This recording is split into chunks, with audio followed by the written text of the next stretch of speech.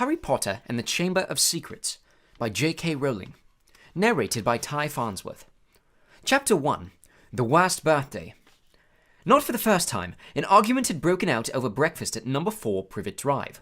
Mr. Vernon Dursley had been woken in the early hours of the morning by a loud hooting noise from his nephew Harry's room. "Third time this week!" he roared across the table. "If you can't control that owl, it'll have to go!" Harry tried yet again to explain. "She's bored," he said. "She's used to flying around outside. If I could just let her out at night." "Do I look stupid?" snarled Uncle Vernon, a bit of fried egg dangling from his bushy moustache. "I know what'll happen if that owl's let out." He exchanged dark looks with his wife, Petunia. Harry tried to argue back, but his words were drowned by a long, loud belch from the Dursley's son, Dudley. "I want more bacon!" "There's more in the frying pan, sweetums," said Aunt Petunia, turning misty eyes over her massive son. "We must build you up while we've got the chance. I don't like the sound of that school food." "Nonsense, Petunia. I never went hungry when I was at Smeltings," said Uncle Vernon heartily. "Dudley gets enough, don't you, son?" Dudley, who was so large his bottom drooped over either side of the kitchen chair, grinned and turned to Harry. "Pass the frying pan." "You've forgotten the magic word," said Harry irritably. The effect of this simple sentence on the rest of the family was incredible. Dudley gasped and fell off his chair with a crash that shook the whole kitchen. Mrs. Dursley gave a small scream and clapped her hands to her mouth. Mr. Dursley jumped to his feet, veins throbbing in his temples. "I meant please," said Harry quickly. "I didn't mean—" "What have I told you?" thundered his uncle, spraying spit all over the table. "About saying the M word in our house!" "But I—" "How dare you threaten Dudley!" roared Uncle Vernon, pounding the table with his fist. I warned you! I will not tolerate mention of your abnormality under this roof!" Harry stared from his purple-faced uncle to his pale aunt, who was trying to heave Dudley to his feet. "All right," said Harry. "All right."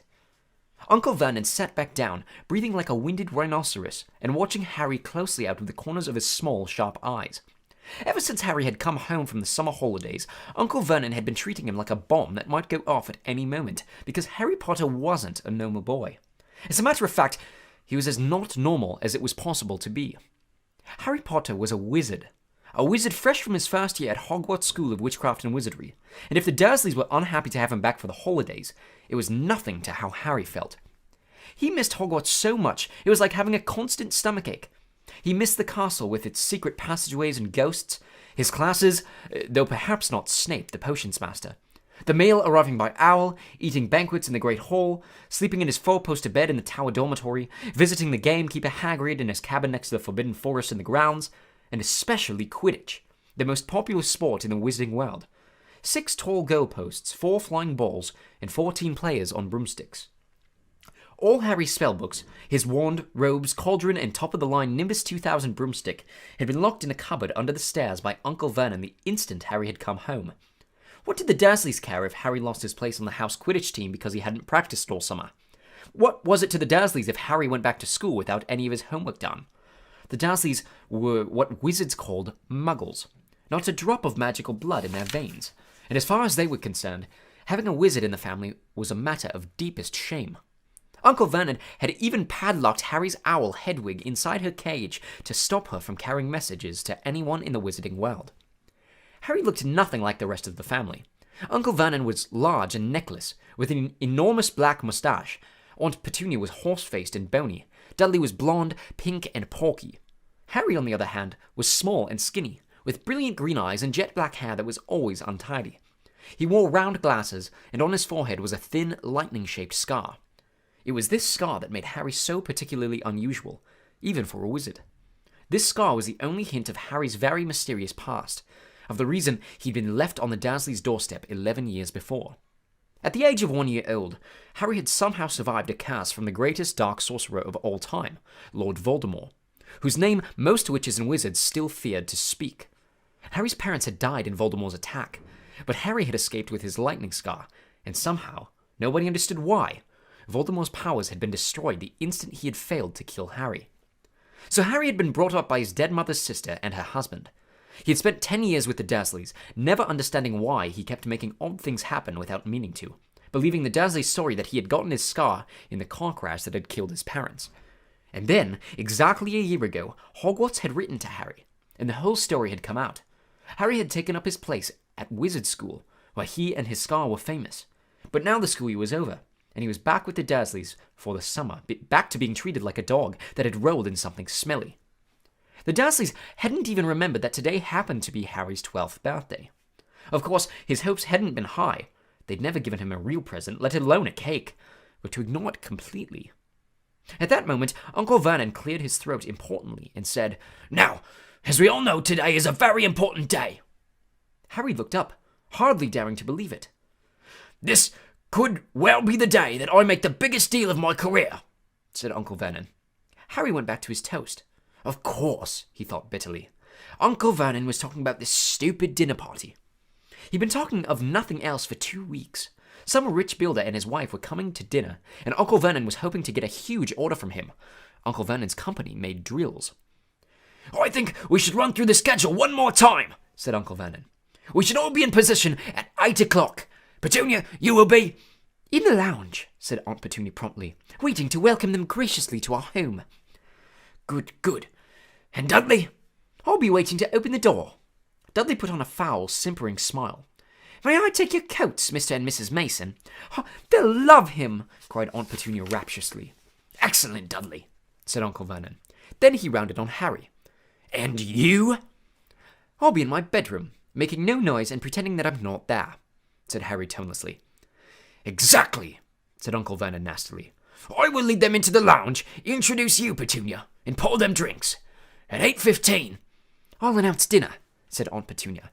"And Dudley, you'll say—" "May I take you to the dining room, Mrs. Mason?" said Dudley, offering his fat arm to an invisible woman. "My perfect little gentleman," sniffed Aunt Petunia. "And you?" said Uncle Vernon viciously to Harry. "I'll be in my room, making no noise and pretending I'm not there," said Harry dully. "Precisely. Now, we should aim to get in a few good compliments at dinner. Petunia, any ideas?" "Vernon tells me you're a wonderful golfer, Mr. Mason. Do tell me where you bought your dress, Mrs. Mason." "Perfect. Dudley?" "How about... We had to write an essay about our hero at school, Mr. Mason, and I wrote about you." This was too much for both Aunt Petunia and Harry. Aunt Petunia burst into tears and hugged her son, while Harry ducked under the table so they would not see him laughing. "And you, boy?" Harry fought to keep his face straight as he emerged. "I'll be in my room, making no noise and pretending I'm not there," he said. "Too right you will," said Uncle Vernon forcefully. "The Masons don't know anything about you, and it's going to stay that way. When dinner's over, you take Mr. Mason back to the lounge for coffee, Petunia, and I'll bring the subject around to drills. With any luck, I'll have the deal signed and sealed before the news at 10. We'll be shopping for a vacation home in Mallorca this time tomorrow." Harry couldn't feel too excited about this. He didn't think the Dursleys would like him any better in Mallorca than they did at Privet Drive. "Right, I'm off into town to pick up the dinner jackets for Dudley and me. And you," he snarled at Harry, "you stay out of your aunt's way while she's cleaning." Harry left through the back door. It was a brilliant, sunny day. He crossed the lawn, slumped down on the garden bench, and sang under his breath, "Happy birthday to me, happy birthday to me." No cards, no presents, and he would be spending the evening preferring not to exist. He gazed miserably into the hedge. He had never felt so lonely. More than anything else at Hogwarts, more even than playing Quidditch, Harry missed his best friends, Ron Weasley and Hermione Granger. They, however, didn't seem to be missing him at all. Neither of them had written to him all summer, even though Ron had said he was going to ask Harry to come and stay. Countless times, Harry had been on the point of unlocking Hedwig's cage by magic and sending her to Ron and Hermione with a letter, but it wasn't worth the risk. Underage wizards weren't allowed to use magic outside of school. Harry hadn't told the Dursleys this. He knew it was only their terror that he might turn them all into dung beetles that stopped them from locking him in the cupboard under the stairs with his wand and broomstick. For the first couple of weeks back, Harry had enjoyed muttering nonsense words under his breath and watching Dudley tearing out of the room as fast as his little fat legs would carry him. But the long silence from Ron and Hermione had made Harry feel so cut off from the magical world that even taunting Dudley had lost its appeal. And now, Ron and Hermione had forgotten his birthday. What wouldn't he give now for a message from Hogwarts? From any witch or wizard? He'd almost be glad of a sight of his arch-enemy Draco Malfoy, just to be sure it hadn't all been a dream. Not that his whole year at Hogwarts had been fun. At the very end of last term, Harry had come face to face with none other than Lord Voldemort himself.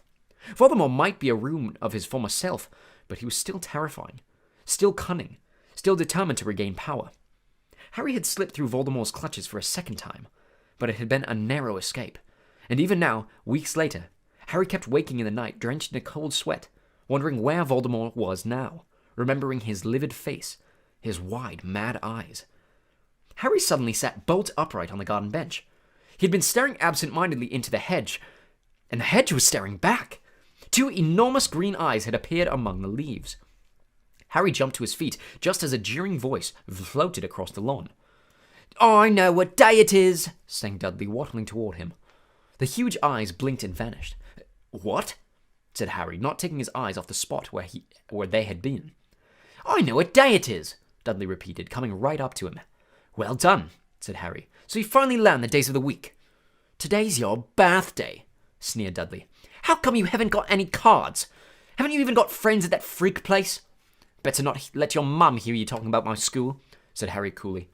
Dudley hitched up his trousers, which were slipping down his fat bottom. "Why are you staring at the hedge?" he said suspiciously. "I'm trying to decide what would be the best spell to set it on fire," said Harry. Dudley stumbled backward at once, a look of panic on his fat face. You can't! Dad told you you're not allowed to do magic. He said he'll chuck you out of the house, and you haven't got anywhere else to go to. You haven't got any friends to take you." "Jiggery-pokery," said Harry in a fierce voice. "Hocus pocus, squiggly wiggly." "Mom!" howled Dudley, tripping over his feet as he dashed backward toward the house. "Mom! He's doing you-know-what!" Harry paid dearly for his moment of fun. As neither Dudley nor the hedge was in any way hurt, Aunt Petunia knew he hadn't really done magic, but he still had to duck as she aimed a heavy blow to his head with a soapy frying pan. Then she gave him work to do, with the promise he wouldn't eat again until he'd finished. While Dudley lolled around watching and eating ice cream, Harry cleaned the windows, washed the car, mowed the lawn, trimmed the flower beds, pruned and watered the roses, and repainted the garden bench. The sun blazed overhead, burning the back of his neck. Harry knew he shouldn't have risen to Dudley's bait, but Dudley had said the very thing Harry had been thinking himself. Maybe he didn't have any friends at Hogwarts. Wish they could see famous Harry Potter now, he thought savagely as he spread manure on the flower beds, his back aching, sweat running down his face. It was 7:30 in the evening when at last, exhausted, he heard Aunt Petunia calling him. "Get in here and walk on the newspaper." Harry moved gladly into the shade of the gleaming kitchen. On top of the fridge stood tonight's pudding, a huge mound of whipped cream and sugared violets. A loin of roast pork was sizzling in the oven. "Eat quickly! The Masons will be here soon!" snapped Aunt Petunia, pointing to 2 slices of bread and a lump of cheese on the kitchen table. She was already wearing a salmon-pink cocktail dress. Harry washed his hands and bolted down his pitiful supper. The moment he had finished, Aunt Petunia whisked away his plate. "Upstairs! Hurry!" As he passed the door to the living room, Harry caught a glimpse of Uncle Vernon and Dudley in bow ties and dinner jackets. He had only just reached the upstairs landing when the doorbell rang and Uncle Vernon's furious face appeared at the foot of the stairs. "Remember, boy, 1 sound!" Harry crossed to his bedroom on tiptoe, slipped inside, closed the door, and turned to collapse on his bed. The trouble was, there was already someone sitting on it. Chapter 2. Dobby's Warning. Harry managed not to shout out, but it was a close thing. The little creature on the bed had large bat-like ears and bulging green eyes the size of tennis balls. Harry knew instantly that this was what had been watching him out of the garden hedge that morning. As they stared at each other, Harry heard Dudley's voice from the hall. "May I take your coats, Mr. and Mrs. Mason?" The creature slipped off the bed and bowed so low that the end of its long, thin nose touched the carpet. Harry noticed that it was wearing what looked like an old pillowcase, with rips for arm and leg holes. Hello," said Harry nervously. "Harry Potter," said the creature in a high-pitched voice Harry was sure would carry down the stairs. "So long has Dobby wanted to meet you, sir. Such an honor it is." Thank you," said Harry, edging along the wall and sinking into his desk chair next to Hedwig, who was asleep in her large cage. He wanted to ask, "What are you?" but thought it would be too rude, so instead he said, "Who are you?" "Dobby, sir. Just Dobby. Dobby the house elf," said the creature. "Oh, really?" said Harry. I don't want to be rude or anything, but This isn't a great time for me to have a house elf in my bedroom. Aunt Petunia's high, false laugh sounded from the living room. The elf hung his head. Not that I'm not pleased to meet you, said Harry quickly, but is there any particular reason you're here? Oh, yes, sir, said Dobby earnestly. Dobby has come to tell you, sir. It is difficult, sir. Dobby wonders where to begin. Sit down, said Harry politely, pointing at the bed. To his horror, the elf burst into tears, very noisy tears. Sit down, he wailed. Never, ever. Harry thought he heard the voices downstairs falter.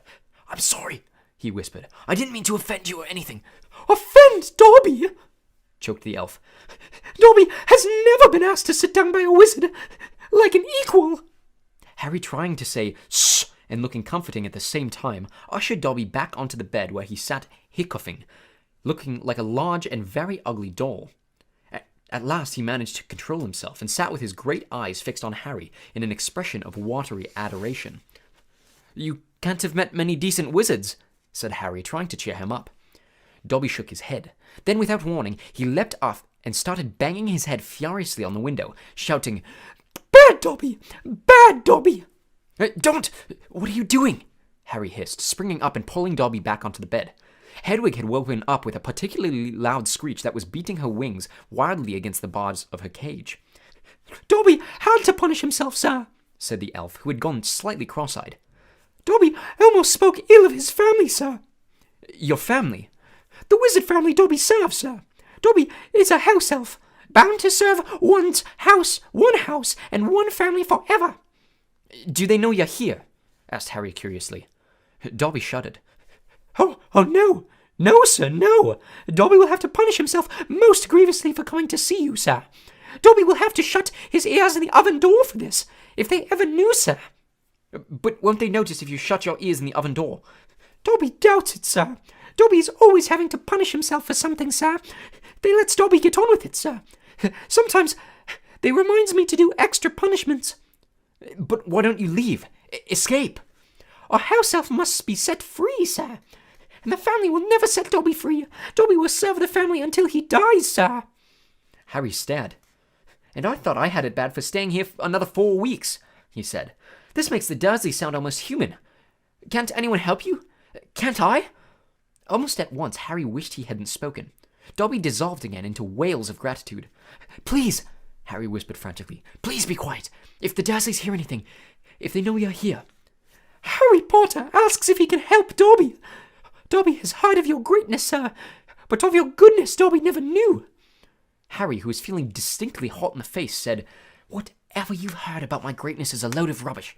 I'm not even top of my year at Hogwarts. That's Hermione. But he stopped quickly, because thinking about Hermione was painful.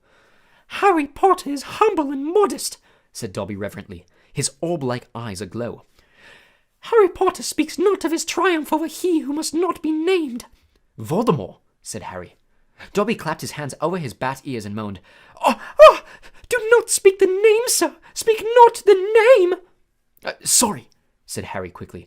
I know lots of people don't like it. My friend Ron. He stopped again. Thinking about Ron was painful too. Dobby leaned toward Harry, his eyes wide as headlights.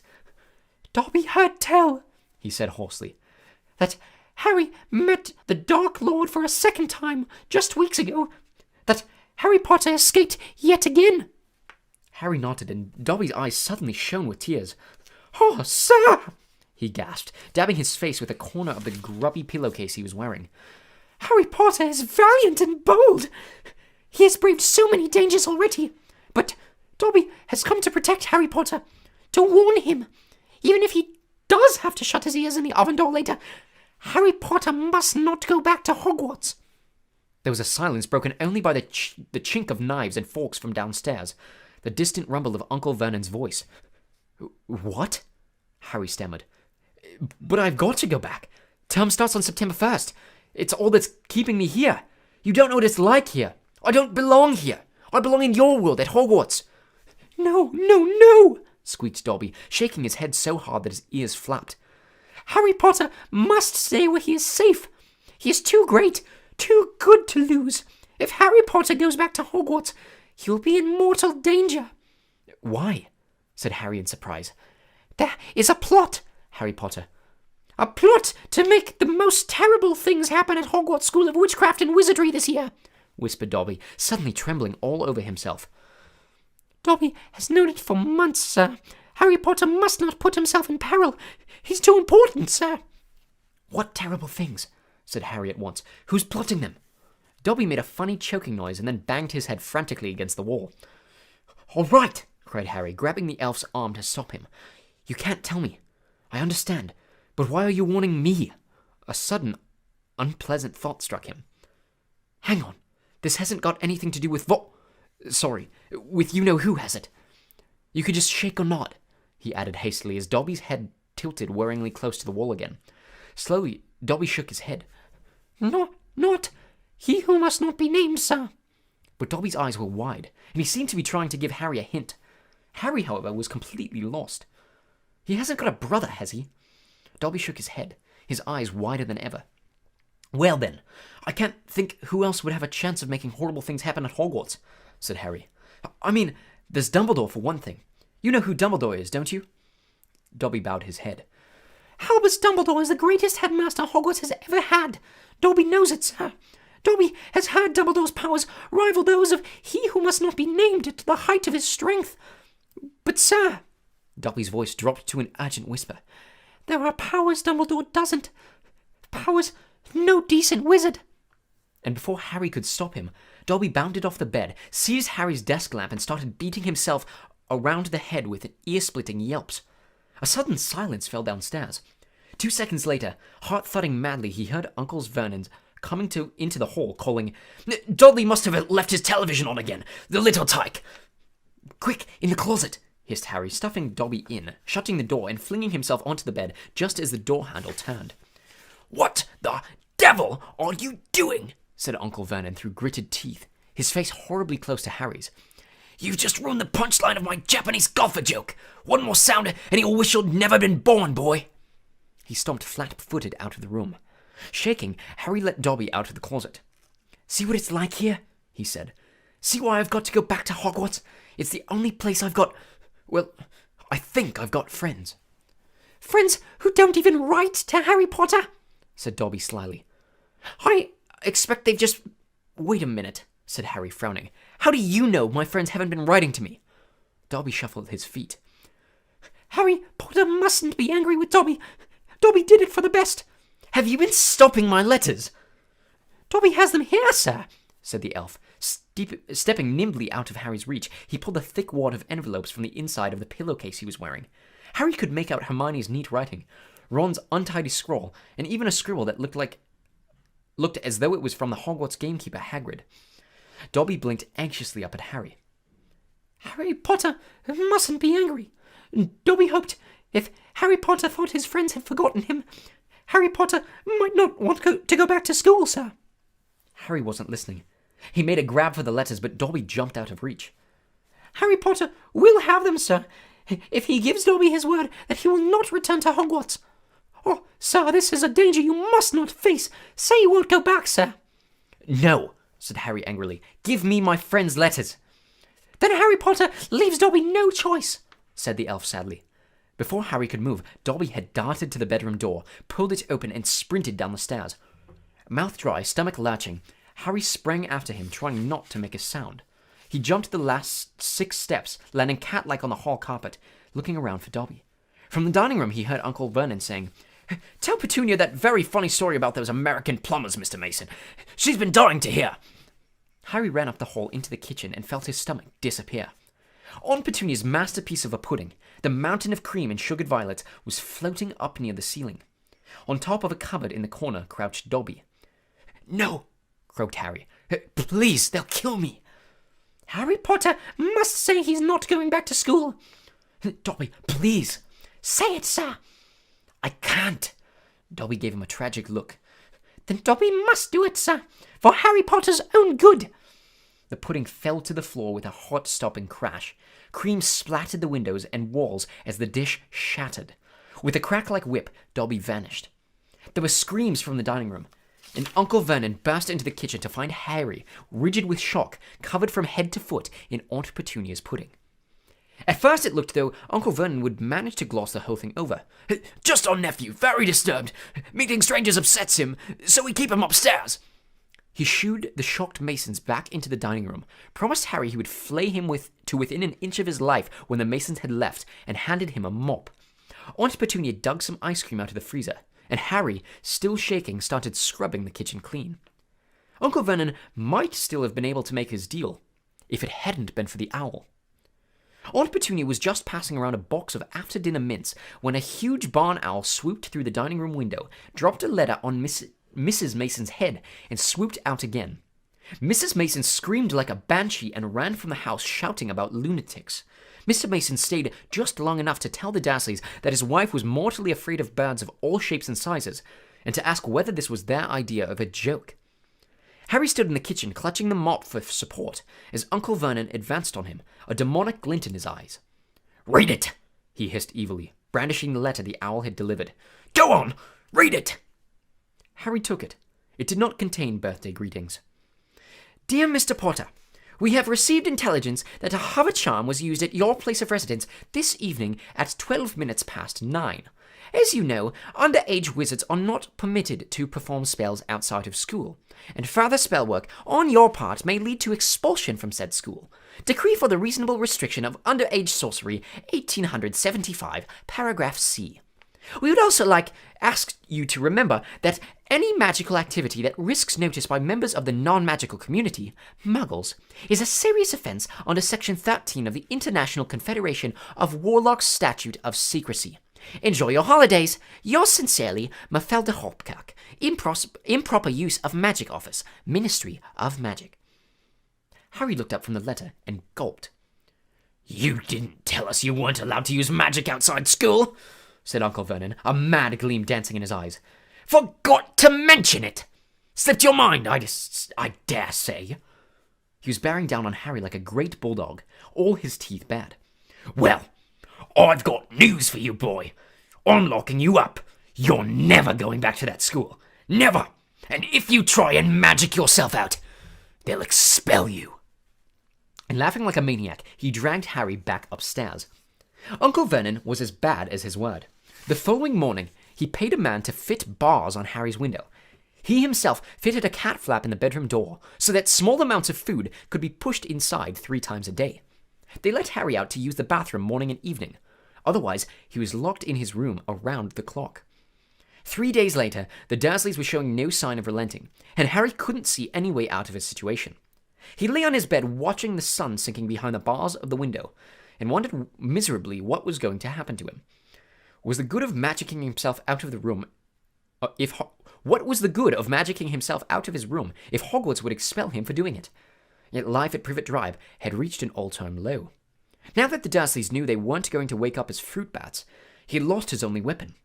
Dobby might have saved Harry from horrible things happening at Hogwarts, but the way things were going, he'd probably starve to death anyway. The cat flap rattled, and Aunt Petunia's hand appeared, pushing a bowl of canned soup into the room. Harry, whose insides were aching with hunger, jumped off his bed and seized it. The soup was stone cold, but he drank half of it in one gulp. Then he crossed the room to Hedwig's cage and tipped the soggy vegetables at the bottom of the bowl into an empty food tray. She ruffled her feathers and gave him a look of deep disgust. "It's no good turning your beak up at it. That's all we've got," said Harry grimly. He put the empty bowl back on the floor next to the cat flap and lay back down on the bed, somehow even hungrier than he had been before the soup. Supposing he was still alive in another 4 weeks, what would happen if he didn't turn up at Hogwarts? Would someone be sent to see why he hadn't come back? Would they be able to make the Dursleys let him go? The room was growing dark. Exhausted, stomach rumbling, mind spinning over the same unanswerable questions, Harry fell into an uneasy sleep. He dreamed that he was on a show in a zoo, with a card reading "Underage Wizard" attached to his cage. People goggled through the bars at him as he lay, starving and weak, on a bed of straw. He saw Dobby's face in the crowd and shouted out, asking for help. But Dobby called, "Harry Potter is safe there, sir," and vanished. Then the Dursleys appeared, and Dudley rattled the bars of the cage, laughing at him. "Stop it," Harry muttered as the rattling pounded in his sore head. "Leave me alone! Cut it out! I'm trying to sleep!" He opened his eyes. Moonlight was shining through the bars on the window, and someone was goggling through the bars at him. A freckled face, red hair, long-nosed someone. Ron Weasley was outside Harry's window. Chapter 3. The Burrow. "Ron!" breathed Harry, creeping to the window and pushing it up so they could talk through the bars. "Ron, how did you... what the..." Harry's mouth fell open as the full impact of what he was seeing hit him. Ron was leaning out of the back window of an old turquoise car, which was parked in mid-air. Grinning at Harry from the front seats were Fred and George, Ron's elder twin brothers. "All right, Harry," asked George. "What's been going on?" said Ron. "Why haven't you been answering my letters? I've asked you to stay about 12 times, and then Dad came home and said you got an official warning for using magic in front of muggles. It wasn't me. And how did he know?" "He works for the Ministry," said Ron. "You know we're not supposed to do spells outside school." "You should talk," said Harry, staring at the floating car. "Oh, this doesn't count," said Ron. "We're only borrowing this. It's Dad's. We didn't enchant it. But doing magic in front of those muggles you live with..." "I told you, I didn't, but it'll take too long to explain now. Look, can you tell them at Hogwarts that the Dursleys have locked me up and won't let me come back, and obviously I can't magic myself out, because the Ministry will think that's the second spell I've done in 3 days, so..." "Stop gibbering," said Ron. "We've come to take you home with us." "But you can't magic me out either." "We don't need to," said Ron, jacking his head toward the front seat and grinning. "You forget who I've got with me." "Tie that around the bars," said Fred, throwing the end of a rope to Harry. "If the Dursleys wake up, I'm dead," said Harry as he tied the rope tightly around a bar and Fred revved up the car. "Don't worry," said Fred, "and stand back." Harry moved back into the shadows next to Hedwig, who seemed to have realized how important this was and kept still and silent. The car revved louder and louder, and suddenly, with a crunching noise, the bars were pulled clean out of the window as Fred drove straight up in the air. Harry ran back to the window to see the bars dangling a few feet above the ground. Panting, Ron hoisted them up into the car. Harry listened anxiously, but there was no sound from the Dursleys' bedroom. When the bars were safely in the back seat with Ron, Fred reversed as close as possible to Harry's window. "Get in," said Ron. "But all my Hogwarts stuff, my wand, my broomstick, where is it?" "Locked in the cupboard under the stairs, and I can't get out of this room." "No problem," said George from the front passenger seat. "Out of the way, Harry." Fred and George climbed cat-like through the window into Harry's room. You had to hand it to them, thought Harry, as George took an ordinary hairpin from his pocket and started to pick the lock.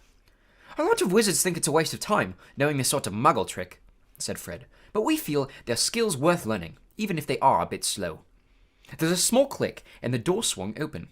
"So, we'll get your trunk. You grab anything you need from your room and hand it out to Ron," whispered George. "Watch out for the bottom stair. It creaks," Harry whispered back as the twins disappeared onto the dark landing.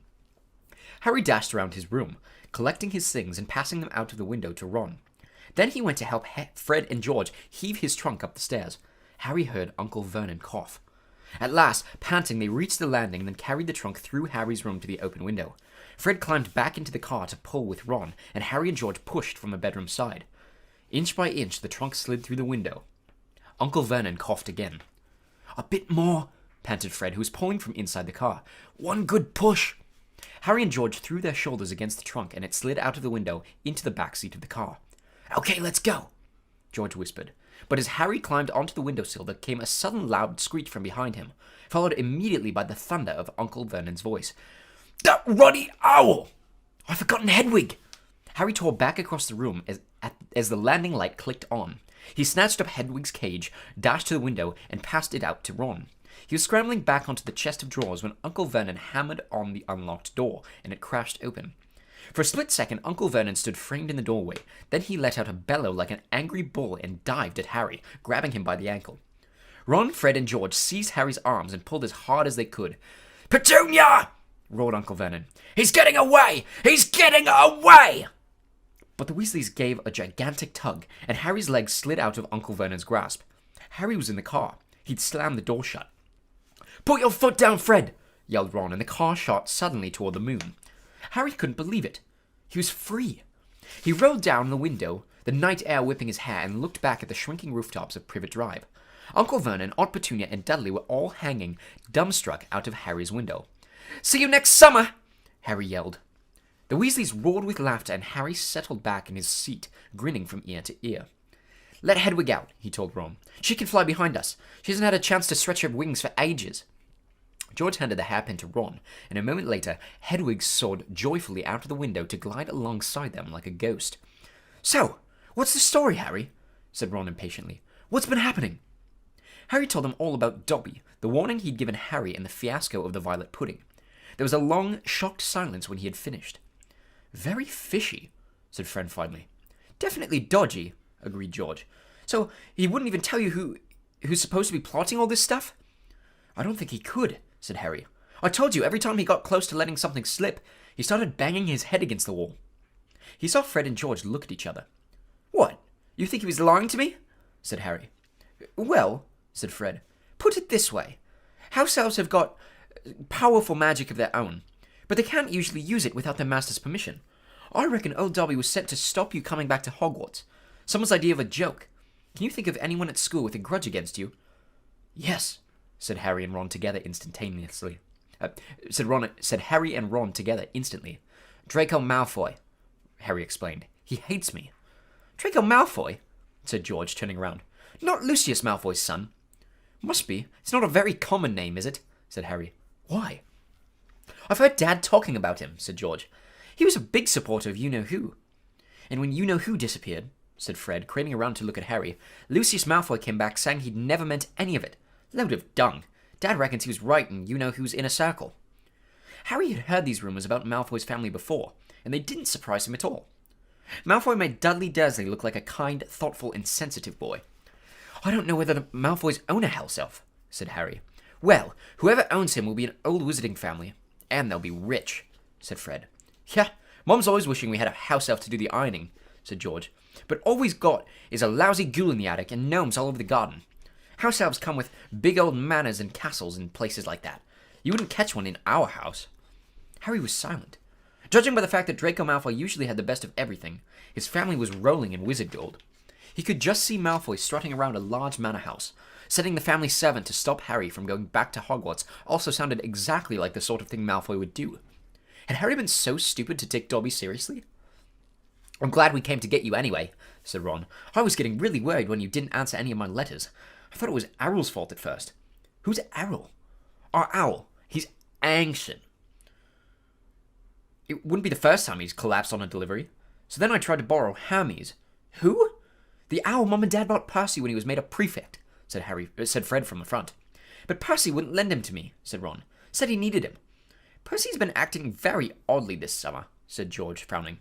"And he has been sending a lot of letters and spending a load of time shut up in his room. I mean, there's only so many times you can polish a prefect badge. You're driving too far west, Fred," he added, pointing at the compass on the dashboard. Fred twiddled the steering wheel.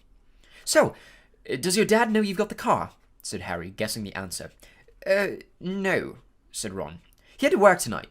Hopefully we'll be able to get it back in the garage without Mum noticing we flew it. So what does your dad do at the Ministry of Magic anyway?" "He works in the most boring department," said Ron.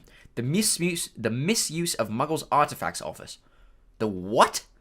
"It's all to do with bewitching things that are Muggle-made, you know, in case they end up back in a Muggle shop or house. Like last year, some old witch died and a tea set was sold to an antique shop.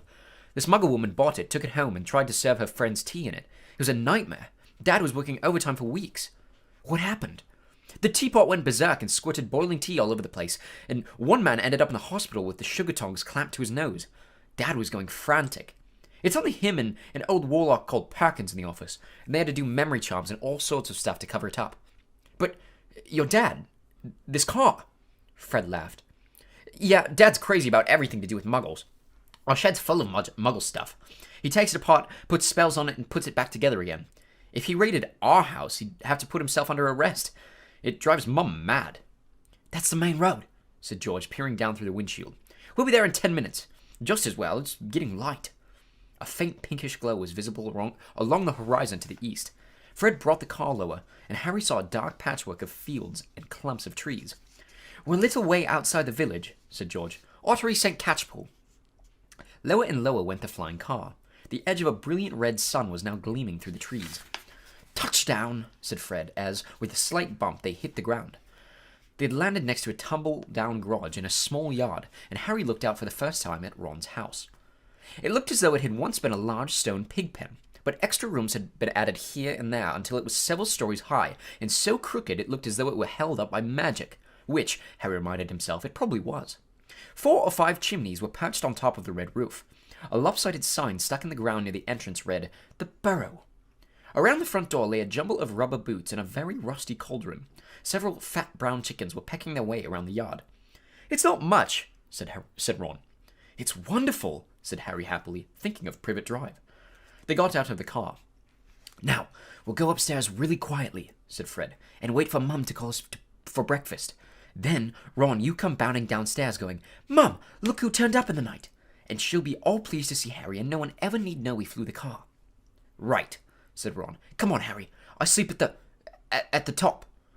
Ron had gone a nasty greenish color, his eyes fixed on the house. The other 3 wheeled around. Mrs. Weasley was marching across the yard, scattering chickens, and for a short, plump, kind-faced woman, it was remarkable how much she looked like a saber-toothed tiger. "Ah!" said Fred. "Oh, dear," said George. Mrs. Weasley came to a halt in front of them, her hands on her hips, staring from one guilty face to the next.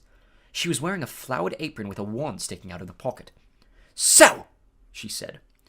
"Morning, Mum," said George in what he clearly thought was a jaunty, winning voice. "Have you any idea how worried I've been?" said Mrs. Weasley in a deadly whisper.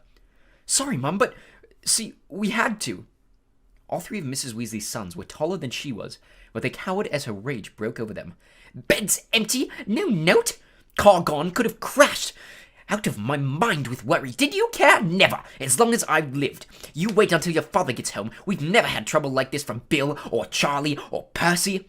"Perfect Percy," muttered Fred. "You could do with taking a leaf out of Percy's book," yelled Mrs. Weasley, prodding a finger in Fred's chest. "You could have died. You could have been seen. You could have lost your father his job." It seemed to go on for hours. Mrs. Weasley had shouted herself hoarse before she turned on Harry, who backed away. "I'm very pleased to see you, Harry dear," she said. "Come in and have some breakfast." She turned and walked back into the house, and Harry, after a nervous glance at Ron, who nodded encouragingly, followed her.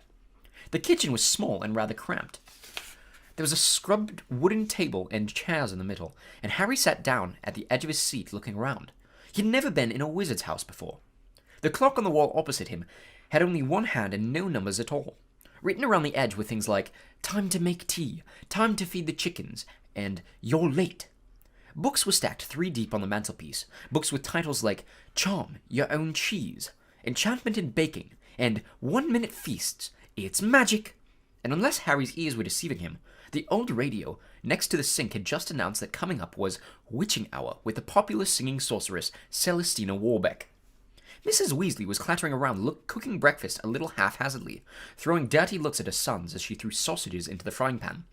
Every now and then she muttered things like, "Don't know what you were thinking of," and "Never would have believed it."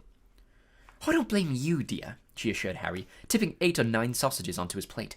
"Arthur and I have been worried about you too. Just last night we were saying we'd come and get you ourselves if you hadn't written back to Ron by Friday. But really," she was now adding 3 fried eggs to his plate, "flying in a legal car halfway across the country, anyone could have seen you."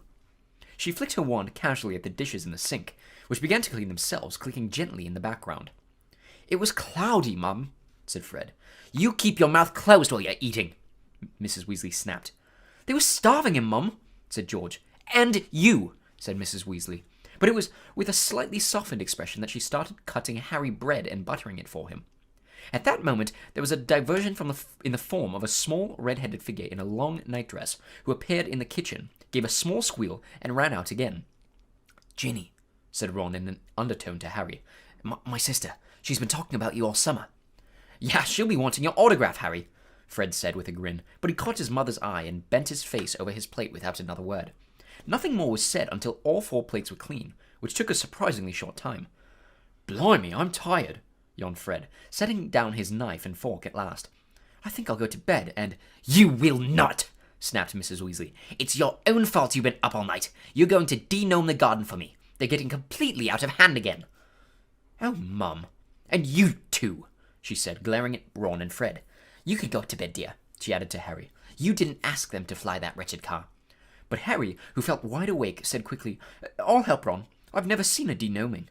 "That's very sweet of you, dear, but it's dull work," said Mrs. Weasley. "Now, let's see what Lockhart's got to say on the subject."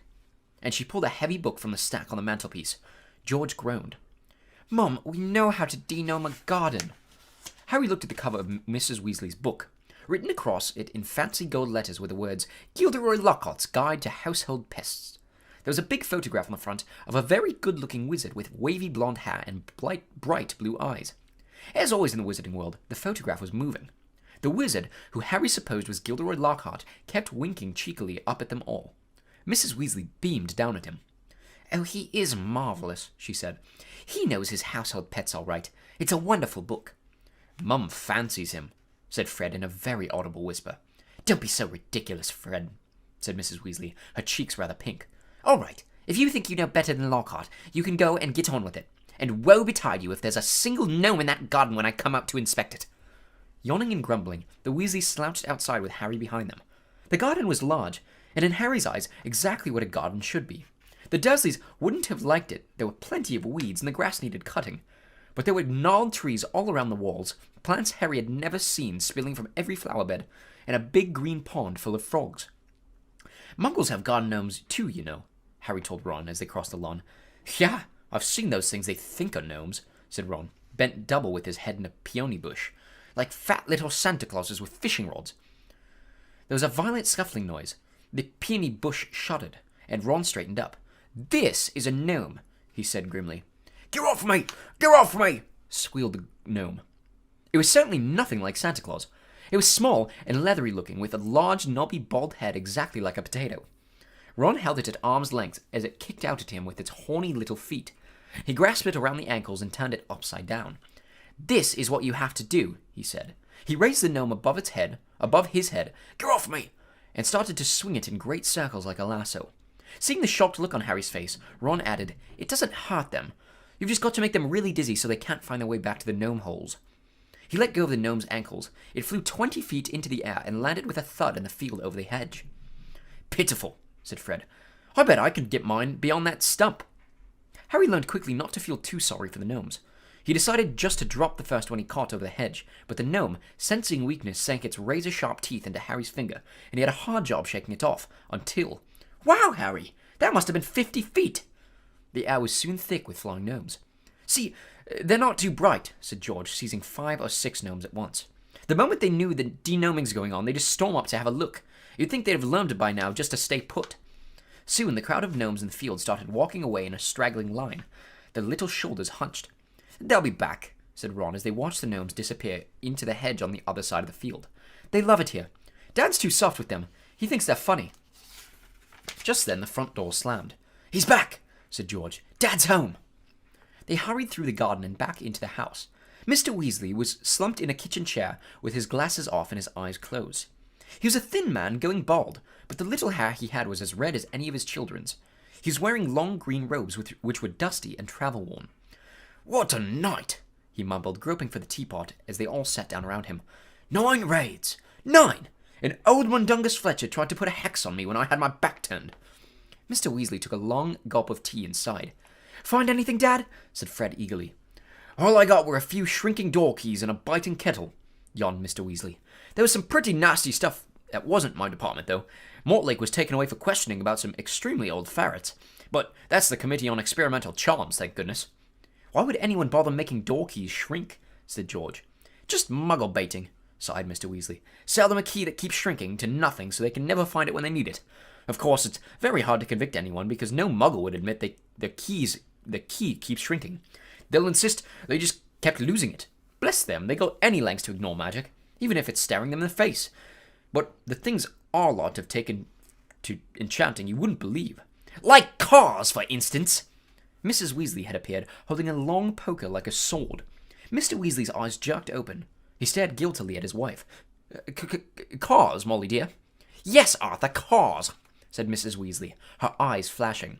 Imagine a wizard buying a rusty old car and telling his wife all he wanted to do with it was take it apart and see how it worked. Well, really, he was enchanting it to make it fly. Mr. Weasley blinked. Well, dear, I think you'll find that he would be quite within the law to do that, even if he maybe would have done better to tell his wife the truth. There's a loophole in the law, you'll find. As long as he wasn't intending to fly the car, the fact that the car could fly wouldn't Arthur Weasley, you made sure there was a loophole when you wrote that law, shouted Mrs. Weasley, just so you could carry on tinkering with all that muggle rubbish in your shed. And for your information, Harry arrived this morning in the car you weren't intending to fly. Harry? Said Mr. Weasley blankly. Harry who? He looked around, saw Harry, and jumped. Good Lord! Is it Harry Potter? Very pleased to meet you. Ron's told us so much about. Your sons flew that car to Harry's house and back last night, shouted Mrs. Weasley. What have you got to say about that, eh? Did you really? Said Mr. Weasley eagerly. Did it go all right? I mean... He faltered as sparks flew from Mrs. Weasley's eyes. That was very wrong, boys, very wrong indeed. Let's leave them to it, Ron muttered to Harry as Mrs. Weasley swelled like a bullfrog. Come on, I'll show you my bedroom. They slipped out of the kitchen and down a narrow passageway to an uneven staircase, which wound its way, zigzagging up through the house. On the third landing, a door stood ajar. Harry just caught sight of a pair of big brown eyes staring at him before it closed with a snap. Ginny, said Ron, you don't know how weird it is for her to be this shy. She never shuts up normally. They climbed 2 more flights until they reached a door with peeling paint and a small plaque on it saying, Ronald's room. Harry stepped in, his head almost touching the sloping ceiling, and blinked. It was like walking into a furnace. Nearly everything in Ron's room seemed to be a violent shade of orange. The bedspread, the walls, even the ceiling. Then Harry realized that Ron had covered nearly every inch of the shabby wallpaper with posters of the same 7 witches and wizards, all wearing bright orange robes, carrying broomsticks, and waving energetically. Your Quidditch team, said Harry. The Chudley Cannons, said Ron, pointing at the orange bedspread, which was emblazoned with 2 giant black C's and a speeding cannonball. 9th in the league. Ron's school spellbooks were stacked untidily in the corner, next to a pile of comics that all seemed to feature the adventures of Martin Miggs, the Mad Muggle. Ron's magic wand was lying on top of a fish tank full of frog spawn on the windowsill, next to his fat grey rat, Scabbers, who was snoozing in a patch of sun. Harry stepped over a pack of self-shuffling playing cards on the floor and looked out the tiny window. In the field far below, he could see a gang of gnomes sneaking one by one back through the Weasley's hedge. Then he turned to look at Ron, who was watching him almost nervously as though waiting for his opinion. It's a bit small, said Ron quickly. Not like that room you had with the Muggles. And I'm right underneath the ghoul in the attic. He's always banging on the pipes and groaning. But Harry, grinning widely, said, This is the best house I've ever been in. Ron's ears went pink. Chapter 4. At Flourish and Blots. Life at the Burrow was as different as possible from life on Privet Drive.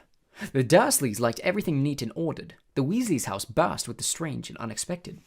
Harry got a shock the first time he looked in the mirror over the kitchen mantelpiece, and it shouted, Tuck your shirt in, Scruffy! The ghoul in the attic howled and dropped pipes whenever he felt things were getting too quiet, and small explosions from Fred and George's bedroom were considered perfectly normal. What Harry found most unusual about life at Ron's, however, wasn't the talking mirror or the clanking ghoul. It was the fact that everybody there seemed to like him. Mrs. Weasley fussed over the state of his socks and tried to force him to eat 4 helpings at every meal. Mr. Weasley liked Harry to sit next to him at the dinner table so that he could bombard him with questions about life with Muggles, asking him to explain how things like plugs and the postal service worked. Fascinating, he would say as Harry talked him through using a telephone. Ingenious, really, how many ways Muggles have found of getting along without magic. Harry heard from Hogwarts one sunny morning about a week before he had arrived at the Burrow. He and Ron went down to breakfast to find Mr. and Mrs. Weasley and Ginny already sitting at the kitchen table. The moment she saw Harry, Ginny accidentally knocked her porridge bowl to the floor with a loud clatter. Ginny seemed very prone to knocking things over whenever Harry entered a room. She dived under the table to retrieve the bowl and emerged with her face glowing like the setting sun. Pretending he hadn't noticed this, Harry sat down and took the toast Mrs. Weasley offered him. Letters from school, said Mr. Weasley, passing Harry and Ron identical envelopes of yellowish parchment, addressed in green ink. Dumbledore already knows you're here, Harry. Doesn't miss a trick, that man. You 2 have got them too, he added as Fred and George assembled in, still in their pajamas. For a few moments there was a silence as they all read the letters. Harris told him to catch the Hogwarts Express as usual from King's Cross Station on September 1st. There was also a list of the new books he'd need for the coming year. Second-year students will require the Standard Book of Spells Grade 2 by Miranda Goshawk, Beak with a Banshee, Break with a Banshee by Gilderoy Lockhart, Gadding with Ghouls by Gilderoy Lockhart, Holidays with Hags by Gilderoy Lockhart, Travels with Trolls by Gilderoy Lockhart, Voyages with Vampires by Gilderoy Lockhart, Wanderings with Werewolves by Gilderoy Lockhart, Year with the Yeti by Gilderoy Lockhart. Fred, who had finished his own list, peered over at Harry's. "You've been told to get all Lockhart's books too," he said. "The new Defense Against the Dark Arts teacher must be a fan. Bet it's a witch." At this point, Fred caught his mother's eye and quickly busied himself with marmalade. "A lot won't come cheap," said George with a quick look at his parents. "Lockhart's books are really expensive." "Well, we'll manage," said Mrs. Weasley. But she looked worried. I expect we'll be able to pick up a lot of Ginny's things second-hand." "Oh, are you starting Hogwarts this year?" Harry asked Ginny. She nodded, blushing to the roots of her flaming hair, and put her elbow in the butter dish. Fortunately, no one saw this except Harry, because just then Ron's elder brother Percy walked in. He was already dressed, his Hogwarts prefect badge pinned to his sweater vest. "Morning, all," said Percy briskly. "Lovely day." He sat down in the only remaining chair, but leapt up again almost immediately, pulling from underneath him a molten grey feather duster. At least, that's what Harry thought it was, until he saw that it was breathing. "Errol!" said Ron, taking the limp owl from Percy and extracting a letter from under its wing. "Finally! He's got Hermione's answer! I wrote to her saying we were going to try and rescue you from the Dursleys." He carried Errol to a perch just inside the back door and tried to stand him on it, but Errol flopped straight off again, so Ron lay him on a draining board instead, muttering, "Pathetic." Then he ripped open Hermione's letter and read it aloud. "Dear Ron, and Harry if you're there, I hope everything went all right and that Harry is okay and you didn't do anything illegal to get him out, Ron, because that would get Harry into trouble too. I've been really worried, and if Harry is all right, will you please let me know at once? But perhaps it would be better if you used a different owl, because I think another delivery might finish your one off. I'm very busy with schoolwork, of course." "How can she be?" said Ron in horror. "We're on vacation. And we're going to London next Wednesday to buy my new books. Why don't we meet in Diagon Alley? Let me know what's happening as soon as you can. Love, from Hermione." "Well, that fits in nicely. We can go and get your things then too," said Mrs. Weasley, starting to clear the table. "What are you all up to today?" Harry, Ron, Fred, and George were planning to go up the hill to a small paddock the Weasleys owned.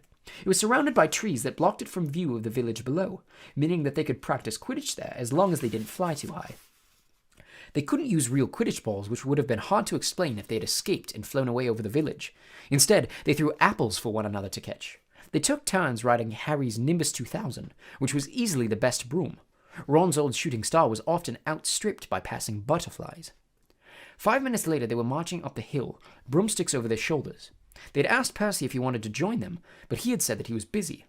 Harry had only seen Percy at mealtimes so far. He stayed shut in his room the rest of the time. "Wish I knew what he was up to," said Fred, frowning. "He's not himself. His exam results came the day before you did, 12 hours, and he hardly gloated at all." "Ordinary wizarding levels," George explained, seeing Harry's puzzled look. "Bill got 12 too. If we're not careful, we'll have another head boy in the family. I don't think I could stand the shame." Bill was the oldest Weasley brother. He and the next brother, Charlie, had already left Hogwarts. Harry had never met either of them, but knew that Charlie was in Romania studying dragons, and Bill in Egypt working for the Wizards' Bank, Gringotts. "Dunno how Mom and Dad are going to afford all our school stuff this year," said George after a while. 5 sets of Lockhart's books, and Ginny needs robes and a wand and everything." Harry said nothing. He felt a bit awkward. Stored in an underground vault at Gringotts in London was a small fortune that his parents had left him. Of course, it was only in the wizarding world that he had money. You couldn't use galleons, sickles, and nuts in muggle shops. He had never mentioned his Gringotts bank account to the Dursleys. He didn't think their horror of anything connected with magic would stretch to a large pile of gold. Mrs. Weasley woke them all early the following Wednesday. After a quick half a dozen bacon sandwiches each, they pulled on their coats, and Mrs. Weasley took a flower pot off the kitchen mantelpiece and peered inside. "We're running low, Arthur," she sighed. "We'll have to buy some more today. Guests first. After you, Harry, dear." And she offered him the flower pot. Harry stared at them all watching. "What am I supposed to do?" he stammered. "He's never travelled by Floo powder," said Ron suddenly. "Sorry, Harry, I forgot." "Never," said Mr. Weasley. "But how did you get to Diagon Alley to buy your school things last year?" "I went on the underground." "Really?" said Mr. Weasley eagerly. "Were there escapators?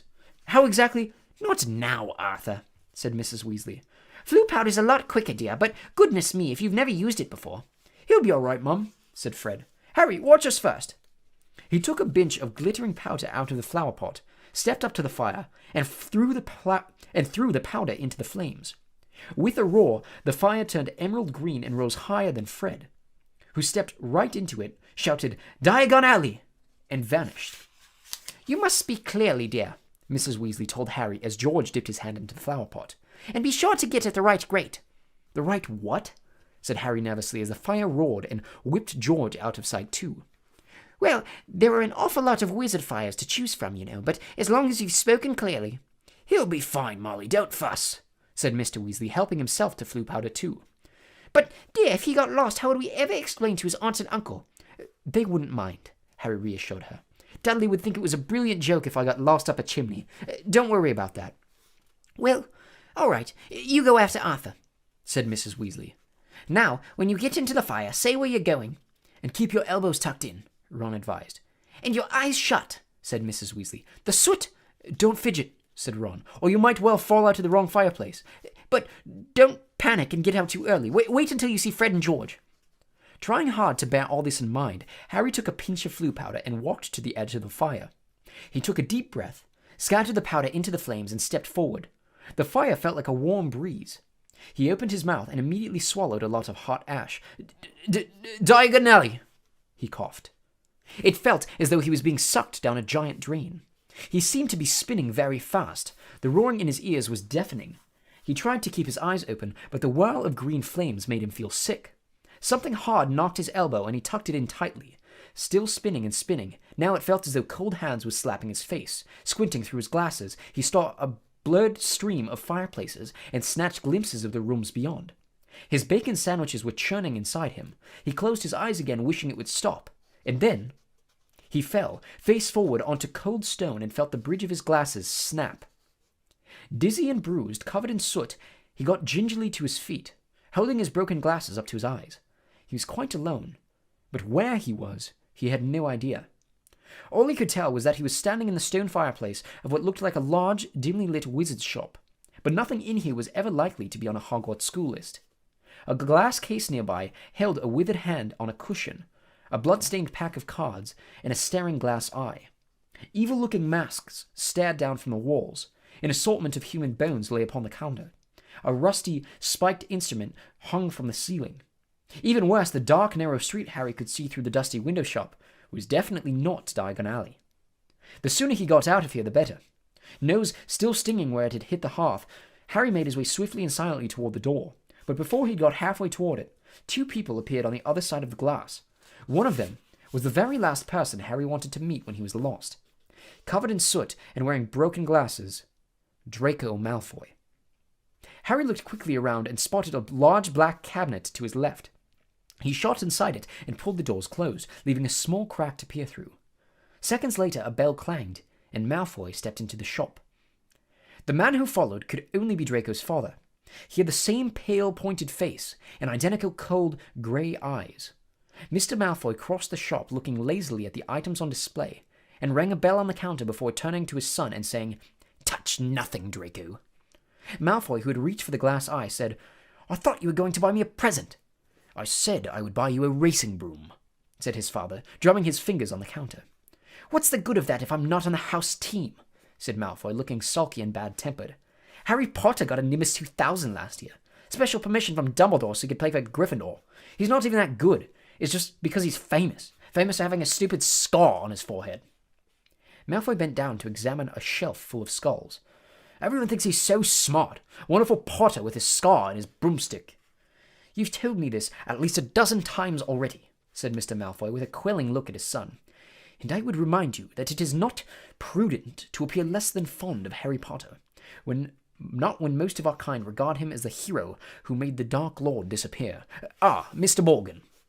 A stooping man had appeared behind the counter, smoothing his greasy hair back from his face. "Mr. Malfoy, what a pleasure to see you again," said Mr. Morgan in a voice as oily as his hair. "Delighted. And young Mr. Malfoy, too. Charmed. How may I be of assistance? I must show you, just in today, and very reasonably priced."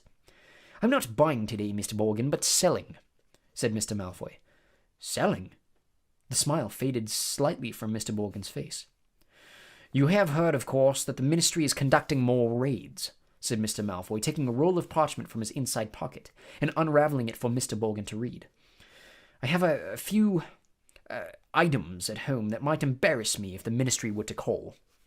Mr. Borgin fixed a pair of pince-nez to his nose and looked down the list. "The Ministry wouldn't presume to trouble you, sir, surely?" Mr. Malfoy's lips curled. "I have not been visited yet. The name Malfoy still commands a certain respect. Yet the Ministry grows ever more meddlesome. There are rumors about a new Muggle Protection Act. No doubt that flea-bitten, Muggle-loving fool Arthur Weasley is behind it." Harry felt a hot surge of anger. "And you see, certain of these poisons might make it appear—" "I understand, sir, of course," said Mr. Borgin. Let me see." "Can I have that?" interrupted Draco, pointing at the withered hand on its cushion. "Ah, the Hand of Glory," said Mr. Borgin, abandoning Mr. Malfoy's list and scurrying over to Draco. "Insert a candle and it gives light only to the holder. Best friend of thieves and plunderers. Your son has fine taste, sir."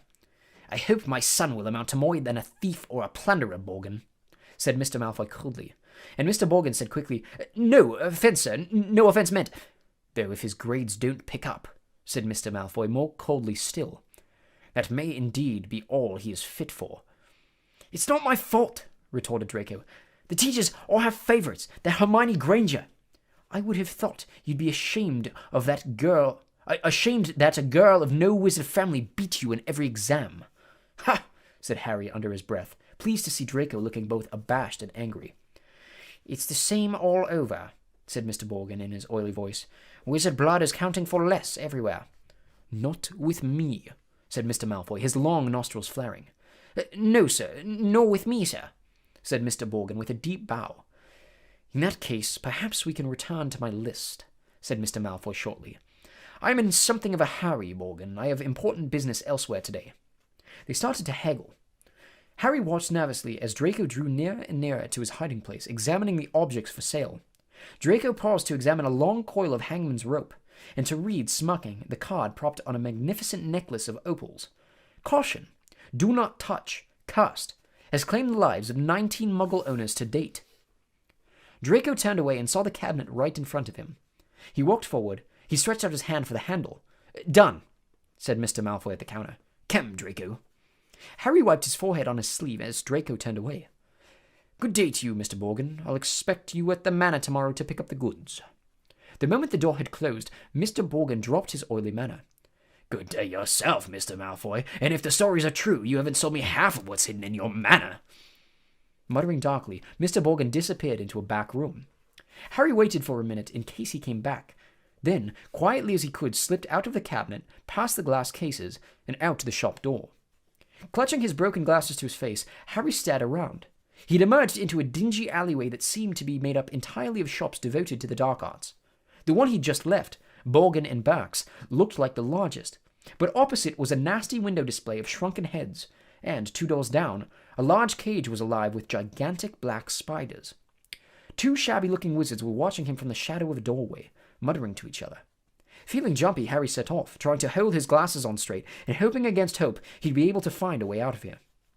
An old wooden street sign hanging over a shop selling poisonous candles told him he was in Knockturn Alley. This didn't help, as Harry had never heard of such a place. He supposed he hadn't spoken clearly enough through his mouthful of ashes back in the Weasley's fire. Trying to stay calm, he wondered what to do.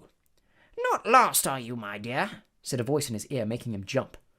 An aged witch stood in front of him, holding a tray of what looked horribly like whole human fingernails. She leered at him, showing mossy teeth. Harry backed away. I'm fine, thanks," he said. "I'm just—" "Harry! What do you think you're doing down there?" Harry's heart leapt. So did the witch. A load of fingernails cascaded down over her feet, and she cursed as the massive form of Hagrid, the Hogwarts gamekeeper, came striding toward them, beetle-black eyes flashing over his great bristling beard. "Hagrid!" Harry croaked in relief. "I was lost! Flu powder!" Hagrid seized Harry by the scruff of the neck and pulled him away from the witch, knocking the tray right out of her hands. Her shrieks followed them all the way along the twisting alleyway out into bright sunlight. Harry saw a familiar snow-white marble building in the distance, Gringotts Bank. Hagrid had steered him right into Diagon Alley. "You're a mess!" said Hagrid gruffly, brushing soot off Harry so forcefully he nearly knocked him into a barrel of dragon dung outside an apothecary. Skulking around Nocturne Alley. I don't know. Dodgy place, Harry. Don't want no one seeing you down there.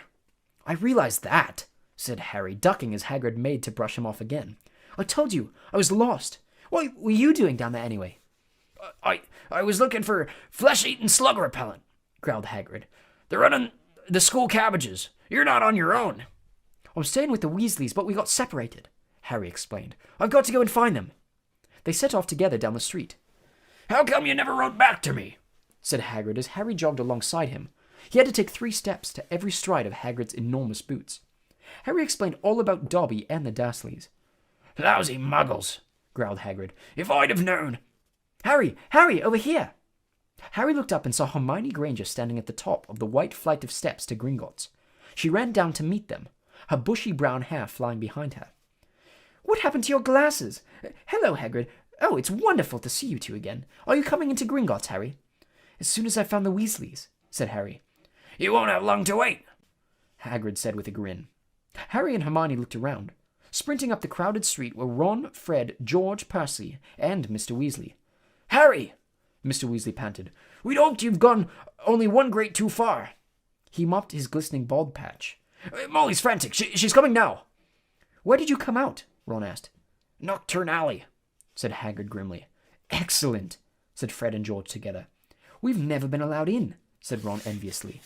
I should ready well think not, growled Hagrid. Mrs. Weasley now came galloping into view, her handbag swinging wildly in one hand, Ginny just clinging on to the other. Oh, Harry! Oh, my dear, you could have been anywhere! Gasping for breath, she pulled a large clothesbrush out of her bag and began sweeping off the soot Hagrid hadn't managed to beat away.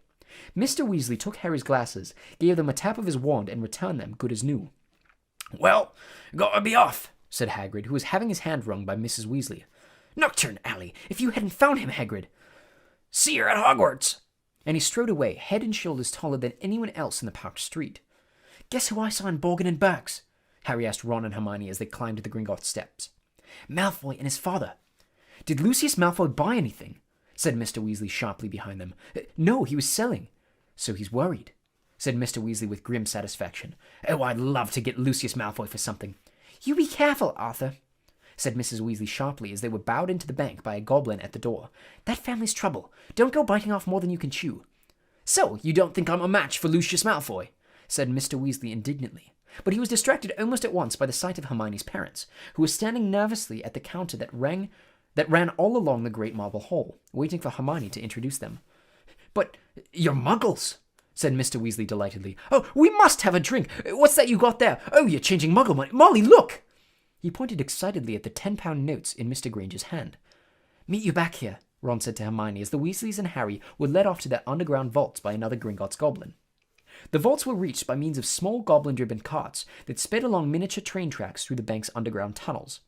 Harry enjoyed the breakneck journey down to the Weasleys' vault, but felt dreadful, far worse than he had in Nocturne Alley when it was opened. There was a very small pile of silver sickles inside, and just one gold galleon. Mrs. Weasley felt right into the corners before sweeping the whole lot into a bag. Harry felt even worse when they reached his vault. He tried to block the contents from view as he hastily shoveled handfuls of coins into a leather bag. Back outside on the marble steps, they all separated. Percy muttered vaguely about needing a new quill. Fred and George had spotted their friend from Hogwarts, Lee Jordan. Mrs. Weasley and Ginny were going to a second-hand robe shop. Mr. Weasley was insisting on taking the Grangers off to the Leaky Cauldron for a drink. We'll meet at Flourish and Blot in an hour to buy your schoolbooks, said Mrs. Weasley, setting off with Ginny. And not one step down Nocturne Alley, she shouted at the twins' retreating backs. Harry, Ron, and Hermione strolled off along the winding cobbled street. The bag of gold, silver, and bronze jangling cheerfully in Harry's pocket was clamoring to be spent. So he bought 3 large strawberry and peanut butter ice creams, which they slapped happily as they wandered up the alley, examining the fascinating shop windows. Ron gazed longingly at a full set of Chuggly Cannon robes in the windows of Quality Quidditch Supplies, until Hermione dragged them off to buy ink and parchment next door. In Gamble and Jape's Wizarding Joke Shop, they met Fred, George, and Lee Jordan, who were stocking up on Dr. Filibuster's fabulous wet start, no-heat fireworks, and in a tiny junk shop full of broken wands, lopsided brass scales, and old cloaks covered in potion stains, they found Percy, deeply immersed in a small and deeply boring book they called prefects who gained power. A study of Hogwarts prefects and their later careers, Ron read aloud off the back cover. That sounds fascinating. Go away, Percy snapped. Of course, he's very ambitious, Percy. He's got it all planned out. He wants to be Minister of Magic, Ron told Harry and Hermione in an undertone as they left Percy to it. An hour later, they headed for Flourish and Blotts. They were by no means the only ones making their way to the bookshop. As they approached it, they saw to their surprise a large crowd jostling outside the doors trying to get in. The reason for this was proclaimed by a large banner that stretched across the upper windows. Gilderoy Lockhart will be signing copies of his autobiography, Magical Me, today from 12:30 p.m. to 4:30 p.m. We can actually meet him, Hermione squealed. I mean, he's written almost the whole book list. The crowd seemed to be made up of mostly witches around Mrs. Weasley's age. A harassed-looking wizard stood at the door, saying, Calmly, please, ladies. Don't push there. Mind the books now. Harry, Ron, and Hermione squeezed inside. A long line wound right to the back of the shop, where Gilderoy Lockhart was signing his books. They each grabbed a copy of the Standard Book of Spells, Grade 2, and sneaked up the line to where the rest of the Weasleys were standing with Mr. and Mrs. Granger. Oh, there you are, good, said Mrs. Weasley. She sounded breathless and kept patting her hair. We'll be able to see him in a minute. Gilderoy Lockhart came slowly into view and seated at a table surrounded by large pictures of his own face, all winking and flashing dazzlingly white teeth at the crowd. The real Lockhart was wearing robes of forget-me-not blue that exactly matched his eyes. His pointed wizard's hat was set at a jaunty angle on his wavy hair. A short, irritable-looking man was dancing around taking photographs with a large black camera that emitted puffs of purple smoke with every blinding flash. Out of the way there, he snarled at Ron, moving back to get a better shot. This is for the Daily Prophet. Big deal, said Ron, rubbing his foot where the photographer had stepped on it. Gilderoy Lockhart heard him. He looked up. He saw Ron, and then he saw Harry. He stared. Then he leapt to his feet and positively shouted, It can't be Harry Potter. The crowd parted, whispering excitedly. Lockhart dived forward, seized Harry's arm, and pulled him to the front. The crowd burst into applause. Harry's face burned as Lockhart shook his hand for the photographer, who was clicking away madly, wafting thick smoke over the Weasleys. Nice, big smile, Harry, said Lockhart through his own gleaming teeth. Together, you and I are worth the front page. When he finally let go of Harry's hand, Harry could hardly feel his fingers. He tried to sidle back over to the Weasleys, but Lockhart threw an arm around his shoulders and clamped him tightly to his side. Ladies and gentlemen, he said loudly, waving for quiet, what an extraordinary moment this is. The perfect moment for me to make a little announcement I've been sitting on for quite some time. When young Harry here stepped into Flourish and Blotts today, he only wanted to buy my autobiography, which I shall be happy to present for him now, free of charge. The crowd applauded again. He had no idea, Lockhart continued, giving Harry a little shake that made his glasses slip to the end of his nose, that he would shortly be getting much, much more than my book, Magical Me. He and his schoolmates will, in fact, be getting the real Magical Me. Yes, ladies and gentlemen, I have great pleasure and pride in announcing that this September I will be taking up the post of Defense Against the Dark Arts teacher at Hogwarts School of Witchcraft and Wizardry. The crowd cheered and clapped, and Harry found himself being presented with the entire works of Gilderoy Lockhart. Staggering slightly under the weight, he managed to make his way out of the limelight to the edge of the room, where Ginny was standing next to a new cauldron. You have these, Harry mumbled to her, tipping the books into the cauldron. I'll buy my own. Bet you loved that, didn't you, Potter? Said a voice Harry had no trouble recognizing. He straightened up and found himself face to face with Draco Malfoy, who was wearing his usual sneer. Famous Harry Potter, said Malfoy. Can't even go into a bookshop without making the front page. Leave him alone, he didn't want all that, said Ginny. It was the first time she'd spoken in front of Harry. She was glaring at Malfoy. Potter, you've got yourself a girlfriend, drawled Malfoy. Ginny went scarlet as Ron and Hermione fought their way over, both clutching stacks of Lockhart's books. Oh, it's you, said Ron, looking at Malfoy as if he was something unpleasant on the sole of his shoe. Bet you're surprised to see Harry here, eh? Not as surprised as I am to see you in a shop, Weasley, retorted Malfoy. I suppose your parents will go hungry for a month to pay for all these.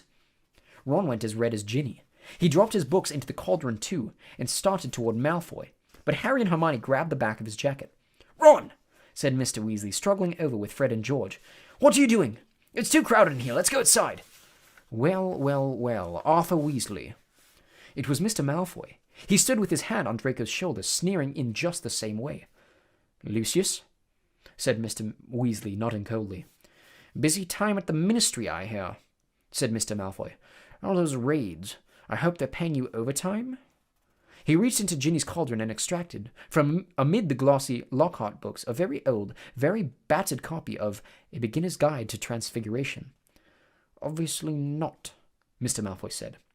Dear me, what's the use of being a disgrace to the name of wizard if they don't even pay well for it? Mr. Weasley flushed darker than either Ron or Ginny. We have a very different idea of what disgraces the name of wizard, Malfoy, he said. Clearly, said Mr. Malfoy, his pale eyes straying to Mr. and Mrs. Granger, who were watching apprehensively. The company you keep, Weasley. And I thought your family could sink no lower. There was a thud of metal as Ginny's cauldron went flying. Mr. Weasley had thrown himself at Mr. Malfoy, knocking him backward into a bookshelf. Dozens of heavy spellbooks came thundering down on all their heads. There was a yell of, "Get him, Dad!" from Fred or George. Mrs. Weasley was shrieking, "No, Arthur, no!" The crowd stampeded backward, knocking more shelves over. "Gentlemen, please, please!" cried the assistant. And then, louder than all, "Break it up there, gents, break it up!" Hagrid was wading toward them through the sea of books.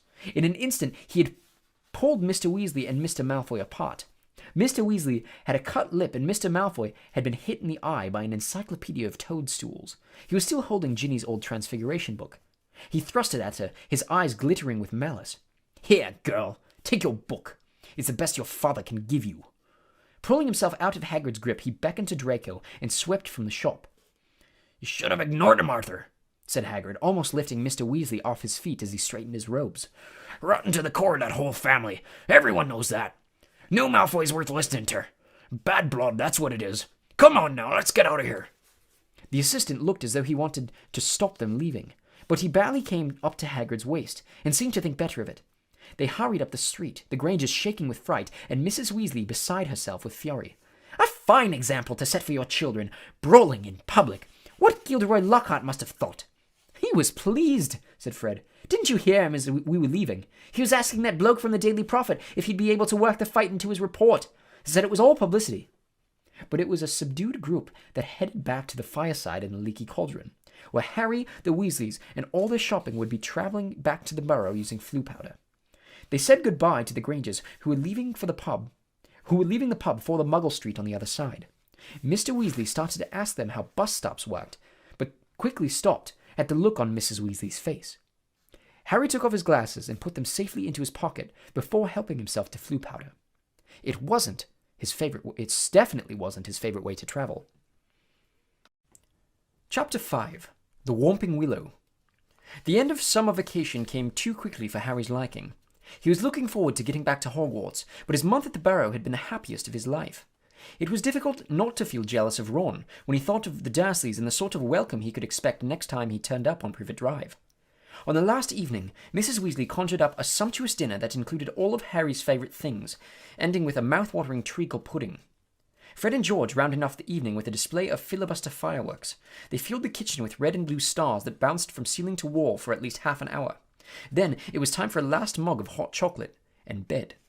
It took a long while to get started next morning. They were up at dawn, but somehow they still seemed to have a great deal to do. Mrs. Weasley dashed about in a bad mood, looking for spare socks and quills.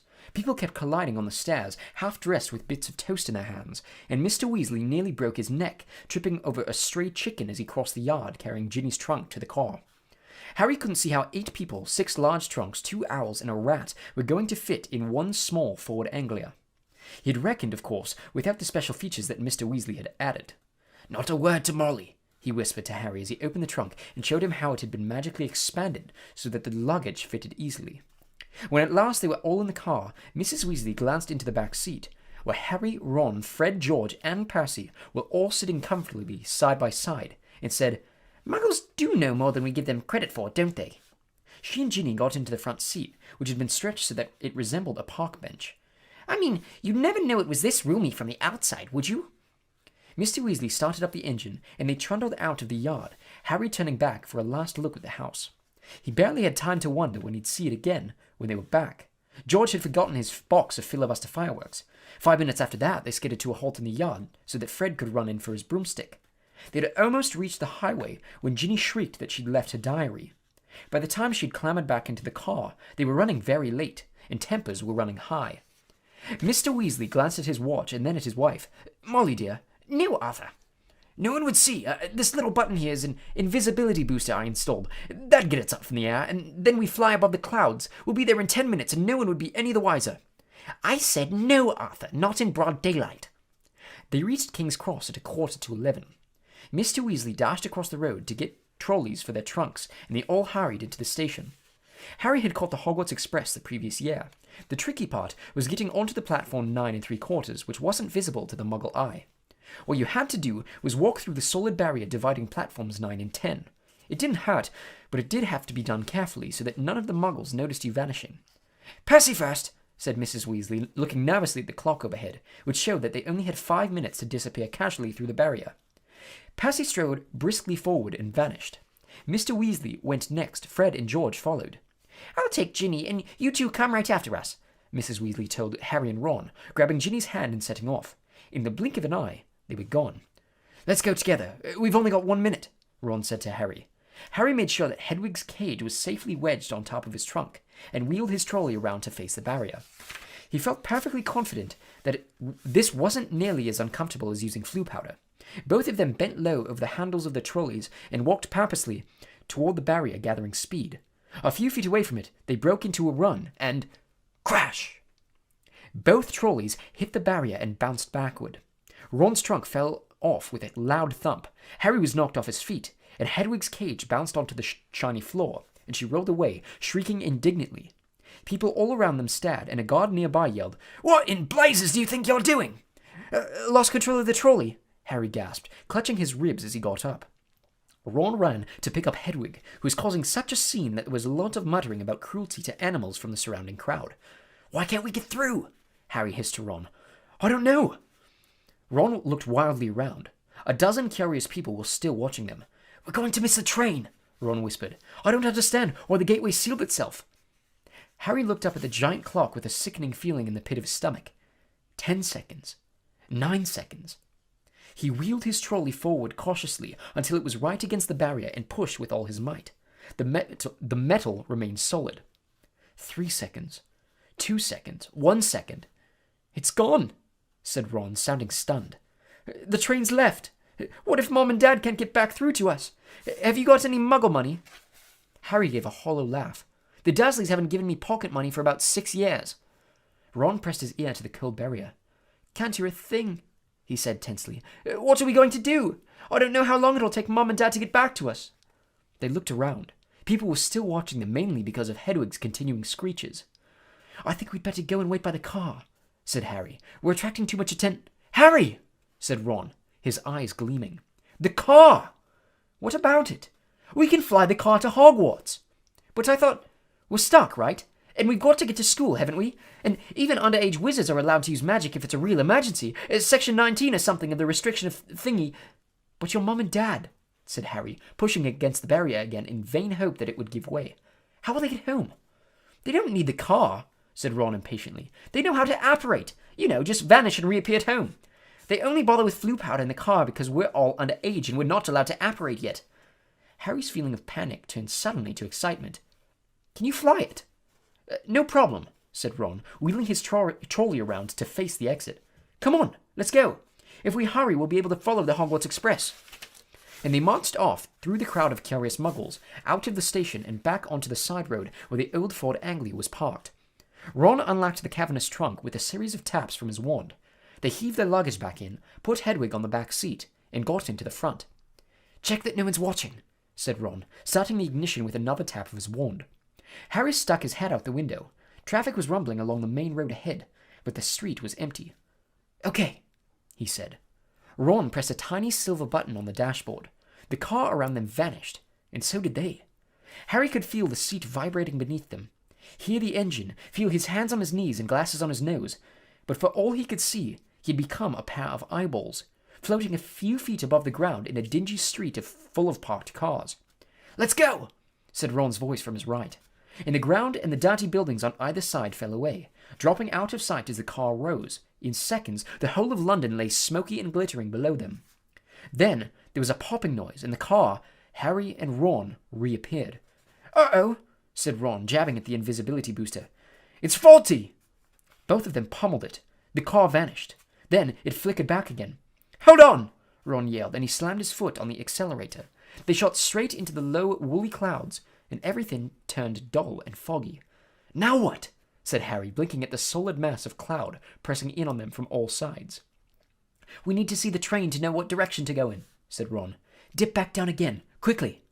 They dropped back beneath the clouds and twisted around in their seats, squinting at the ground. I can see it! Harry yelled. Right ahead! There! The Hogwarts Express was streaking along below them like a scarlet snake. Due north, said Ron, checking the compass on the dashboard. Okay, we'll just have to check on it every half hour or so. Hold on. And they shot up through the clouds. A minute later, they burst out into a blaze of sunlight. It was a different world.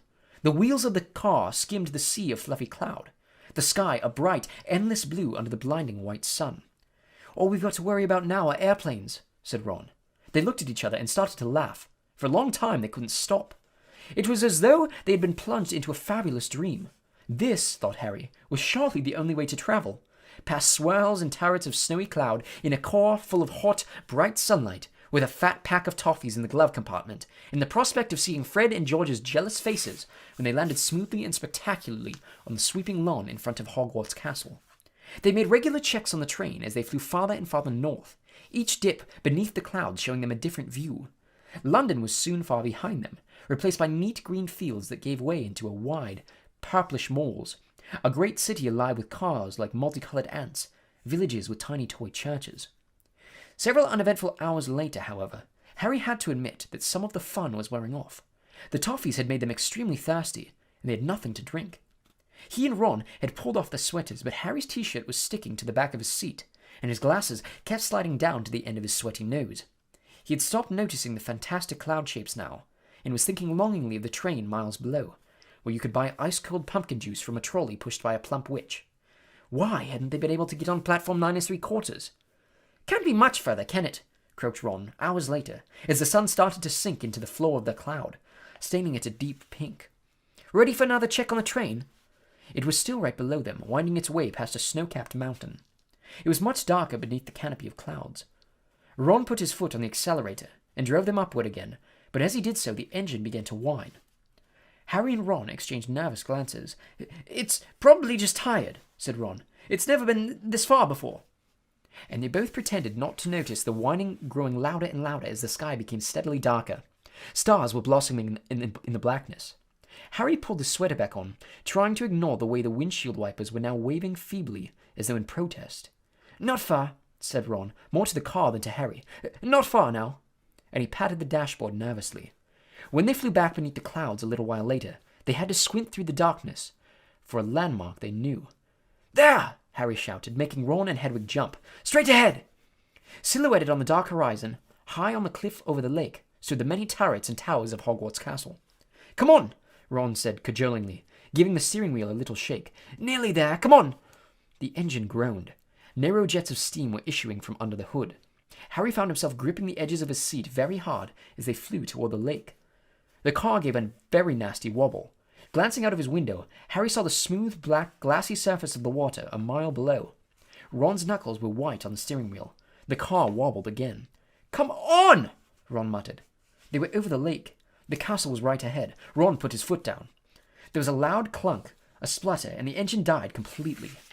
Uh-oh, said Ron into the silence. The nose of the car dropped. They were falling, gathering speed, heading straight for the solid castle wall. No! Ron yelled, swinging the steering wheel around. They missed the dark stone wall by inches as the car turned in a great arc, soaring over the dark greenhouses, then the vegetable patch, and then out over the black lawns, losing altitude all the time. Ron let go of the steering wheel completely and pulled his wand out of his back pocket. Stop! Stop! He yelled, whacking the dashboard and the windshield, but they were still plummeting, the ground flying up toward them. Watch out for that tree! Harry bellowed, lunging for the steering wheel, but too late. Crunch! With an air-splitting bang of metal on wood, they hit the thick tree trunk and dropped to the ground with a heavy jolt. Steam was billowing from under the crumpled hood. Hedwig was shrieking in a terror. A golf ball-sized lump was throbbing on Harry's head where he had hit the windshield, and to his right, Ron let out a low, despairing groan. Are you okay? Harry said urgently. My wand! said Ron in a shaky voice. "Look at my wand!" It had snapped almost in two. The tip was dangling limply, held on by a few splinters. Harry opened his mouth to say he was sure they'd be able to mend it up at the school, but he never even got started. At that very moment, something hit the side of the car with the force of a charging bull, sending him lurching sideways into Ron just as an equally heavy blow hit the roof. "What's happened?" Ron gasped, staring through the windshield, and Harry looked around just in time to see a branch as thick as a python smash into it. The tree they had hit was attacking them. Its trunk was bent almost double, and its gnarled boughs were pummeling every inch of the car it could reach. "Ah!" said Ron as another twisted limb punched a large dent into his door. The windshield was now trembling under a hail of blows from knuckle-like twigs, and a branch as thick as a battering ram was pounding furiously on the roof, which seemed to be caving in. "Run for it!" Ron shouted, throwing his full weight against his door, but next second he had been knocked backward into Harry's lap by a vicious uppercut from another branch. "We're done for!" he moaned as the ceiling sagged, but suddenly the floor of the car was vibrating. The engine had restarted. "Reverse!" Harry yelled, and the car shot backward. The tree was still trying to hit them. They could hear its roots creaking as it almost ripped itself up, lashing out at them as they sped out of reach. That panted Ron, was close. Well done, car." The car, however, had reached the end of its tether. With two sharp clunks, the doors flew open, and Harry felt his seat tip sideways. Next thing he knew, he was sprawled on the damp ground. Loud thuds told them that the car was ejecting their luggage from the trunk. Hedwig's cage flew through the air and burst open. She rose out of it with an angry screech and sped off toward the castle without a backward look. Then, dented, scratched, and steaming, the car rumbled off into the darkness, its rear lights blazing angrily. "Come back!" Ron yelled after it, brandishing his broken wand. "Dad'll kill me!" But the car disappeared from view with one last snort from its exhaust. "Can you believe our luck?" said Ron miserably, bending down to pick up Scabbers. "Of all the trees we could have hit, we had to get the one that hits back." He glanced over his shoulder at the ancient tree, which was still flailing its branches threateningly. "Come on," said Harry weirdly. "We'd better get up to the school." It wasn't at all the triumphant arrival they had pictured. Stiff, cold, and bruised, they seized the ends of their trunks and began dragging them up the grassy slope toward the great oak front doors. "I think the feast's already started," said Ron, dropping his trunk at the foot of the front steps and crossing quietly to look through a brightly lit window. Harry! Come and look, it's the sorting!" Harry hurried over, and, together, he and Ron peered in at the great hall. Innumerable candles were hovering in mid-air over 4 long, crowded tables, making the golden plates and goblets sparkle. Overhead, the bewitched ceiling, which always mirrored the sky outside, sparkled with stars. Through the forest of pointed black Hogwarts hats, Harry saw a long line of scared-looking first-years filing into the hall. Ginny was among them, easily visible because of her vivid Weasley hair. Meanwhile, Professor McGonagall, a bespectacled witch with a hair in a tight bun, was placing the famous Hogwarts sorting hat on a stool before the newcomers. Every year, this age-old hat, patched, frayed, and dirty, sorted new students into the 4 Hogwarts houses: Gryffindor, Hufflepuff, Ravenclaw, and Slytherin. Harry well remembered putting it on exactly 1 year ago, and waiting petrified for its decision as it muttered aloud in his ear. For a few horrible seconds, he had feared that the hat was going to put him in Slytherin, the house that had turned out more dark witches and wizards than any other. But he had ended up in Gryffindor, along with Ron, Hermione, and the rest of the Weasleys. Last term, Harry and Ron had helped Gryffindor win the house championship, beating Slytherin for the first time in 7 years. A very small, mousy-haired boy had been called forward to place the hat on his head. Harry's eyes wandered past him to where Professor Dumbledore, the headmaster, sat watching the sorting from the staff table, his long silver beard and half-moon glasses shining brightly in the candlelight. Several seats along, Harry saw Gilderoy Lockhart, dressed in robes of aquamarine. And there, at the end, was Hagrid, huge and hairy, drinking deeply from his goblet. "Hang on," Harry muttered to Snape. "There's an empty chair at the staff table. Where's Snape?" Professor Severus Snape was Harry's least favorite teacher. Harry also happened to be Snape's least favorite student. Cruel, sarcastic, and disliked by everybody except the students from his own house, Slytherin, Snape taught potions. "Maybe he's ill," said Ron hopefully. "Maybe he's left," said Harry, "because he missed out on the defense against the Dark Arts job again. Or maybe he's been sacked," said Ron enthusiastically. "I mean, everyone hates him." "Or maybe," said a very cold voice right behind them, He's waiting to hear why you two didn't arrive on the school train." Harry spun around. There, his black robes rippling in a cold breeze, stood Severus Snape. He was a thin man with sallow skin, a hooked nose, and greasy shoulder-length black hair. And at this moment, he was smiling in a way that told Harry he and Ron were in very deep trouble. "Follow me," said Snape. Not daring to even look at each other, Harry and Ron followed Snape up the steps into the vast, echoing entrance hall, which was lit with flaming torches.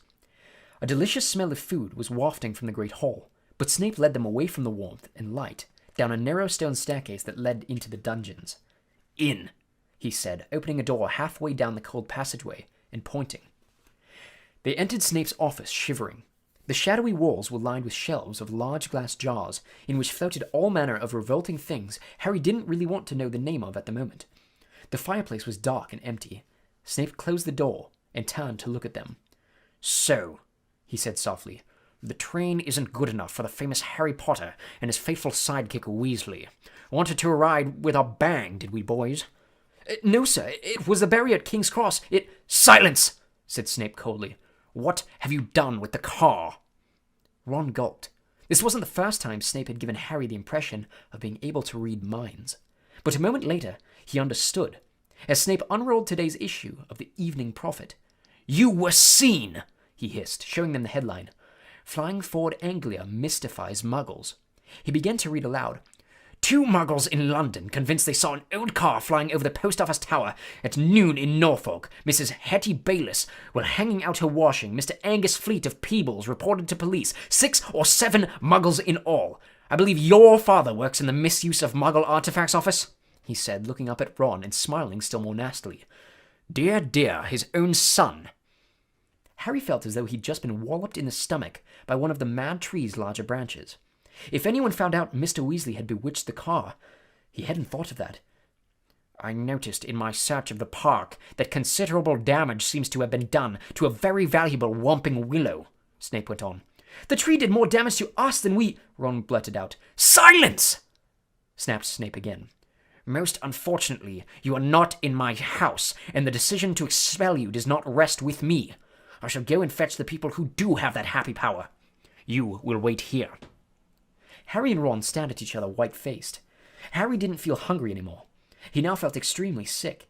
He tried not to look at a large, slimy something suspended in green liquid on a shelf behind Snape's desk. If Snape had gone to fetch Professor McGonagall, head of Gryffindor House, they were hardly any better off. She might be fairer than Snape, but she was still extremely strict. 10 minutes later, Snape returned, and sure enough, it was Professor McGonagall who accompanied him. Harry had seen Professor McGonagall angry on several occasions, but either he had forgotten just how thin her mouth could go, or he had never seen her this angry before. She raised her wand the moment she entered. Harry and Ron both flinched, but she merely pointed it at the empty fireplace, where flames suddenly erupted. "Sit!" she said, and they both backed into chairs by the fire. "Explain," she said, her glasses glinting ominously. Ron launched into the story, starting with the barrier at the station refusing to let them through. "So, we had no choice, Professor. We couldn't get on the train." "Why didn't you send us a letter by owl? I believe you have an owl," Professor McGonagall said coldly to Harry. Harry gaped at her. Now she said it, that seemed the obvious thing to have done. I didn't think... "That," said Professor McGonagall, "is obvious." There was a knock on the office door, and Snape, now looking happier than ever, opened it. There stood the headmaster, Professor Dumbledore. Harry's whole body went numb. Dumbledore was looking unusually grave. He stared down his very crooked nose at them, and Harry suddenly found himself wishing he and Ron were still being beaten up by the Whomping Willow. There was a long silence. Then Dumbledore said, "Please explain why you did this." It would have been better if he had shouted. Harry hated the disappointment in his voice. For some reason, he was unable to look Dumbledore in the eyes, and spoke instead to his knees. He told Dumbledore everything except that Mr. Weasley owned the bewitched car, making it sound as though he and Ron had happened to find the flying car parked outside the station. He knew Dumbledore would see through this at once, but Dumbledore asked no questions about the car. When Harry had finished, he merely continued to peer at them through his spectacles.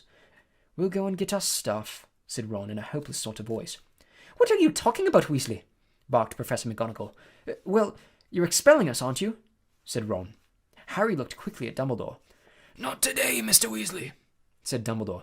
"But I must impress upon both of you the seriousness of what you have done. I will be writing to both of your families tonight. I must also warn you that if you do anything like this again, I will have no choice but to expel you." Snape looked as though Christmas had been cancelled. He cleared his throat and said, "Professor Dumbledore, these boys have flouted the decree for the restriction of underage wizardry, caused serious damage to an old and valuable tree. Surely acts of this nature—" "It will be for Professor McGonagall to decide on these boys' punishments, Severus," said Dumbledore calmly. "They are in her house, and are therefore her responsibility." He turned to Professor McGonagall. "I must go back to the feast, Minerva. I've got to give out a few notices. Come, Severus. There's a delicious-looking custard tart I want to sample." Snape shot a look of pure venom at Harry and Ron as he allowed himself to be swept out of his office, leaving them alone with Professor McGonagall, who was still eyeing them like a wrathful eagle. "You'd better get along to the hospital wing, Weasley. You're bleeding." Not much," said Ron, hastily wiping the cut over his eye with his sleeve. "Professor, I wanted to watch my sister being sorted." "The sorting ceremony's over," said Professor McGonagall. "Your sister is also in Gryffindor." "Oh, good," said Ron. "And speaking of Gryffindor," Professor McGonagall said sharply, but Harry cut in. "Professor, when we took the car, term hadn't started. So Gryffindor shouldn't really have points taken from it, should it?" he finished, watching her anxiously. Professor McGonagall gave him a piercing look, but he was sure she had almost smiled. Her mouth looked less thin, anyway. "I will not take any points from Gryffindor," she said, and Harry's heart lightened considerably. "But you'll both get detention." It was better than Harry had expected. As for Dumbledore's writing to the Dursleys, that was nothing. Harry knew perfectly well they'd just be disappointed that the Whomping Willow hadn't squashed him flat. Professor McGonagall raised her wand again and pointed it at Snape's desk. A large plate of sandwiches, 2 silver goblets, and a jug of iced pumpkin juice appeared with a pop. "You will eat in here and go straight up to your dormitory," she said. "I must also return to the feast." When the door had closed behind her, Ron let out a long, low whistle. "I thought we'd had it," he said, grabbing a sandwich. "So did I," said Harry, taking one too. "Can you believe our luck, though?" said Ron thickly through a mouthful of chicken and ham. "Fred and George must have flown that car 5 or 6 times, and no muggle ever saw them." He swallowed and took another huge bite. "Why couldn't we get through the barrier?" Harry shrugged. "We'll have to watch our step from now on, though," he said, taking a grateful swig of pumpkin juice. "Wish we could have gone up to the feast." "She didn't want us showing off," said Ron sagely. "It doesn't want people to think it's clever arriving by car." When they had eaten as many sandwiches as they could, the plate kept refilling itself. They rose and left the office, treading the familiar path to Gryffindor Tower. The castle was quiet. It seemed that the feast was over. They walked past muttering portraits and creaking suits of armor, and climbed narrow flights of stone stairs, until at last they reached the passage where the secret entrance to Gryffindor Tower was hidden, behind an oil painting of a very fat woman in a pink silk dress. "Password," she said as they approached. Said Harry. They didn't know the New Year's password, not having met a Gryffindor prefect yet, but help came almost immediately. They heard hurrying feet behind them, and turned to see Hermione dashing toward them. "There you are! Where have you been? The most ridiculous rumors. Someone said you'd have been expelled for crashing a flying car." "Well, we haven't been expelled," Harry assured her. "You're not telling me you did fly here?" said Hermione, sounding almost as severe as Professor McGonagall. "Skip the lecture," said Ron impatiently, "and tell us the new password." "It's Whortlebird," said Hermione impatiently, "but that's not the point." Her words were cut short, however, as the portrait of the fat lady swung open, and there was a sudden storm of clapping. It looked as though the whole of Gryffindor House was still awake, packed into the circular common room, standing on the lopsided tables and squashy armchairs, waiting for them to arrive. Arms reached through the portrait hole to pull Harry and Ron inside, leaving Hermione to scramble in after them. "Brilliant!" yelled Lee Jordan. "Inspired! What an entrance! Flying a car right into the Whomping Willow! People will be talking about that one for years." "Good for you," said a 5th year Harry had never spoken to. Someone was patting him on the back as though he'd just won a marathon. Fred and George pushed their way to the front of the crowd and said together, "Why couldn't we have come in the car, eh?" Ron was scarlet in the face, grinning embarrassedly. But Harry could see one person who didn't look happy at all.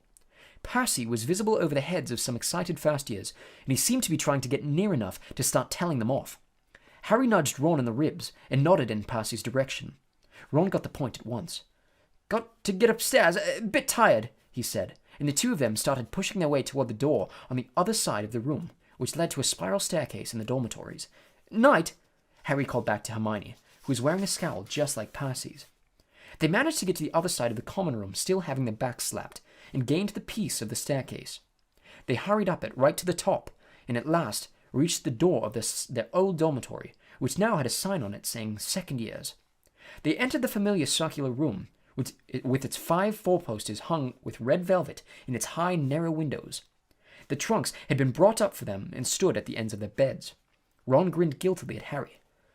"I know I shouldn't have enjoyed that or anything, but..." The dormitory doors flew open, and in came the other second-year Gryffindor boys, Seamus Finnegan, Dean Thomas, and Neville Longbottom. "Unbelievable!" beamed Seamus. "Cool!" said Dean. "Amazing!" said Neville, awestruck. Harry couldn't help it. He grinned too. Chapter 6. Gilderoy Lockhart. The next day, however, Harry barely grinned once. Things started to go downhill from breakfast in the Great Hall. The 4 long house tables were laden with tureens of porridge, plates of kippers, mountains of toast, and dishes of eggs and bacon beneath the enchanted ceiling, today a dull, cloudy grey. Harry and Ron sat down at the Gryffindor table next to Hermione, who had her copy of Voyages with Vampires propped open against a milk jug. There was a slight stiffness in the way she said, "Morning," which told Harry that she was still disapproving of the way they had arrived. Neville Longbottom, on the other hand, greeted them cheerfully. Neville was a round-faced and accident-prone boy with the worst memory of anyone Harry had ever met. "Mail's due any minute. I think Grant's sending a few things I forgot." Harry had only started his porridge when, sure enough, there was a rushing sound overhead and 100 or so owls streamed in, circling the hall and dropping letters and packages into the chattering crowd. A big, lumpy package bounced off Neville's head, and, a second later, something large and grey fell into Hermione's jug, spraying them all with milk and feathers. "Errol!" said Ron, pulling the bedraggled owl out by the feet. Errol slumped unconscious onto the table, his legs in the air, and a damp red envelope in his beak. "Oh no!" Ron gasped. "It's all right, he's still alive," said Hermione, prodding Errol gently with the tip of a finger. "It's not that! It's that!" Ron was pointing at the red envelope. It looked quite ordinary to Harry, but Ron and Neville were both looking at it as though they expected it to explode. "What's the matter?" said Harry. She sent me a howler," said Ron faintly. "You'd better open it, Ron," said Neville in a timid whimper. "It'll be worse if you don't. My gran sent me one once, and I ignored it, and..." He gulped. "It was horrible." Harry looked from their petrified faces to the red envelope. "What's a howler?" he said. But Ron's whole attention was fixed on the letter, which had begun to smoke at the corners. "Open it," Neville urged. "It'll all be over in a few minutes." Ron stretched out a shaking hand, eased the envelope from Errol's beak, and slit it open. Neville stuffed his fingers in his ears. A split second later, Harry knew why. He thought for a moment it had exploded. A roar of sound filled the huge hall, shaking dust from the ceiling. "Stealing the car? I wouldn't have been surprised if they'd expelled you. You wait till I get a hold of you. I don't suppose you stopped to think what your father and I went through when we saw it was gone." Mrs. Weasley's yells, 100 times louder than usual, made the plates and spoons rattle on the table and echo deafeningly off the stone walls. People throughout the hall were swiveling around to see who had received the howler, and Ron sank so low in his chair that only his crimson forehead could be seen. "Letter from Dumbledore last night. I thought your father would die of shame. We didn't bring you up to behave like this. You and Harry could both have died." Harry had been wondering when his name was going to crop up. He tried very hard to look as though he couldn't hear the voice that was making his eardrums throb. "Absolutely disgusted. Your father's facing an inquiry at work. It's entirely your fault, and if you put another toe out of line, we'll bring you straight back home." A ringing silence fell. The red envelope, which had dropped from Ron's hand, burst into flames and curled into ashes. Harry and Ron sat stunned, as though a tidal wave had just passed over them. A few people laughed, and gradually, a babble of talk broke out again. Hermione closed Voyages with Vampires and looked down at the top of Ron's head. "Well, I don't know what you expected, Ron, but you..." "Don't tell me I deserved it," snapped Ron. Harry pushed his porridge away. His insides were burning with guilt. Mr. Weasley was facing an inquiry at work. After all Mr. and Mrs. Weasley had done for him over the summer. But he had no time to dwell on this. Professor McGonagall was moving along the Gryffindor table, handing out course schedules. Harry took his and saw that they had double herbology with the Hufflepuffs first. Harry, Ron, and Hermione left the castle together, crossed the vegetable patch, and made for the greenhouses, where the magical plants were kept. At least the Howler had done one good thing. Hermione seemed to think they had now been punished enough and was being perfectly friendly again. As they neared the greenhouses, they saw the rest of the class standing outside, waiting for Professor Sprout. Harry, Ron, and Hermione had only just joined them when she came striding into view across the lawn, accompanied by Gilderoy Lockhart. Professor Sprout's arms were full of bandages, and with another twinge of guilt, Harry spotted the Whomping Willow in the distance, several of its branches now in slings. Professor Sprout was a squat little witch who wore a patched hat over her flyaway hair. There was usually a large amount of earth on her clothes, and her fingernails would have made Aunt Petunia faint. Gilderoy Lockhart, however, was immaculate in sweeping robes of turquoise, his golden hair shining under perfectly positioned turquoise hat with gold trimming. "Oh, hello there!" he called, beaming around at the assembled students. "Just been showing Professor Sprout the right way to doctor a Whomping Willow, but I don't want you running away with the idea that I'm better at herbology than she is. I just happen to have met several of these exotic plants on my travels."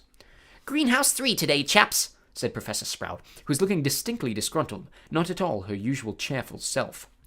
There was a murmur of interest. They had only ever worked in Greenhouse 1 before. Greenhouse 3 housed far more interesting and dangerous plants. Professor Sprout took a large key from her belt and unlocked the door.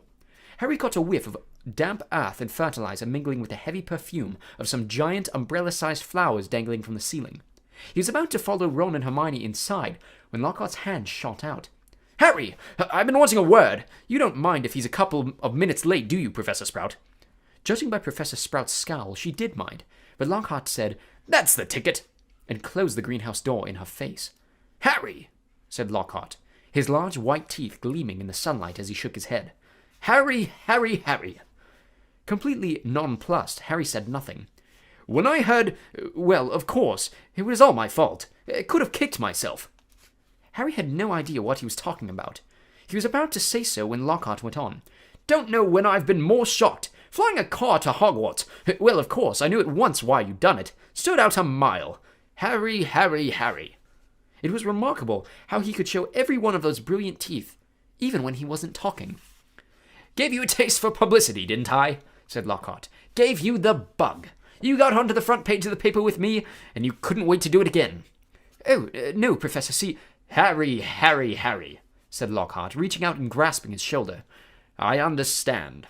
Natural to want a bit more once you've had that first taste, and I blame myself for giving you that, because it was bound to go to your head. But see here, young man, you can't start flying cars to try and get yourself noticed. Just calm down, all right? Plenty of time for all that when you're older. Yes, I know what you're thinking. It's all right for him. He's an internationally famous wizard already. But when I was 12, I was just as much of a nobody as you are now. In fact, I'd say I was even more of a nobody. I mean, a few people have heard of you, haven't they? All that business with He Who Must Not Be Named." He glanced at the lightning scar on Harry's forehead. I know. It's not quite as good as winning Witch Weekly's Most Charming Smile Award 5 times in a row, as I have. But it's a start, Harry. It's a start." He gave Harry a hearty wink and strode off. Harry stood stunned for a few seconds. Then, remembering he was supposed to be in the greenhouse, he opened the door and slid inside. Professor Sprout was standing behind a trestle bench in the center of the greenhouse.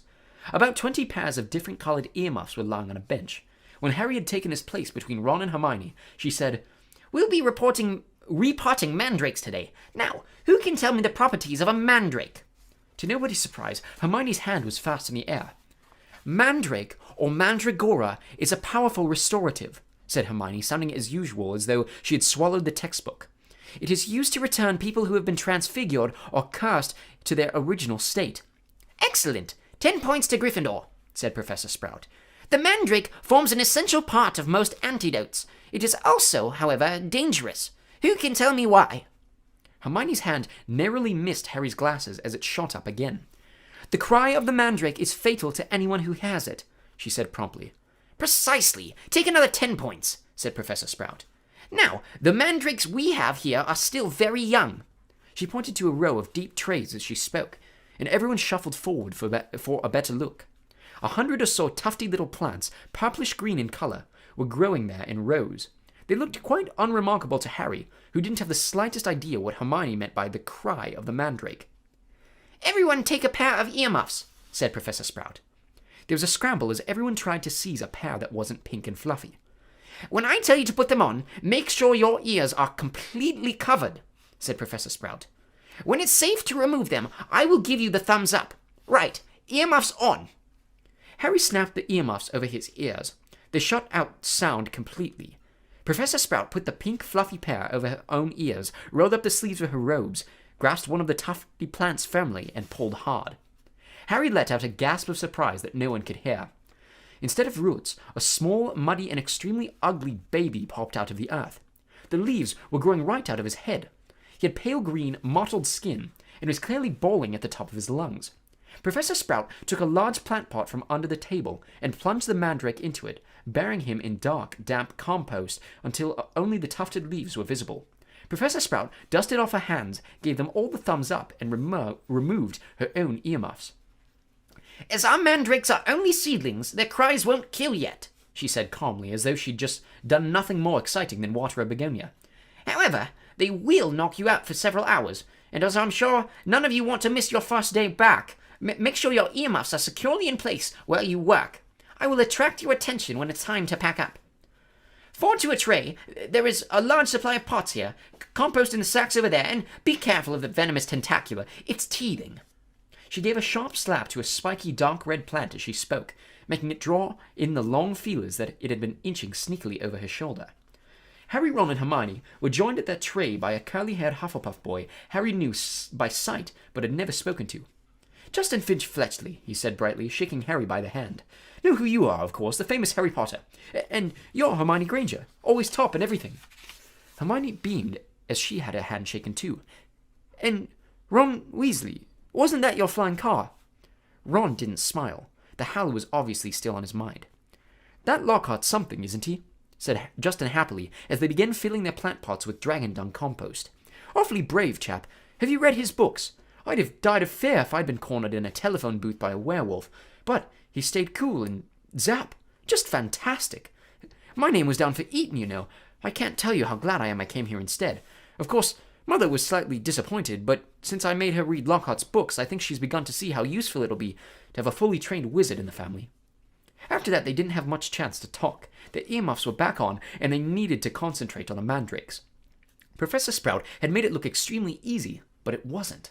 The mandrakes didn't like coming out of the earth, but didn't seem to want to go back into it either. They squirmed, kicked, flailed their sharp little fists, and gnashed their teeth. Harry spent 10 whole minutes trying to squash a particularly fat one into a pot. By the end of the class, Harry, like everyone else, was sweaty, aching, and covered in earth. Everyone traipsed back to the castle for a quick wash, and then the Gryffindors hurried off to Transfiguration. Professor McGonagall's classes were always hard work, but today was especially difficult. Everything Harry had learned last year seemed to have leaked out of his head during the summer. He was supposed to be turning a beetle into a button, but all he managed to do was give his beetle a lot of exercise as it scuttled over the desktop, avoiding his wand. Ron was having far worse problems. He had patched up his wand with some borrowed speller tape, but it seemed to be damaged beyond repair. It kept crackling and sparkling at odd moments, and every time Ron tried to transfigure his beetle, it engulfed him in thick grey smoke that smelled of rotten eggs. Unable to see what he was doing, Ron accidentally squashed his beetle with his elbow and had to ask for a new one. Professor McGonagall wasn't pleased. Harry was relieved to hear the lunch bell. His brain felt like a wrung sponge. Everyone filed out of the classroom except him and Ron, who was whacking his wand furiously on the desk. "Stupid, useless thing!" "Right home for another one," Harry suggested as the wand let off a volley of bangs like a firecracker. "Oh yeah, and get another howler back," said Ron, stuffing the now hissing wand into his bag. "It's your own fault your wand got snapped." They went down to lunch, where Ron's mood was not improved by Hermione showing them the handful of perfect coat buttons she had produced in Transfiguration. "What have we got this afternoon?" said Harry, hastily changing the subject. "Defense against the dark arts," said Hermione at once. "Why?" demanded Ron, seizing her schedule. "Have you outlined all Lockhart's lessons in little hearts?" Hermione snatched the schedule back, blushing furiously. They finished lunch and went outside to the overcast courtyard. Hermione sat down on a stone step and buried her nose in Voyages with Vampires again. Harry and Ron stood talking about Quidditch for several minutes before Harry became aware that he was being closely watched. Looking up, he saw the very small, mousy-haired boy he'd seen trying on the sorting hat last night and staring at Harry as though transfixed. He was clutching what looked like an ordinary Muggle camera, and the moment Harry looked at him, he went bright red. All right, Harry. I'm Colin Creevy, he said breathlessly, taking a tentative step forward. I'm in Gryffindor, too. Do you think... would it be all right if... can I have a picture? He said, raising the camera hopefully. A picture? Harry repeated blankly. So I can prove I've met you, said Colin Creevy eagerly, edging further forward. I know all about you. Everyone's told me about how you survived when you-know-who tried to kill you, and how he disappeared and everything, and how you've still got a lightning scar on your forehead. His eyes raked Harry's hairline. And a boy in my dormitory said if I develop the thing in the right potion, the pictures will move. Colin drew a great shuddering breath of excitement and said, It's amazing here, isn't it? I never knew all the old stuff I could do was magic until I got the letter from Hogwarts. My dad's a milkman. He couldn't believe it either, so I'm taking loads of pictures to send home to him, and it'd be really good if I had one of you. He looked imploringly at Harry. Maybe your friend could take it and I could stand next to you, and then could you sign it? Signed photos? You're giving out signed photos, Potter! Loud and scathing, Draco Malfoy's voice echoed around the courtyard. He had stopped right behind Colin, flanked, as he always was at Hogwarts, by his large and thuggish cronies, Crabbe and Goyle. Everyone line up! Malfoy roared to the crowd. Harry Potter's giving out signed photos!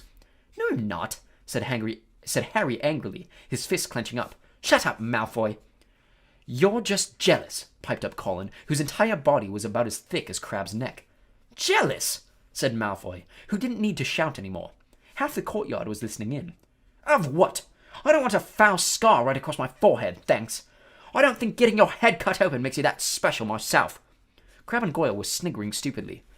Eat slugs, Malfoy, said Ron angrily. Crabbe stopped laughing and started rubbing his knuckles in a menacing way. Be careful, Weasley, sneered Malfoy. You don't want to start any trouble or your mummy'll have to come and take you away from school. He put on a shrill, piercing voice. If you put another toe out of line. A knot of Slytherin fifth years nearby laughed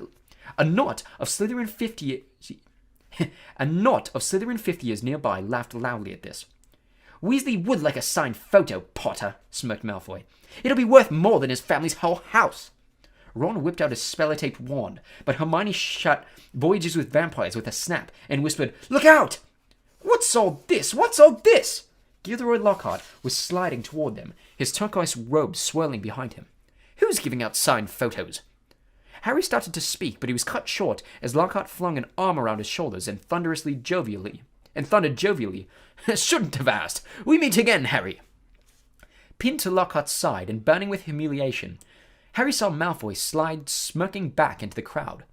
Come on then, Mr. Creevy, said Lockhart, beaming at Colin. A double portrait! Can't be better than that! And we'll both sign it for you. Colin fumbled for his camera and took the picture as the bell rang behind them, signaling the start of afternoon classes. Off you go! Move along there! Lockhart called to the crowd, and he set off back to the castle with Harry, who was wishing he knew a good vanishing spell still clasped to his side. A word to the wise, Harry, said Lockhart paternally as they entered the building through a side door. I covered up for you back there with young Creevy. If he was photographing me, too, your schoolmates won't think you're setting yourself up so much. Deaf to Harry's stammers, Lockhart swept him down a corridor and lined with staring students and up a staircase. Let me just say that handing out signed pictures at this stage of your career isn't sensible. Looks a tad big-headed, Harry, to be frank, but there may well come a time when, like me, you'll need to keep a stack handy wherever you go. But, he gave a little chortle, I don't think you're quite there yet. They had reached Lockhart's classroom, and he let Harry go at last. Harry yanked his robe straight and headed for a seat at the very back of the class, where he busied himself with piling all 7 Lockhart's books in front of him, so that he could avoid looking at the real thing. The rest of the class came cluttering in, and Ron and Hermione sat down on either side of Harry. You could have fried an egg on your face, said Ron. You'd better hope Creevy doesn't meet Ginny, or they'll be starting a Harry Potter fan club. Shut up, snapped Harry. The last thing he needed was for Lockhart to hear the phrase Harry Potter fan club. When the whole class was seated, Lockhart cleared his throat loudly and silence fell. He reached forward, picked up Neville Longbottom's copy of Travels with Trolls, and held it up to show his own winking portrait on the front. Me, he said, pointing at it and winking as well. Gilderoy Lockhart, Order of Merlin 3rd Class, honorary member of the Dark Force Defense League, and 5-time winner of Witch Weasley's Most Charming Smile Award. But I don't talk about that. I don't get rid of the abandoned banshee by smiling at her. He waited for them to laugh. A few people smiled weakly. I see you've all bought a complete set of my books. Well done. I thought we'd start today with a little quiz. Nothing to worry about, just to check how well you've read them, how much you've taken in. When he handed out the test papers, he returned to the front of the class and said, You have 30 minutes. Start now. Harry looked down at his paper and read, 1. What is Gilderoy Lockhart's favorite color? 2. What is Gilderoy Lockhart's secret ambition? 3. What, in your opinion, is Gilderoy Lockhart's greatest achievement to date? And on it went, over 3 sides of paper, right down to 54. When is Gilderoy Lockhart's birthday, and what would his ideal gift be? Half an hour later, Lockhart collected the papers and rifled through them in front of the class. Tut tut! Hardly any of you remember that my favorite color is lilac. I say so in Year with the Yeti, and a few of you need to read Wanderings with Werewolves more carefully. I clearly state in Chapter 12 that my ideal birthday gift would be harmony between all magic and non-magical peoples, though I wouldn't say no to a large bottle of Ogden's Old Fire Whiskey. He gave them another roguish wink. Ron was now staring at Lockhart with an expression of disbelief on his face. Seamus Finnegan and Dean Thomas, who were sitting in front, were shaking with silent laughter. Hermione, on the other hand, was listening to Lockhart with rapt attention and gave a start when he mentioned her name. But Miss Hermione Granger knew my secret ambition is to rid the world of evil and market my own range of hair care potions. Good girl. In fact, he flipped her paper over. Full marks. Where is Hermione Granger? Hermione raised a trembling hand. Excellent, beamed Lockhart. Quite excellent. Take 10 points for Gryffindor. And so, to business. He bent down behind his desk and lifted a large covered cage onto it. Now, be warned. It is my job to arm you against the foulest creatures known to wizard kind. You may find yourselves facing your worst fears in this room. Know only that no harm can befall you whilst I'm here. All I ask is that you remain calm. In spite of himself, Harry leaned around his pile of books for an even better look at the cage. Lockhart placed a hand on the cover. Dean and Seamus had stopped laughing now. Neville was cowering in his front row seat. I must ask you not to scream, said Lockhart in a low voice. It might provoke them. As the whole class held its breath, Lockhart whipped off the cover. Yes, he said dramatically. Freshly caught Cornish pixies! Seamus Finnegan couldn't control himself. He let out a snort of laughter that even Lockhart couldn't mistake for a scream of terror. Yes? He smiled at Seamus. Well, they're not very dangerous, are they? Seamus choked. Don't be so sure, said Lockhart, wagging a finger annoyingly at Seamus. Devilish tricky little blighters they can be. The pixies were electric blue and about 8 inches high, with pointed faces and voices so shrill it was like listening to a lot of budges arguing. In a moment, the cover had been removed. They had started jabbering and rocketing around, rattling the bars and making bizarre faces at the people nearest them. Right then, Lockhart said loudly. Let's see what you make of them. And he opened the cage. It was pandemonium. The pixies shot in every direction like rockets. 2 of them seized Neville by the ears and lifted him into the air. Several shot straight through the window, showering the back row with broken glass. The rest proceeded to wreck the classroom more effectively than a rampaging rhino. They grabbed ink bottles and sprayed the class with them, shredded books and papers, tore pictures from the walls, upended the wastebasket, grabbed bags and books, and threw them out of the smashed window. Within minutes, half the class was sheltering under desks and Neville was swinging from the iron chandelier in the ceiling. Come on now, round them up, round them up. They're only pixies, Lockhart shouted. He rolled up his sleeves, brandished his wand, and bellowed, Pesky pixie pescanomi! It had absolutely no effect. One of the pixies seized his wand and threw it out of the window too. Lockhart gulped and dived under his own desk, narrowly avoiding being quashed by Neville, who fell a second later as the chandelier gave way. The bell rang, and there was a mad rush toward the exit. In the relative calm that followed, Lockhart straightened up, caught sight of Harry, Ron, and Hermione, who were almost at the door, and said, Well, I'll ask you 3 to just nip the rest of them back into their cage. He swept past them and shut the door quickly behind them. Can you believe him? Roared Ron as one of the remaining pixies bit him painfully on the ear. He just wants to give us some hands-on experience, said Hermione, immobilizing 2 pixies at once with a clever freezing charm and stuffing them back into their cage. Hands on, said Harry, who was trying to grab a pixie, dancing out of reach with its tongue out. Hermione, he didn't have a clue what he was doing. Rubbish, said Hermione. You've read his books. Look at all of these amazing things he's done. He says he's done, Ron muttered. Chapter 7. Mudbloods and Murmurs. Harry spent a lot of time over the next few days dodging out of sight whenever he saw Gilderoy Lockhart coming down a corridor. Harder to avoid was Colin Creevey, who seemed to have memorized Harry's schedule. Nothing seemed to give Colin a bigger thrill than to say, "All right, Harry," 6 or 7 times a day, and hear, "Hello, Colin," back. However exasperated Harry sounded when he said it. Hedwig was still angry with Harry about the disastrous car journey, and Ron's wand was still malfunctioning, surpassing itself on Friday morning by shooting out of Ron's hand in charms and hitting tiny old Professor Flitwick squarely between the eyes, creating a large, throbbing green boil where it had struck. So with one thing and another, Harry was quite glad to reach the weekend. He, Ron, and Hermione were planning to visit Hagrid on Saturday morning. Harry, however, was shaken awake several hours earlier than he would have liked to by Oliver Wood, captain of the Gryffindor Quidditch team. "What's the matter?" said Harry groggily. "Quidditch practice," said Wood. "Come on." Harry squinted at the window. There was a thin mist hanging across the pink and gold sky. Now that he was awake, he couldn't understand how he could have slept through the racket the birds were making. "Oliver," Harry croaked, "it's the crack of dawn." "Exactly," said Wood. He was a tall and barely 6th year, and at the moment, his eyes were gleaming with crazed enthusiasm. "It's part of our new training program. Come on, grab your broom, and let's go," said Wood heartily. "None of the other teams have started training yet. We're going to be first off the mark this year." Yawning and shivering slightly, Harry climbed out of bed and tried to find his Quidditch robes. "Good man," said Wood. "Meet you on the field in 15 minutes.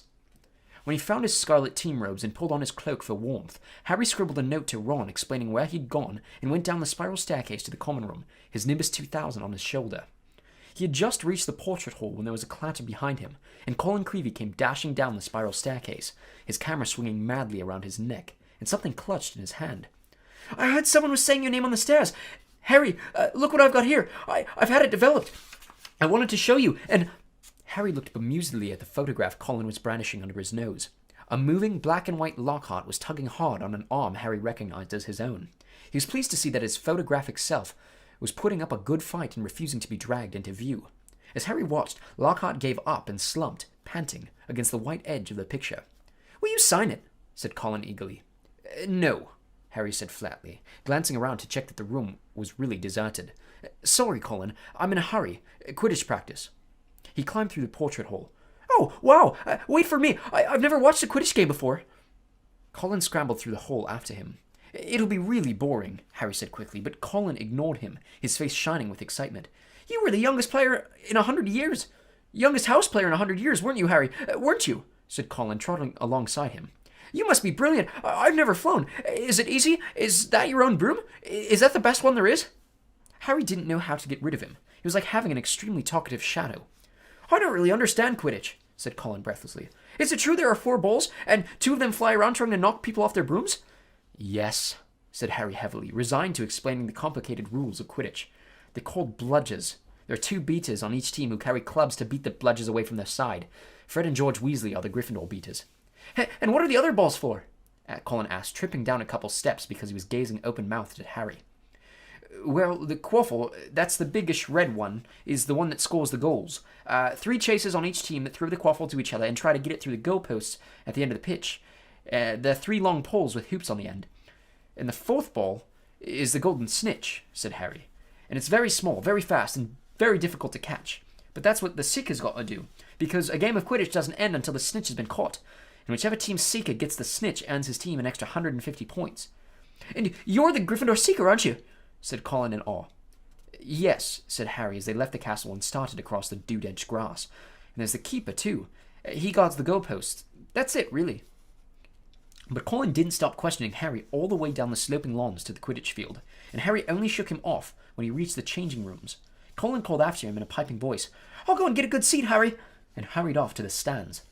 The rest of the Gryffindor team were already in the changing room. Wood was the only person who looked truly awake. Fred and George Weasley were sitting, puffy-eyed and tousle-haired next to 4th-year Alicia Spinnet, who seemed to be nodding off against the wall behind her. Her fellow chasers, Katie Bell and Angelina Johnson, were yawning side by side opposite them. "There you are, Harry. What kept you?" said Wood briskly. Now, I wanted a quick talk with you before we all got onto the field, because I spent the summer devising a whole new training program, which I really think will make all the difference. Wood was holding up a large diagram of a Quidditch field, on which were drawn many lines, arrows, and crosses in different coloured inks. He took out his wand, tapped the board, and the arrows began to wiggle over the diagram like caterpillars. As Wood launched into a speech about his new tactics, Fred Weasley's head drooped right into Alicia Spinnet's shoulder, and he began to snore. The first board took nearly 20 minutes to explain, but there was another board under that, and a third under that one. Harry sank into a stupor as Wood droned on and on. "So," said Wood at long last, jerking Harry from a wistful fantasy about what he could be eating for breakfast at this very moment up at the castle. "Is that clear? Any questions?" "I've got a question, Oliver," said George, who had woken with a start. "Why couldn't you have told us all this yesterday when we were awake?" Wood wasn't pleased.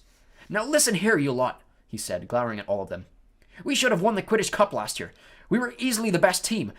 But, unfortunately, owing to circumstances beyond our control..." Harry shifted guiltily in his seat. He'd been unconscious in the hospital wing for the final match of the previous year, meaning the Gryffindor team had been a player short and suffered their worst defeat in 300 years. Wood took a moment to regain control himself.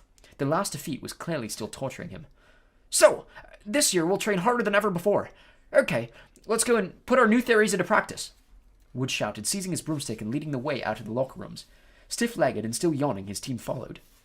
They had been in the locker room for so long that the sun was up completely now, although remnants of mist hung over the grass in the stadium. As Harry walked onto the field, he saw Ron and Hermione sitting in the stands. "Aren't you finished yet?" called Ron incredulously. "Haven't even started," said Harry, looking jealously at the toast and marmalade Ron and Hermione had brought out of the Great Hall. "Wood's been teaching us new moves." He mounted his broomstick and kicked at the ground, soaring up into the air.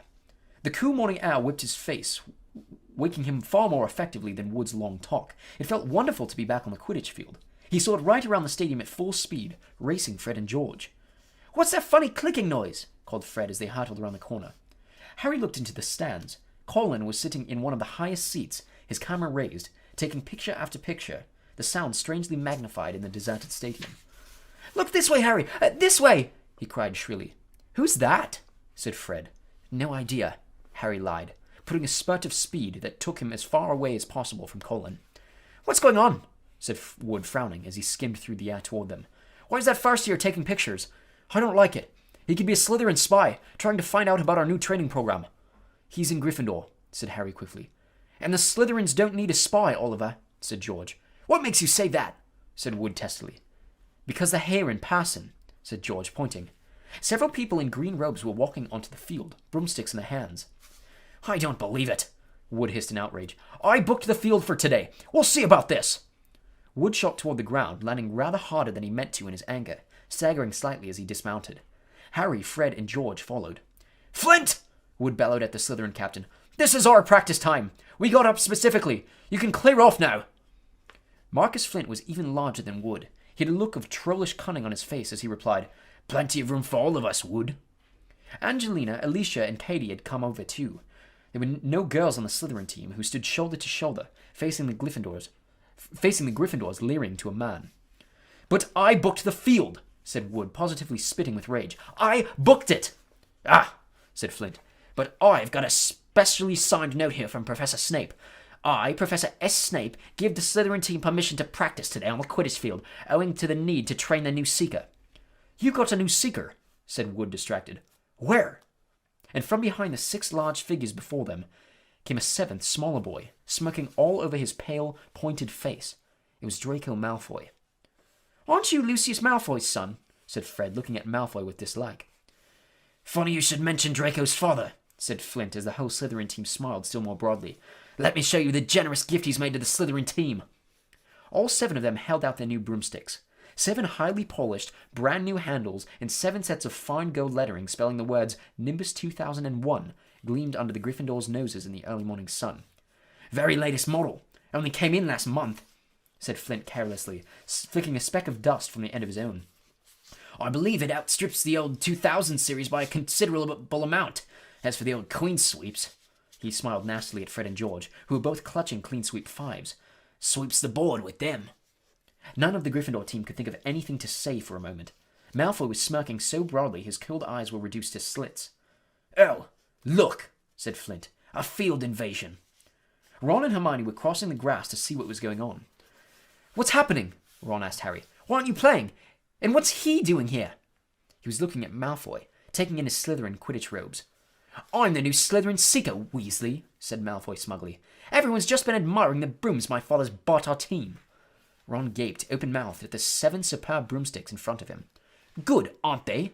said Malfoy smoothly. "But perhaps the Gryffindor team will be able to raise some gold and get new brooms too.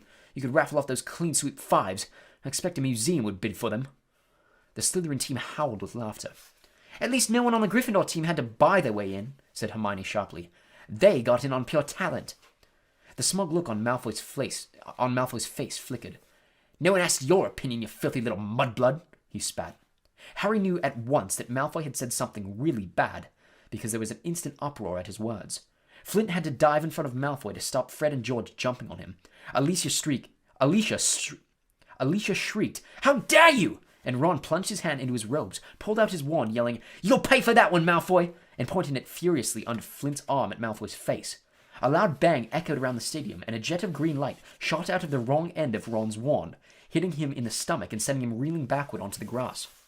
"Ron! Ron, are you all right?" squealed Hermione. Ron opened his mouth to speak, but no words came out. Instead, he gave an almighty belch, and several slugs dribbled out of his mouth onto his lap. The Slytherin team were paralyzed with laughter. Flint was doubled up, hanging onto his new broomstick for support. Malfoy was on all fours, banging the ground with his fists. The Gryffindors were gathered around Ron, who kept belching large, glistening slugs. Nobody seemed to want to touch him. "We'd better get him to Hagrid's. It's nearest," said Harry to Hermione, who nodded bravely, and the pair of them pulled Ron up by the arms. "What happened, Harry? What happened? Is he ill? Bet you can cure him, can't you?" Colin had run down from his seat and was now dancing alongside them as they left the field. Ron gave a huge heave, and more slugs dribbled down his front. "Ooh," said Colin, fascinated and raising his camera. "Can you hold him still, Harry?" "Get out of the way, Colin," said Harry angrily. He and Hermione supported Ron out of the stadium and across the grounds toward the edge of the forest. "Nearly there, Ron," said Hermione as the gamekeeper's cabin came into view. "You'll be all right in a minute. Almost there." They were within 20 feet of Hagrid's house when the front door opened, but it wasn't Hagrid who emerged. Gilderoy Lockhart, wearing robes of palest mauve today, came striving out. "Quick, behind here!" Harry hissed, dragging Ron behind a nearby bush. Hermione followed, somewhat reluctantly. "It was a simple matter if you know what you're doing," Lockhart was saying loudly to Hagrid. "If you need help, you know where I am.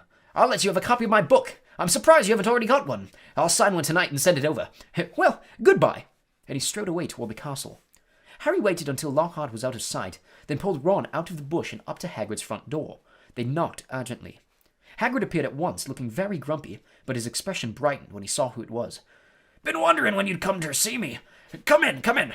Thought you might have been Professor Lockhart back again." Harry and Hermione supported Ron over the threshold into the one-roomed cabin, which had an enormous bed in one corner, a fire crackling merrily in the other. Hagrid didn't seem perturbed by Ron's slug problem, which Harry hastily explained as he lowered Ron into a chair. "Better out than in," he said cheerfully, plunking a large copper basin in front of him. "Get 'em all up, Ron." "I don't think there's anything to do except wait for it to stop," said Hermione anxiously. Waiting, Ron bent over the basin. "That's a difficult cast to work at the best of times, but with a broken wand." Hagrid was bustling around, making him tea. His boarhound, Fang, was slobbering over Harry. "What did Lockhart want with you, Hagrid?" Harry asked, scratching over Fang's ears. "Giving me advice on getting kelpies out of a well," growled Hagrid, moving a half-plucked rooster off his scrubbed table and setting down the teapot. "Like I don't know. And banging on about some banshee he banished. If one word of it was true, I'll eat my cattle." It was most unlike Hagrid to criticize a Hogwarts teacher, and Harry looked at him in surprise. Hermione, however, said in a voice somewhat higher than usual, "I think you're being a bit unfair. Professor Dumbledore obviously thought he was the best man for the job." "He was the only man for the job," said Hagrid, offering them a plate of treacle fudge, while Ron coughed squelchily into his basin. "And I mean the only one. Getting very difficult to find anyone for the dark arts job. People aren't too keen to take it on, see? They're starting to think it's jinxed. No one's lasted long for a while now. So tell me," said Hagrid, jerking his head at Ron, "who is he trying to curse?" "Malfoy called Hermione something. It must have been really bad, because everyone went wild." "It was bad," said Ron hoarsely, emerging over the tabletop looking pale and sweaty. "Malfoy called her a mudblood, Hagrid." Ron dived out of sight again as a fresh wave of slugs made their appearance. Hagrid looked outraged. He did it! He growled at Hermione. He did, she said. But I don't know what it means. I could tell it was really rude, of course. It's about the most insulting thing he could think of, gasped Ron, coming back up. Mudblood's a really foul name for someone who's muggle-born. You know, non-magical parents. There are some wizards, like Malfoy's family, who think they're better than everyone else because they're what people call pureblood. He gave a small burp and a single slug fell into his outstretched hand. He threw it into the basin and continued. I mean, the rest of us know it doesn't make any difference at all. Look at Neville Longbottom. He's pureblood and he can hardly stand a cauldron the right way up. Haven't they... And they haven't invented a spell Hermione can't do, said Hagrid proudly, making Hermione go a brilliant shade of magenta. It's a disgusting thing to call someone, said Ron, wiping his sweaty brow with his shaking hand. Dirty blood, see. Common blood. It's ridiculous. Most wizards these days are half-blood anyway. If we hadn't married muggles, we'd have died out. He retched and ducked out of sight again. Well, I don't blame you for trying to curse him, Ron, said Hagrid loudly over the thuds of more slugs hitting the basin. But maybe it was a good thing your wand backfired. Expect Lucius Malfoy would have come marching up to the school if you'd cursed his son. At least you're not in trouble. Harry would have pointed out that trouble didn't come much worse than having slugs pouring out of your mouth, but he couldn't. Hagrid's treacle fudge had cemented his jaws together. Harry, said Hagrid abruptly as though struck by a sudden thought. Got a bone to pick with you. I've heard you've been giving out signed photos. How come I haven't got one? Furious, Harry wrenched his teeth apart. I have not been giving out signed photos, he said hotly. If Lockhart's still spreading that around... But then he saw that Hagrid was laughing. I'm only joking, he said, patting Harry genially on the back and setting him face first into the table. I knew you hadn't really. I told Lockhart you didn't need to. You're more famous than him without trying. Bet he didn't like that, said Harry, sitting up and rubbing his chin. Don't think he did, said Hagrid, his eyes twinkling. And then I told him I'd never read one of his books, and he decided to go. Treacle fudge, Ron, he added as Ron reappeared. No thanks, said Ron weakly. Better not risk it. Come and see what I've been growing, said Hagrid as Harry and Hermione finished the last of their tea. In the small vegetable patch behind Hagrid's house were a dozen of the largest pumpkins Harry had ever seen. Each was the size of a large boulder. Getting on well, aren't they? Said Hagrid happily. For the Halloween feast. Should be big enough by then. What have you been feeding them? Said Harry. Hagrid looked over his shoulder to check that they were alone. Well, I've been giving them, a bit of help. Harry noticed Hagrid's flowery pink umbrella leaning against the back wall of the cabin. Harry had had reason to believe before now that this umbrella was not all it looked. In fact, he had the strong impression that Hagrid's old-school wand was concealed inside it. Hagrid wasn't supposed to use magic. He had been expelled from Hogwarts in his 3rd year, but Harry had never found out why. Any mention of the matter, and Hagrid would clear his throat loudly and become mysteriously deaf until the subject was changed. An engorgement charm, I suppose, said Hermione, halfway between disapproval and amusement. Well, you've done a good job on them. That's what your little sister said Hagrid, nodding at Ron. Met her just yesterday. Hagrid looked sideways at Harry, his beard twitching. Said she was just looking around the grounds, but I reckon she was hoping she might run into someone else at my house. He winked at Harry. If you ask me, she wouldn't say no to your sign. Oh, shut up, said Harry. Ron snorted with laughter and the ground was sprayed with slugs. Watch it, Hagrid roared, pulling Ron away from his precious pumpkins. It was nearly lunchtime, and as Harry had only one bit of treacle fudge since dawn, he was keen to go back to school to eat. They said goodbye to Hagrid and walked up back to the castle, Ron hiccoughing occasionally but only bringing up 2 very small slugs. They had barely set foot in the cool entrance hall when a voice rang out. There you are, Potter! Weasley! Professor McGonagall was walking toward them, looking stern. You will both do your detentions this evening. What are we doing, Professor? Said Ron, nervously suppressing a burp. You will be polishing the silver in the trophy room with Mr. Filch, said Professor McGonagall. And no magic, Weasley. Elbow grease. Ron gulped. Argus Filch, the caretaker, was loathed by every student in the school. And you, Potter, will be helping Professor Lockhart answer his fan mail, said Professor McGonagall. Oh, Professor, can't I go in the trophy room too? Said Harry desperately. Certainly not, said Professor McGonagall, raising her eyebrows. Professor Lockhart requested you particularly. 8 o'clock sharp, both of you. Harry and Ron slouched into the great hall in states of deepest gloom, Hermione behind them wearing a, well, you did break school rules sort of expression. Harry didn't enjoy his shepherd's pie as much as he'd thought. Both he and Ron felt they got the worst deal. Filch will have me up there all night, said Ron heavily. No magic! There must be about 100 cups in that room. I'm no good at muggle cleaning. I'd swap any time, said Harry hollowly. I've had loads of practice with the Dursleys. Answering Lockhart's fan mail, who'll be a nightmare. Saturday afternoon seemed to melt away, and in what seemed like no time, it was 5 minutes to 8, and Harry was dragging his feet along the second-floor corridor to Lockhart's office. He gritted his teeth and knocked. The door flew open at once. Lockhart beamed down at him. "Ah, here's the scallywag," he said. "Come in, Harry, come in." Shining brightly on the walls by the light of many candles were countless framed photographs of Lockhart. He even had he had even signed a few of them. Another large pile lay on his desk. "You can address the envelopes," Lockhart told Harry as though this was a huge treat. "This first one's to Gladys Gudgeon. Bless her, huge fan of mine." The minutes snailed by. Harry let Lockhart's voice wash over him, occasionally saying, and right, and yeah. Now and then he'd caught a phrase like, "Fame's a fickle fiend, Harry." Or, "Celebrity is as celebrity does, remember that." The candles burned lower and lower, making the light dance over the many moving faces of Lockhart watching him. Harry moved his aching hand over what felt like the 1,000th envelope, writing out Veronica Smethly's address. It must be nearly time to leave, Harry thought miserably. Please, let it be nearly time. And then he heard something. Something quite apart from the spitting of the dying candles and Lockhart's prattle about his fans. It was a voice to chill to the bone marrow, a voice of breathtaking, ice-cold venom. Come to me. Let me rip you. Let me tear you. Let me kill you." Harry gave a huge jump, and a large lilac blot appeared on Veronica Smethly's street. "What?" he said loudly. "I know," said Lockhart. 6 solid months at the top of the bestseller list. Broke all records." "No," said Harry frantically. "That voice." "Sorry?" said Lockhart, looking puzzled. "What voice?" That voice that said... Didn't you hear it?" Lockhart was looking at Harry in high astonishment. "What are you talking about, Harry? Perhaps you're getting a little drowsy. Great Scott, look at the time. We've been here nearly 4 hours. I'd have never believed it. The time's flown, hasn't it?" Harry didn't answer. He was straining his ears to hear the voice again, but there was no sound now except for Lockhart telling him he mustn't expect a treat like this every time he got detention. Feeling dazed, Harry left. It was so late that the Gryffindor common room was almost empty. Harry went straight up to the dormitory. Ron wasn't back yet.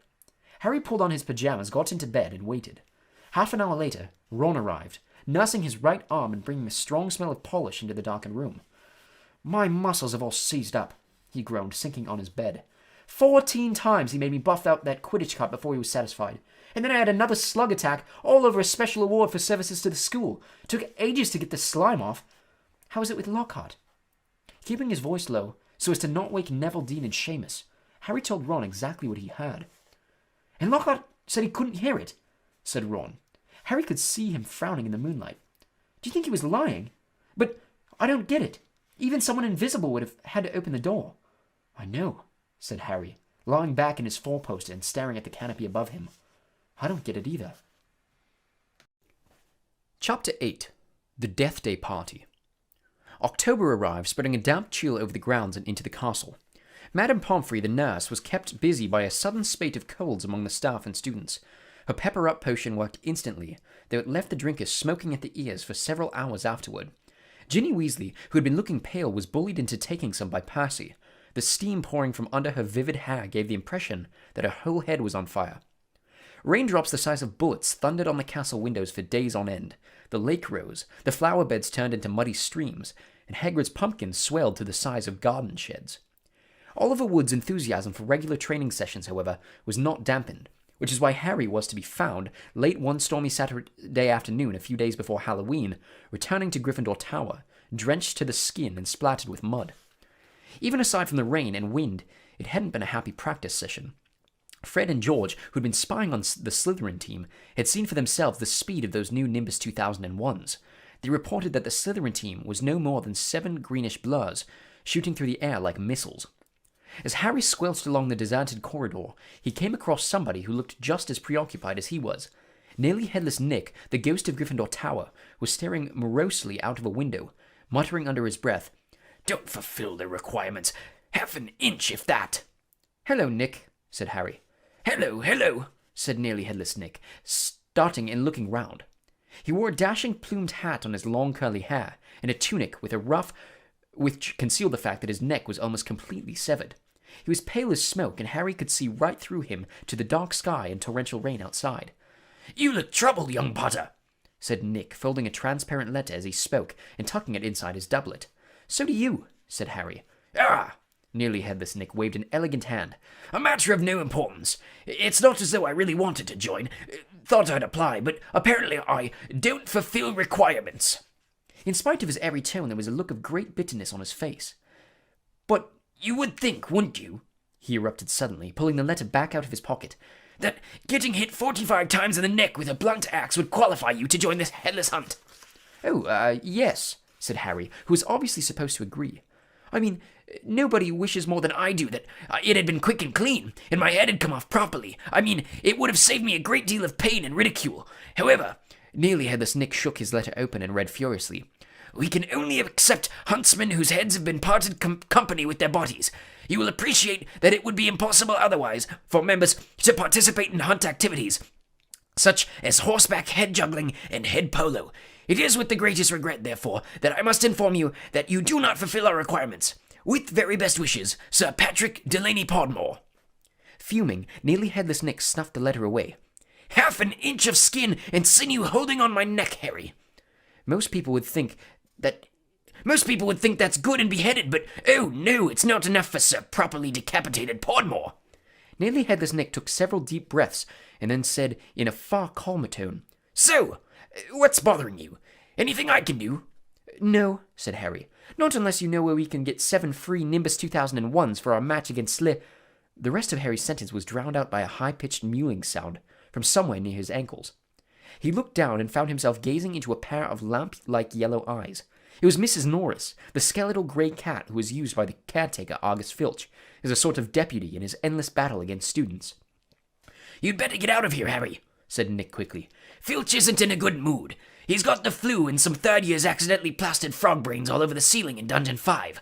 He's been cleaning all morning, and if he sees you dripping mud all over the place—" "Right," said Harry, backing away from the accusing stare of Mrs. Norris, but not quickly enough. Drawn to the spot by the mysterious power that seemed to connect him with his foul cat, Argus Filch burst suddenly through a tapestry to Harry's right, wheezing and looking wildly about for the rule-breaker. There was a thick tartan scarf bound around his head, and his nose was unusually purple. "Filth!" he shouted, his jowls a-quiver, his eyes popping alarmingly as he pointed at the muddy puddle that had dripped from Harry's Quidditch robes. "Mess and muck everywhere. I've had enough of it, I tell you. Follow me, Potter." So Harry waved a gloomy goodbye to Nearly Headless Nick and followed Filch back downstairs, doubling the number of muddy footprints on the floor. Harry had never been inside Filch's office before. It was a place most students avoided. The room was dingy and windowless, lit by a single oil lamp dangling from the low ceiling. A faint smell of fried fish lingered about the place. Wooden filing cabinets stood around the walls. From their labels, Harry could see that they contained details of every pupil Filch had ever punished. Fred and George Weasley had an entire drawer to themselves. A highly polished collection of chains and manacles hung on the wall behind Filch's desk. It was common knowledge that he was always begging Dumbledore to let him suspend students by their ankles from the ceiling. Filch grabbed a quill from a pot on his desk and began shuffling around looking for parchment. "Dung," he muttered furiously. "Great sizzling dragon bogies, frog brains, rat intestines. I've had enough of it. Make an example. Where's the form? Yes." He retrieved a large roll of parchment from his desk drawer and stretched it out in front of him, dipping his long black quill into the inkpot. "Name? Harry Potter. Crime?" "It was only a bit of mud," said Harry. "It's only a bit of mud to you, boy, but to me it's an extra hour scrubbing," shouted Filch, a drip shivering unpleasantly at the end of his bulbous nose. "Crime. Befouling the castle. Suggested sentence." Dabbing at his streaming nose, Filch squinted unpleasantly at Harry, who waited with bated breath for his sentence to fall. But as Filch lowered his quill, there was a great bang on the ceiling of the office, which made the oil lamp rattle. "Peeves!" Filch roared, flinging down his quill in a transport of rage. "I'll have you this time! I'll have you!"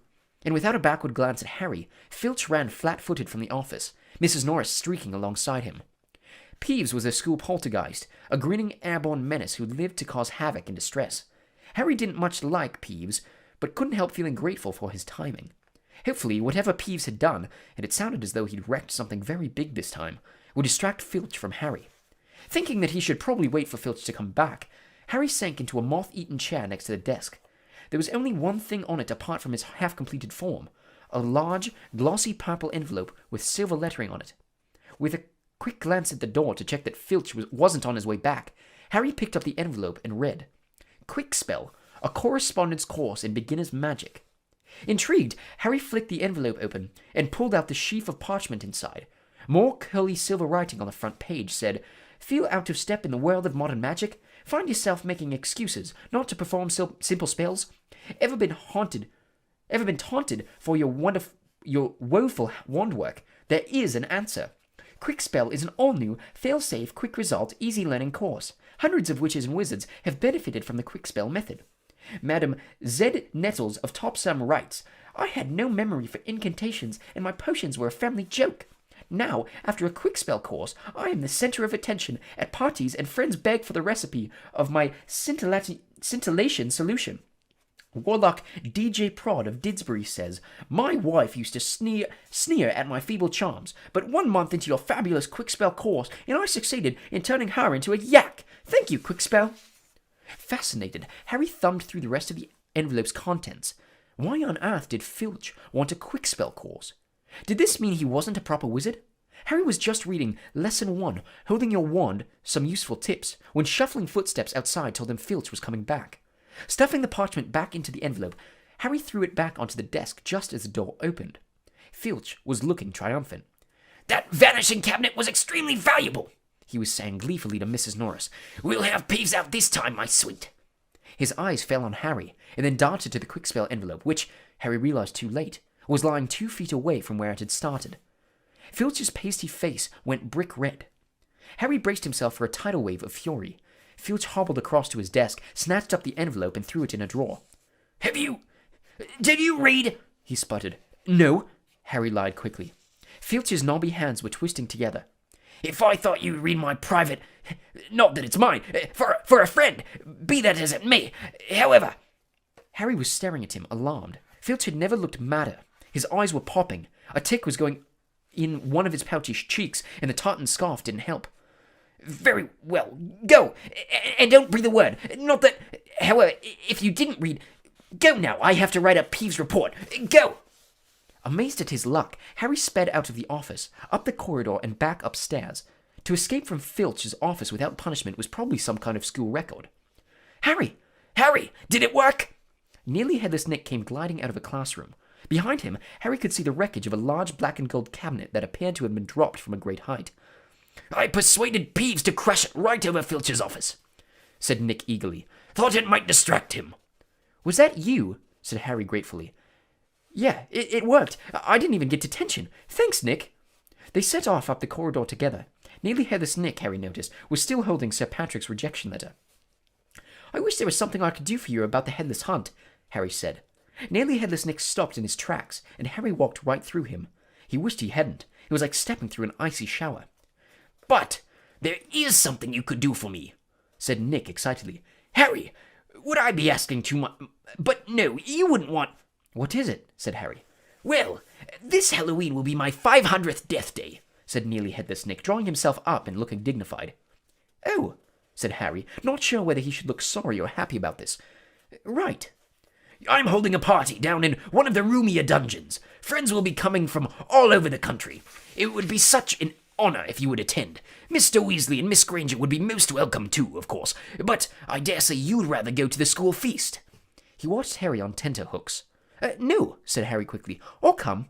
My dear boy, Harry Potter at my death day party. And... He hesitated, looking excited. Do you think you could possibly mention to Sir Patrick how very frightening and impressive you find me? Of course, said Harry. Nearly Headless Nick beamed at him. A death day party? Said Hermione keenly when Harry had changed at last and joined her and Ron in the common room. I bet there aren't many living people who can say they've been to one of those. It'll be fascinating. Why would anyone want to celebrate the day they died? Said Ron, who was halfway through his potions homework and grumpy. Sounds dead depressing to me. Rain was still lashing the windows, which were now inky black, but inside all looked bright and cheerful. The firelight glowed over the countless squashy armchairs where people sat reading, talking, doing homework, or, in the case of Fred and George Weasley, trying to find out what would happen if you fed a filibuster firework to a salamander. Fred had rescued the brilliant orange fire-dwelling lizard from a Care of Magical Creatures class, and it was now smoldering gently on a table, surrounded by a knot of curious people. Harry was at the point of telling Ron and Hermione about Filch and the Quickspell course when the salamander suddenly whizzed into the air, emitting loud sparks and bangs as it whirled wildly around the room.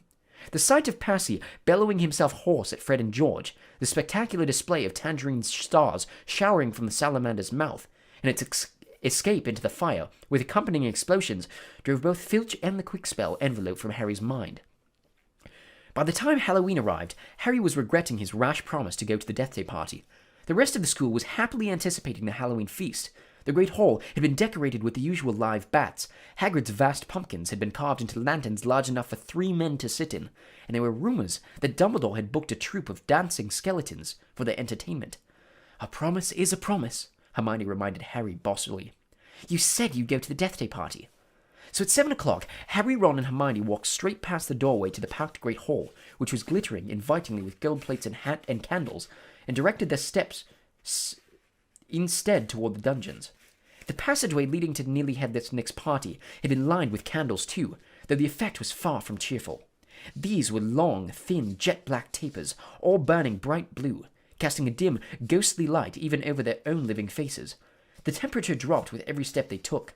As Harry shivered and drew his robes tightly around him, he heard what sounded like 1,000 fingernails scraping an enormous blackboard. "Is that supposed to be music?" Ron whispered. They turned a corner and saw Nearly Headless Nick standing at a doorway hung with black velvet drapes. "My dear friends," he said mournfully, "welcome, welcome, so pleased you could come." He swept off his plumed hat and bowed them inside. It was an incredible sight. The dungeon was full of hundreds of pearly white, translucent people, mostly drifting around a crowded dance floor, waltzing to the dreadful quavering sound of 30 musical saws, played by an orchestra on a raised black-draped platform. A chandelier overhead blazed midnight blue with 1,000 more black candles. Their breath rose in a mist before them. It was like stepping into a freezer. "Shall we have a look around?" Harry suggested, wanting to warm up his feet. "Careful not to walk through anyone," said Ron nervously, and they set off around the edge of the dance floor. They passed a group of gloomy nuns, a ragged man wearing chains, and the fat friar, a cheerful Hufflepuff ghost who was talking to a knight with an arrow sticking out of his forehead. Harry wasn't surprised to see that the Bloody Baron, a gaunt, staring Slytherin ghost covered in silver bloodstains, was being given a wide berth by the other ghosts. "Oh no," said Hermione, stopping abruptly. Turn back! I don't want to talk to Moaning Myrtle." "Who?" said Harry as they backtracked quickly. "She haunts one of the toilets in the girls' bathroom on the first floor," said Hermione. "She haunts a toilet?" "Yes, it's been out of order all year because she keeps having tantrums and flooding the place. I never went in there anyway if I could avoid it. It's awful trying to have a pee without her wailing at you." "Look, food!" said Ron. On the other side of the dungeon was a long table, also covered in black velvet.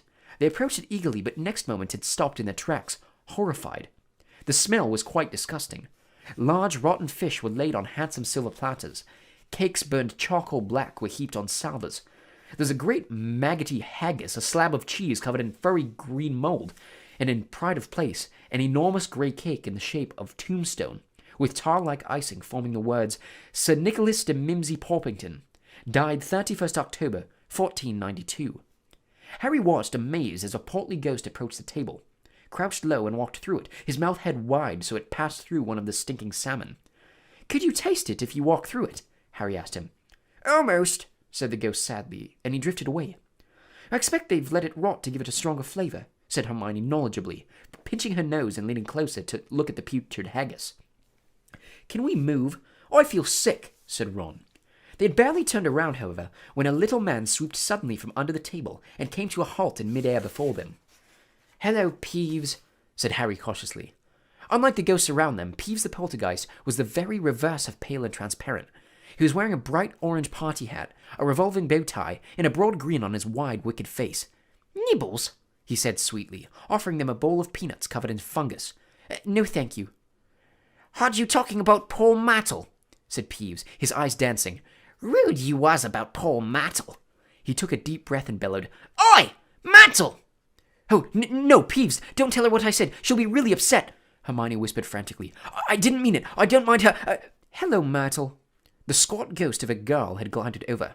She had the glummest face Harry had ever seen, half hidden behind lank hair and thick, pearly spectacles. "What?" she said sulkily. "How are you, Myrtle?" said Hermione in a falsely bright voice. "It's nice to see you out of the toilet." Myrtle sniffed. "Miss Granger was just talking about you," said Peeves slyly in Myrtle's ear. "Just saying how nice you look tonight," said Hermione, glaring at Peeves. Myrtle eyed Hermione suspiciously. "You're making fun of me," she said, silver tears welling rapidly in her small see-through eyes. "No, honestly, didn't I just say how nice Myrtle's looking?" said Hermione, nudging Harry and Ron painfully in the ribs. Yeah, she did." "Don't lie to me," Myrtle gasped, tears now flooding her face while Peeves chuckled happily over his shoulder. "Do you think I don't know what people call me behind my back? Fat Myrtle, ugly Myrtle, miserable, moaning, moping Myrtle." "You've forgotten Pimply," Peeves hissed in her ear. Moaning Myrtle burst into anguished sobs and fled from the dungeon. Peeves shot after her, pelting her with moldy peanuts, yelling, "Pimply, Pimply!" "Oh dear," said Hermione sadly. Nearly Headless Nick now drifted toward them through the crowd. "Enjoying yourselves?" "Oh yes," they lied. "Not a bad turnout," said Nearly Headless Nick proudly. "The Wailing Widow came up all the way from Kent. It's nearly time for my speech. I'd better go and warn the orchestra." The orchestra, however, stopped playing at the very moment. They and everyone else in the dungeon fell silent, looking around in excitement, as a hunting horn sounded.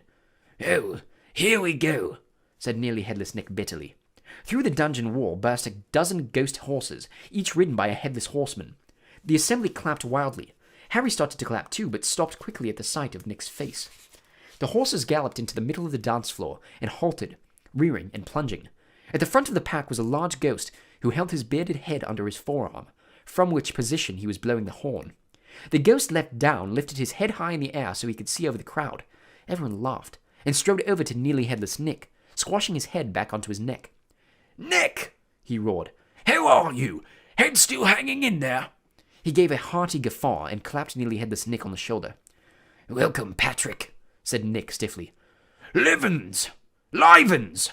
said Sir Patrick, spotting Harry, Ron, and Hermione, and giving a huge fake jump of astonishment so that his head fell off again. The crowd howled with laughter. "Very amusing," said Nearly Headless Nick darkly. "Don't mind Nick," shouted Sir Patrick's head from the floor. "Still upset we won't let him join the hunt, but I mean to say, look at the fella." "I think," said Harry hurriedly, at a meaningful look from Nick. "Nick's very frightening, and, "Ha!" yelled Sir Patrick's head. "Bet he asked you to say that. If I could have everyone's attention, it's time for my speech," said Nearly Headless Nick loudly, striding toward the podium and climbing into an icy blue spotlight. "My late lamented lords, ladies, and gentlemen, it is my great sorrow." But nobody heard much more. Sir Patrick and the rest of the Headless Hunt had just started a game of head hockey, and the crowd were turning to watch. Nearly Headless Nick tried vainly to recapture his audience, but gave up as Sir Patrick's head went sailing past him to loud cheers. Harry was very cold by now, not to mention hungry. "I can't stand much more of this," Ron muttered, his teeth chattering, as the orchestra ground back into action and the ghost swept back onto the dance floor. "Let's go," Harry agreed. They backed toward the door, nodding and beaming at anyone who looked at them, and a minute later were hurrying back up the passageway full of black candles. "Pudding might not be finished yet," said Ron hopefully, leading the way toward the steps to the entrance hall. And then Harry heard it. "Rip! Tear! Kill!" They backed toward the door, nodding and beaming at anyone who looked at them, and a minute later were hurrying back up the passageway full of black candles. It was the same voice, the same cold, murderous voice he had had in Lockhart's office. He stumbled to a halt, clutching at the stone wall, listening with all his might, looking around, squinting up and down the dimly lit passageway. "Harry, what are you—" "It's that voice again! Shut up a minute!" "So hungry for so long." "Listen!" said Harry urgently, and Ron and Hermione froze, watching him. "Kill! Time to kill!" The voice was growing fainter. Harry was sure it was moving away, moving upward. A mixture of fear and excitement gripped him as he stared down the dark ceiling. How could it be moving upward? Was it a phantom to whom stone ceilings didn't matter? "This way!" he shouted, and he began to run up the stairs into the entrance hall. It was no good hoping to hear anything here. The babble of talk from the Halloween feast was echoing out of the great hall. Harry sprinted up the marble staircase to the first floor, Ron and Hermione clattering behind him. "Harry, what are we—" "Shh!" Harry strained his ears. Distantly from the floor above, and growing fainter still, he heard the voice. I smell blood! I smell blood! His stomach lurched. "It's going to kill someone!" he shouted, and ignoring Ron and Hermione's bewildered faces, he ran up the next flight of steps, 3 at a time, trying to listen over his own pounding footsteps. Harry hurtled around the whole of the second floor, Ron and Hermione panting behind him, not stopping until they turned a corner into the last deserted passage. "Harry, what was all that about?" said Ron, wiping sweat off his face. "I couldn't hear anything." But Hermione gave a sudden gasp, pointing down the corridor. "Look!" Something was shining on the wall ahead. They approached slowly, squinting through the darkness. Foot-high words had been daubed on the wall between 2 windows, shimmering in the light cast by the flaming torches. "The Chamber of the Secrets has been opened. Enemies of the air, beware." "What's that thing hanging underneath?" said Ron, a slight quiver in his voice. As they edged nearer, Harry almost slipped. There was a large puddle of water on the floor. Ron and Hermione grabbed him, and they inched toward the message, eyes fixed on a dark shadow beneath it. All 3 of them realized what it was at once, and leapt backward with a splash. Mrs. Norris, the caretaker's cat, was hanging by her tail from the torch bracket. She was stiff as a board, her eyes wide and staring. For a few seconds they didn't move. Then Ron said, "Let's get out of here." "Shouldn't we try and help?" Harry began awkwardly. "Trust me," said Ron, "we don't want to be found here." But it was too late. A rumble as though of distant thunder told them that the feast had just ended. From either end of the corridor, where they stood, came the sound of hundreds of feet climbing the stairs. And as the loud, happy talk of well-fed people, next moment students were crashing into the passage from both ends. The chatter, the bustle, the noise died suddenly as the people in front spotted the hanging cat. Harry, Ron, and Hermione stood alone, in the middle of the corridor, as silence fell among the mass of students, pressing forward to see the grisly light. Then someone shouted through the quiet, "Enemies of the air, beware! You'll be next, mudbloods!" It was Draco Malfoy. He had pushed to the front of the crowd, his cold eyes alive, his usually bloodless face flushed as he grinned at the sight of the hanging, immobile cat. Chapter 9. The Writing on the Wall. What's going on here? What's going on? Attracted no doubt by Malfoy's shout, Argus Filch came shouldering his way through the crowd. Then he saw Mrs. Norris and fell back, clutching his face in horror. My cat! My cat! What's happened to Mrs. Norris? He shrieked, and his popping eyes fell on Harry. You! He screeched. You've murdered my cat! You've killed her! I'll kill you! Argus! Dumbledore had arrived on the scene, followed by a number of other teachers. In seconds he had swept past Harry, Ron, and Hermione, and detached Mrs. Norris from the torch bracket. "Come with me, Argus," he said to Filch.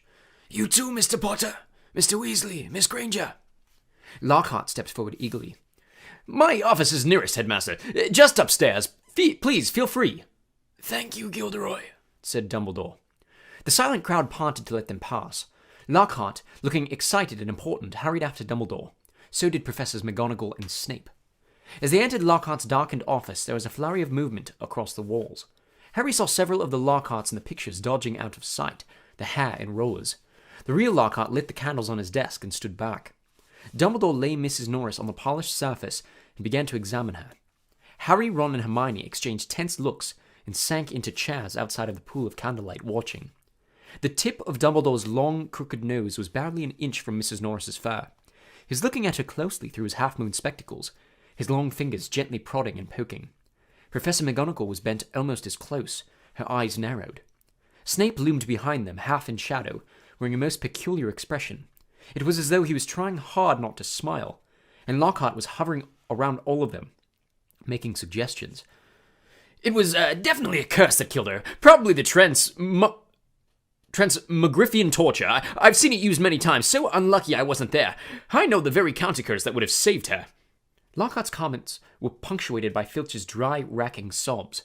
He was slumped in a chair by the desk, unable to look at Mrs. Norris, his face in his hands. Much as he detested Filch, Harry couldn't help feeling a bit sorry for him, though not nearly as sorry as he felt for himself. If Dumbledore believed Filch, he would be expelled for sure. Dumbledore was now muttering strange words under his breath and tapping Mrs. Norris with his wand, but nothing happened. She continued to look as though she'd been recently stuffed. I remember something very similar happening in Ouagadougou, said Lockhart. A series of attacks. The full story is in my autobiography. I was able to provide the townsfolk with various amulets which cleared the matter up at once. The photographs of Lockhart on the walls were all nodding in agreement as he talked. One of them had forgotten to remove his hairnet. At last, Dumbledore straightened up. She's not dead, Argus, he said softly. Lockhart stopped abruptly in the middle of counting the number of murders he had prevented. Not dead, choked Filch, looking through his fingers at Mrs. Norris. But why is she all stiff and frozen? She has been petrified, said Dumbledore. Oh, I thought so, said Lockhart. But how? I cannot say. Ask him, shrieked Filch, turning his blotched and tear-stained face to Harry. No second year could have done this, said Dumbledore firmly. It would take dark magic of the most advanced. He did it, Filch spat, his pouchy face pappling. You know what he wrote on the wall. He found in my office. He knows I'm a... Filch's face worked horribly. He knows I'm a squib, he finished. I never touched Mrs. Norris, Harry said loudly, uncomfortably aware of everyone looking at him, including all the Lockharts on the walls. And I don't even know what a squib is. Rubbish, snarled Filch. He saw my quickspell letter.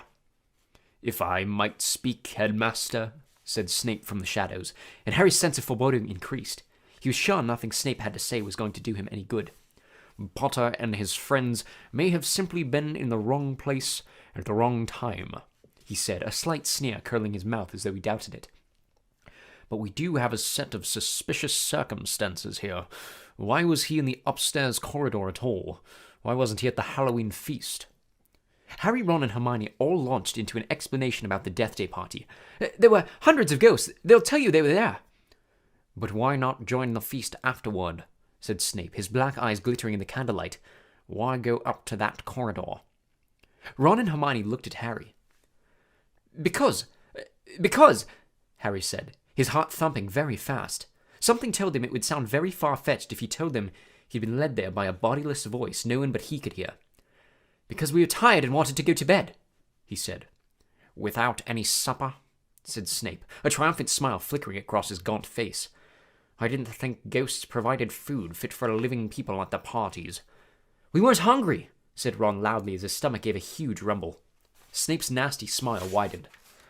I suggest, headmaster, that Potter is not being entirely truthful, he said. It might be a good idea if he were deprived of certain privileges until he's ready to tell us the whole story. I personally feel he should be taken off the Gryffindor Quidditch team until he is ready to be honest. Really, Severus, said Professor McGonagall sharply. I see no reason to stop the boy playing Quidditch. This cat wasn't hit over the head with a broomstick. There's no evidence at all that Potter has done anything wrong. Dumbledore was giving Harry a searching look. His twinkling light blue gaze made Harry feel as though he were being x-rayed. Innocent until proven guilty, Severus, he said firmly. Snape looked furious, and so did Filch. My cat has been petrified, he shrieked, his eyes popping. I want to see some punishment. We will be able to cure her, Argus, said Dumbledore patiently. Professor Sprout recently managed to procure some mandrakes. As soon as they have reached their full size, I will have a potion made that will revive Mrs. Norris. I'll make it, Lockhart butted in. I must have done it 100 times. I can whip up a mandrake restorative draught in my sleep. Excuse me, said Snape icily, but I believe I am the potions master at this school. There was a very awkward pause. You may go, Dumbledore said to Harry, Ron, and Hermione. They went as quickly as they could without actually running. When they were a floor up from Lockhart's office, they turned into an empty classroom and closed the door quietly behind them. Harry squinted at his friends' darkened faces. Do you think I should have told them about that voice I heard? No, said Ron without hesitation. Hearing voices no one else can hear isn't a good sign, even in the Wizarding world. Something in Ron's voice made Harry ask, You believe me, don't you? Of course I do, said Ron quickly. But you must admit it's weird. I know it's weird, said Harry. The whole thing's weird. What was that writing on the wall about? The chamber has been opened? What's that supposed to mean? You know, it sort of rings a bell, said Ron slowly. I think someone told me a story about a secret chamber at Hogwarts once. Might have been Bill. And what on earth is a squib? Said Harry. To his surprise, Ron stifled a snigger. Well, it's not funny, really, but as it's Filch, he said. A squib is someone who is born into a wizarding family but hasn't got any magic powers. Kind of the opposite of a muggle-born wizards. But squibs are quite unusual. If Filch is trying to learn magic from a quick-spell course, I reckon he must be a squib. It would explain a lot, like why he hates students so much. Ron gave a satisfied smile. He's bitter. A clock chimed somewhere. Midnight, said Harry. We'd better get to bed before Snape comes along and tries to frame us for something else. For a few days, the school could talk of little else but the attack on Mrs. Norris. Filch kept it fresh in everyone's mind by pacing the spot where she'd been attacked, as though he thought the attacker might come back. Harry had seen him scrubbing the message on the wall with Mrs. Scour's all-purpose magical mess remover, but to no effect. The words still gleamed as brightly as ever on the stone. When Filch wasn't guarding the scene of the crime, he was skulking red-eyed through the corridors, lunging out at unsuspecting students and trying to put them in detention for things like breathing loudly and looking happy. Ginny Weasley seemed very disturbed by Mrs. Norris's fate. According to Ron, she was a great cat lover. But you haven't really got to know Mrs. Norris, Ron told her bracingly. Honestly, we're much better off without her. Ginny's lip trembled. Stuff like this doesn't happen at Hogwarts, Ron assured her. They'll catch the maniac who did it and have him out of here in no time. I just hope he's got time to petrify Filch before he's expelled. I'm only joking, Ron added hastily as Ginny blanched. The attack had also had an effect on Hermione. It was quite usual for Hermione to spend a lot of time reading, but she was now doing almost nothing else. Nor could Harry and Ron get much response from her when they asked what she was up to, and not until the following Wednesday did they find out. Harry had been in potions, where Snape had made him stay behind to scrape tube worms off the desk. After a hurried lunch, he went upstairs to meet Ron in the library, and saw Justin Finch-Fletchley, the Hufflepuff boy from Herbology, coming toward him. Harry had just opened his mouth to say hello when Justin caught sight of him, turned abruptly, and sped off in the opposite direction. Harry found Ron at the back of the library, measuring his History of Magic homework. Professor Binns had asked for a 3-foot-long composition on the Medieval Assembly of European Wizards. I don't believe it. I'm still 8 inches short, said Ron, furiously letting go of his parchment, which sprang back into a roll. And Hermione's done 4 feet 7 inches, and her writing's tiny. Where is she? Asked Harry, grabbing the tape measure and unrolling his homework. Somewhere over there, said Ron, pointing along the shelves. Looking for another book. I think she's trying to read the whole library before Christmas. Harry told Ron about Justin Finch-Fletchley running away from him. Don't know why you care. I thought he was a bit of an idiot, said Ron, scribbling away, making his writing as large as possible. Or that junk about Lockhart being so great. Hermione emerged from between the bookshelves. She looked irritable, and at last seemed ready to talk to them.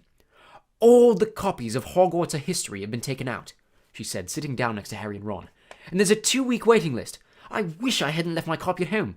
I couldn't fit it in my trunk with all the Lockhart books. Why do you want it? Said Harry.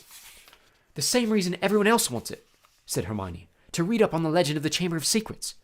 What's that? Said Harry quickly. That's just it. I can't remember, said Hermione, biting her lip. And I can't find the story anywhere else. Hermione, let me read your composition, said Ron desperately, checking his watch. No, I won't, said Hermione, suddenly severe. You've had 10 days to finish it. I only need another 2 inches. Come on. The bell rang. Ron and Hermione led the way to History of Magic, bickering. History of Magic was the dullest subject on their schedule. Professor Binns, who taught it, was their only ghost teacher, and the most exciting thing that ever happened in his classes was his entering the room through the blackboard. Ancient and shriveled, many people said he hadn't noticed he was dead. He had simply got up to teach one day and left his body behind him in an armchair at the front of the staff room fire. His routine had not varied in the slightest since. Today was as boring as ever. Professor Binns opened his notes and began to read in a flat drone like an old vacuum cleaner until nearly everyone in the class was in a deep stupor, occasionally coming too long enough to copy down a name or date, then falling asleep again. He'd been speaking for half an hour when something happened that had never happened before. Hermione put up her hand. Professor Binns, glancing up in the middle of a deadly dull lecture on the International Warlock Convention of 1282, looked amazed. Miss... Granger, Professor. I was wondering if you could tell us anything about the Chamber of Secrets, said Hermione in a clear voice. Dean Thomas, who had been sitting with his mouth hanging open, gazing out of the window, jerked out of his trance. Lavender Brown's head came up off her arms, and Neville Longbottom's elbow slipped off his desk. Professor Binns blinked. My subject is History of Magic, he said in his dry, wheezy voice. I deal with facts, Miss Granger, not myths and legends. He cleared his throat with a small noise like chalk snapping, and continued. In September of that year, a subcommittee of Sardinian sorcerers... He stuttered to a halt. Hermione's hand was waving in the air again. Miss Grant... Please, sir, don't legends always have a basis in fact? Professor Binns was looking at her in such amazement. Harry was sure no student had ever interrupted him before, alive or dead. Well, said Professor Binns slowly, yes, one could argue that, I suppose. He peered at Hermione as though he had never seen a student properly before. However, the legend of which you speak is such a very sensational, even ludicrous tale. But the whole class was now hanging on Professor Binns' every word. He looked dimly at all of them. Every face turned to his. Harry could tell he was completely thrown by such an unusual show of interest. Oh, very well, he said slowly. Let me see. The Chamber of Secrets. You all know, of course, that Hogwarts was founded over 1,000 years ago. The precise date is uncertain by the 4 greatest witches and wizards of the age. The 4 schoolhouses are named after them. Godric Gryffindor, Helga Hufflepuff, Rowena Ravenclaw, and Salazar Slytherin. They built this castle together, far from prying Muggle eyes, for it was an age when magic was feared by common people, and witches and wizards suffered much persecution. He paused, gazed blearily around the room, and continued. For a few years, the founders worked in harmony together, seeking out youngsters who showed signs of magic and bringing them to the castle to be educated. But then disagreements sprang up between them. A rift began to grow between Slytherin and the others. Slytherin wished to be more selective about the students admitted to Hogwarts. He believed that magical learning should be kept within all magic families. He disliked taking students of Muggle parentage, believing them to be untrustworthy. After a while, there was a serious argument on the subject between Slytherin and Gryffindor, and Slytherin left the school. Professor Binns paused again, pursing his lips, looking like a wrinkled old tortoise. Reliable historical sources tell us this much, he said, but these honest facts have been obscured by the fanciful legend of the Chamber of Secrets. The story goes that Slytherin had built a hidden chamber in the castle, of which the other founders knew nothing. Slytherin, according to the legend, sealed the Chamber of Secrets so that none would be able to open it until his own true heir arrived at the school. The heir alone would be able to unseal the Chamber of Secrets, unleash the horror within, and use it to purge the school of all who were unworthy to study magic. There was a silence as he finished telling the story, but it wasn't the usual sleepy silence that filled Professor Binns' classes. There was unease in the air as everyone continued to watch him, hoping for more. Professor Binns looked faintly annoyed. The whole thing is arrogant nonsense, of course, he said. Naturally, the school has been searched for evidence of such a chamber many times by the most learned witches and wizards. It does not exist. A tale told to frighten the gullible. Hermione's hand was back in the air. Sir, what exactly do you mean by the horror within the chamber? It is believed to be some sort of monster, which the heir of Slytherin alone can control, said Professor Binns in his dry, reedy voice. The class exchanged nervous looks. I tell you, the thing does not exist, said Professor Binns, shuffling his notes. There is no chamber and no monster. But, sir, said Seamus Finnegan, if the chamber can only be opened by Slytherin's true heir, no one else would be able to find it, would they? Nonsense, so Flaherty, said Professor Binns in an aggravated tone. If long succession of Hogwarts headmasters and headmistresses haven't found the thing... But, Professor, piped up Parvati Patil, you'd probably have to use dark magic to open it. Just because a wizard doesn't use dark magic doesn't mean he can't, Miss Pennyfeather, snapped Professor Binns. I repeat, if the likes of Dumbledore...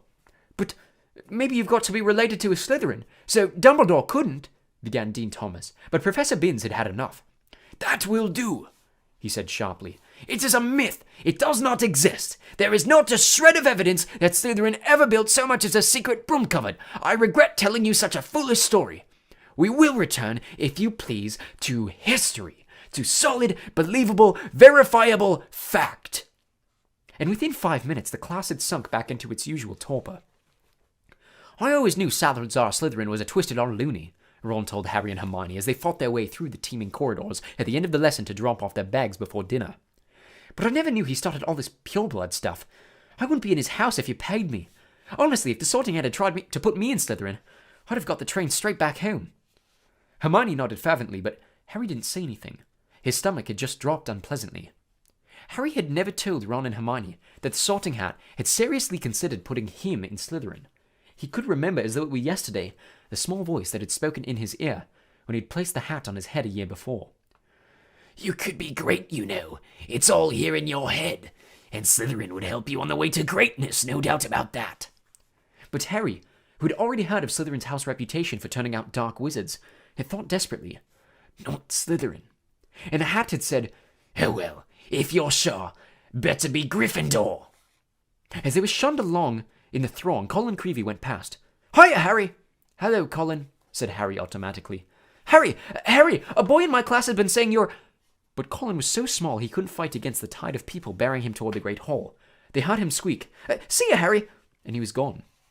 "What's a boy in his class saying about you?" Hermione wondered.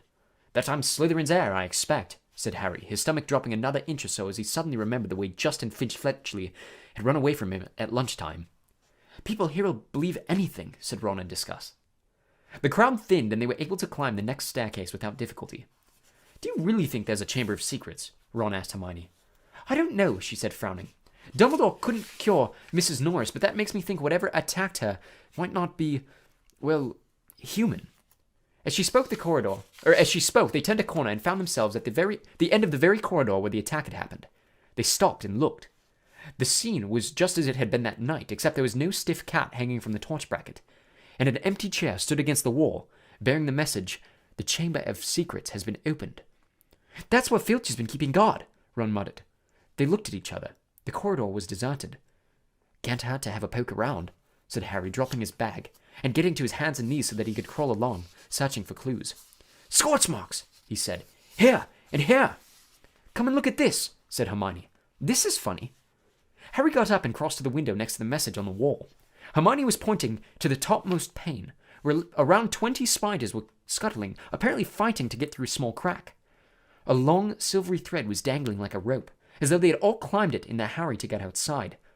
"Have you ever seen spiders act like that?" said Hermione wonderingly. "No," said Harry. "Have you, Ron?" "Ron?" He looked over his shoulder. Ron was standing well back and seemed to be fighting the impulse to run. "What's up?" said Harry. "I don't like spiders," said Ron tensely. "I never knew that," said Hermione, looking at Ron in surprise. "You've used spiders in potions loads of times." "I don't mind them dead," said Ron, who was carefully looking everywhere but at the window. "I just don't like the way they move." Hermione giggled. "It's not funny," said Ron fiercely. "If you must know, when I was 3, Fred turned my teddy bear into a great big filthy spider because I broke his toy broomstick. You wouldn't like them either if you'd been holding your bear and suddenly it had too many legs and..." He broke off, shuddering. Hermione was obviously still trying not to laugh. Feeling they had better get off the subject, Harry said, "Remember all that water on the floor? Where did that come from? Someone's mopped it up." "It was about here," said Ron, recovering himself to walk a few paces past Filch's chair and pointing, "Level with this door." He reached for the brass doorknob, but suddenly withdrew his hand as though he'd been burned. "What's the matter?" said Harry. "Can't go in there," said Ron gruffly. That's a girl's toilet." "Oh, Ron, there won't be anyone in there," said Hermione, standing up and coming over. "That's Moaning Myrtle's place. Come on, let's have a look." And ignoring the large out-of-order sign, she opened the door. It was the gloomiest, most depressing bathroom Harry had ever set foot in. Under a large, cracked, and spotted mirror were a row of chipped sinks. The floor was damp and reflected, the dull light given off by the stubs of a few candles, burning low in their holders. The wooden doors to the stalls were flaking and scratched, and one of them was dangling off its hinges. Hermione put her fingers to her lips and set off toward the end stall. When she reached it, she said, "Hello, Myrtle, how are you?" Harry and Ron went to look. Moaning Myrtle was floating above the tank of the toilet, picking a spot on her chin. "This is a girl's bathroom," she said, eyeing Harry and Ron suspiciously. "They're not girls." "No," Hermione agreed. "I just wanted to show them how nice it is in here." She waved vaguely at the dirty old mirror and the damp floor. "Ask if she saw anything," Harry mouthed at Hermione. "What are you whispering?" said Myrtle, staring at him. "Nothing," said Harry quickly. "We wanted to ask..." "I wish people would stop talking behind my back," said Myrtle, in a voice choked with tears. "I do have feelings, you know, even if I am dead." "Myrtle, no one wants to upset you," said Hermione. "Harry only..." "No one wants to accept me. No one wants to upset me. That's a good one," howled Myrtle. "My life was nothing but misery at this place, and now people come along ruining my death." "We wanted to ask you if you've seen anything funny lately," said Hermione quickly, "because a cat was attacked right outside your front door on Halloween." "Did you see anyone near here that night?" said Harry. I wasn't paying attention, said Myrtle dramatically. Peeves upset me so much I came in here and tried to kill myself. Then, of course, I remembered that I'm already dead, said Ron helpfully. Myrtle gave a tragic sob, rose up in the air, turned over, and dived headfirst into the toilet, splashing water all over them and vanishing from sight, although from the direction of her muffled sobs, she'd come to rest somewhere in the U-bend. Harry and Ron stood with their mouths open, but Hermione shrugged warily and said, Honestly, that was almost cheerful for Myrtle. Come on, let's go.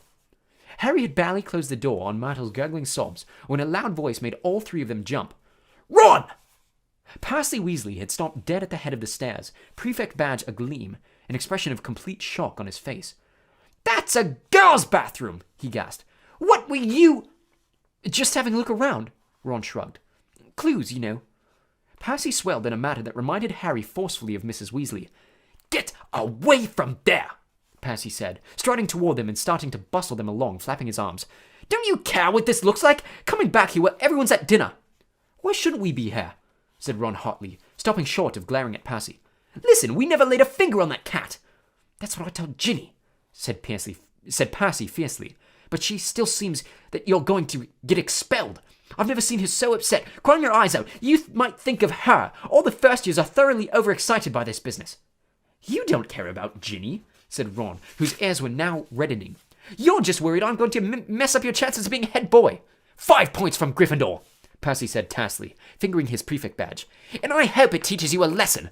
No more detective work, or I'll write to Mum. And he strode off, the back of his neck as red as Ron's ears.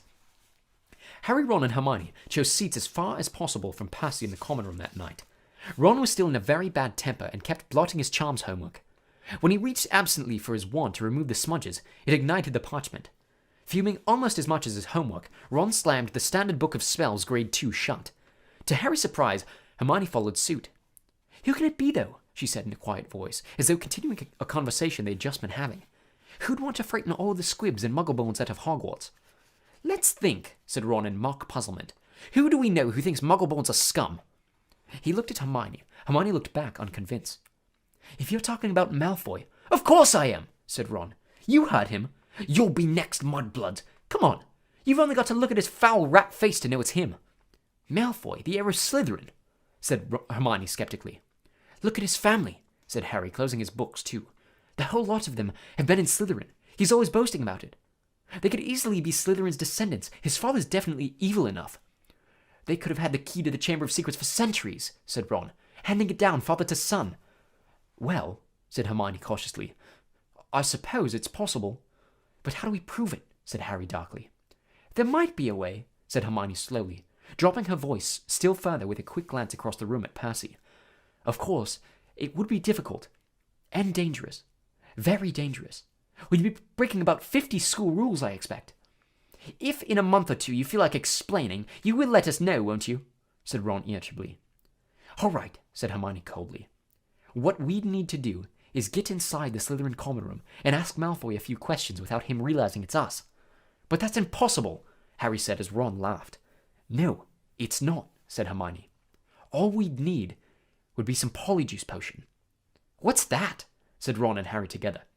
Snape mentioned this in class a few weeks ago. Do you think we've got nothing better to do in potions than listen to Snape? Muttered Ron. It transforms you into somebody else. Think about it. We could change into 3 of the Slytherins. No one would know it was us. Malfoy would probably tell us anything. He's probably boasting about it in the Slytherin common room right now. If only we could hear him. This Polyjuice stuff sounds a bit dodgy to me, said Ron, frowning. What if we were stuck looking at like 3 of the Slytherins forever? It wears off after a while, said Hermione, waving her hand impatiently. But getting a hold of the recipe will be very difficult. Snape said it was in a book called Most Potent Potions, and it's bound to be in the restricted section of the library. There's only one way to get a book out of the restricted section. You need a signed note of permission from a teacher. Hard to see why we'd want the book, really, said Ron, if we weren't going to try and make one of the potions. I think, said Hermione, that if we made it sound as though we were just interested in the theory, we might stand a chance. Oh, come on. No teacher's going to fall for that, said Ron. They'd have to be really thick. Chapter 10. The Rogue Bludger. Since the disastrous episode of the Pixies, Professor Lockhart had not brought live creatures to class. Instead, he read passages from his books to them and sometimes reenacted some of the more dramatic bits. He usually picked Harry to help him with these reconstructions. So far, Harry had been forced to play a simple Transylvanian villager whom Lockhart had cured of the babbling curse, a yeti with a head cold, and a vampire who had been unable to eat anything except lettuce since Lockhart had dealt with him.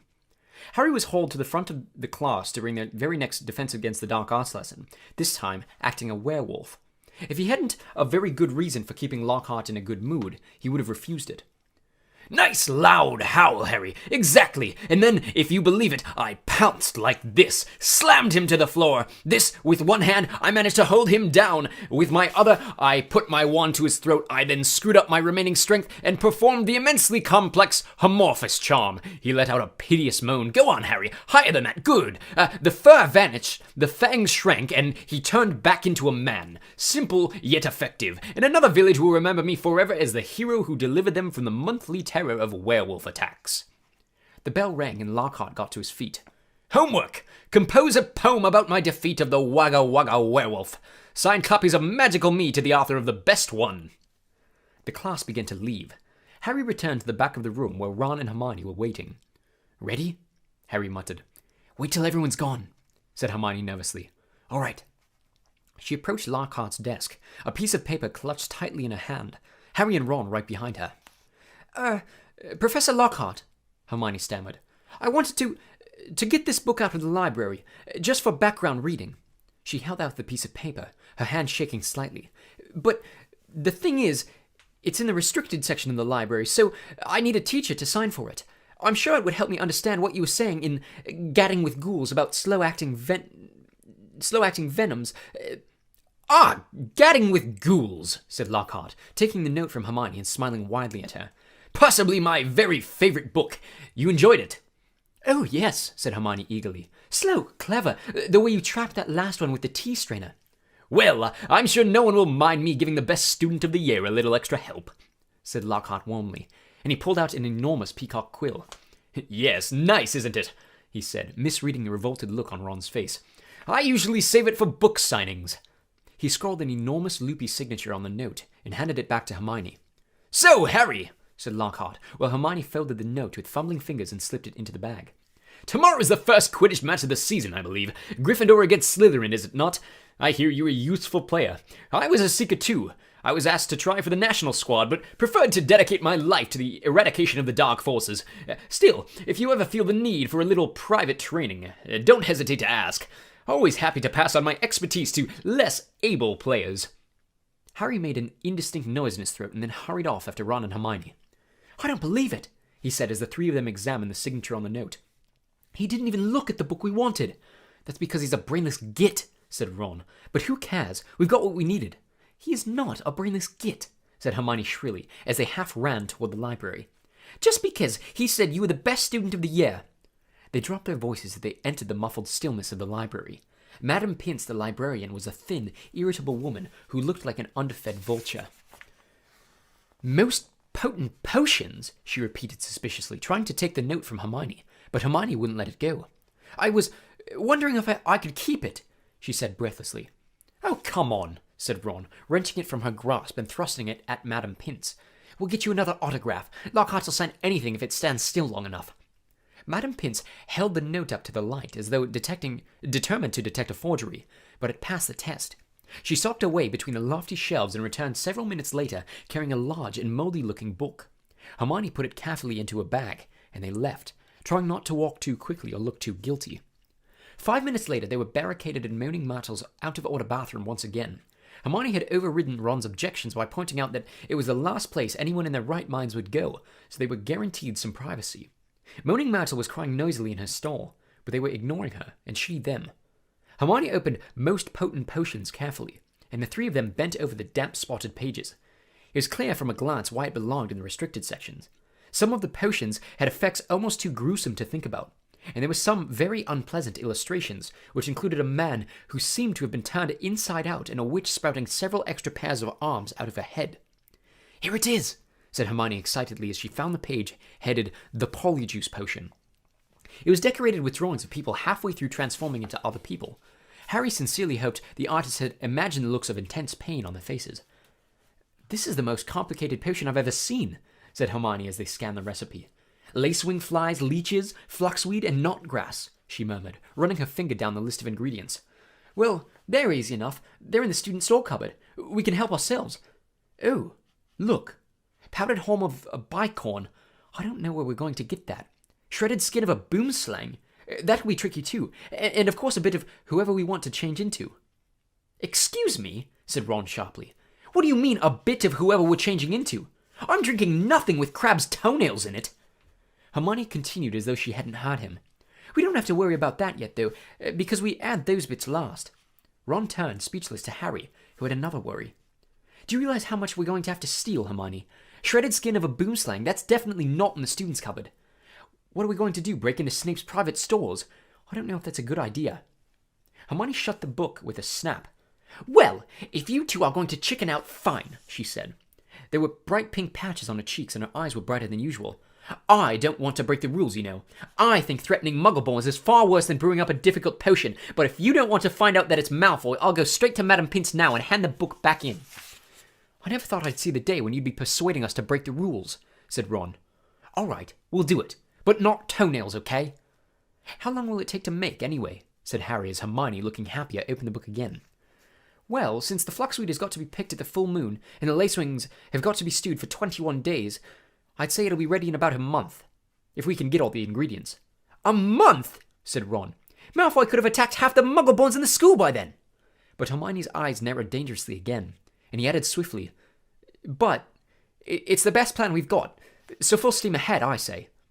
However, while Hermione was checking that the coast was clear for them to leave the bathrooms, Ron muttered to Harry, "It'll be a lot less hassle if you can just knock Malfoy off his broom tomorrow."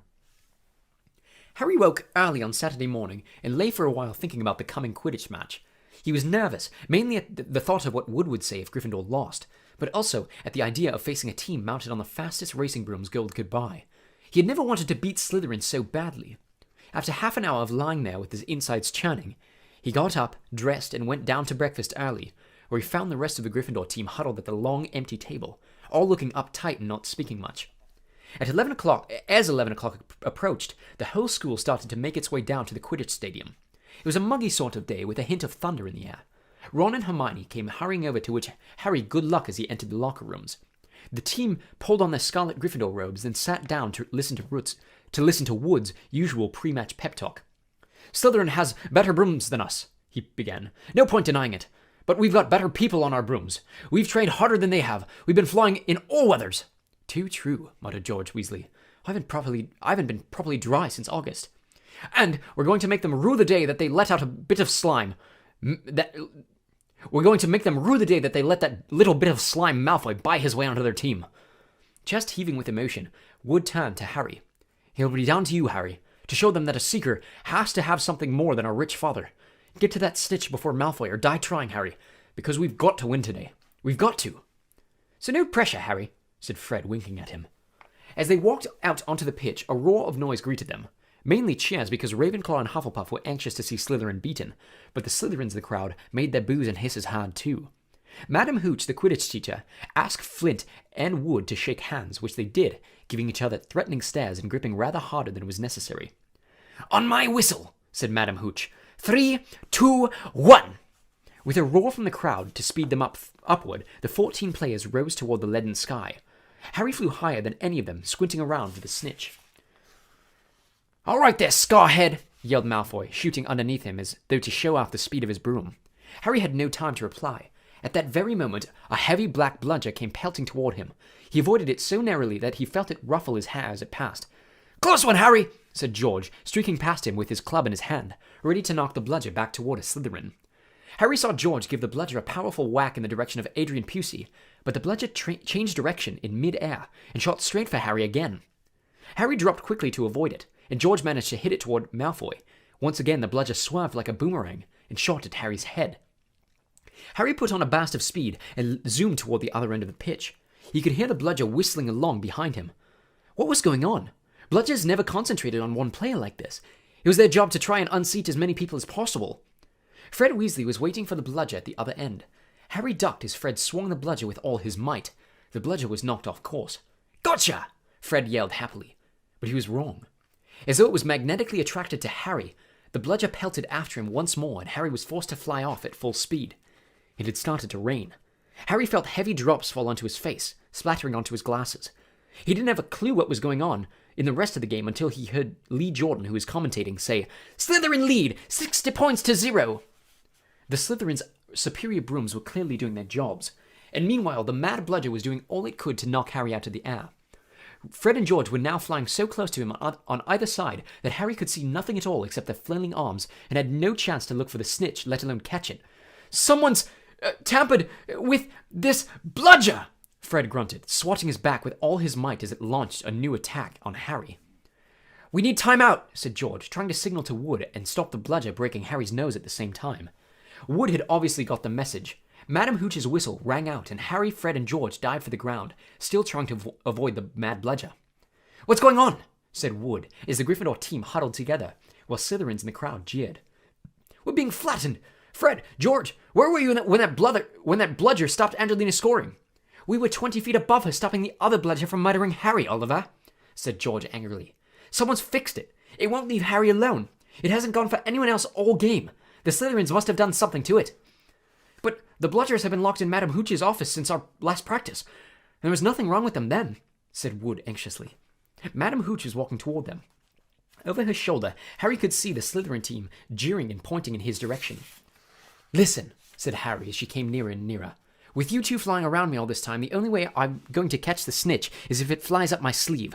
Go back to the rest of the team. Let me deal with the rogue one." "Don't be thick," said Fred. "It'll take your head off." Wood was looking from Harry to the Weasleys.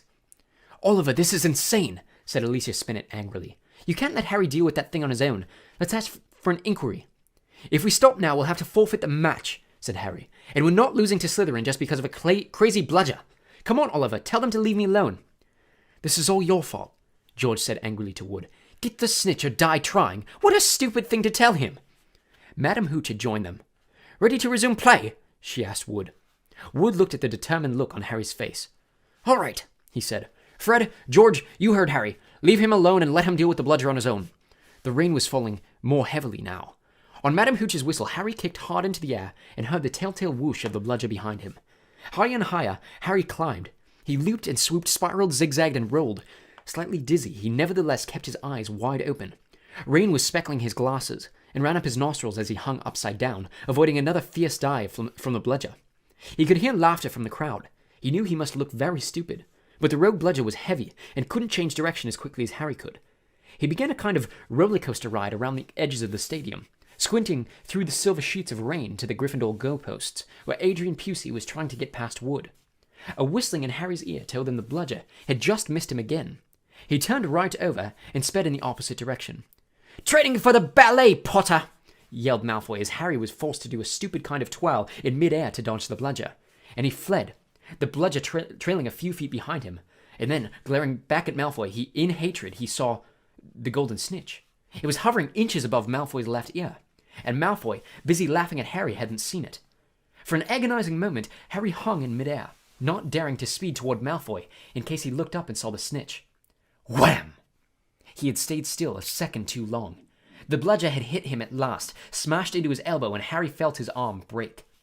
Dimly, dazed by the searing pain in his arm, he slid sideways on his rain-drenched broom, one knee still crooked over it, his right arm dangling useless at his side. The bludger came pelting back for a second attack, this time aiming at his face. Harry swerved out of the way. One idea firmly lodged in his numb brain. Get to Malfoy. Through a haze of rain and pain, he dived for the shimmering, sneering face below him and saw its eyes widen with fear. Malfoy thought Harry was attacking him. "What the?" he gasped, careening out of Harry's way. Harry took his remaining hand off the broom and made a wild snatch. He felt his fingers close on the cold snitch, but was now only gripping the broom with his legs. There was a yell from the crowd below as he headed straight for the ground, trying hard not to pass out. With a splattering thud, he hit the mud and rolled off his broom. His arm was hanging a very strange angle. Riddled with pain, he had, as though from a distance, a good deal of whistling and shouting. He focused on the snitch clutched in his good hand. "Ha!" he said vaguely. "We've won!" And he fainted. He came around, rain falling on his face, still lying on the field. With someone leaning over him, he saw a glitter of teeth. Oh no, not you, he moaned. Doesn't know what he's saying, said Lockhart loudly to the anxious crowd of Gryffindors pressing around them. Not to worry, Harry, I'm about to fix your arm. No, said Harry. I'll keep it like this, thanks. He tried to sit up, but the pain was terrible. He heard a familiar clicking noise nearby. I don't want a photo of this, Colin, he said loudly. Lie back, Harry, said Lockhart soothingly. It's a simple charm I've used countless times. Why can't I just go to the hospital wing? Said Harry through clenched teeth.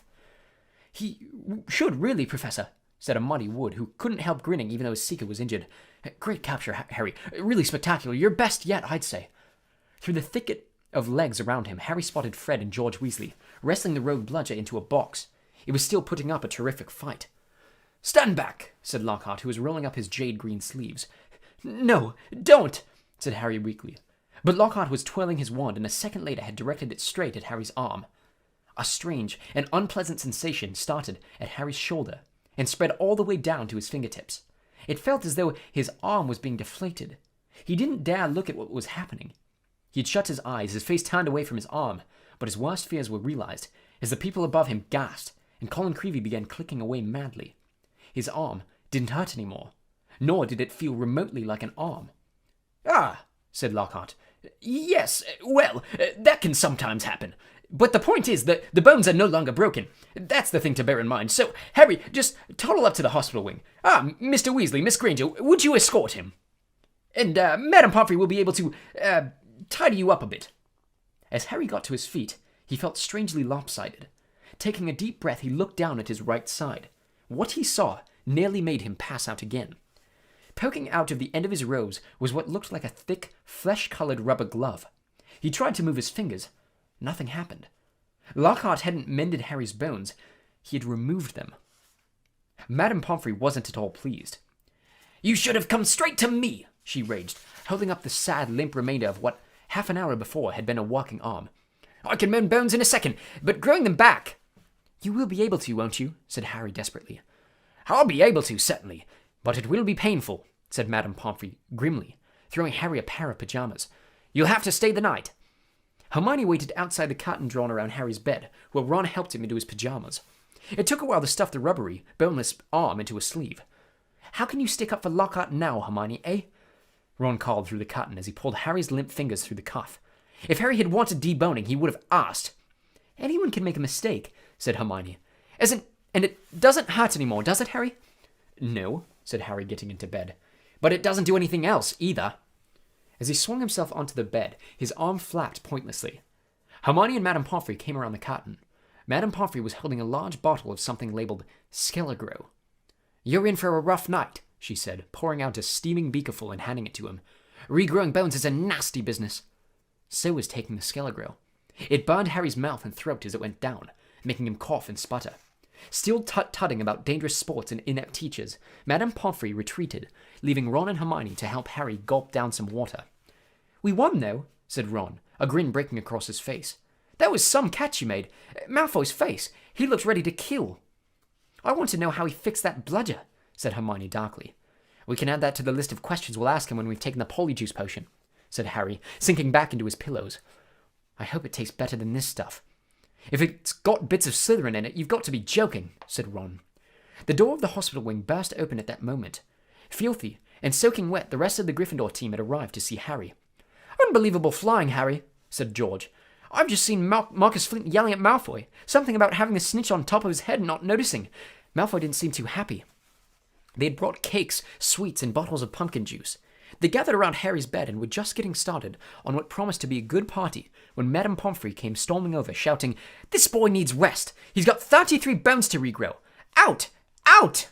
And Harry was left alone, with nothing to distract him from the stabbing pains in his limp arm. Hours and hours later, Harry woke quite suddenly in the pitch blackness and gave a small yelp of pain. His arm now felt full of large splinters. For a second, he thought that was what had woken him. Then, with a thrill of horror, he realized that someone was sponging his forehead in the dark.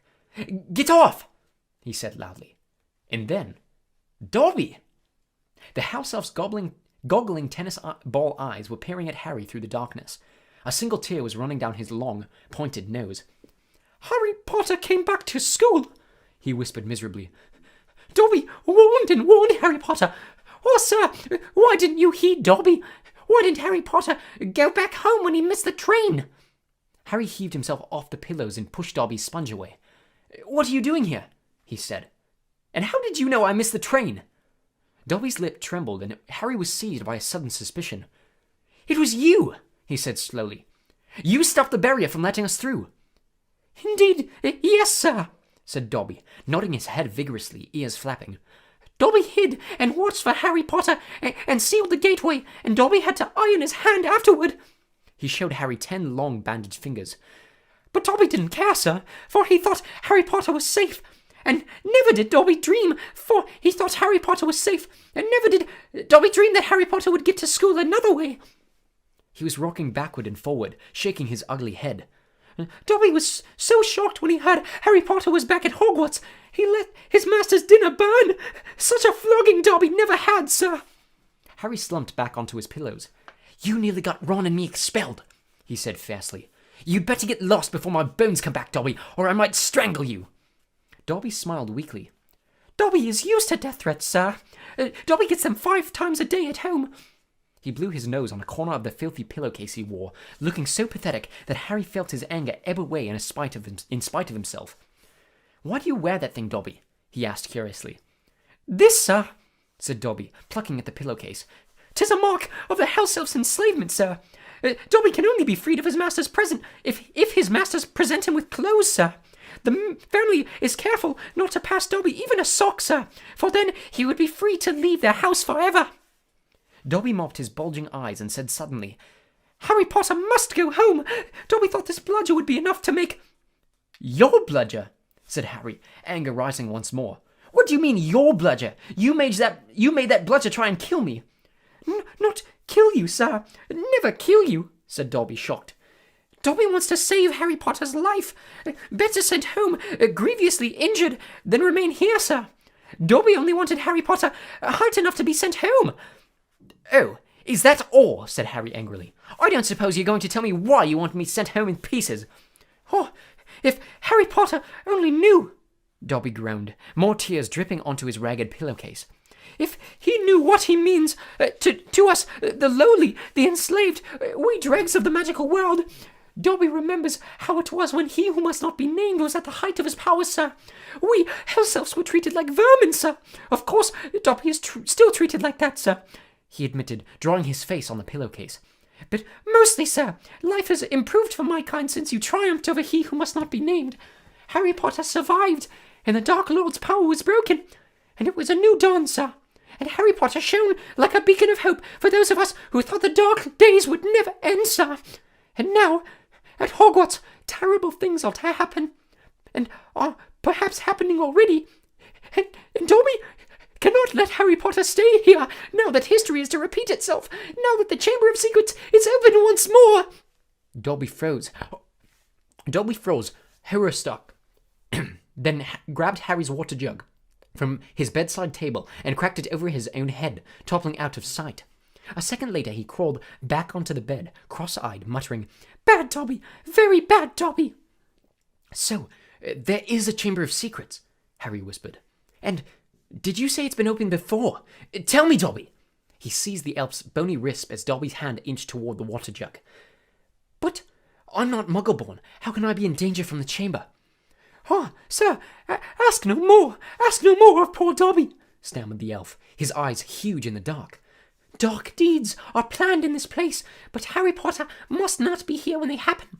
Go home, Harry Potter, go home. Harry Potter must not meddle in this, sir. 'Tis too dangerous." "Who is it, Dobby?" Harry said, keeping a firm hold on Dobby's wrist to stop him from hitting himself with the water jug again.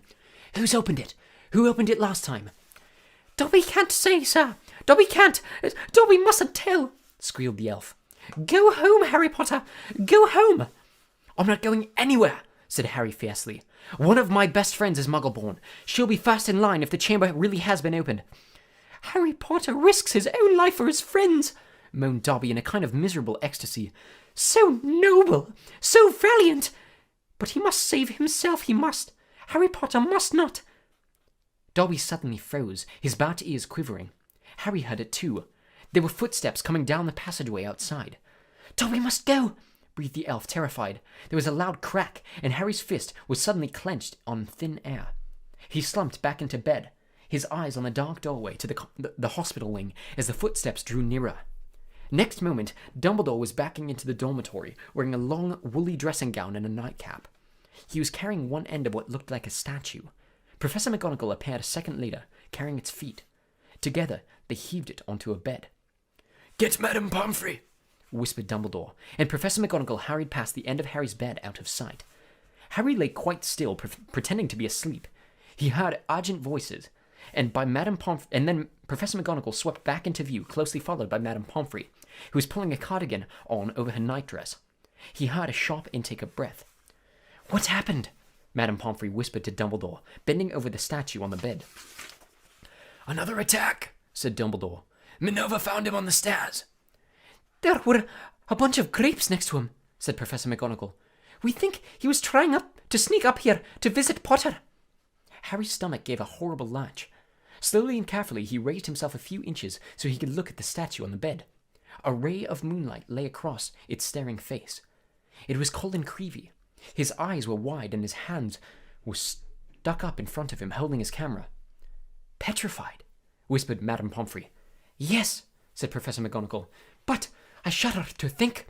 If Albus hadn't been on the way downstairs for a hot chocolate, who knows what might have—" The three of them stared down at Colin. Then Dumbledore leaned forward and wrenched the camera out of Colin's rigid grip. "You don't think he managed to get a picture of his attacker?" said Professor McGonagall eagerly. Dumbledore didn't answer. He opened the back of the camera. "Good gracious," said Madame Pomfrey. A jet of steam had hissed out of the camera. Harry, 3 beds away, caught the acrid smell of burnt plastic. "Melted," said Madame Pomfrey wonderingly. "All melted." "What does this mean, Albus?" Professor McGonagall asked urgently. "It means," said Dumbledore, "that the Chamber of Secrets is indeed open again." Madame Pomfrey clamped a hand to her mouth. Professor McGonagall stared at Dumbledore. "But, Albus, surely, who—" "The question is not who," said Dumbledore, his eyes on Colin. "The question is how." And from what Harry could see of Professor McGonagall's shadowy face, she didn't understand this better than he did. Chapter 11. The Dueling Club. Harry woke up on a Sunday morning to find the dormitory blazing with winter sunlight and his arm reboned but very stiff. He sat up quickly and looked over at Colin's bed, but it had been blocked from view by the high curtains Harry had changed behind yesterday. Seeing that he was awake, Madame Pomfrey came bustling over with a breakfast tray, and then began bending and stretching his arms and fingers. "All in order," she said as he clumsily fed himself porridge left-handed. "When you've finished eating, you may leave." Harry dressed as quickly as he could and hurried off to Gryffindor Tower, desperate to tell Ron and Hermione about Colin and Dobby, but they weren't there. Harry left to look for them, wondering where they could have got to and feeling slightly hurt that they weren't interested in whether he had his bones back or not. As Harry passed the library, Percy Weasley strolled out of it looking in far better spirits than the last time they'd met. "Oh, hello, Harry," he said. "Excellent flying yesterday. Really excellent. Gryffindor has just taken the lead for the House Cup. You earned 50 points. "You haven't seen Ron or Hermione, have you?" said Harry. "No, I haven't," said Percy, his smile fading. "I hope Ron's not in another girl's toilet." Harry forced a laugh, watched Percy walk out of sight, and then headed straight for Moaning Myrtle's bathroom. He couldn't see why Ron and Hermione would be in there again, but after making sure that neither Filch nor any prefects were around, he opened the door and heard their voices coming from a locked stall. "It's me," he said, closing the door behind him. There was a clunk, a splash, and a gasp from within the stall, and he saw Hermione's eye peering through the keyhole. "Harry," she said, "you gave us such a fright. Come in. How's your arm?" "Fine," said Harry, squeezing into the stall. An old cauldron was perched on the toilet, and a crackling from under the rim told Harry that they had lit a fire beneath it. Conjuring up portable, waterproof fires was a specialty of Hermione's. "We've come to meet you, but we decided to get started on the Polyjuice Potion," Ron explained as Harry, with difficulty, locked the stall again. "We've decided this is the safest place to hide it." Harry started to tell them about Colin, but Hermione interrupted. "We already know. We heard Professor McGonagall telling Professor Flitwick this morning. That's why we decided we'd better get going." "The sooner we get a confession out of Malfoy, the better," snarled Ron. "Do you know what I think? He was in such a foul temper after the Quidditch match, he took it out on Colin." "There's something else," said Harry, watching Hermione tearing bundles of knot grass and throwing them into the potion. Dobby came to visit me in the middle of the night. Ron and Hermione looked up, amazed. Harry told them everything Dobby had told him, or hadn't told him. Hermione and Ron listened with their mouths open. So, the Chamber of Secrets has been opened before, Hermione said. This settles it, said Ron in a triumphant voice. Lucius Malfoy must have opened the chamber when he was at school here, and now he's told dear old Draco how to do it. It's obvious. Wish Dobby told you what kind of monster's in there, though. I want to know how come nobody's noticed it sneaking around the school. Maybe it can make itself invisible, said Hermione, prodding leeches to the bottom of the cauldron. Or maybe it can disguise itself, pretend to be a suit of armor or something. I've read about chameleon ghouls. You read too much, Hermione, said Ron, pouring dead lacewings on top of the leeches. He crumpled up the empty lacewings bag and looked at Harry. So, Dobby stopped us from getting on the train and broke your arm. He shook his head. You know what, Harry? If he doesn't stop trying to save your life, he's going to kill you. The news that Colin Creevey had been attacked and was now lying as though dead in the hospital wing had spread through the entire school by Monday morning. The air was suddenly thick with rumour and suspicion.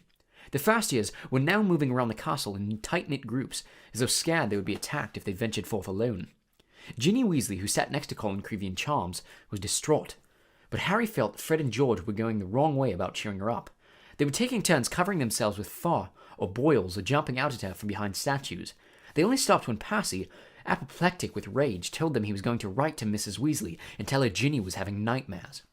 Meanwhile, hidden from the teachers, a roaring trade in talismans, amulets, and other protective devices was sweeping the school. Neville Longbottom bought a large, evil-smelling green onion, a pointed purple crystal, and a rotting newt tail before the other Gryffindor boys pointed out that he was in no danger. He was a pureblood, and therefore unlikely to be attacked. They went for Filch first, Neville said, his round face fearful, and everyone knows I'm almost a squib. In the second week of December, Professor McGonagall came around as usual, collecting names of those who would be staying at school for Christmas. Harry, Ron, and Hermione signed her list. They had heard that Malfoy was staying, which struck them as very suspicious. The holidays would be the perfect time to use the Polyjuice potion and try to worm a confession out of him. Unfortunately, the potion was only half finished. They still needed the bicorn horn and the boomslang skin, and the only place they were going to get them from was Snape's private stalls. Harry privately felt he'd rather face Slytherin's legendary monster than let Snape catch him robbing his office. What we need, said Hermione briskly, as Thursday afternoon's double potions lesson loomed nearer, is a diversion. Then one of us can sneak into Snake's office and take what we need. Harry and Ron looked at her nervously. I think I'd better do the actual stealing, Hermione continued in a matter-of-fact tone. You two will be expelled if you get into any more trouble, and I've got a clean record. So all you need to do is cause enough mayhem to keep Snape busy for 5 minutes or so. Harry smiled feebly. Deliberately causing mayhem in Snape's potions class was about as safe as poking a sleeping dragon in the eye. Potions lessons took place in one of the large dungeons. Thursday afternoon's lessons proceeded in the usual way. 20 cauldrons stood steaming between the wooden desks, on which stood brass scales and jars of ingredients. Snape prowled through the fumes, making waspish remarks about the Gryffindor's work, while the Slytherin sniggered appreciatively. Draco Malfoy, who was Snape's favorite student, kept flicking pufferfish eyes at Ron and Harry, who knew that if they retaliated, they would get detention faster than you could say unfair. Harry's swelling solution was far too runny, but he had had his mind on more important things. He was waiting for Hermione's signal, and he hardly listened as Snape paused to snare his watery potion. When Snape turned and walked off to bully Neville, Hermione caught Harry's eye and nodded. Harry ducked swiftly down behind his cauldron, pulled one of Fred's filibuster fireworks out of his pocket, and gave it a quick prod with his wand. The firework began to fizz and sputter. Knowing he only had seconds, Harry straightened up, took aim, and lobbed it into the air. It landed right on target in Goyle's cauldron.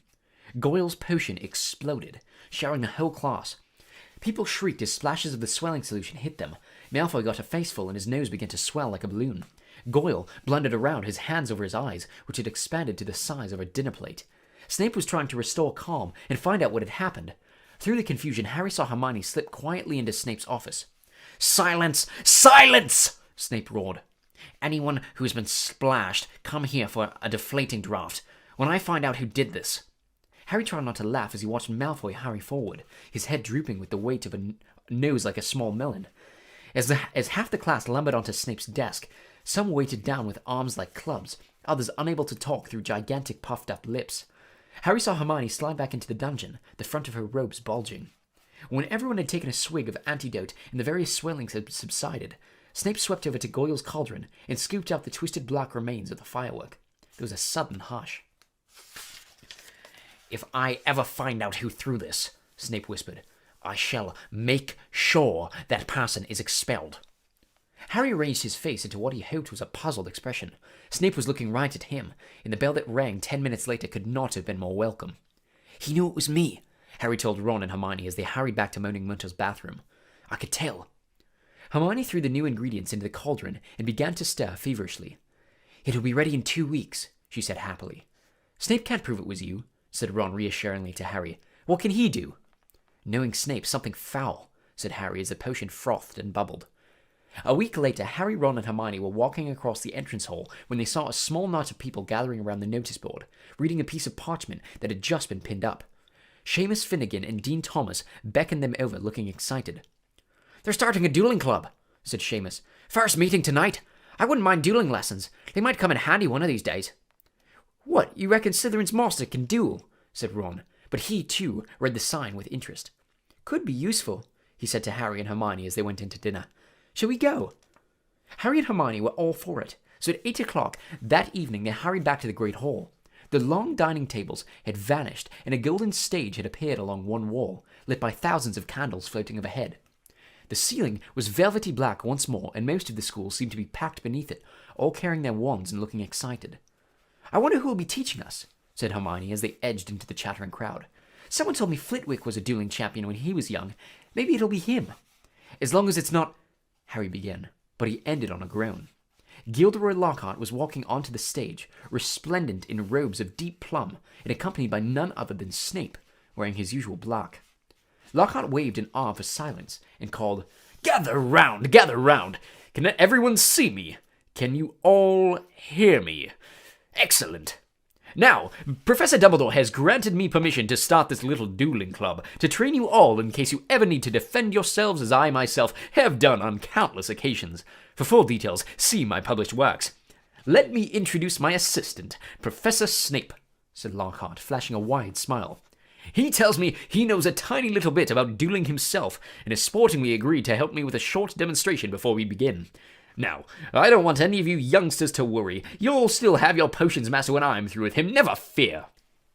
"Wouldn't it be good if they finished each other off?" Ron muttered in Harry's ear. Snape's upper lip was curling. Harry wondered why Lockhart was still smiling. If Snape had been looking at him like that, he'd have been running as fast as he could in the opposite direction. Lockhart and Snape turned to face each other and bowed. At least, Lockhart did, with much twirling of his hands, whereas Snape jerked his head irritably. Then they raised their wands like swords in front of them. "As you see, we are holding our wands in the accepted combative position," Lockhart told the silent crowd. "On the count of 3, we will cast our first spells. Neither of us will be aiming to kill, of course." "I wouldn't bet on that," Harry murmured, watching Snape baring his teeth. 1, 2, 3. Both of them swung their wands above their head and pointed them at their opponents. Snape cried, "Expelliarmus!" There was a dazzling flash of scarlet light, and Lockhart was blasted off his feet. He flew backward off the stage, smashed into the wall, and slid down to sprawl on the floor. Malfoy and some other Slytherins cheered. Hermione was dancing on tiptoes. "Do you think he's all right?" she squealed through her fingers. "Who cares?" said Harry and Ron together. Lockhart was getting unsteadily to his feet. His hat had fallen off, and his wavy hair was standing on end. "Well, there you have it," he said, tottering back onto the platform. "That was a disarming charm. As you see, I've lost my wand. Thank you, Miss Brown. Yes, an excellent idea to show them that, Professor Snape. But if you don't mind my saying so, it was very obvious what you were about to do. If I had wanted to stop you, it would have been only too easy. However, I felt it would be instructive to let them see." Snape was looking murderous. Possibly Lockhart had noticed, because he said, "Enough demonstrating. I'm going to come amongst you now and put you all into pairs. Professor Snape, if you'd like to help me." They moved through the crowd, matching up partners. Lockhart teamed Neville with Justin Finch-Fletchley, but Snape reached Harry and Ron first. "Time to split up the dream team, I think," he sneered. "Weasley, you can partner Finnegan. Potter—" Harry moved automatically toward Hermione. "I don't think so," said Snape, smiling coldly.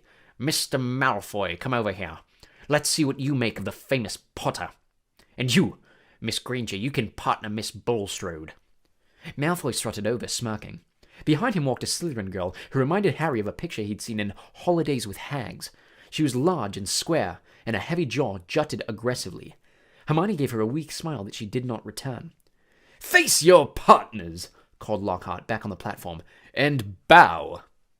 Harry and Malfoy barely inclined their heads, not taking their eyes off one another. "Wands at the ready," shouted Lockhart. "When I count to 3, cast your charms to disarm your opponents. Only to disarm them. We don't want any accidents. 1, 2, 3. Harry swung his wand high, but Malfoy had already started on 2. His spell hit Harry so hard he felt as if he'd been hit over the head with a saucepan. He stumbled, but everything still seemed to be working, and wasting no more time. Harry pointed his wand straight at Malfoy and shouted, "Rictus Sempra!" A jet of silver light hit Malfoy in the stomach, and he doubled up, wheezing. "I said disarm only!" Lockhart shouted in alarm over the heads of the battling crowd. As Malfoy sank to his knees, Harry had hit him with a tickling charm, and he could barely move for laughing. Harry hung back with a vague feeling it would be unsporting to bewitch Malfoy while he was on the floor.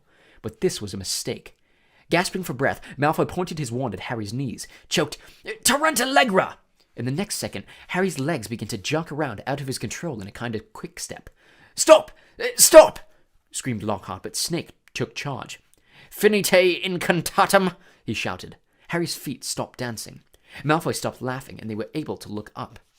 A haze of greenish smoke was hovering over the scene. Both Neville and Justin were lying on the floor, panting.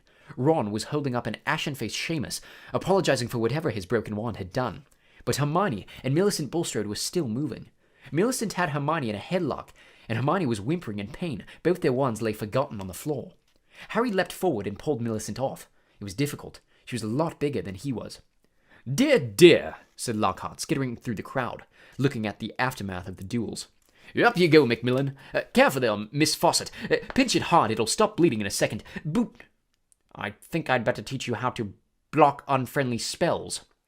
"I think I'd better teach you how to block unfriendly spells," said Lockhart, standing flustered in the midst of the hall.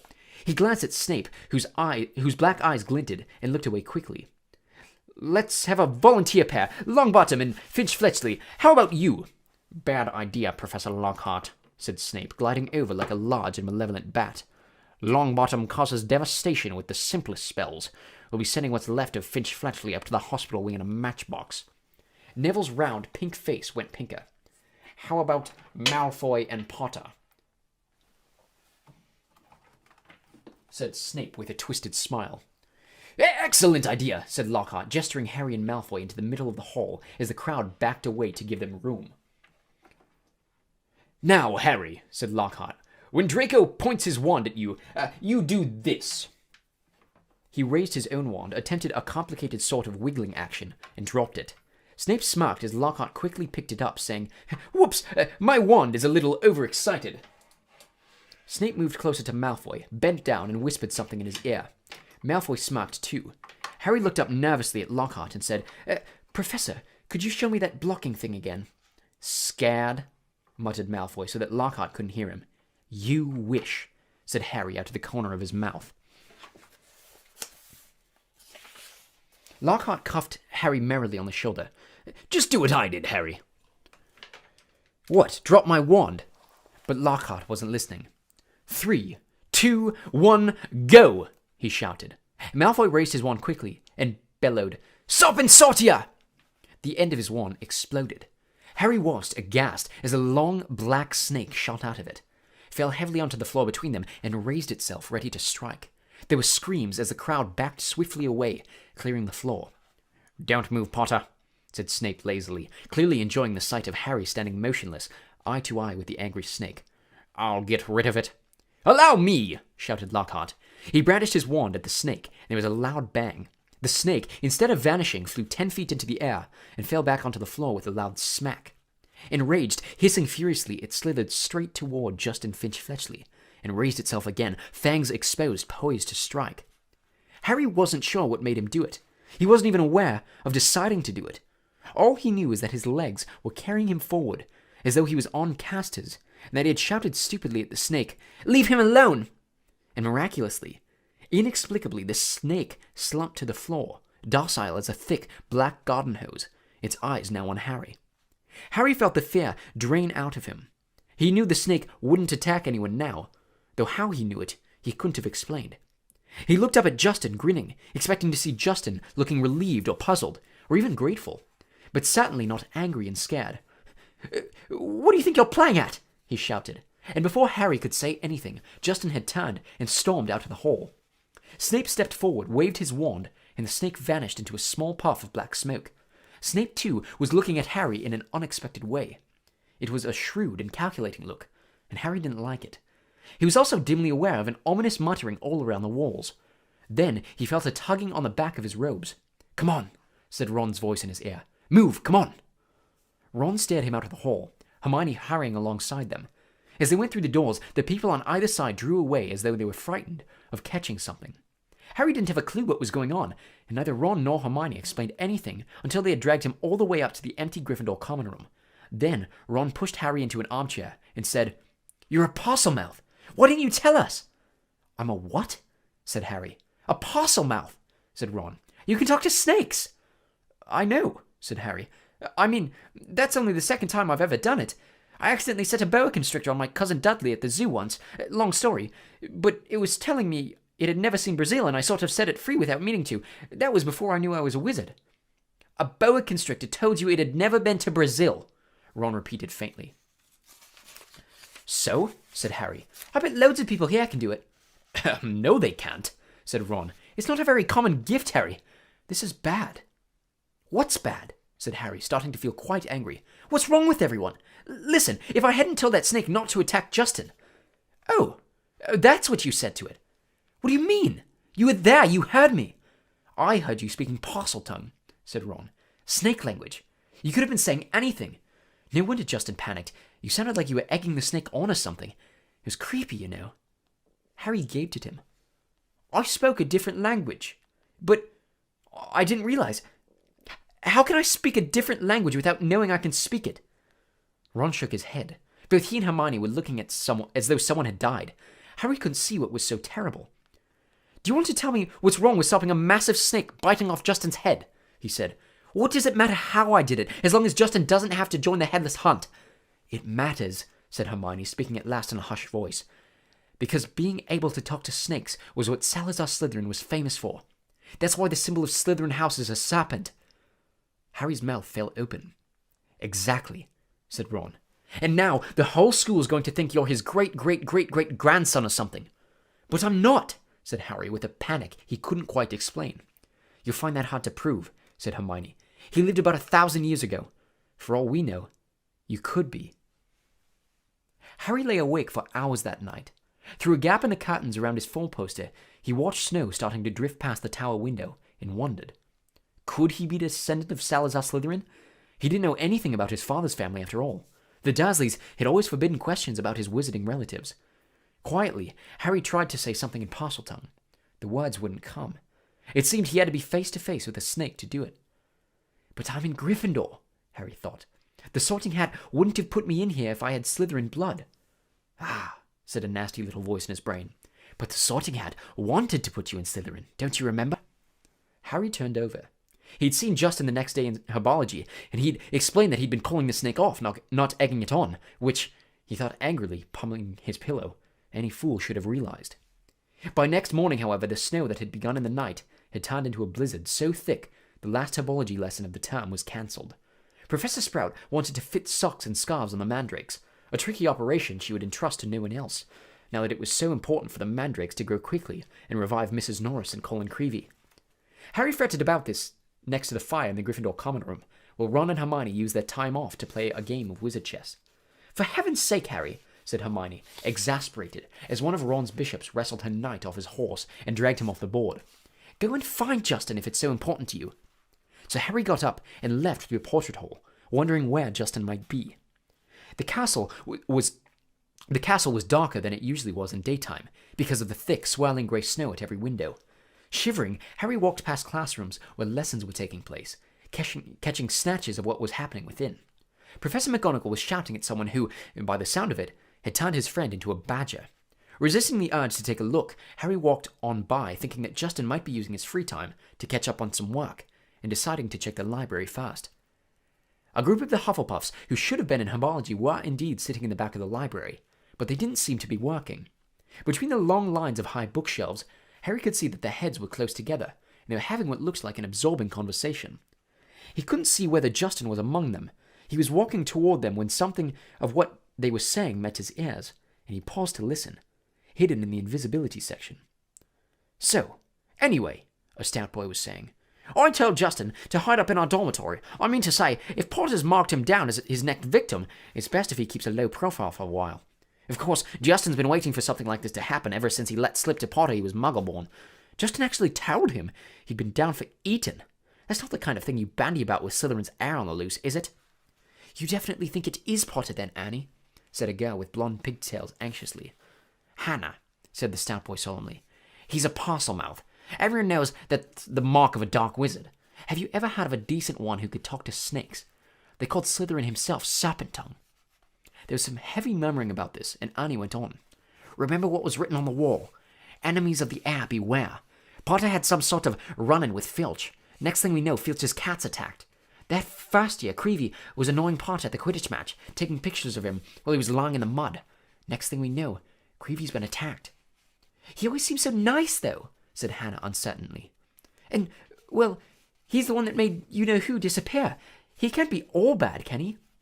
Arnie lowered his voice mysteriously, and the Hufflepuffs bent closer, and Harry edged nearer so that he could catch Annie's words. "No one knows how he survived that attack by you-know-who. I mean to say, he was only a baby when it happened. He should have been blasted into smithereens, and only a real powerful dark wizard could have survived a curse like that." He dropped his voice until it was barely more than a whisper, and said, "That's probably why you-know-who wanted to kill him in the first place. Didn't want another Dark Lord competing with him. I wonder what other powers Potter's been hiding."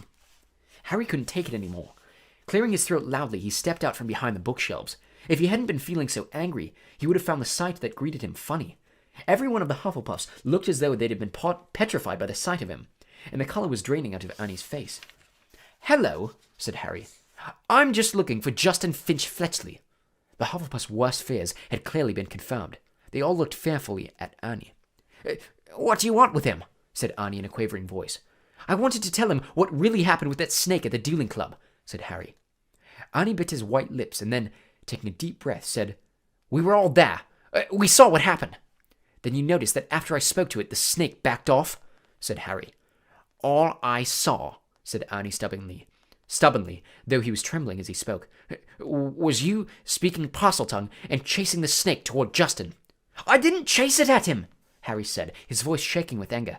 "It didn't even touch him." "It was a very near miss," said Annie.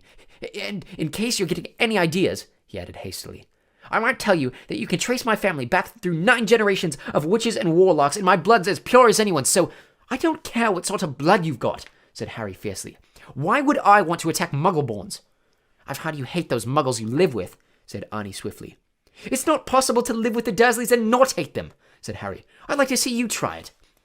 He turned on his heel and stormed out of the library, earning himself a reproving glare from Madame Pince, who was polishing the gilded cover of a large spellbook. Harry blundered up the corridor, barely noticing where he was going. He was in such a fury. The result was that he walked into something very large and solid, which knocked him backward onto the floor. "Oh, hello, Hagrid," Harry said, looking up. Hagrid's face was entirely hidden by a woolly, snow-covered balaclava, but it couldn't possibly be anyone else, as he filled most of the corridor in his moleskin overcoat. A dead rooster was hanging from one of his massive gloved hands. "All right, Harry," he said, pulling up the balaclava so he could speak.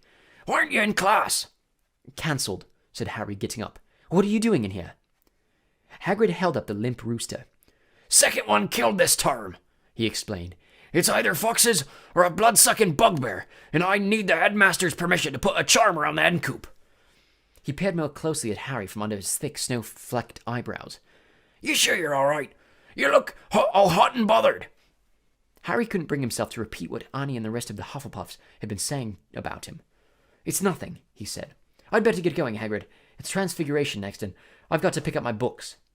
He walked off, his mind still full of what Annie had said about him.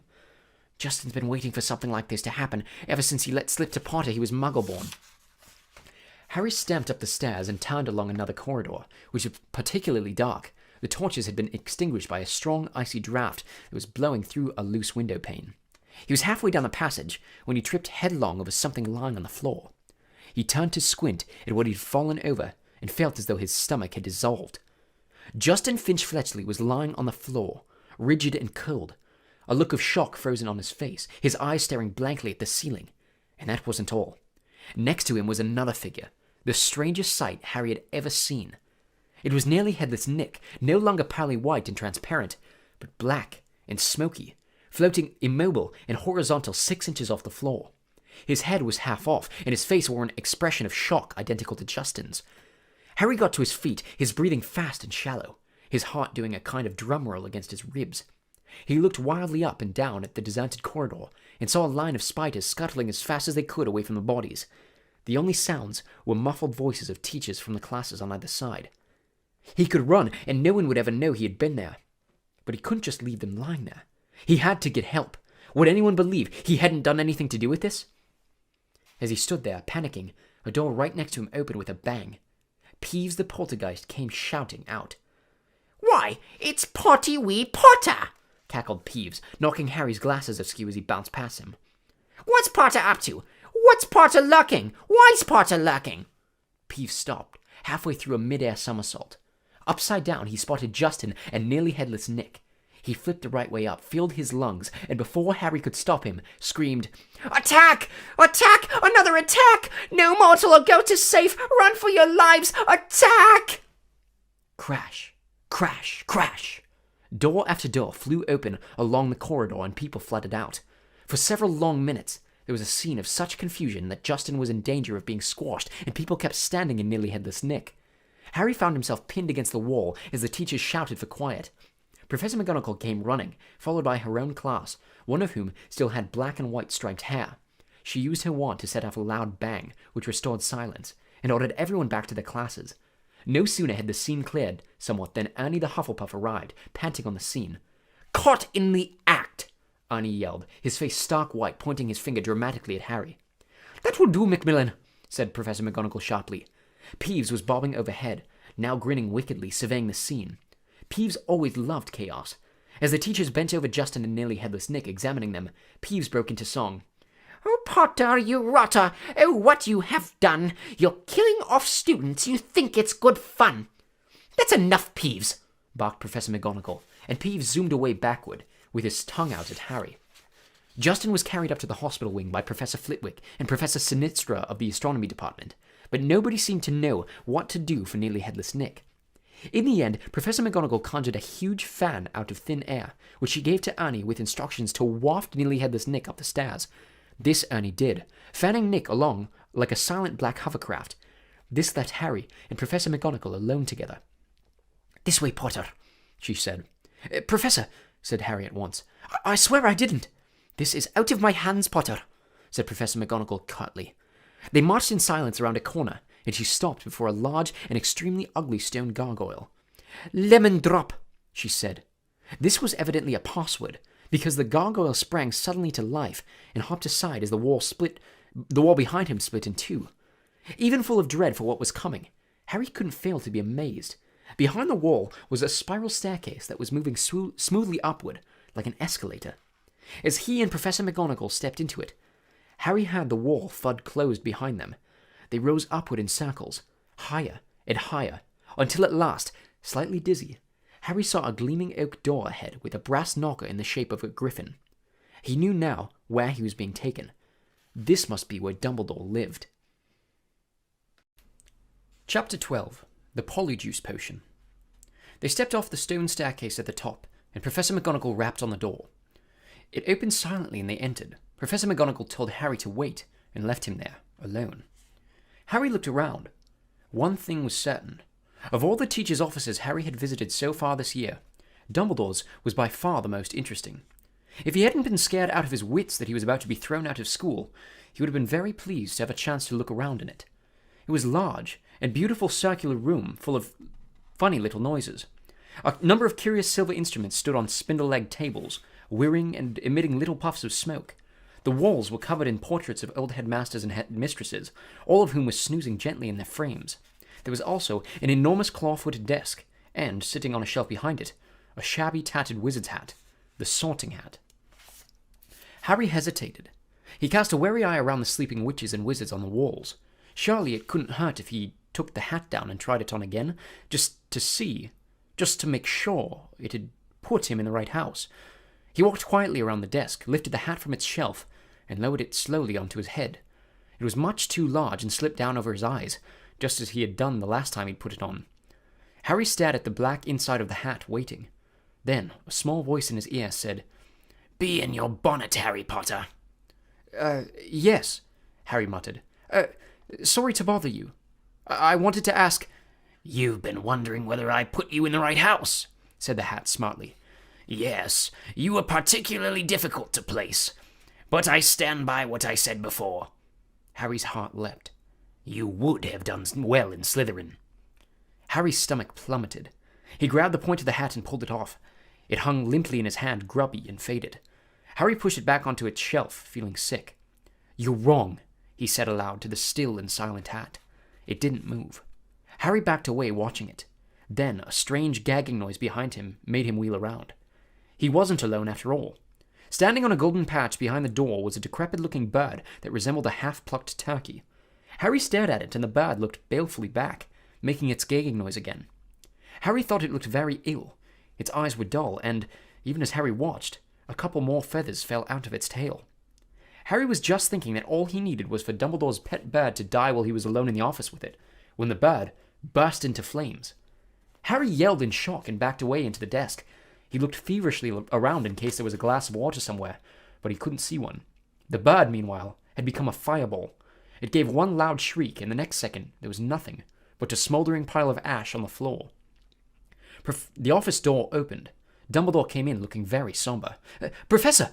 Harry gasped. "Your bird! I couldn't do anything. He just caught fire." To Harry's astonishment, Dumbledore smiled. "About time, too," he said. "He's been looking dreadful for days. I've been telling him to get a move on." He chuckled at the stunned look on Harry's face. "Fawkes is a phoenix, Harry.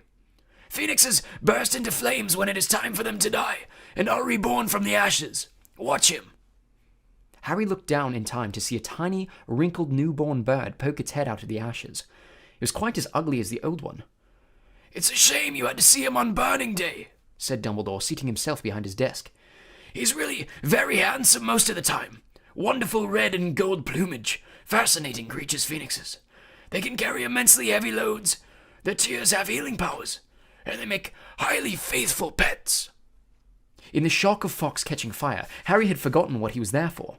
But it all came back to him as Dumbledore settled himself in the high chair behind the desk and fixed Harry with his penetrating light blue stare. Before Dumbledore could speak another word, however, the door of the office flew open with an almighty bang, and Hagrid burst in, a wild look in his eyes, his balaclava perched on top of his shaggy black head, and the dead rooster still swinging from his hand. "It wasn't Harry, Professor Dumbledore," said Hagrid urgently. "I was talking to him seconds before the kid was found. He never had time, sir." Dumbledore tried to say something, but Hagrid went ranting on, waving the rooster around in his agitation, sending feathers everywhere. It can't have been him. I'll swear it in front of the Ministry of Magic if I have to. Hagrid, you've got the wrong boy, sir. I know Harry never... Hagrid, said Dumbledore loudly. I do not think that Harry attacked those people. Oh, said Hagrid, the rooster falling limply at his side. Right. I'll wait outside then, Headmaster. And he stomped out looking embarrassed. You don't think it was me, Professor? Harry repeated hopefully, as Dumbledore brushed rooster feathers off his desk. No, Harry, I don't, said Dumbledore, though his face was somber again. But I still want to talk to you. Harry waited nervously while Dumbledore considered him, the long tips of his fingers together. I must ask you, Harry, whether there is anything you'd like to tell me, he said gently. Anything at all. Harry didn't know what to say. He thought of Malfoy shouting, You'll be next, mudbloods, and of the polyjuice potion simmering away in Moaning Meadow's bathroom. Then he thought of the disembodied voice he had heard twice, and remembered what Ron had said. Hearing voices no one else can hear isn't a good sign, even in the wizarding world. He thought, too, about what everyone was saying about him, and his growing dread that he was somehow connected with Salazar Slytherin. No, said Harry. "There isn't anything, Professor." The double attack on Justin and Nearly Headless Nick turned what had hitherto been nervousness into a real panic. Curiously, it was Nearly Headless Nick's fate that seemed to worry people most. What could possibly do that to a ghost, people asked each other. What terrible power could harm someone who was already dead? There was almost a stampede to book seats on the Hogwarts Express so that students could go home for Christmas. "At this rate, we'll be the only ones left. Ron told Harry and Hermione. "Us, Malfoy, Crabbe, and Goyle. What a jolly holiday it's going to be." Crabbe and Goyle, who always did whatever Malfoy did, had signed up to stay over the holidays too, but Harry was glad that most people were leaving. He was tired of people scattering around him in the corridors, as though he was about to sprout fangs or spit poison, tired of all the muttering, pointing, and hissing as he passed. Fred and George, however, found all this very funny. They went out of their way to march ahead of Harry down the corridors, shouting, "Make way for the heir of Slytherin! Seriously evil wizard coming through!" Percy was deeply disapproving of this behavior.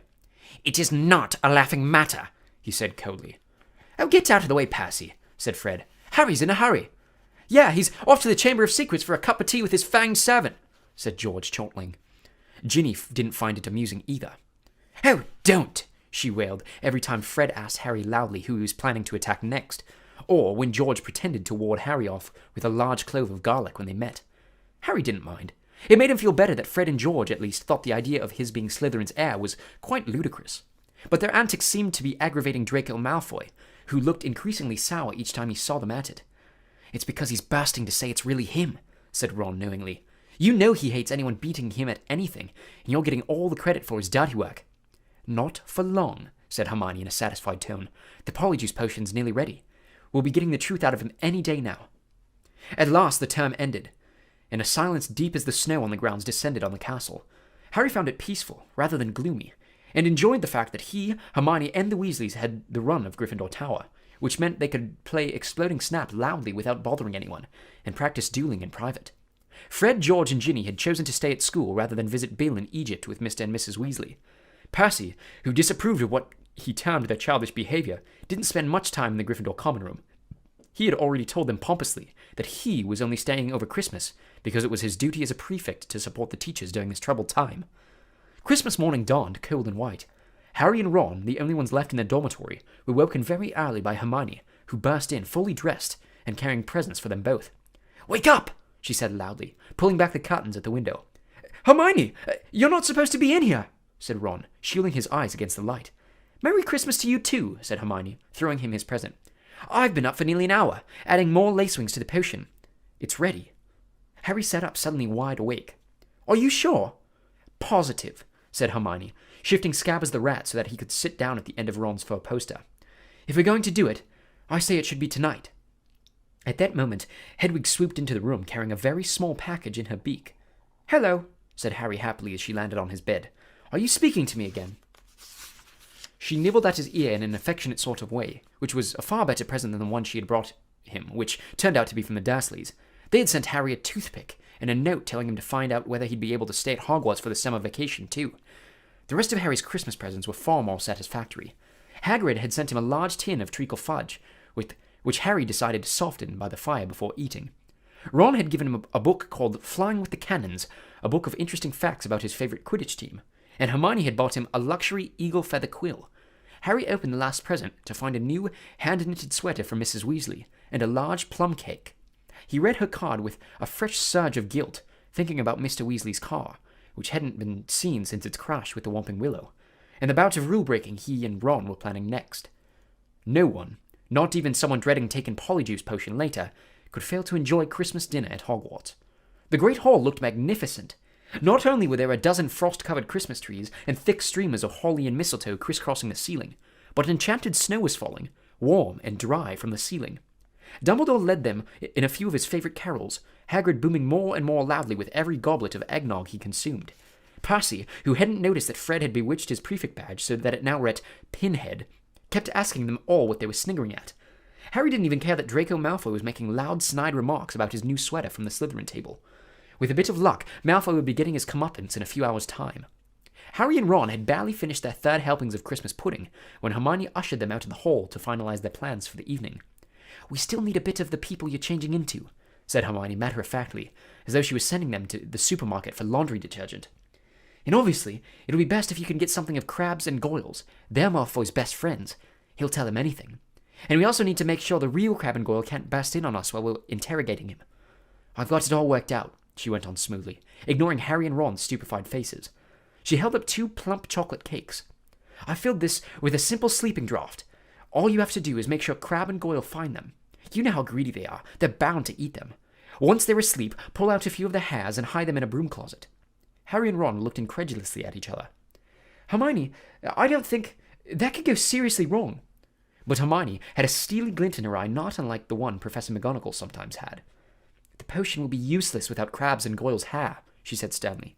You do want to investigate Malfoy, don't you? Oh, all right, said Harry. But what about you? Whose hair are you ripping out? I've already got mine, said Hermione brightly, pulling a tiny bottle out of her pocket and showing them the single hair inside it. Remember Millicent Bulstrode wrestling with me at the dueling club? She left this on my robes when she was trying to strangle me.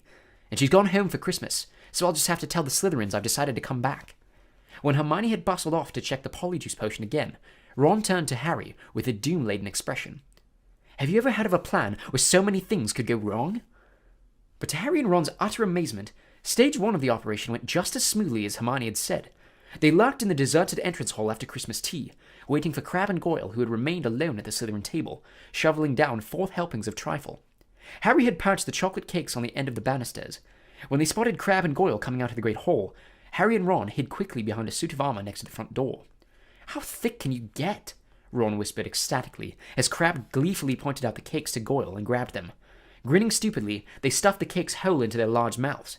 For a moment, both of them chewed greedily, looks of triumph on their faces. Then, without the smallest change of expression, they both keeled over backward onto the floor. By far the hardest part was hiding them in the closet across the hall. Once they were safely stowed among the buckets and mops, Harry yanked out a couple of the bristles that covered Goyle's forehead, and Ron pulled out several of Crabbe's hairs. They also stole their shoes because their own were far too small for Crabbe and Goyle's size feet. Then, still stunned at what they had just done, they sprinted up to Moaning Myrtle's bathroom. They could hardly see for the thick black smoke issuing from the stall in which Hermione was stirring the cauldron. Pulling their robes over their faces, Harry and Ron knocked softly on the door. Hermione? They heard the scrape of the lock, and Hermione emerged, shiny-faced and looking anxious. Behind her, they heard the gloop-gloop of the bubbling glutinous potion. 3 glass tumblers stood readily on the seat. Did you get them? Hermione asked breathlessly. Harry showed her Goyle's hair. Good. And I sneaked these spare robes out of the laundry, Hermione said, holding up a small sack. You'll need bigger sizes once you're Crabbe and Goyle. The 3 of them stared into the cauldron. Close up, the potion looked like thick, dark mud bubbling sluggishly. I'm sure I've done everything right, said Hermione, nervously rereading the splotched page of Most Potent Potions. It looks like the book says it should. Once we've drunk it, we'll have exactly an hour before we change back into ourselves. Now what? Ron whispered. We separate it into 3 large glasses and add the hairs. Hermione laid a large dollops of the potion into each of the glasses. Then, her hands trembling, she shook Millicent Bulstrode's hair out of its bottle into the first glass. The potion hissed loudly like a boiling kettle and frothed madly. A second later, it had turned a sick sort of yellow. Essence of Millicent Bulstrode, said Ron, eyeing it with loathing. Bet it tastes disgusting. Add yours then, said Hermione. Harry dropped Goyle's hair into the middle glass, and Ron put Crabbe's into the last one. Both glasses hissed and frothed. Goyle's turned the khaki color of a booger. Crabbe's a dark, murky brown. Hang on, said Harry as Ron and Hermione reached for their glasses. We better not all drink them in here. Once we turn into Crabbe and Goyle, we won't fit. And Millicent Bulstrode's no pixie. Good thinking, said Ron, unlocking the door. We'll take separate stalls. Careful not to spill a drop of his Polyjuice potion, Harry slipped into the middle stall. Ready? He called. Ready, came Ron's and Hermione's voices. 1, 2, 3. Pinching his nose, Harry drank the potion down in 2 large gulps. It tasted like overcooked cabbage. Immediately his insides started writhing as though he'd just swallowed live snakes. Doubled up, he wondered whether he was going to be sick. Then a burning sensation spread rapidly from his stomach to the very ends of his fingers and toes. Next, bringing him gasping to all fours, came a horrible melting feeling, as the skin all over his body bubbled like hot wax. And before his eyes, his hands began to grow. The fingers thickened. The nails broadened. The knuckles were bulging like bolts. His shoulders stretched painfully, and a prickling on his forehead told him that hair was creeping down toward his eyebrows. His robes ripped as his chest expanded like a barrel bursting its hoops. His feet were in agony, in shoes 4 sizes too small. As suddenly as it had started, everything stopped. Harry lay face down on the stone-cold floor, listening to Myrtle gurgling morosely in the end toilet. With difficulty, he kicked off his shoes and stood up. So this was what it felt like being Goyle. His large hand trembling, he pulled off his old robes, which were hanging a foot above his ankles, pulled on the spare ones, and laced up Goyle's boat-like shoes. He reached up to brush his hair out of his eyes, and met only the short growth of wiry bristles low on his forehead. Then he realized that his glasses were clouding his eyes, because Goyle obviously didn't need them. He took them off and called, "Are you two okay?" Goyle's low rasp of a voice issued from his mouth. "Yeah," came the deep grunt of Crabbe from his right. Harry unlocked the door and stepped in front of the cracked mirror. Goyle stared back at him out of dull, deep-set eyes. Harry scratched his ear. So did Goyle. Ron's door opened. They stared at each other, except that he looked pale and shocked. Ron was indistinguishable from Crabbe, from the pudding boil haircut to the long gorilla arms. "This is unbelievable," said Ron, approaching the mirror and prodding Crabbe's flat nose. "Unbelievable." "We'd better get going," said Harry, loosening the watch that was cutting into Goyle's thick wrist. "We've still got to find out where the Slytherin common room is. I only hope we can find someone to follow." Ron, who had been gazing at Harry, said, "You don't know how bizarre it is to see Goyle thinking." He banged on Hermione's door. "Come on, we need to go." A high-pitched voice answered him. I don't think I'm going to come after all. You go on without me." "Hermione, we know Millicent Bulstrode's ugly. No one's going to know it's you." "No, really, I don't think I'll come. You two hurry up, you're wasting time." Harry looked at Ron, bewildered. "That looks more like Goyle," said Ron. "That's how he looks every time a teacher asks him a question." "Hermione, are you okay?" said Harry through the door. "Fine, I'm fine, go on." Harry looked at his watch. 5 of their precious 60 minutes had already passed. "We'll meet you back here, all right?" he said. Harry and Ron opened the door of the bathroom carefully, checked that the coast was clear, and set off. "Don't swing your arms like that," Harry muttered to Ron. "Eh? Crabbe holds them sort of stiff. How's this? Yeah, that's better." They went down the marble staircase.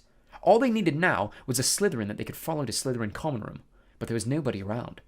"Any ideas?" muttered Harry. "The Slytherins always come up to breakfast from over there," said Ron, nodding at the entrance to the dungeons. The words had barely left his mouth when a girl with long curly hair emerged from the entrance. "Excuse me," said Ron, hurrying up to her. "We've forgotten the way to our common room." "I beg your pardon," said the girl stiffly. "Our common room? I'm a Ravenclaw." She walked away, looking suspiciously back at them. Harry and Ron hurried down the stone steps into the darkness, their footsteps echoing particularly loudly as Crabbe's and Goyle's huge feet hit the floor, feeling that this wasn't going to be as easy as they hoped. The labyrinthine passages were deserted. They walked deeper and deeper under the school, constantly checking their watches to see how much time they had left. After a quarter of an hour, just when they were getting desperate, they heard a sudden movement ahead. "Ha!" said Ron excitedly. "There's one of them now!" The figure was emerging from a side room. As they hurried nearer, however, their hearts sank. It wasn't a Slytherin. It was Percy. "What are you doing down here?" said Ron in surprise. Percy looked affronted. "That," he said stiffly, "is none of your business. It's Crabbe, isn't it?" Yeah, said Ron. "Well, get off to your dormitories," said Percy sternly. "It's not safe to go wandering around dark corridors these days." "You are," Ron pointed out. "I," said Percy, drawing himself up, "am a prefect. Nothing's about to attack me." A voice suddenly echoed behind Harry and Ron. Draco Malfoy was strolling toward them, and for the first time in his life, Harry was pleased to see him. "There you are," he growled, looking at them. "Have you two been pigging out in the Great Hall all this time? I've been looking for you. I want to show you something really funny." Malfoy glanced witheringly at Percy. "And what are you doing down here, Weasley?" he sneered. Percy looked outraged. "You might want to show a bit of respect to a school prefect," he said. "I don't like your attitude." Malfoy sneered and motioned for Harry and Ron to follow him. Harry almost said something apologetic to Percy, but caught himself just in time. He and Ron hurried after Malfoy, who said as they turned into the next passage, "That Peter Weasley." "Percy," Ron corrected him automatically. "Whatever," said Malfoy. "I've noticed him sneaking around a lot lately, and I bet I know what he's up to. He thinks he's going to catch Slytherin's ass single-handed." He gave a short, derisive laugh. Harry and Ron exchanged excited looks. Malfoy paused by a stretch of bare, damp stone wall. What's the new password again? He said to Harry. Said Harry. Oh, yeah, pure blood, said Malfoy, not listening, and a stone door concealed in the wall slid open. Malfoy marched through it, and Harry and Ron followed him. The Slytherin common room was a long, low underground room with rough stone walls and a ceiling from which round, greenish lamps were hanging on chains. A fire was crackling under an elaborately carved mantelpiece ahead of them, and several Slytherins were silhouetted around it in high-backed chairs. "Wait here," said Malfoy to Harry and Ron, motioning them to a pair of empty chairs set back from the fire. "I'll go and get it. My father's just sent it to me." Wondering what Malfoy was going to show them, Harry and Ron sat down, doing their best to look at home. Malfoy came back a minute later, holding what looked like a newspaper clipping. He thrust it under Ron's nose. "That'll give you a laugh," he said. Harry saw Ron's eyes widen in shock. He read the clipping quickly, gave a very forced laugh, and handed it to Harry. It had been clipped out of the Daily Prophet, and it said, "Inquiry at the Ministry of Magic. Arthur Weasley, head of the Misuse of Muggle Artifacts Office, was today fined 50 galleons for bewitching a Muggle car. Mr. Lucius Malfoy, a governor of Hogwarts School of Witchcraft and Wizardry, where the enchanted car crashed earlier this year, called today for Mr. Weasley's resignation. Mr. Weasley has brought the ministry into disrepute," Mr. Malfoy told our reporter. "He's clearly unfit to draw up our laws, and his ridiculous Muggle Protection Act should be scrapped immediately." Mr. Weasley was unavailable for comment, although his wife told reporters to clear off or she'd set the family ghoul on them. "Well," said Malfoy impatiently, as Harry handed the clipping back to him. "Don't you think it's funny?" "Ha, ha," said Harry bleakly. "Arthur Weasley loves Muggles so much, he should just snap his wand in half and go and join them," said Malfoy scornfully. "You'd never know the Weasleys were purebloods the way they behave." Ron's, or rather Crabbe's, face was contorted with fury. "What's up with you, Crabbe?" snapped Malfoy. "Stomachache," Ron grunted. "Well, go up to the hospital wing and give all those mudbloods a kick from me," said Malfoy, snickering. "You know, I'm surprised the Daily Prophet hasn't reported all these attacks yet," he went on thoughtfully. "I suppose Dumbledore's trying to hush it all up. He'll be sacked if it doesn't stop soon. Father's always said old Dumbledore's the worst thing that's ever happened to this place. He loves Muggleborns. A decent headmaster would never let a slime like that Creevy in." Malfoy started taking pictures with an imaginary camera and did a cruel but accurate impression of Colin. "Potter, can I have your picture, Potter? Can I have your autograph? Can I lick your shoes, please, Potter?" He dropped his hands and looked at Harry and Ron. "What's the matter with you two?" Far too late, Harry and Ron forced themselves to laugh, but Malfoy seemed satisfied. Perhaps Crabbe and Goyle were always slow on the uptake. "St. Potter, the Mudblood's friend," said Malfoy slowly. "He's another one with no proper wizard feeling, or he wouldn't go around with that jumped-up Granger Mudblood. And people think he's Slytherin's heir." Harry and Ron waited with bated breath. Malfoy was surely seconds away from telling them it was him. But then... "I wish I knew who it is," said Malfoy petulantly. "I could help them." Ron's jaw dropped, so that Crabbe looked even more clueless than usual. Fortunately, Malfoy didn't notice, and Harry, thinking fast, said, "You must have some idea who's behind it all." "You know I haven't, Goyle. How many times do I have to tell you?" snapped Malfoy. "And Father won't tell me anything about the last time the chamber was opened either. Of course, it was 50 years ago, so it was before his time, but he knows all about it, and he says that it was all kept quiet, and it'll look suspicious if I know too much about it. But I know one thing. Last time the Chamber of Secrets was open, a Mudblood died, so I bet it's a matter of time before one of them's killed this time. I hope it's Granger," he said with relish. Ron was clenching Crabbe's gigantic fists. Feeling that it would be a bit of a giveaway if Ron punched Malfoy, Harry shot him a warning look that said, "Do you know if the person who opened the chamber last time was caught?" "Oh, yeah, whoever it was expelled," said Malfoy. "They're probably still in Azkaban." "Azkaban?" said Harry, puzzled. "Azkaban, the wizard prison, Goyle," said Malfoy, looking at him in disbelief. "Honestly, if you were any slower, you'd be backward." He shifted restlessly in his chair and said, "Father says to keep my head down and let the heir of Slytherin get on with it. He said the school needs ridding of all the mudblood filth, but not to get mixed up in it. Of course, he's got a lot on his plate at the moment. You know the Ministry of Magic raided our manor last week?" Harry tried to force Goyle's dull face into a look of concern.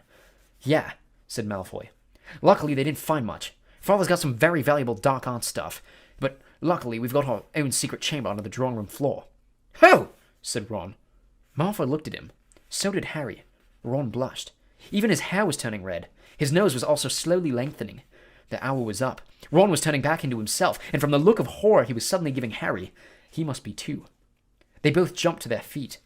Medicine for my stomach, Ron grunted, and without further ado they sprinted the length of the Slytherin common room, hurled themselves at the stone wall, and dashed up the passage, hoping against hope that Malfoy didn't notice anything.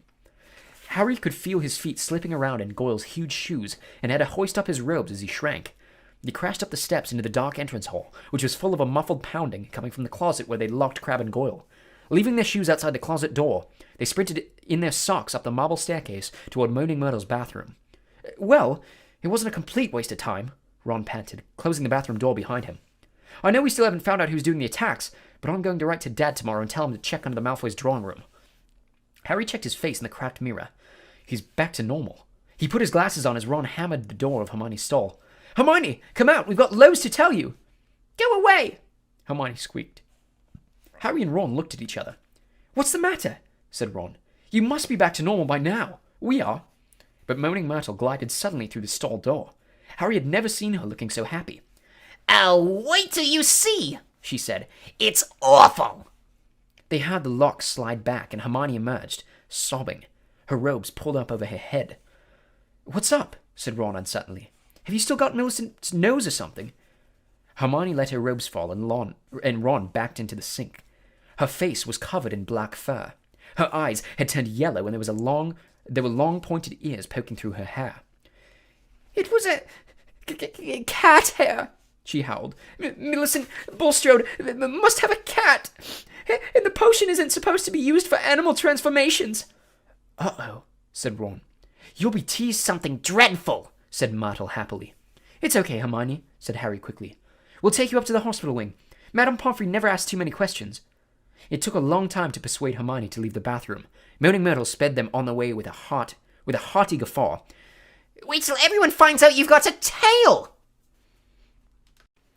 Chapter 13. The Very Secret Diary. Hermione remained in the hospital wing for several weeks.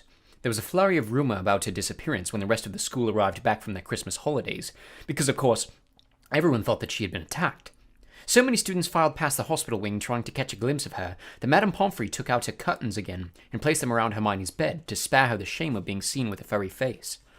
Harry and Ron went to visit her every evening. When the new term started, they brought her each day's homework.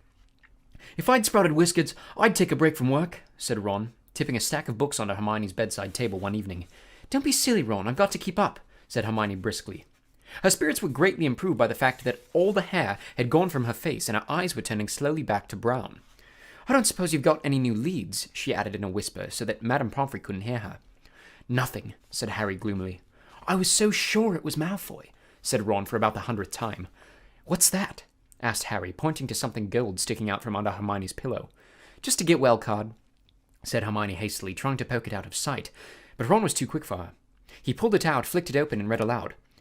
To Miss Granger, wishing you a speedy recovery from your concerned teacher, Professor Gilderoy Lockhart, Order of Merlin, 3rd class, honorary member of the Dark Force Defense League, and 5-time winner of Witch Weekly's Most Charming Smile Award. Ron looked up at Hermione, disgusted. You sleep with this under your pillow. But Hermione was spared answering by Madame Pomfrey sweeping over with her evening dose of medicine. Is Lockhart the smarmiest bloke you've ever met, or what? Ron said to Harry as they left the infirmary and started up the stairs toward Gryffindor Tower. Snape had given them so much homework, Harry thought he was likely to be in the 6th year before he finished it. Ron was just saying he wished he had asked Hermione how many rat tails he was supposed to add to a hair-raising potion, when an angry outburst from the floor above reached their ears. That's Filch, Harry muttered as they hurried up the stairs and paused, out of sight, listening hard. You don't think someone else has been attacked? Said Ron, tensely. They stood still, their heads inclined toward Filch's voice, which sounded quite hysterical. Even more work for me, mopping all night, like I haven't got enough to do. Now, this is the final straw. I'm going to Dumbledore. His footsteps receded along the out-of-sight corridor, and they heard a distant door slam. They poked their heads around the corner. Filch had clearly been manning his usual lookout post. They were once again on the spot where Mrs. Norris had been attacked. They saw a glance of what Filch had been shouting about. A great flood of water stretched over half the corridor, and it looked as though it was still seeping from under the door of Moaning Myrtle's bathroom. Now that Filch had stopped shouting, they could hear Myrtle's wails echoing off the bathroom walls. Now what's up with her? Said Ron. Let's go and see, said Harry, and holding their robes over their ankles, they stepped through the great wash of water to the door bearing its out-of-order sign, ignored it as always, and entered. Moaning Myrtle was crying, if possible louder and harder than ever before. She seemed to be hiding down her usual toilet. It was dark in the bathroom because the candles had been extinguished in the great rush of water that had left both walls and floor soaking wet. "What's up, Myrtle?" said Harry. Who's that? Glugged Myrtle miserably. Come to throw something else at me? Harry waded across to his stall and said, "Why would I throw something at you?" Don't ask me, Myrtle shouted, emerging with a wave of yet more water, which splashed onto the already sopping floor. Here I am, minding my own business, and someone thinks it's funny to throw a book at me. "But it can't hurt you if someone throws something at you," said Harry reasonably. "I mean, it'd just go straight through you, right? Wouldn't it?" He said the wrong thing. Myrtle puffed herself up and shrieked. Let's all throw books at Myrtle, because she can't feel it. 10 points if you can get it through her stomach. 50 points if it goes through her head. Well, ha ha ha, what a lovely game, I do think. "Who threw it at you anyway?" asked Harry. I don't know. I was just sitting in the U-bend thinking about death, and it fell right over the top of my head," said Myrtle, glaring at them. "It's over there. It got washed out." Harry and Ron looked under the sink where Myrtle was pointing. A small, thin book lay there. It had a shabby black cover and was wet as everything else in the bathroom. Harry stepped forward to pick it up, but Ron suddenly flung out an arm to hold him back. "What?" said Harry. "Are you crazy?" said Ron. "It could be dangerous." "Dangerous?" said Harry, laughing. "Come off it. How could it be dangerous?" "You'd be surprised," said Ron, who was looking apprehensively at the book. "Some of the books the ministry's confiscated. Dad's told me. There was one that burned your eyes out. And everyone who reads Sonnets of a Sorcerer spoke in limericks for the rest of their lives. And some old witch in Bath had a book that you could never stop reading. You just had to wander around with your nose in it, trying to do everything one-handed, and—" "All right, I've got the point," said Harry. The little book lay on the floor, nondescript and soggy. "Well, we won't find out unless we look at it," he said, and he ducked around Ron and picked it up off the floor. He saw at once that it was a diary, and the fated year on the cover told him it was 50 years old. He opened it eagerly. On the first page, he could just make out the name T.M. Riddle in smudged ink. "Hang on," said Ron, who had approached cautiously and was looking over Harry's shoulder. "I know that name. T.M. Riddle got an award for special services to the school 50 years ago." "How on earth do you know that?" said Harry in amazement. "Because Filch made me polish his shield about 50 times in detention," said Ron resentfully. "That was the one I burped slugs all over. If you'd wiped slime off a name for an hour, you'd remember it too." Harry peeled the wet pages apart. They were completely blank. There wasn't the faintest trace of writing on any of them, not even Auntie Mabel's birthday or dentist 3:30. "He never wrote in it," said Harry, disappointed. "I wonder why someone wanted to flush it away," said Ron curiously. Harry turned to the back cover of the book and saw the printed name on a variety store in Vauxhall Road, London. "He must have been Muggle-born," said Harry thoughtfully, "to have bought a diary from Vauxhall Road." "Well, it's not much use to you," said Ron. He dropped his voice. 50 points if you can get it through Myrtle's nose." Harry, however, pocketed it. Hermione left the hospital wing de-whiskered, tailless, and fur-free at the beginning of February. On her first evening back in Gryffindor Tower, Harry showed her T.M. Riddle's diary and told her the story of how they'd found it. "Oh, it might have hidden powers," said Hermione enthusiastically, taking the diary and looking at it closely. "If it has, it's hiding them very well," said Ron. "Maybe it's shy. I don't know why you don't chuck it, Harry." "I wish I knew why someone did try to chuck it," said Harry. "I wouldn't mind knowing how Riddle got an award for special services to Hogwarts either." "Could have been anything," said Ron. "Maybe he got 30 owls or saved a teacher from the giant squid. Maybe he murdered Myrtle. That would have done everyone a favor." But Harry could tell from the arrested look on Hermione's face that she was thinking what he was thinking. "What?" said Ron, looking from one to the other. "Well, the Chamber of Secrets was opened 50 years ago, wasn't it?" he said. "That's what Malfoy said." "Yeah?" said Ron slowly. "And this diary is 50 years old," said Hermione, tapping it excitedly. "So?" "Oh, Ron, wake up!" snapped Hermione. "We know the person who opened the chamber last time was expelled 50 years ago. We know T.M. Riddle got an award for special services to the school 50 years ago. Well, what if Riddle got his special award for catching the heir of Slytherin? His diary would probably tell us everything. Where the chamber is and how to open it and what sort of creature lives in it. The person who's behind the attacks this time wouldn't want that lying around, would they?" "That's a brilliant theory, Hermione," said Ron, "with just one tiny little flaw. There's nothing written in his diary." But Hermione was pulling her wand out of her bag. "It might be invisible ink," she whispered. She tapped the diary 3 times and said, "A Periseum." Nothing happened. Undaunted, Hermione shoved her hand back into her bag and pulled out what appeared to be a bright red eraser. "It's Revealer I got in Diagon Alley," she said. She rubbed hard on January fast. Nothing happened. "I'm telling you, there's nothing to find in there," said Ron. "Riddle just got a diary for Christmas and couldn't be bothered filling it in." Harry couldn't explain, even to himself, why he didn't just throw Riddle's diary away. The fact was that even though he knew the diary was blank, he kept absent-mindedly picking it up and turning the pages, as though it were a story he wanted to finish. And while Harry was sure he had never heard the name T.M. Riddle before, it still seemed to mean something to him, almost as though Riddle was a friend he had when he was very small, and had half forgotten. But this was absurd. He'd never had friends before Hogwarts. Dudley made sure of that. Nevertheless, Harry was determined to find out more about Riddle. So next day at break, he headed for the trophy room to examine Riddle's special award, accompanied by an interested Hermione and a thoroughly unconvinced Ron, who told him he'd seen enough of the trophy room to last him a lifetime. Riddle's burnished gold shield was tucked away in a corner cabinet. It didn't carry details of why it had been given to him. "Good thing, too, or it'd be even bigger and I'd still be polishing it," said Ron. However, they did find Riddle's name on an old medal for magical merit, and on a list of old head boys. "He sounds like Percy," said Ron, wrinkling his nose in disgust. "Prefect, head boy, probably top of every class." "You say that as like it's a bad thing," said Hermione in a slightly hurt voice.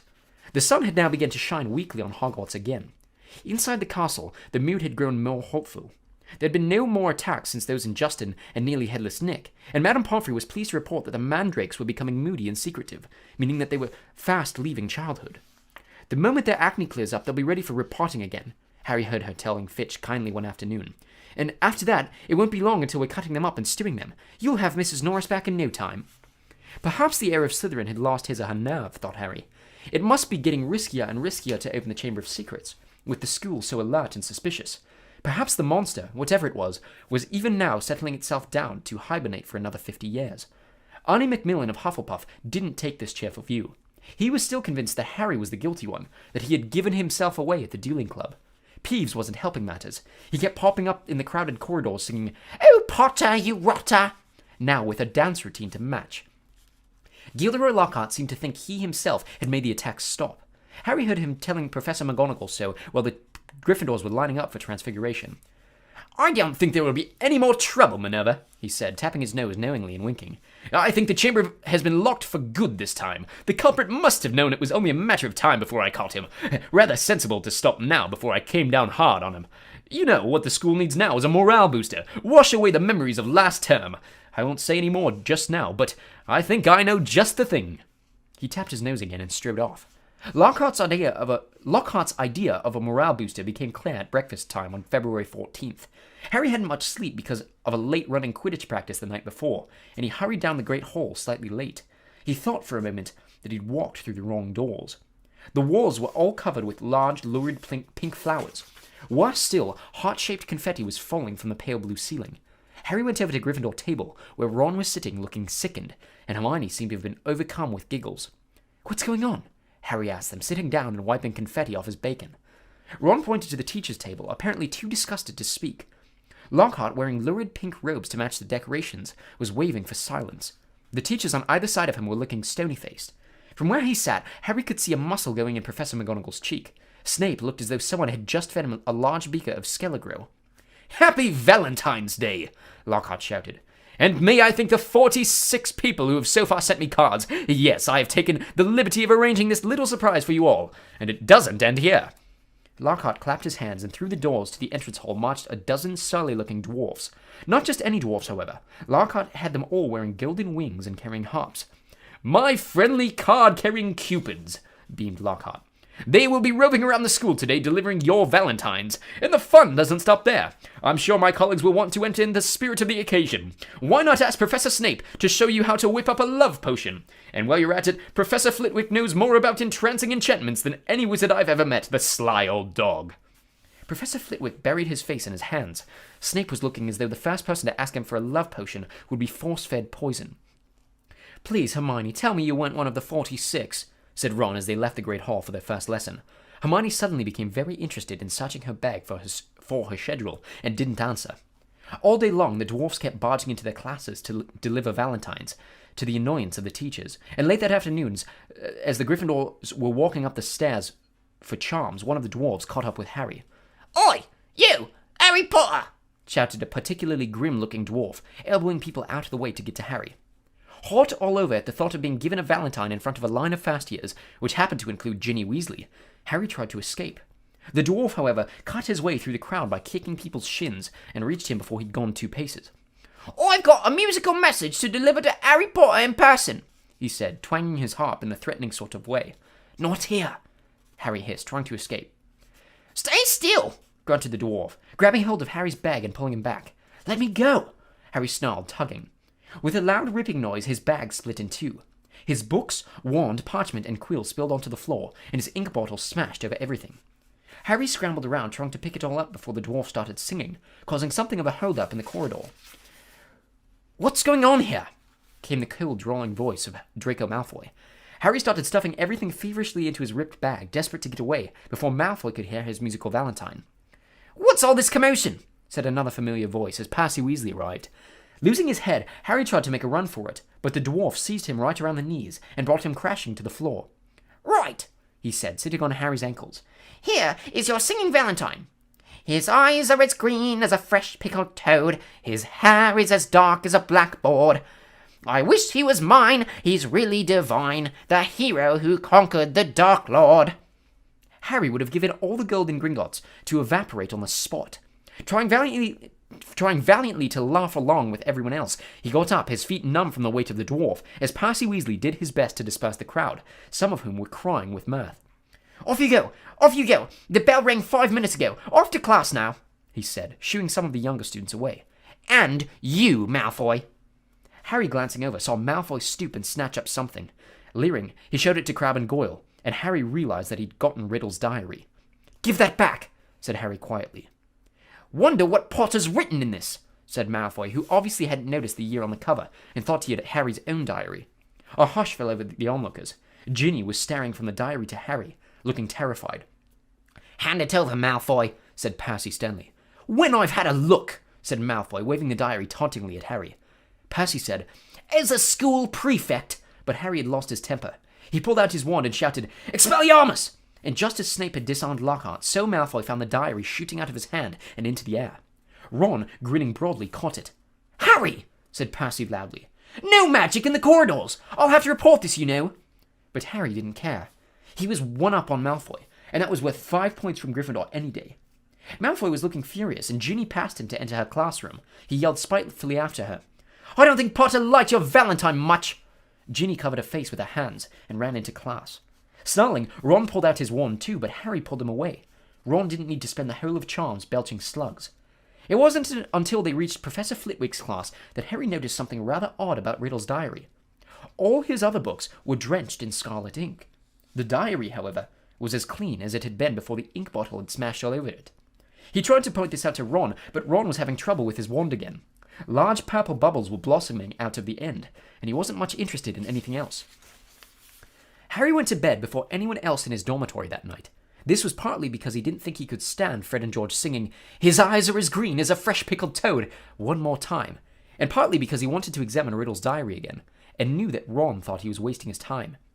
Harry sat on his 4-poster and flicked through the blank pages, not one of which had a trace of scarlet ink on it.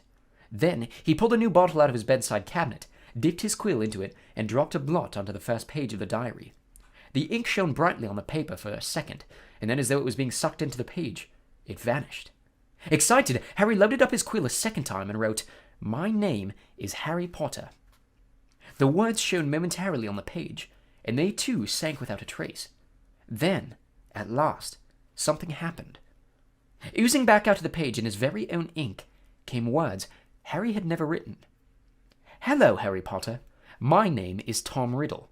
How did you come by my diary?" These words too faded away, but not before Harry had started to scribble back. Someone tried to flush it down a toilet. He waited eagerly for Riddle's reply. "Luckily that I recorded my memories in some more lasting way than ink, but I always knew that there would be those who would not want this diary read." "What do you mean?" Harry scrawled, blotting the page in his excitement. "I mean that this diary holds memories of terrible things, things that were covered up, things that happened at Hogwarts School of Witchcraft and Wizardry." "That's where I am now," Harry wrote quickly. "I'm at Hogwarts, and horrible stuff's been happening. Do you know about the Chamber of Secrets? His heart was hammering. Riddle's reply came quickly, his writing becoming untidy as though he was hurrying to tell all he knew. Of course I know about the Chamber of Secrets. In my day, they tell us it was a legend, that it did not exist. But this was a lie. In my 5th year, the chamber was open, and the monster attacked several students, finally killing one. I caught the person who'd opened the chamber, and he was expelled. But the headmaster, Professor Dippet, ashamed that such a thing had happened at Hogwarts, forbade me to tell the truth. A story was given out that the girl had died in a freak accident. They gave me a nice, shiny, engraved trophy for my trouble, and warned me to keep my mouth shut. But I knew it could happen again. The monster lived on, and the one who had the power to release it was not imprisoned. Harry nearly upset his ink bottle in his hurry to write back. It's happening again now. There have been 3 attacks and no one seems to know who's behind them. Who was it last time? I can show you if you like, came Riddle's reply. You don't have to take my word for it. I can take you inside my memory of the night when I caught him. Harry hesitated, his quill suspended over the diary. What did Riddle mean? How could he be taken inside someone else's memory? He glanced nervously at the door to the dormitory, which was growing dark. When he looked back at the diary, he saw fresh words forming. Let me show you. Harry paused for a fraction of a second, and then wrote 2 letters. Okay. The pages of the diary began to blow, as though caught in high wind, stopping halfway through the month of June.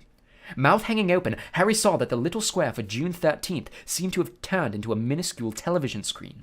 His hands trembling slightly, he raised the book to press his eye against the little window, and before he knew what was happening, he was tilting forward, the window was widening, he felt his body leave his bed, and he was pitched head-first through the opening of the page, into a whirl of color and shadow.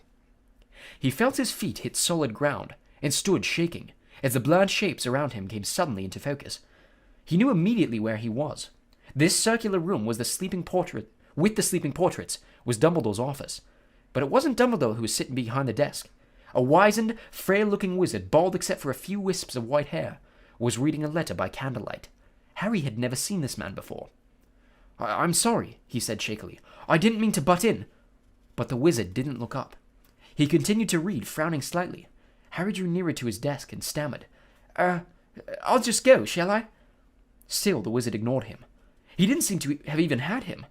Thinking that the wizard might be deaf, Harry raised his voice. Sorry I disturbed you. I'll go now, he half-shouted. The wizard folded up the letter with a sigh, stood up, walked past Harry without glancing at him, and went to draw the curtains at his window. The sky outside the window was ruby red. It seemed to be sunset. The wizard went back to his desk, sat down, and twiddled his thumbs, watching the door. Harry looked around the office. No Fawkes the Phoenix. No whirring silver contraptions. This was Hogwarts as Riddle had known it, meaning that this unknown wizard was headmaster, not Dumbledore, and he, Harry, was little more than a phantom, completely invisible to the people of 50 years ago. There was a knock at the office door. Enter, said the old wizard in a feeble voice. A boy of about 16 entered, taking off his pointed hat. A silver prefect's badge was glinting on his chest. He was much taller than Harry, but he too had jet black hair. Ah, Riddle, said the headmaster. You wanted to see me, Professor Dippet, said Riddle. He looked nervous. Sit down, said Dippet. I've just been reading the letter you sent me. Oh, said Riddle. He sat down, gripping his hands together very tightly. My dear boy, said Dippet kindly, I cannot possibly let you stay at the school over the summer. Surely you want to go home for the holidays? No, said Riddle at once. I'd much rather stay at Hogwarts than go back to that... You live in a Muggle orphanage during the holidays, I believe, said Dippet curiously. Yes, sir, said Riddle, reddening slightly. You are Muggle-born? Half-blood, sir, said Riddle. Muggle father, witch mother. And are both your parents... My mother died just after I was born, sir. They told me at the orphanage she lived just long enough to name me. Tom, after my father. Marvolo, after my grandfather. Dippet clucked his tongue sympathetically. The thing is, Tom, he sighed, special arrangements might have been made for you, but in the current circumstances... You mean all these attacks, sir, said Riddle, and Harry's heart leapt, and he moved closer, scared of missing anything. Precisely, said the headmaster. My dear boy, you must see how foolish it would be of me to allow you to remain at the castle when term ends, particularly in light of the recent tragedy, the death of that poor girl. You will be safer by far at your orphanage. As a matter of fact, the Ministry of Magic is even now talking about closing the school. We are no nearer locating the source of this unpleasantness." Riddle's eyes had widened. "Sir, if the person was caught, if it all stopped—" What do you mean?" said Dippet with a squeak in his voice, sitting up in his chair. Riddle, do you mean you know something about these attacks? No, sir," said Riddle quickly. But Harry was sure it was the same sort of no that he himself had given Dumbledore. Dippet sank back, looking faintly disappointed. "You may go, Tom." Riddle slid off his chair and slouched out of the room. Harry followed him. Down the moving spiral staircase they went, emerging next to the gargoyle in the darkening corridor. Riddle stopped, and so did Harry, watching him. Harry could tell that Riddle was doing some serious thinking. He was biting his lip, his forehead furrowed. Then, as though he had suddenly reached a decision, he hurried off, Harry gliding noiselessly behind him. They didn't see another person until they reached the entrance hall, when a tall wizard with long, sweeping auburn hair and a beard called to Riddle from the marble staircase. "What are you doing wandering around this late, Tom?" Harry gaped at the wizard. It was none other than a 50-year younger Dumbledore. "I had to see the headmaster, sir," said Riddle. "Well, hurry off to bed," said Dumbledore, giving Riddle exactly the kind of penetrating stare Harry knew so well. "Best not to roam the corridors these days. Not since—" He sighed heavily, bade Riddle good night, and strode off. Riddle watched him walk out of sight, and then, moving quickly, headed straight down the stone steps to the dungeons, with Harry in hot pursuit. But to Harry's disappointment, Riddle led him not into a hidden passageway or a secret tunnel, but to the very dungeon in which Harry had potions with Snape. The torches hadn't been lit, and when Riddle pushed the door almost closed, Harry could only just see him, standing stock still by the door, watching the passage outside. It felt to Harry that they were there for at least an hour. All he could see was the figure of Riddle at the door, staring through the crack, waiting like a statue. And just when Harry had stopped feeling expectant and tense and started wishing he could return to the present, he heard something move beyond the door. Someone was creeping along the passage. He heard whoever it was pass the dungeon where he and Riddle were hidden. Riddle, quiet as a shadow, edged through the door and followed, Harry tiptoeing behind him, forgetting that he couldn't be heard. For perhaps 5 minutes they followed the footsteps until Riddle stopped suddenly, his head inclined in the direction of new noises. Harry heard a door creak open, and then someone speaking in a hoarse whisper. "Come on. I gotta get you out of here. Come on. Now, in the box." There was something familiar about that voice. Riddle suddenly jumped around the corner. Harry stepped out behind him. He could see the dark outline of a huge boy who was crouching in front of him, in front of an open door, a very large box next to it. "Evening, Rubeus," said Riddle sharply. The boy slammed the door shut and stood up. "What are you doing down here, Tom?" Riddle stepped closer. "It's all over," he said. "I'm going to have to turn you in, Rubeus. They're talking about closing Hogwarts if the attacks don't stop." What do you... "I don't think you meant to kill anyone, but monsters don't make good pets. I suppose you just let it out for exercise and—" "It never killed no one," said the large boy, backing against the closed door. From behind him, Harry could hear a funny rustling and clicking. "Come on, Rubeus," said Riddle, moving yet closer. "The dead girl's parents will be here tomorrow. The least Hogwarts can do is make sure that the thing that killed their daughter is slaughtered." "It wasn't him," roared the boy, his voice echoing in the dark passage. "He wouldn't. He never—" "Stand aside," said Riddle, drawing out his wand. His spell lit the corridor with a sudden flaming light. The door behind the large boy flew open with such force it knocked him into the wall opposite. And out of it came something that made Harry let out a long, piercing scream unheard by anyone. A vast, low-slung, hairy body and a tangle of black legs. A gleam of many eyes and a pair of razor-sharp pincers. Riddle raised his wand again, but he was too late. The thing bowled him over as it scuttled away, tearing up the corridor and out of sight. Riddle scrambled to his feet, looking after it. He raised his wand, but the huge boy leapt on him, seized his wand, and threw him back down, yelling, "No!" The scene whirled. The darkness became complete. Harry felt himself falling, and, with a crash, he landed spread eagle on his far poster in the Gryffindor dormitory, Riddle's diary lying open on his stomach. Before he had time to regain his breath, the dormitory door opened and Ron came in. "There you are," he said. Harry sat up. He was sweating and shaking. "What's up?" said Ron, looking at him with concern. "It was Hagrid, Ron. Hagrid opened the Chamber of Secrets 50 years ago." Chapter 14. Cornelius Fudge. Harry, Ron, and Hermione had always known that Hagrid had an unfortunate liking for large and monstrous creatures. During the first year at Hogwarts, he had tried to raise a dragon in his little wooden house, and it would be a long time before they forgot the giant three-headed dog he'd christened Fluffy. And if, as a boy, Hagrid had heard that a monster was hidden somewhere in the castle, Harry was sure he'd have gone to any lengths for a glimpse of it.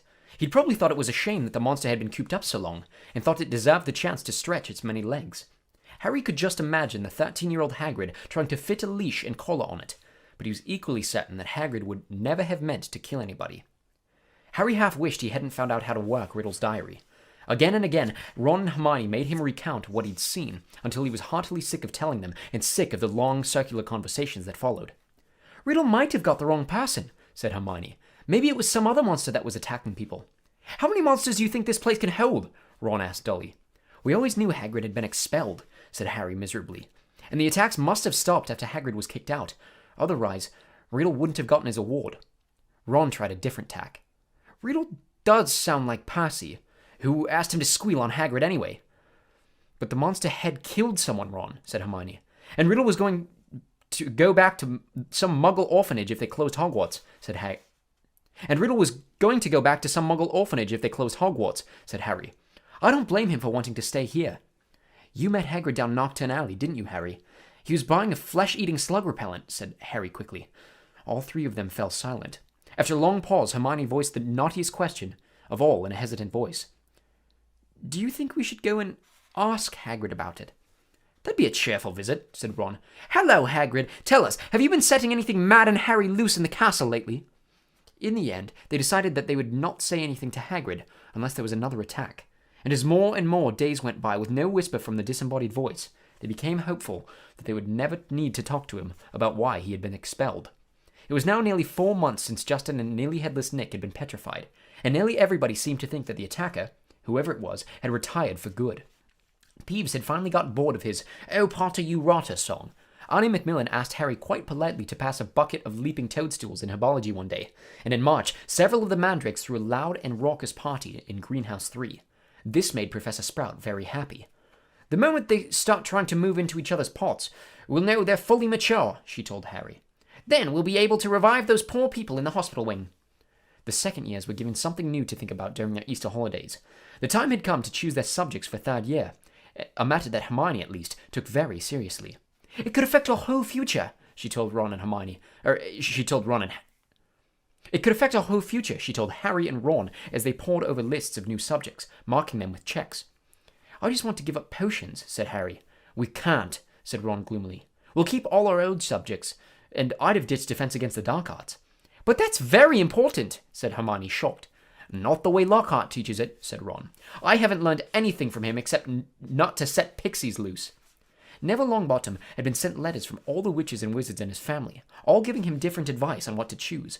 Confused and worried, he sat reading the subject lists with his tongue poking out, asking people whether they thought arithmancy sounded more difficult than the study of ancient ruins.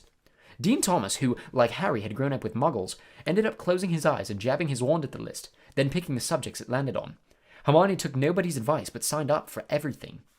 Harry smiled grimly to himself at the thought of what Uncle Vernon and Aunt Petunia would say if he tried to discuss his career in wizardry with them. Not that he didn't get any guidance. Percy Weasley was eager to share his experience. Depends where you want to go, Harry, he said. It's never too early to think about the future, so I'd recommend divination. People say Muggle studies is a soft option, but I personally think wizards should have a thorough understanding of the non-magical community, particularly if they're thinking of working in close contact with them. Look at my father. He has to deal with Muggle business all the time. My brother Charlie was always more of an outdoor type, so he went for care of magical creatures. Play to your strengths, Harry. But the only thing Harry felt he was really good at was Quidditch. In the end, he chose the same new subjects as Ron, feeling that if he was lousy at them, at least he'd have someone friendly to help him. Gryffindor's next Quidditch match would be against Hufflepuff. Wood was insisting on team practices every night after dinner, so that Harry barely had time for anything but Quidditch and homework. However, the training sessions were getting better, or at least drier. In the evening before Saturday's match, he went up to his dormitory to drop off his broomstick, feeling Gryffindor's chances for the Quidditch Cup had never been better. But his cheerful mood didn't last long. At the top of the stairs to the dormitory, he met Neville Longbottom, who was looking frantic. Harry, I don't know who did it. I just found... Watching Harry fearfully, Neville pushed open the door. The contents of Harry's trunk had been thrown everywhere. His cloak lay ripped on the floor. The bedclothes had been pulled off his fur poster in the drawer that had been pulled out of his bedside cabinet, the contents strewn over the mattress. Harry walked over to the bed, open-mouthed, treading on a few loose pages of Travels with Trolls. As he and Neville pulled the blankets back onto his bed, Ron, Dean, and Seamus came in. Dean swore loudly. "What happened, Harry?" "No idea," said Harry, but Ron was examining Harry's robes. All the pockets were hanging out. "Someone's been looking for something," said Ron. "Is there anything missing?" Harry started to pick up all his things and throw them into his trunk. It was only as he threw the last of Lockhart's books back into it that he realized what wasn't there. "Riddle's diary's gone," he said in an undertone to Ron. "What?" Harry jerked his head toward the dormitory door, and Ron followed him out. They hurried down to the Gryffindor common room, which was half empty, and joined Hermione, who was sitting alone reading a book called Ancient Runes Made Easy. Hermione looked aghast at the news. "But only a Gryffindor could have stolen. Nobody else knows our password." "Exactly," said Harry. They woke the next day to brilliant sunshine and a light, refreshing breeze. "Perfect Quidditch conditions," said Wood enthusiastically at the Gryffindor table, loading the team's plates with scrambled eggs. "Harry, buck up there. You need a decent breakfast." Harry had been staring down the packed Gryffindor table, wondering if the new owner of Riddle's diary was right in front of his eyes. Hermione had been urging him to report the robbery, but Harry didn't like the idea. He'd have to tell a teacher all about the diary, and how many people knew why Hagrid had been expelled 50 years ago. He didn't want to be the one who brought it all up again. As he left the Great Hall with Ron and Hermione to go and collect his Quidditch things, another very serious worry was added to Harry's growing list. He had just set foot on the marble staircase when he had it yet again. "Kill this time. Let me rip, tear." He shouted aloud, and Ron and Hermione both jumped away from him in alarm. "The voice!" said Harry, looking over his shoulder. "I just had it again." "Didn't you?" Ron shook his head wide-eyed. Hermione, however, clapped a hand to her forehead. "Harry, I think I've just understood something. I've got to go to the library." And she sprinted away up the stairs. "What does she understand?" said Harry distractedly, still looking around, trying to tell where the voice had come from. "Loads more than I do," said Ron, shaking his head. "But why she got to go to the library?" "Because that's what Hermione does," said Ron, shrugging. "When in doubt, go to the library." Harry stood, irresolute, trying to catch the voice again, but people were now emerging from the Great Hall behind him, talking loudly, exiting through the front doors on their way to the Quidditch pitch. "You better get moving," said Ron. "It's nearly 11. The match." Harry raced up to Gryffindor Tower, collected his Nimbus 2000, and joined the large crowd swarming across the grounds. But his mind was still in the castle, along with the bodiless voice. And as he pulled on his scarlet robes in the locker room, his only comfort was that everyone was now outside to watch the game. The teams walked onto the field to tumultuous applause. Oliver Wood took off for a warm-up flight around the goalposts. Madam Hooch released the balls. The Hufflepuffs, who played in Canary Yellow, were standing in a huddle, having a last-minute discussion of tactics. Harry was just mounting his broom when Professor McGonagall came half-marching, half-running across the pitch, carrying an enormous purple megaphone. Harry's heart dropped like a stone. This match has been cancelled," Professor McGonagall called through the megaphone, addressing the packed stadium. There were boos and shouts. Oliver Wood, looking devastated, landed and ran toward Professor McGonagall without getting off its broomstick. "But Professor," he shouted, "we've got to play! The Cup! Gryffindor!" Professor McGonagall ignored him and continued to shout through her megaphone. "All students are to make their way back to the house common rooms, where the heads of houses will give them further information. As quickly as you can, please." Then she lowered the megaphone and beckoned Harry over to her. "Potter, I think you better come with me." Wondering how she could possibly suspect him this time, Harry saw Ron detach himself from the complaining crowd. He came running up to them as they set off toward the castle. To Harry's surprise, Professor McGonagall didn't object. "Yes, perhaps you'd better come too, Weasley." Some of the students swarming around them were grumbling about the match being cancelled. Others looked worried. Harry and Ron followed Professor McGonagall back into the school and up the marble staircase, but they weren't taken to anybody's office this time. "This will be a bit of a shock," said Professor McGonagall in a surprisingly gentle voice as they approached the infirmary. "There has been another attack. Another double attack." Harry's insides did a horrible somersault. Professor McGonagall pushed the door open, and he and Ron entered. Madame Pomfrey was bending over a fifth-year girl with long curly hair. Harry recognized her as the Ravenclaw they'd accidentally asked for directions to the Slytherin common room, and on the bed next to her was Hermione! Ron groaned. Hermione lay utterly still, her eyes open and glassy. "They were found near the library," said Professor McGonagall. "I don't suppose either of you can explain this. It was on the floor next to them. She was holding up a small circular mirror. Harry and Ron shook their heads, both staring at Hermione. I will escort you both back to Gryffindor Tower, said Professor McGonagall heavily. I need to address the students in any case. All students will return to their house common rooms by 6 o'clock in the evening. No student is to leave the dormitories after that time. You'll be escorted to each lesson by a teacher. No student is to leave the bathroom unaccompanied by a teacher. All further Quidditch training and matches are to be postponed. There are no more evening activities. The Gryffindors, packed inside the common room, listened to Professor McGonagall in silence. She rolled up the parchment from which she had been reading, and said in a somewhat choked voice, I need hardly add that I have rarely been so distressed. It is likely that the school will be closed unless the culprit behind these attacks is caught. I would urge anyone who thinks they might know anything about them to come forward. She climbed somewhat awkwardly out of the portrait hole, and the Gryffindors began talking immediately. There's 2 Gryffindors down, not counting a Gryffindor ghost, 1 Ravenclaw and 2 Hufflepuff, said the Weasley's twins' friend, Lee Jordan, counting on his fingers. Haven't any of the teachers noticed that the Slytherins are all safe? Isn't it obvious that all this stuff is coming from Slytherin?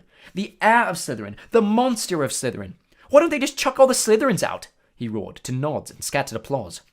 Percy Weasley was sitting in a chair behind Lee, but for once he didn't seem keen to make his views heard. He was looking pale and stunned. Percy's in shock, George told Harry quietly. That Ravenclaw girl, Penelope Clearwater, she's a prefect. I don't think he thought the monster would dare attack a prefect. But Harry was only half listening. He didn't seem to be able to get rid of the picture of Hermione lying on the hospital bed as though carved out of stone. And if the culprit wasn't caught soon, he was looking at a lifetime back with the Dursleys. Tom Riddle had turned Hagrid in because he was faced with the prospect of a Muggle orphanage if the school closed. Harry now knew exactly how he had felt. What are we going to do? Said Ron quietly in Harry's ear. Do you think they suspect Hagrid? We've got to go and talk to him, said Harry, making up his mind. I can't believe it's him this time, but if he set the monster loose last time, he'll know how to get inside the Chamber of Secrets, and that's a start. But McGonagall said we've got to stay in our tower, unless we're in class. I think, said Harry more quietly still, I think it's time to get my dad's old cloak out again. Harry had inherited just one thing from his father, a long and silvery invisibility cloak. It was their only chance of sneaking out of the school to visit Hagrid without anyone knowing about it. They went to bed at the usual time, waited until Neville, Dean, and Seamus had stopped discussing the Chamber of Secrets, and finally fallen asleep. Then got up again, dressed again, and threw the cloak over themselves. The journey through the dark and deserted castle corridors wasn't enjoyable. Harry, who had wandered the castle at night several times before, had never seen it so crowded after sunset. Teachers, prefects, and ghosts were marching the corridors in pairs, staring around for any unusual activity. Their invisibility cloak didn't stop them from making any noise, and there was a particularly tense moment when Ron stubbed his toe only yards from the spot where Snape stood standing guard. Thankfully, Snape sneezed at almost exactly the moment Ron swore. It was with relief that they reached the oak front doors and eased them open. It was a clear, starry night. They hurried toward the lit windows of Hagrid's house and pulled off the cloak only when they were right outside his front door. Seconds after they had knocked, Hagrid flung it open. They found themselves face to face with him aiming a crossbow at them. Fang the Boarhound barked loudly behind him. Oh, he said, lowering the weapon and staring at them. What are you two doing here? What's that for? Said Harry, pointing at the crossbow as they stepped inside. Nothing, Hagrid muttered. I've been expecting... It doesn't matter. Sit down, I'll make tea. He hardly seemed to know what he was doing. He nearly extinguished the fire, spilling water from the kettle on it, and then smashed the teapot with a nervous jerk of his massive hand. Are you okay, Hagrid? Said Harry. Did you hear about Hermione? Oh, I heard all right, said Hagrid, a slight break in his voice. He kept glancing nervously at the windows. He poured them both large mugs of boiling water. He'd forgotten to add tea bags, and was just putting a slab of fruitcake on a plate when there was a loud knock at the door. Hagrid dropped the fruitcake. Harry and Ron exchanged panic-stricken looks, then threw the invisibility cloak back over themselves and retreated into a corner. Hagrid checked that they were hidden, seized his crossbow, and flung open his door once more. Good evening, Hagrid. It was Dumbledore. He entered looking deadly serious and was followed by a second, very odd-looking man. The stranger had rumpled grey hair and an anxious expression, and was wearing a strange mixture of clothes, a pinstriped suit, a scarlet tie, a long black cloak, and pointed purple boots. Under his arm, he carried a lime-green bowler. "That's Dad's boss," Ron breathed. "Cornelius Fudge, the Minister of Magic." Harry elbowed Ron hard to make him shut up. Hagrid had gone pale and sweaty. He dropped into one of his chairs and looked from Dumbledore to Cornelius Fudge. "Bad business, Hagrid," said Fudge in rather clipped tones. "Very bad business. Had to come. 4 attacks on Muggleborns. Things have gone far enough. Ministry's got to act." "I never," said Hagrid, looking imploringly at Dumbledore. "You know I never, Professor Dumbledore, sir."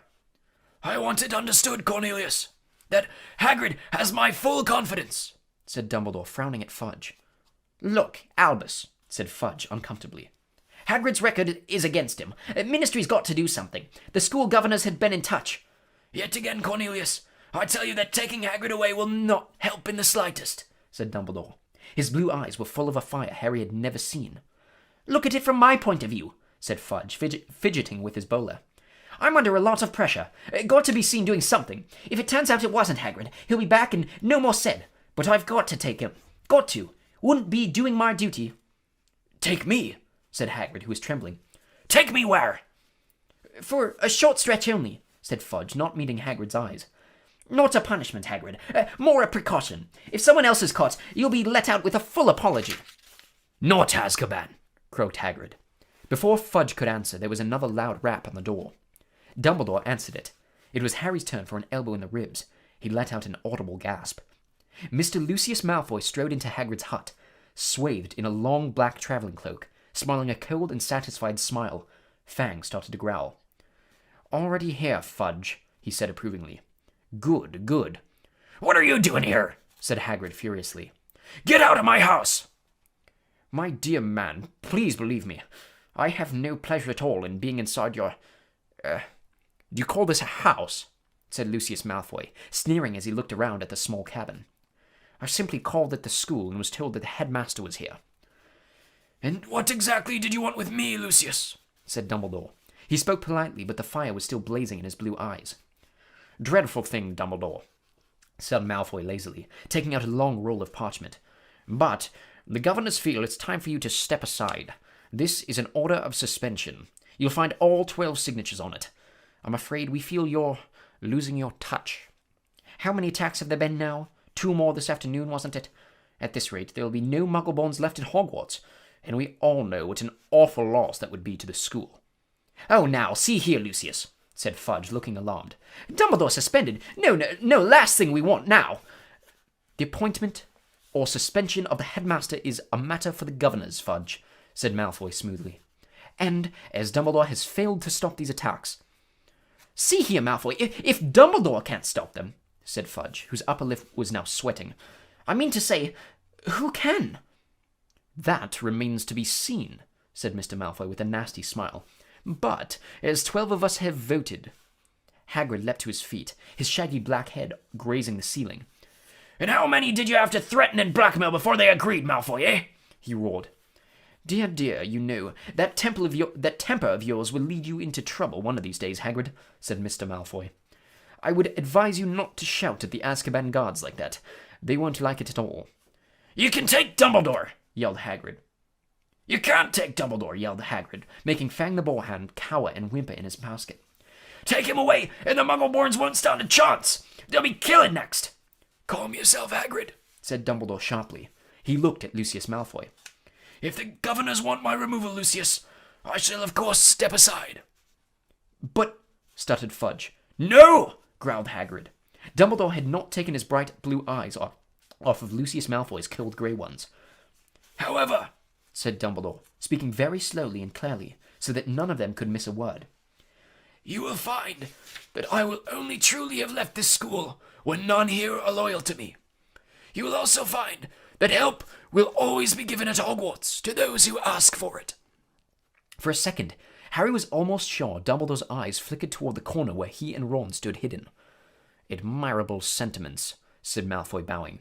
"We shall all miss your, highly individual way of running things, Albus, and only hope that your successor will manage to prevent any, killings." He strode to the cabin door, opened it, and bowed Dumbledore out. Fudge, fiddling with his bowler, waited for Hagrid to go ahead of him. But Hagrid stood his ground, took a deep breath, and said carefully, If anyone wanted to find out some stuff, all they'd have to do would be to follow the spiders. That'll lead 'em right. That's all I'm saying. Fudge stared at him in amazement. All right, I'm coming, said Hagrid, pulling on his moleskin overcoat.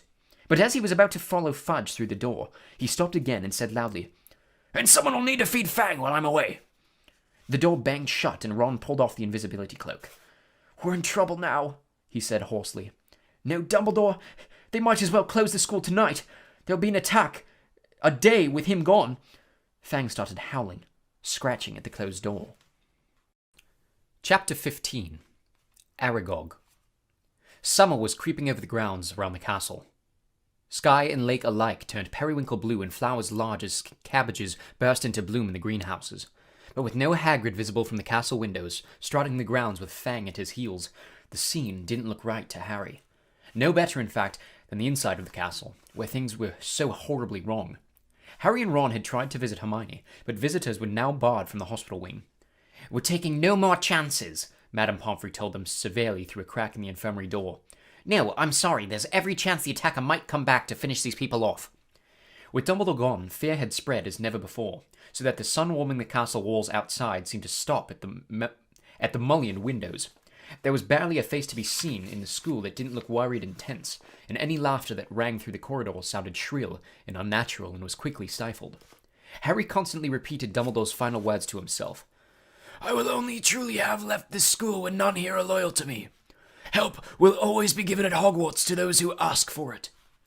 But what good were those words?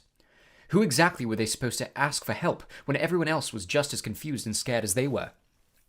Hagrid's hint about the spiders was far easier to understand. The trouble was, there didn't seem to be a single spider left in the castle to follow. Harry looked everywhere he went, helped very reluctantly by Ron. They were hampered, of course, by the fact that they weren't allowed to wander off in their own, but had to move around the castle in a pack with the other Gryffindors. Most of their fellow students seemed glad they were being shepherded from class to class by teachers, but Harry found it very irksome. One person, however, seemed to be thoroughly enjoying the atmosphere of terror and suspension. Draco Malfoy was strutting around the school as though he'd just been appointed head boy. Harry didn't realize what he was so pleased about until the potions lesson about 2 weeks after Dumbledore and Hagrid had left, when, sitting right behind Malfoy, Harry overheard him gloating to Crabbe and Goyle. I always thought Father might be the one who got rid of Dumbledore, he said, not troubling to keep his voice down. I told you he thinks Dumbledore's the worst headmaster the school's ever had. Maybe we'll get a decent headmaster now. Someone who won't want the Chamber of Secrets closed. McGonagall won't last long, she's only filling in. Snape swept past Harry, making no comment about Hermione's empty seat in Cauldron. Sir, said Malfoy loudly. Sir, why don't you apply for the headmaster's job? Now, Malfoy, said Snape, as though he couldn't suppress a thin-lipped smile. Professor Dumbledore has only been suspended by the governors. I dare say he'll be back with us soon enough. Yeah, right, said Malfoy, smirking. I expect you'd have Father's vote, sir, if you wanted to apply for the job. I'll tell Father you're the best teacher here, sir. Snape smirked again as he went off around the dungeon, fortunately not spotting Seamus Finnegan, who was pretending to vomit in his cauldron. I'm quite surprised the Mudbloods haven't all packed their bags by now, Malfoy went on. Bet you 5 galleons the next one dies. Pity it wasn't Granger. The bell rang at that moment, which was lucky. At Malfoy's last words, Ron had leapt off his stool, and in the scramble to collect bags and books, his attempts to reach Malfoy went unnoticed. Let me at him, Ron growled as Harry and Dean hung onto his arms. I don't care. I don't need my wand. I'm going to kill him with my bare hands. Hurry up. I've got to take you all to herbology, barked Snape over the class heads. And off they marched, with Harry, Ron, and Dean bringing up the rear, Ron still trying to get loose. It was only safe to let go of him when Snape had seen them out of the castle, and they were making their way across the vegetable patch toward the greenhouses. The herbology class was very subdued. There were now 2 missing from their number, Justin and Hermione. Professor Sprout set them all to work pruning the Abyssinian shrivel figs. Harry went to tip an armful of withered stalks onto the compost heap and found himself face to face with Ernie Macmillan. Ernie took a deep breath and said, very formally, I just want to say, Harry, that I'm sorry I ever suspected you. I know you'd never attack Hermione Granger, and I apologize for all the stuff I said. We're all in the same boat now, and, well... He held out a pudgy hand, and Harry shook it. Ernie and his friend Hannah came to work at the same shrivel fig as Harry and Ron. That Draco Malfoy character, said Ernie, breaking off dead twigs. He seems very pleased about all this, doesn't he? Do you know, I think he might be Slytherin's heir. That's clever of you, said Ron, who didn't seem to have forgiven Ernie as readily as Harry. Do you think it's Malfoy, Harry? Ernie asked. No, said Harry, so firmly that Ernie and Hannah stared. A second later, Harry spotted something.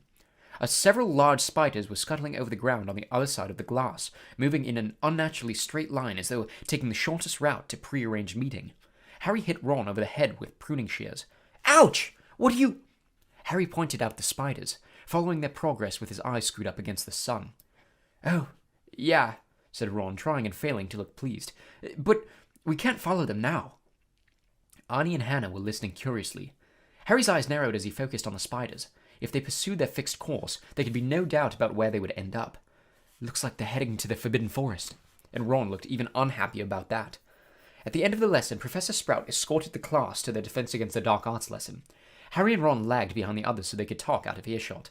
We'll have to use the invisibility cloak again, Harry told Ron. We can take Fang with us. He's used to going in the forest with Hagrid. He might be some help. Right, said Ron, who was twirling his wand nervously in his fingers. Aren't there supposed to be werewolves in the forest? He added as they took their usual places in the back of Lockhart's classroom. Preferring not to answer that question, Harry said, There are good things in there too. The centaurs are all right, and the unicorns. Ron had never been in the Forbidden Forest before. Harry had entered it only once and hoped never to do so again. Lockhart bounded into the room and the class stared at him. Every other teacher in the place was looking grimmer than usual, but Lockhart appeared nothing short of buoyant. Come now, he cried, beaming around him. Why all these long faces? People swapped exasperated looks, but nobody answered. Don't you people realize, said Lockhart, speaking slowly, as though they were all a bit dim, the danger has passed. The culprit has been taken away. Says who? Says Dean Thomas loudly. My dear young man, the Minister of Magic wouldn't have taken Hagrid if he hadn't been 100% sure that he was guilty, said Lockhart, in the tone of someone explaining that 1 and 1 made 2. Oh, yes he would, said Ron, even more loudly than Dean. I flatter myself I know a touch more about Hagrid's arrest than you do, Mr. Weasley, said Lockhart in a self-satisfied tone. Ron started to say that he didn't think so, somehow, but stopped in mid-sentence when Harry kicked him hard under the desk. We weren't there, remember? Harry muttered. But Lockhart's disgusting chariness, his hints that he had always thought Hagrid was no good, his confidence that the whole business was now at an end, irritated Harry so much that he yearned to throw Gadding with Ghouls right in Lockhart's stupid face. Instead, he contented himself with scrawling a note to Ron. Let's do it tonight. Ron read the message, swallowed hard, and looked sideways at the empty seat usually filled by Hermione. The sight seemed to stiffen his resolve, and he nodded. The Gryffindor common room was always very crowded these days, because from 6 o'clock onwards, the Gryffindors had nowhere else to go. They also had plenty to talk about, with the result that the common room often didn't empty until past midnight.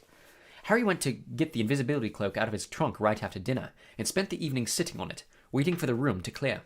Fred and George challenged Harry and Ron to a few games of Exploding Snap, and Ginny sat watching them, very subdued in Hermione's usual chair. Harry and Ron kept losing on purpose, trying to finish the games quickly, but even so, it was well past midnight when Fred, George, and Ginny finally went to bed. Harry and Ron waited for the distant sounds of 2 dormitory doors closing before seizing the cloak, throwing it over themselves, and climbing through the portrait hole. It was another difficult journey through the castle, dodging all the teachers. At last, they reached the entrance hall, slid back the lock on the oak front doors, squeezed between them, trying to stop any creaking, and stepped out into the moonlit grounds. Course, said Ron abruptly, as they strode across the black grass. Course we might get to the forest and find there's nothing to follow. Those spiders might not have been going there at all. I know it looked like they were moving in that sort of general direction, but... His voice trailed away hopefully. They reached Hagrid's house, sad and sorry-looking with its blank windows. When Harry pushed the door open, Fang went mad with joy at the sight of them. Worried he might wake everyone at the castle with his deep, booming barks, they hastily fed him treacle fudge from a tin on the mantelpiece, which glued his teeth together. Harry left the invisibility cloak on Hagrid's table. There would be no need for it in the pitch-dark forest. Come on, Fang, we're going for a walk, said Harry, patting his leg, and Fang bounded happily out of the house behind them, dashed to the edge of the forest, and lifted his leg against a large sycamore tree. Harry took out his wand, murmured, Lumos, and a tiny light appeared at the end of it, just enough to let them watch the path for signs of spiders. Good thinking, said Ron. I'd light mine too, but, you know, it'd probably blow up or something. Harry tapped Ron on the shoulder, pointing at the grass. 2 solitary spiders were hurrying away from the wand light into the shade of the trees. Okay, Ron sighed as though resigned to the worst. I'm ready. Let's go. So, with Fang scampering around them, sniffing tree roots and leaves, they entered the forest. By the glow of Harry's wand, they followed the steady trickle of spiders moving along the path.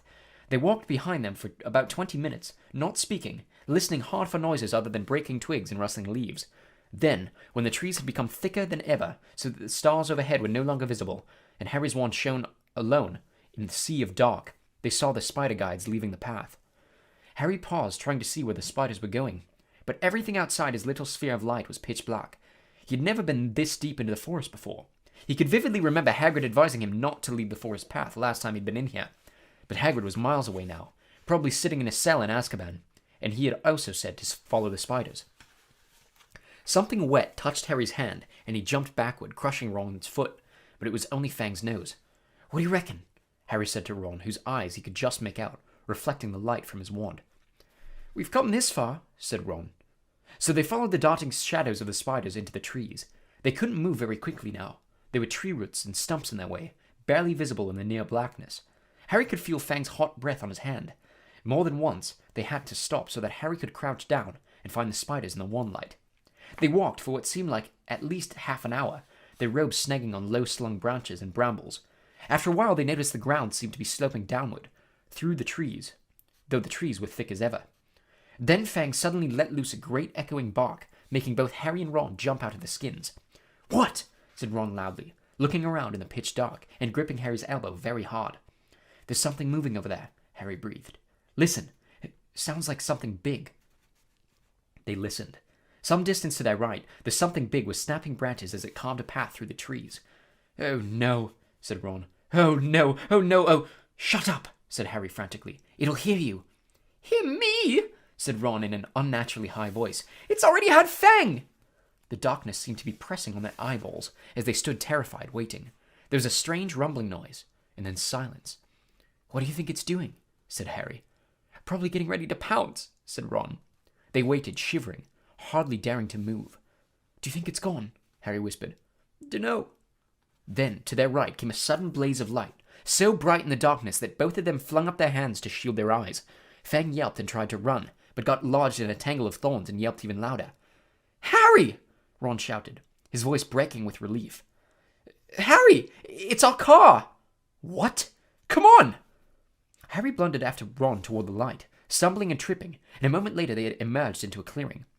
Mr. Weasley's car was standing empty in the middle of a circle of thick trees under a roof of dense branches, its headlights ablaze.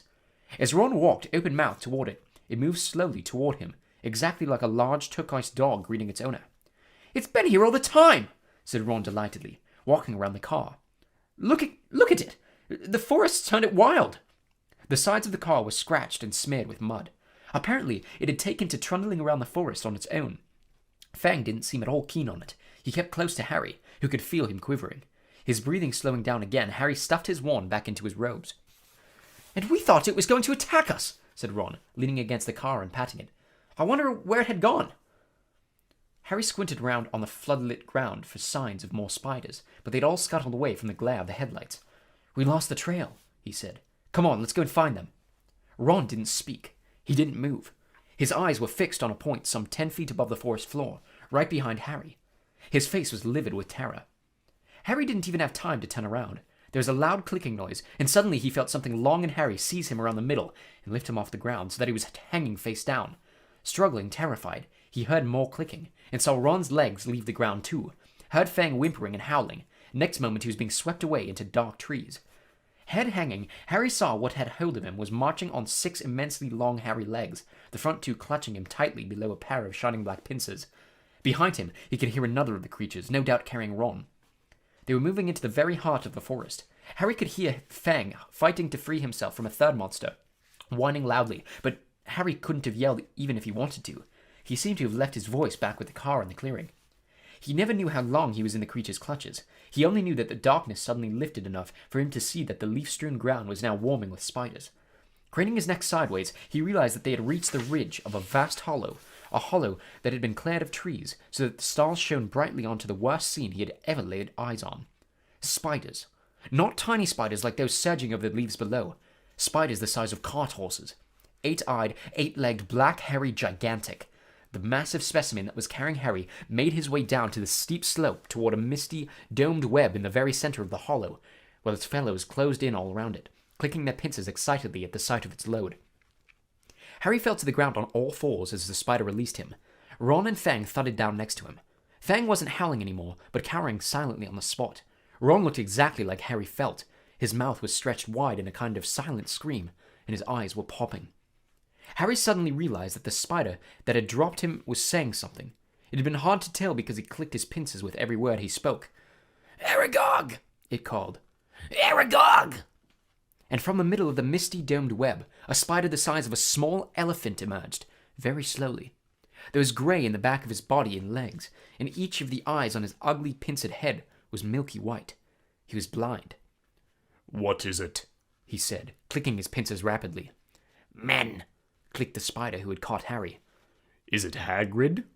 said Aragog, moving closer, his 8 milky eyes wandering vaguely. Strangers! Clicked the spider who had brought Ron. "Kill them," Clicked Aragog fretfully. "I was sleeping." We're friends of Hagrid's! Harry shouted. His heart seemed to have left his chest to pound in his throat. Click, click, click went the pincers of the spiders all around the hollow. Aragog paused. "Hagrid has never sent men into our hollow before," he said slowly. Hagrid's in trouble, said Harry, breathing very fast. That's why we've come. "In trouble?" Said the aged spider, and Harry thought he had concern beneath the clicking pincers. "But why has he sent you?" Harry thought of getting to his feet, but decided against it. He didn't think his legs would support him, so he spoke from the ground as calmly as he could. They think, up at the school, that Hagrid's been setting a something on students. They've taken him to Azkaban. Aragog clicked his pincers furiously, and all around the hollow the sound was echoed by the crowd of spiders. It was like an applause, except applause didn't usually make Harry feel sick with fear. "But that was years ago," said Aragog fretfully. "Years and years ago. I remember it well. That's why they made him leave the school. They believed that I was the monster that dwells in what they called the Chamber of Secrets. They thought that Hagrid had opened the chamber and set me free." And you didn't come from the Chamber of Secrets, said Harry, who could feel cold sweat on his forehead. "I," said Aragog, clicking angrily. "I was not born in the castle. I come from a distant land. A traveller gave me to Hagrid when I was an egg. Hagrid was only a boy, but he cared for me, hidden in a cupboard in the castle, feeding me on scraps from the table. Hagrid is my good friend and a good man. When I was discovered and blamed for the death of a girl, he protected me. I have lived here in the forest ever since, where Hagrid still visits me. He even found me a wife, Mosag, and you see how our family has grown, all through Hagrid's goodness." Harry summoned what remained of his courage. So you never attacked anyone? "Never," croaked the old spider. It would have been in my instinct, but out of respect for Hagrid, I never harmed a human. The body of the girl who was killed was discovered in a bathroom. I never saw any part of the castle but the cupboard in which I grew up. Our kind like the dark and the quiet." But then, do you know what did kill that girl? Said Harry. Because whatever it is, it's back and attacking people again. His words were drowned by a loud outbreak of clicking and the rustling of many long legs shifting angrily. Large black shapes shifted all around him.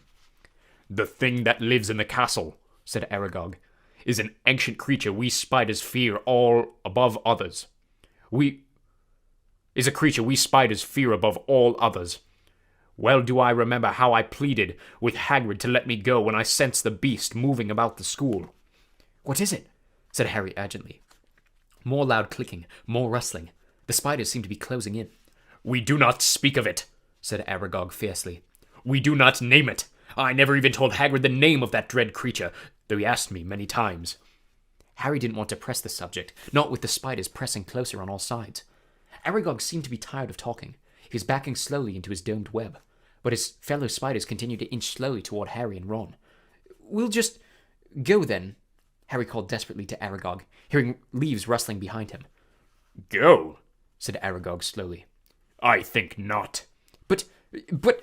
My sons and daughters do not harm Hagrid on my command, but I cannot deny them fresh meat when it wanders so willingly into our midst. Goodbye, friend of Hagrid." Harry spun around. Feet away, towering above him, was a solid wall of spiders, clicking, their many eyes gleaming in their ugly black heads. Even as he reached for his wand, Harry knew it was no good. There were too many of them. But as he tried to stand ready to die fighting, a loud, long note sounded, and a blaze of light flamed through the hollow. Mr. Weasley's car was thundering down the slope, headlights glaring, its horns screeching, knocking spiders aside. Several were thrown onto their backs, their endless legs waving in the air. The car screeched to a halt in front of Harry and Ron, and the doors flew open. "Get Fang!" Harry yelled, diving into the front seat. Ron seized the boarhound around the middle and threw him, yelping, into the back of the car. The doors slammed shut. Ron didn't touch the accelerator, but the car didn't need him. The engine roared and they were off, hitting more spiders. They sped up the slope out of the hollow, and they were soon crashing through the forest, branches whipping the windows as the car wound its way cleverly through the widest gaps, following a path it obviously knew. Harry looked sideways at Ron. His mouth was still open in the silent scream, but his eyes weren't popping anymore. "Are you okay?" Ron stared straight ahead, unable to speak. They smashed their way through the undergrowth, Fang howling loudly in the back seat, and Harry saw the side mirrors snap off as they squeezed past a large oak. After 10 noisy, rocky minutes, the trees thinned, and Harry could see again patches of sky. The car stopped so suddenly that they were nearly thrown into the windshield. They'd reached the edge of the forest. Fang flung himself at the window in his anxiety to get out, and when Harry opened the door, he shot off through the trees to Hagrid's house, tail between his legs. Harry got out too, and after a minute or so, Ron seemed to regain the feeling in his limbs and followed, still stiff-necked and staring. Harry gave the car a grateful pat as it reversed back into the forest and disappeared from view. Harry went back into Hagrid's cabin to get the invisibility cloak. Fang was trembling under a blanket in his basket. When Harry got outside again, he found Ron being violently sick in the pumpkin patch. "Follow the spiders," said Ron weakly, wiping his mouth on his sleeve. "I'll never forgive Hagrid. We're lucky to be alive." "I bet he thought Aragog wouldn't hurt friends of his," said Harry. "That's exactly Hagrid's problem," said Ron, thumping the wall of the cabin. "He always thinks monsters aren't as bad as they're made out, and look where it's got him, a cell in Azkaban." He was shivering uncontrollably now. "What was the point of sending us in there? What have we found out? I'd like to know." "That Hagrid never opened the Chamber of Secrets," said Harry, throwing the cloak over Ron and prodding him in the arm to make him walk. "He was innocent." Ron gave a loud snort. Evidently, hatching Aragog in a cupboard wasn't his idea of being innocent. As the castle loomed nearer, Harry twitched the cloak to make sure their feet were hidden, then pushed the creaking front doors ajar. They walked carefully back across the entrance hall and up the marble staircase, holding their breath as they passed corridors where the watchful sentries were walking. At last, they reached the safety of the Gryffindor common room, where the fire had burned itself into glowing ash. They took off the cloak and climbed the winding stair to their dormitory. Ron fell on his bed without bothering to get undressed. Harry, however, didn't feel sleepy. He sat on the edge of his four-poster thinking hard about everything Aragog had said. The creature that was lurking somewhere in the castle, he thought, sounded like a sort of monster Voldemort. Even other monsters didn't want to name. But he and Ron were no closer to finding out what it was, or how it petrified its victims. Even Hagrid had never known what was in the Chamber of Secrets. Harry swung his legs up onto the bed and leaned back against his pillows, watching the moon glinting at him through the tower window. He couldn't see what else they could do. They'd hit dead ends everywhere. Riddle had caught the wrong person, the heir of Slytherin had got off, and no one could tell whether it was the same person or a different one who'd opened the chamber this time. There's nobody else to ask. Harry lay down, still thinking about what Aragog had said. He was becoming drowsy when what seemed like the very last hope occurred to him. And he suddenly sat bolt upright. "Ron!" he hissed through the dark. "Ron!" Ron woke with a yelp like fangs, stared wildly around and saw Harry. "Ron, that girl who died, Aragog said she was found in a bathroom," said Harry, ignoring Neville's snuffling snores from the corner. "What if she never left the bathroom? What if she's still there?" Ron rubbed his eyes, frowning through the moonlight. And then he understood, too. "You don't think? Not Moaning Myrtle." Chapter 16. The Chamber of Secrets. "All those times we were in that bathroom, and she was just 3 toilets away," said Ron bitterly at breakfast next day. "And we could have asked her, and now—" It had been hard enough trying to look for spiders. Escaping their teachers long enough to sneak into a girl's bathroom, the girl's bathroom, moreover, right next to the scene of the first attack, was going to be almost impossible. But something happened in the first lesson, Transfiguration, that drove the Chamber of Secrets out of their minds for the first time in weeks. 10 minutes into class, Professor McGonagall told them that their exams would start on the 1st of June, 1 week from today. "Exams?" howled Seamus Finnegan. "We're still getting exams?" There was a loud bang behind Harry as Neville Longbottom's wand slipped, vanishing one of the legs on his desk. Professor McGonagall restored it with a wave of her own wand and turned, frowning, to Seamus. The whole point of keeping the school open at this time is for you to receive your education, she said sternly. The exams will therefore take place as usual, and I trust you are all studying hard. Studying hard? It had never occurred to Harry that there would be exams with the castle in this state. There was a great deal of mutinous muttering around the room, which made Professor McGonagall scowl even more darkly. Professor Dumbledore's instructions were to keep the school running as normally as possible, she said. And that, I need hardly point out, means finding out how much you have learned this year. Harry looked down at the pair of white rabbits he was supposed to be turning into slippers. What did he learn so far this year? He couldn't seem to think of anything that would be useful in an exam. Ron looked as though he'd just been told he had to go and live in the Forbidden Forest. Can you imagine me taking exams with this? He asked Harry, holding up his wand, which had just started whistling loudly. 3 days before their first exam, Professor McGonagall made another announcement at breakfast. I have good news, she said, and the great hall, instead of falling silent, erupted. Dumbledore's coming back, several people yelled joyfully. You've caught the heir of Slytherin, squealed a girl at the Ravenclaw table. Quidditch matches are back on, roared Wood excitedly. When the hubbub had subsided, Professor McGonagall said, Professor Sprout has informed me that the mandrakes are ready for cutting at last. Tonight we'll be able to revive those people who have been petrified. I need hardly remind you that one of them may well be able to tell us who, or what, attacked them. I'm hopeful that this dreadful year will end with our catching the culprit. There was an explosion of cheering. Harry looked over at the Slytherin table, and wasn't at all surprised to see that Draco Malfoy hadn't joined in. Ron, however, was looking happier than he'd looked in days. It won't matter that we never asked Myrtle then, he said to Harry. Hermione will probably have all the answers when they wake her up. Mind you, she'll go crazy when she finds out we've got exams in 3 days' time. She hasn't studied. It might be kinder to leave her where she is until they're over. Just then, Ginny Weasley came over and sat down next to Ron. She looked tense and nervous, and Harry noticed that her hands were twisting in her lap. What's up? Said Ron, helping himself to more porridge. Ginny didn't say anything, but glanced up and down the Gryffindor table with a scared look on her face that reminded Harry of someone, though he couldn't think who. Spit it out, said Ron, watching her. Harry suddenly realized who Ginny looked like. She was rocking backward and forward slightly in a chair, exactly like Dobby did when he was teetering on the edge of revealing forbidden information. I've got to tell you something, Ginny mumbled, careful not to be looking at Harry. What is it? Said Harry. Ginny looked as though she couldn't find the right words. What? Said Ron. Ginny opened her mouth, but no sound came out. Harry leaned forward and spoke quietly, so that only Ginny and Ron could hear him. Is it something about the Chamber of Secrets? Have you seen something? Someone acting oddly? Ginny drew a deep breath, and at that precise moment, Percy Weasley appeared, looking tired and worn. If you've finished eating, I'll take that seat, Ginny. I'm starving. I've only just come off patrol duty. Ginny jumped as though her chair had just been electrified, giving Percy a fleeting, frightened look, and scampered away. Percy sat down and grabbed a mug from the center of the table. Percy! Said Ron angrily. She was just about to tell us something important. Halfway through a gulp of tea, Percy choked. What sort of thing? He said, coughing.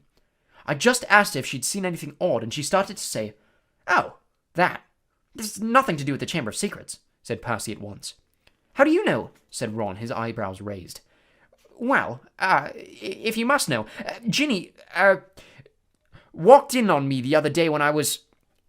Well, never mind. The point is, she spotted me doing something, and I asked her not to mention it to anybody. I must say, I did think she'd keep her word. It's nothing, really. I'd just rather... Harry had never seen Percy look so uncomfortable.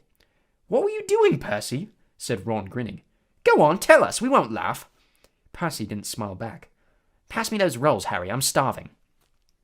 Harry knew the whole mystery might be solved tomorrow without their help, but he wasn't about to pass up a chance to speak to Myrtle if it turned up. And to his delight, it did, mid-morning, when they were being led to History of Magic by Gilderoy Lockhart. Lockhart, who had so often assured them that all danger had passed, only to be proved wrong right away, was now wholeheartedly convinced that it was hardly worth the trouble to see them safely down the corridors. His hair wasn't as sleek as usual. It seemed he had been up most of the night patrolling the 4th floor. Mark my words, he said, ushering them around a corner. The first words out of those poor petrified people's mouths will be, "It was Hagrid." Frankly, I'm astounded Professor McGonagall thinks all these security measures are necessary. I agree, sir, said Harry, making Ron drop his books in surprise. Thank you, Harry, said Lockhart graciously, while they waited for a long line of Hufflepuffs to pass. I mean, we teachers have quite enough to be getting on with, without walking students to classes and standing guard all night. That's right, said Ron, catching on. Why don't you leave us here, sir? We've only got one more corridor to go. You know, Weasley, I think I will, said Lockhart. I really should go and prepare my next class. And he hurried off. Prepare his class, Ron sneered after him. Gone to cull his hair, more like. They let the rest of the Gryffindors draw ahead of them, then darted down the side passage and hurried off toward Moaning Myrtle's bathroom. But just as they were congratulating each other on their brilliant scheme, Potter! Weasley! What are you doing? It was Professor McGonagall, and her mouth was the thinnest of thin lines. We were, Ron stammered. We were going to go and see Hermione, said Harry. Ron and Professor McGonagall both looked at him. We haven't seen her for ages, Professor, Harry went on hurriedly, treading on Ron's foot. And we thought we'd sneak into the hospital wing, and tell her the mandrakes are nearly ready, and not to worry. Professor McGonagall was still staring at him, and for a moment Harry thought she was going to explode. But when she spoke, it was in a strangely croaky voice.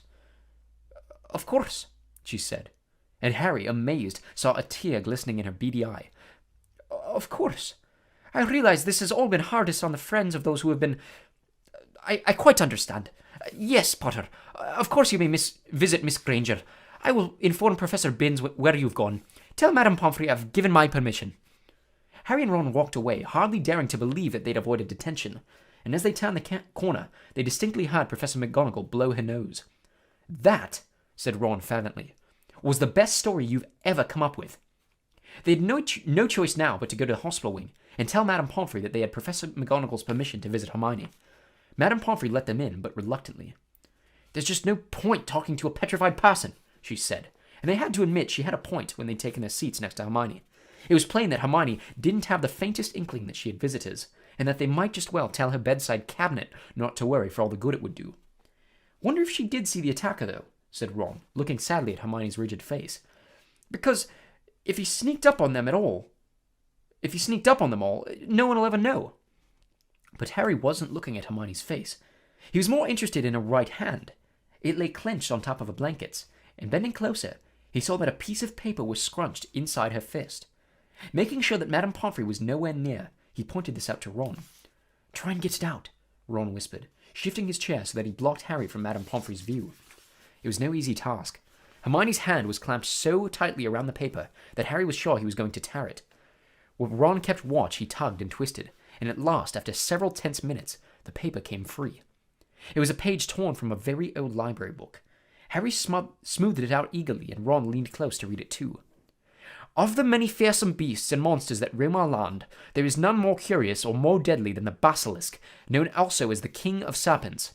This snake, which may reach gigantic size and live many hundreds of years, is born from a chicken's egg, hatched beneath a toad.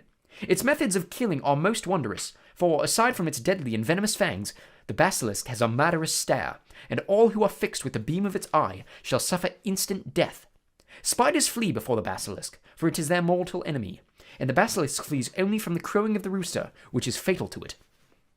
And beneath this, a single word had been written, in a hand Harry recognized as Hermione's. Pipes. It was as though somebody had just flicked a light on in his brain. Ron! He breathed. This is it! This is the answer! The monster in the chamber is a basilisk! A giant serpent. That's why I've been hearing that voice all over the place, and nobody else has heard it. It's because I understand Parseltongue. Harry looked up at the beds around him. The basilisk kills people by looking at them, but no one's died. Because no one looked it straight in the eye. Colin saw it through his camera. The basilisk burned up all the film inside it, but Colin just got petrified. Justin must have seen the basilisk through Nearly Headless Nick. Nick got the full blast of it, but he couldn't die again.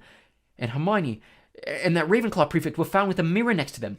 Hermione had just realized the monster was a basilisk, and I bet you anything she warned the first person she met to look around corners with a mirror first, and that girl pulled out her mirror and... Ron's jaw had dropped. And Mrs. Norris? He whispered eagerly. Harry thought hard, picturing the scene on the night of Halloween. The water, he said slowly. The flood from Moaning Myrtle's bathroom. I bet you Mrs. Norris only saw the reflection. He scanned the page in his hand eagerly. The more he looked at it, the more it made sense. The crowing of the rooster is fatal to it, he read aloud. Hagrid's roosters were killed. The Arrow Slytherin didn't want anyone near the castle once the chamber was opened. Spiders flee before it. It all fits. But how's the basilisk been getting around the place? Said Ron. A giant snake someone would have seen. Harry, however, pointed to the word Hermione had scribbled at the foot of the page. Pipes, he said. Pipes? Ron, it's been using the plumbing. I've been hearing that voice inside the walls. Ron suddenly grabbed Harry's arm. The entrance to the Chamber of Secrets, he said hoarsely. What if it's in a bathroom? What if it's in... Moaning Myrtle's bathroom, said Harry. They sat there, excitement coursing through them, hardly able to believe it. This means, said Harry, I can't be the only Parselmouth in the school. The heir of Slytherin's one too. That's how he's been controlling the basilisk. What are we going to do? Said Ron, whose eyes were flashing. Should we go straight to McGonagall? Let's go to the staff room, said Harry, jumping up. She'll be there in 10 minutes. It's nearly break. They ran downstairs. Not wanting to be discovered hanging around in another corridor, they went straight into the deserted staff room. It was a large panelled room full of dark wooden chairs. Harry and Ron paced around it, too excited to sit down. But the bell to signal break never came. Instead, echoing through the corridors came Professor McGonagall's voice, magically magnified. All students to return to their house dormitories at once. All teachers return to the staff room. Immediately, please. Harry wheeled around to stare at Ron. Not another attack. Not now. What'll we do? Said Ron aghast. Go back to the dormitory. No, said Harry, glancing around. There was an ugly sort of wardrobe to his left, full of the teachers' cloaks. In here. Let's hear what it's all about. Then we can tell them what we found out. They hid themselves inside, listening to the rumbling of hundreds of people moving overhead, and the staff room door banging open. From between the musty folds of the cloaks, they watched the teachers filtering into the room. Some of them were looking puzzled, others downright scared. Then Professor McGonagall arrived. It has happened, she told the silent staff room. A student has been taken by the monster, right into the chamber itself. Professor Flitwick let out a squeal. Professor Sprout clapped her hands over her mouth. Snape gripped the back of a chair very hard and said, How can you be sure? The heir of Slytherin, said Professor McGonagall, who was very white, left another message, right underneath the first one. Her skeleton will lie in the chamber forever. Professor Flitwick burst into tears. Who is it? Said Madame Hooch, who had sunk, weak-kneed, into a chair. Which student? Ginny Weasley, said Professor McGonagall. Harry felt Ron slide silently down onto the wardrobe floor beside him. We shall have to send all the students home tomorrow, said Professor McGonagall. This is the end of Hogwarts. Dumbledore always said... The staff room door banged open again. For one wild moment, Harry was sure it would be Dumbledore, but it was Lockhart, and he was beaming. So sorry. Dozed off. What have I missed? He didn't seem to notice that the other teachers were looking at him with something remarkably like hatred. Snape stepped forward. Just the man, he said. The very man. A girl has been snatched by the monster, Lockhart, taken into the Chamber of Secrets itself. Your moment has come at last. Lockhart blanched. That's right, Gilderoy, chipped in Professor Sprout. Weren't you saying just last night that you've known all along where the entrance to the Chamber of Secrets is? I sputtered Lockhart. Yes, didn't you tell me you were sure you knew what was inside it? Piped up Professor Flitwick. Did I? I don't recall. I certainly remember you saying you were sorry you hadn't a crack at the monster before Hagrid was arrested, said Snape. Didn't you say that this whole affair had been bungled, and that you should have been given a free rein from the first? Lockhart stared around at his stony-faced colleagues. I really never... You may have misunderstood. We'll leave it to you then, Gilderoy, said Professor McGonagall. Tonight it will be an excellent time to do it. We'll make sure everyone's out of your way. You'll be able to tackle the monster all by yourself. A free rein at last. Lockhart gazed desperately around him, but nobody came to the rescue. He didn't look remotely handsome anymore. His lip was trembling, and in the absence of his usually toothy grin, he looked weak-chinned and feeble. Very well, he said. I'll be in my office, getting ready. And he left the room. Right, said Professor McGonagall, with nostrils flared. That's got him out from under our feet. The heads of houses should go and inform their students what has happened. Tell them the Hogwarts Express will take them home first thing tomorrow. Would the rest of you please make sure no students have been left outside their dormitories? The teachers rose and left, one by one. It was probably the worst day of Harry's entire life. He, Ron, Fred, and George sat together in a corner of the Gryffindor common room, unable to say anything to each other. Percy wasn't there. He had gone to send an owl to Mr. and Mrs. Weasley. then shut himself up in his dormitory. No afternoon ever lasted as long as that one, nor had any Gryffindor tower been so crowded, and yet so quiet. Near sunset, Fred and George went up to bed, unable to sit there any longer. She knew something, Harry, said Ron, speaking for the first time since they had entered the wardrobe in the staff room. That's why she was taken. It wasn't some stupid thing about Percy at all. She'd found out something about the Chamber of Secrets. That must be why she was... Ron rubbed his eyes frantically. I mean, she was a pureblood. There can't be any other reason. Harry could see the sun sinking blood red below the skyline. This was the worst he had ever felt. If only there was something they could do. Anything. Harry, said Ron, do you think there's any chance at all she's not... Harry didn't know what to say. He couldn't see how Ginny could still be alive. Do you know what? Said Ron. I think we should go and see Lockhart. Tell him what we know. He's going to try and get into the chamber. We can tell him where we think it is and tell him it's a basilisk in there. Because Harry couldn't think of anything else to do, and because he wanted to be doing something, he agreed. The Gryffindors around them were so miserable and felt so sorry for the Weasleys that nobody tried to stop them as they got up, crossed the room, and left through the portrait hall. Darkness was falling as they walked down to Lockhart's office. There seemed to be a lot of activity going on inside it. They could hear scraping, thumps, and hurried footsteps. Harry knocked and there was a sudden silence from inside. Then the door opened the tiniest crack, and they saw one of Lockhart's eyes peering through it. "Oh, Mr. Potter, Mr. Weasley," he said, opening the door a bit wider. "I am rather busy at the moment. If you would be quick." "Professor, we've got some information for you," said Harry. "We think it'll help you." Well, it's not terribly..." The side of Lockhart's face that they could see looked very uncomfortable. "I mean, well, all right." He opened the door and they entered. His office had been almost completely stripped.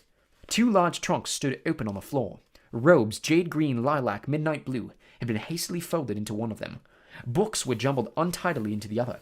The photographs that had covered the walls were now crammed into boxes on the desk. "Are you going somewhere?" said Harry.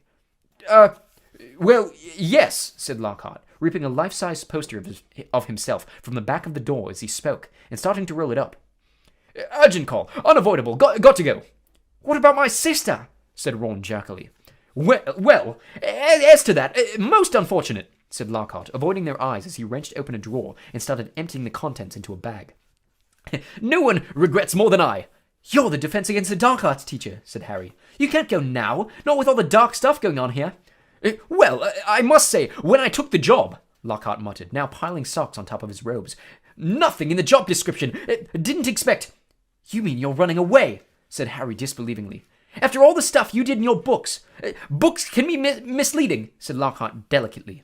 "You wrote them," Harry shouted. "My dear boy," said Lockhart, straightening up and frowning at Harry.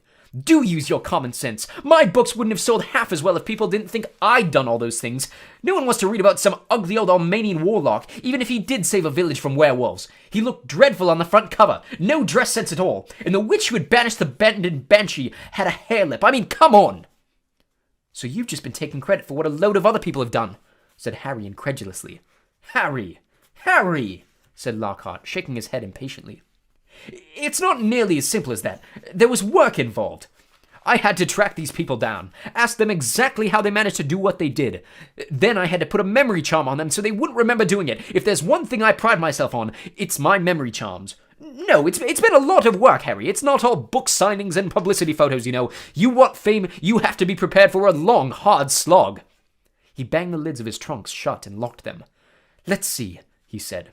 "I think that's everything. Yes, only one thing left." He pulled out his wand and turned to them. "Awfully sorry, boys, but I'll have to put a memory charm on you now. Can't have you blabbing my secrets all over the place. I'd never sell another book." Harry reached his wand just in time. Lockhart had barely raised his when Harry bellowed, "Expelliarmus!" Lockhart was blasted backward. Falling over his trunk, his wand flew high into the air. Ron caught it and flung it out of the open window.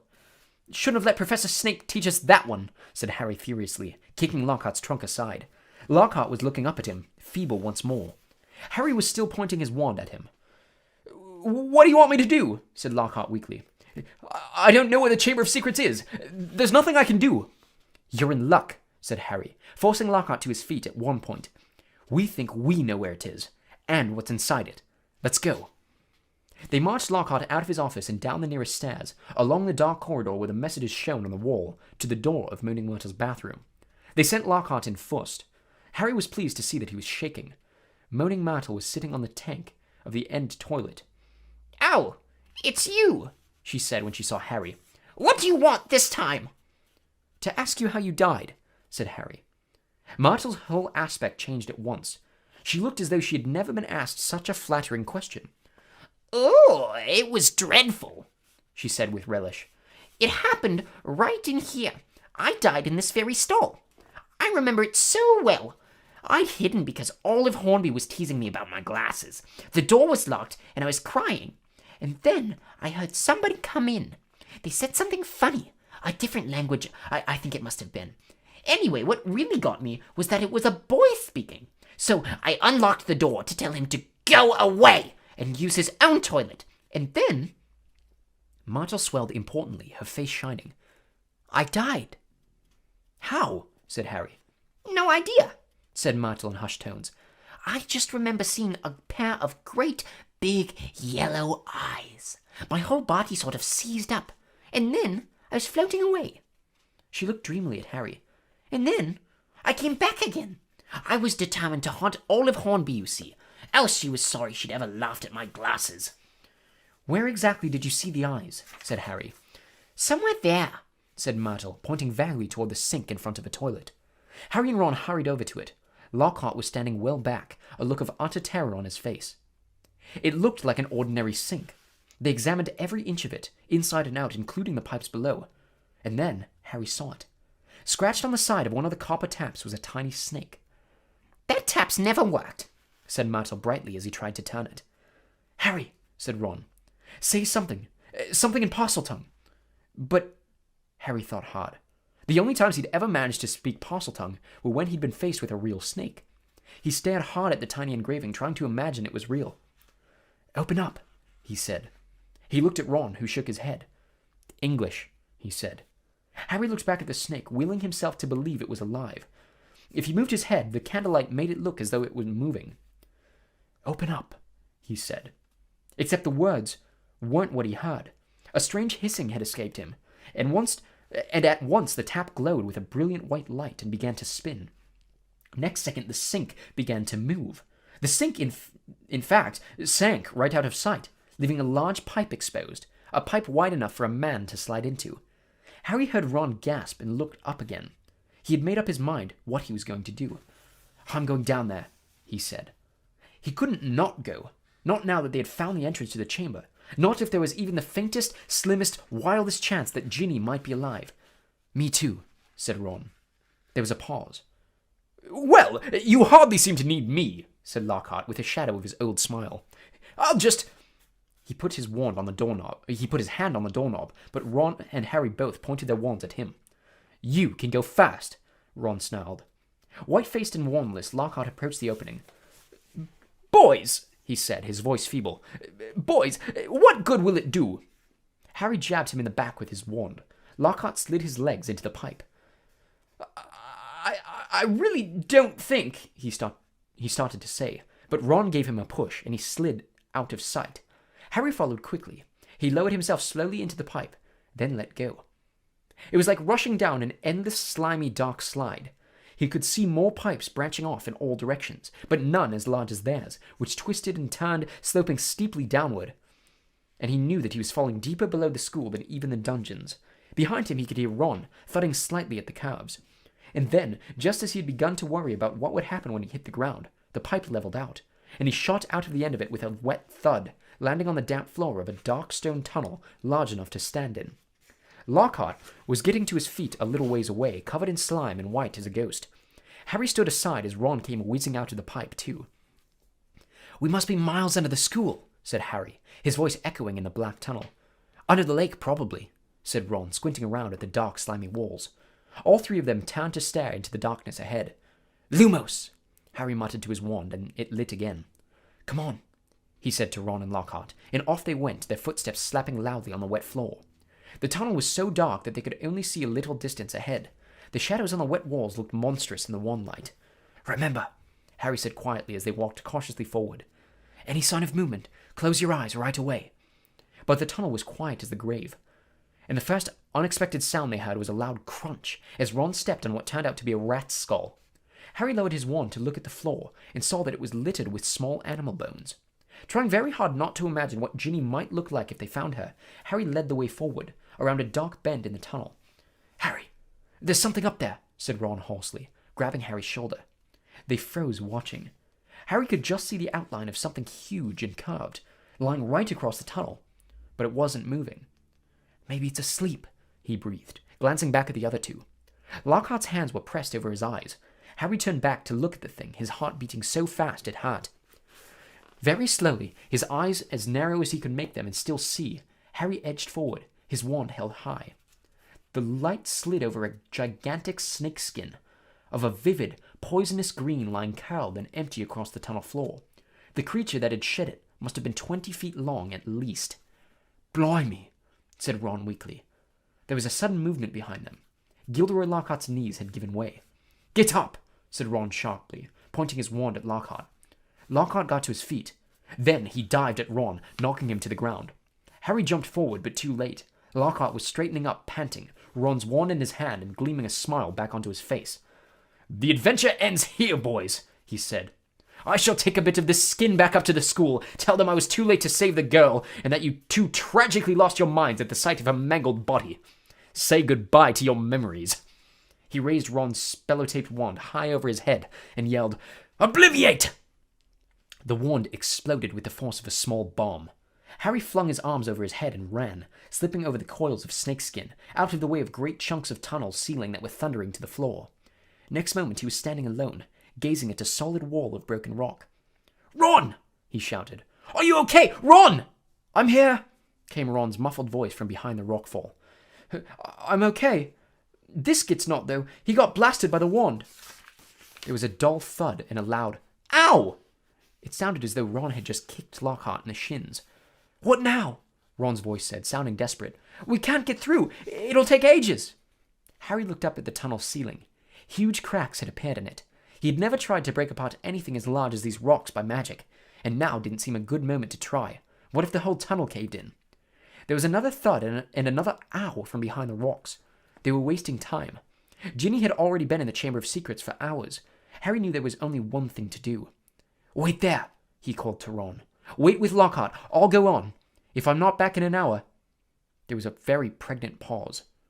"I'll try and shift some of this rock," said Ron, who seemed to be trying to keep his voice steady, "so you can get back through. And Harry..." "See you in a bit," said Harry, trying to inject some confidence into his shaking voice. And he set off alone past the giant snakeskin. Soon the distant noise of Ron straining to shift the rocks was gone. The tunnel turned and turned again. Every nerve in Harry's body was tingling unpleasantly.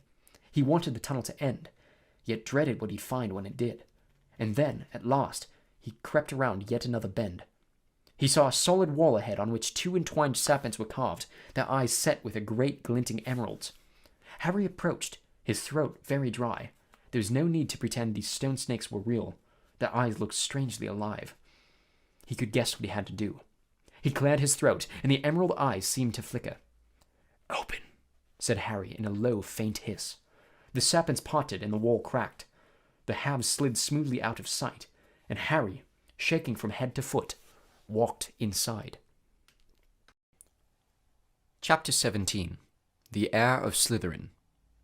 He was standing at the end of a very long, dimly lit chamber. Towering stone pillars entwined with more carved serpents rose to support a ceiling lost in darkness, casting long black shadows through the odd, greenish gloom that filled the place. His heart was beating very fast. Harry stood listening to the chill silence. Could the basilisk be lurking in a shadowy corner, behind a pillar? And where was Ginny? He pulled out his wand and moved forward between the serpentine columns. Every careful footstep echoed loudly off the shadowy walls. He kept his eyes narrowed, ready to clamp them shut at the smallest sign of movement. The hollow eye sockets of the stone snakes seemed to be following him. More than once, with a jolt of the stomach, he thought he saw one stir. Then, as he drew level with the last pair of pillars, a statue high as the chamber itself loomed into view, standing against the back wall. Harry had to crane his neck to look up in the giant face above. It was ancient and monkeyish, with a long, thin beard that fell almost to the bottom of the wizard's sweeping stone robes, where two enormous grey feet stood on the smooth chamber floor. And between the feet, face down, lay a small, black-robed figure with flaming red hair. "Ginny!" Harry muttered, sprinting to her and dropping to his knees. "Ginny, don't be dead! Please don't be dead!" He flung his wand aside, grabbed Ginny's shoulders, and turned her over. Her face was white as marble, and as cold, yet her eyes were closed, so she wasn't petrified. But then she must be... "Ginny, please wake up!" Harry muttered desperately, shaking her. Ginny's head lolled hopelessly from side to side. "She won't wake," said a soft voice. Harry jumped and spun around on his knees. A tall, black-haired boy was leaning against the nearest pillar, watching. He was strangely blurred around the edges, as though Harry were looking at him through a misted window, but there was no mistaking him. "Tom? Tom Riddle?" Riddle nodded, not taking his eyes off Harry's face. "What did you mean she won't wake?" Harry said desperately. She's not... "She's still alive," said Riddle, "but only just." Harry stared at him. Tom Riddle had been at Hogwarts 50 years ago, yet here he stood, a weird, misty light shining about him, not a day older than 16. "Are you a ghost?" Harry said uncertainly. "A memory," said Riddle quietly, "preserved in a diary for 50 years. He pointed toward the floor nearest the statue's giant toes. Lying open there was a little black diary Harry had found in Moaning Myrtle's bathroom. For a second, Harry wondered how it had got there, but there were much more pressing matters to deal with. "You've got to help me, Tom," Harry said, raising Ginny's head again. "We've got to get her out of here. There's a basilisk. I don't know where it is, but it could be along in any moment. Please, help me." Riddle didn't move. Harry, sweating, managed to hoist Ginny half off the floor and bent to pick up his wand again, but his wand had gone. "Did you see—" He looked up. Riddle was still watching him, twirling Harry's wand between his long fingers. "Thanks," said Harry, stretching out his hand for it. A smile curled the corners of Riddle's mouth. He continued to stare at Harry, twirling the wand idly.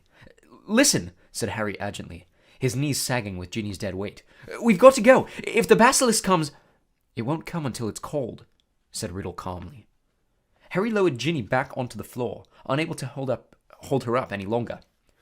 "What do you mean?" he said. "Give me my wand. I might need it." Riddle's smile broadened. "You won't be needing it," he said. Harry stared at him. "What do you mean I won't be—" "I've waited a long time for this, Harry Potter," said Riddle. "For the chance to see you, to speak to you." "Look," said Harry, losing patience. "I don't think you get it. We're in the Chamber of Secrets. We can talk later." "We're going to talk now," said Riddle, still smiling broadly, and he pocketed Harry's wand. Harry stared at him. There was something very funny going on here. "How did Ginny get like this?" he asked slowly. "Well, that's an interesting question," said Riddle pleasantly, "and quite a long story. I suppose the real reason Ginny Weasley's like this is because she opened her heart and spilled all her secrets to an invisible stranger." "What are you talking about?" said Harry. "The diary," said Riddle. "My diary. Little Ginny's been writing in it for months and months, telling me all her pitiful worries and woes, how her brothers tease her, how she had to come to school with second-hand robes and books, how—" Riddle's eyes glinted. "How she didn't think famous, good, great Harry Potter would ever like her." All the time he spoke, Riddle's eyes never left Harry's face. There was an almost hungry look to him. "It's very boring having to listen to the silly little troubles of an 11-year-old girl," he went on. "But I was patient. I wrote back. I was sympathetic. I was kind. Ginny simply loved me. No one's ever understood me like you, Tom. I'm so glad I've got this diary to confide in. It's like having a friend I can carry around in my pocket." Riddle laughed, a high, cold laugh that didn't suit him. It made the hairs stand up on the back of Harry's neck. "If I say myself, Harry, I've always been able to charm the people I needed.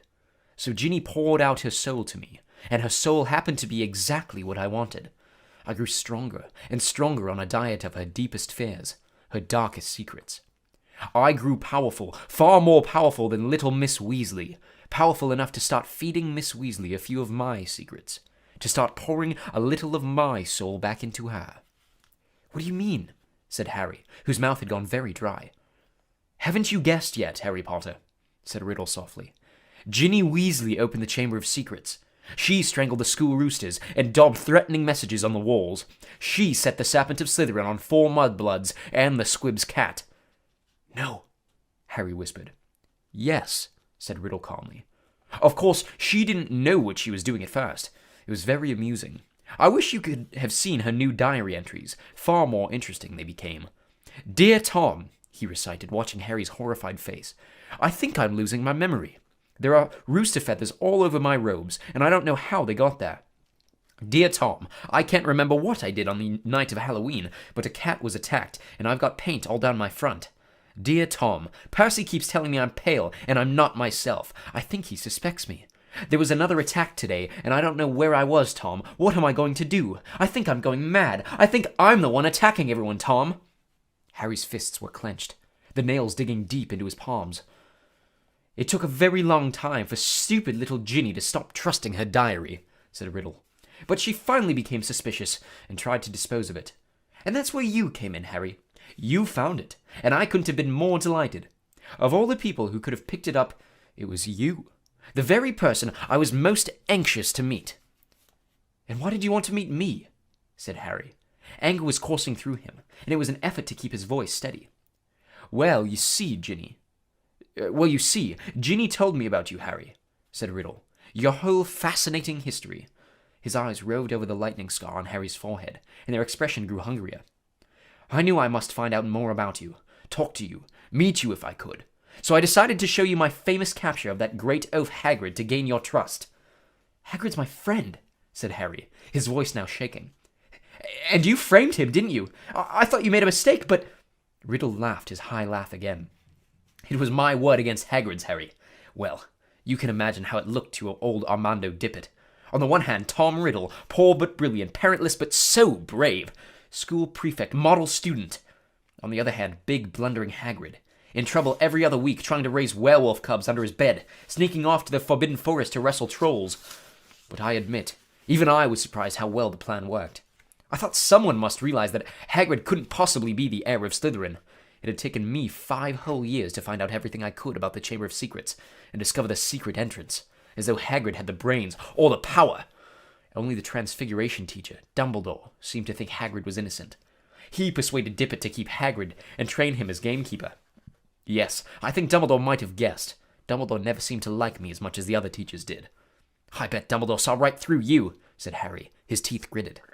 Well, he certainly kept an annoyingly close watch on me after Hagrid was expelled, said Riddle carelessly.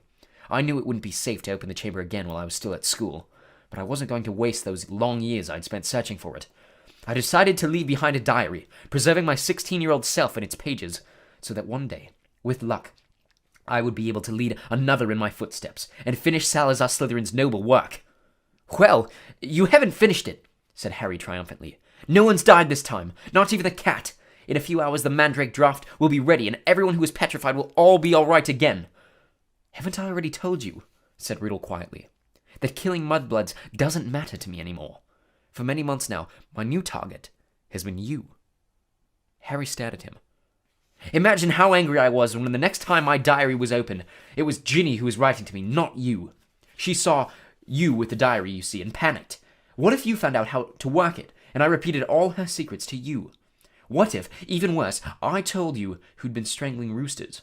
So the foolish little brat waited until your dormitory was deserted and stole it back. But I knew what I must do.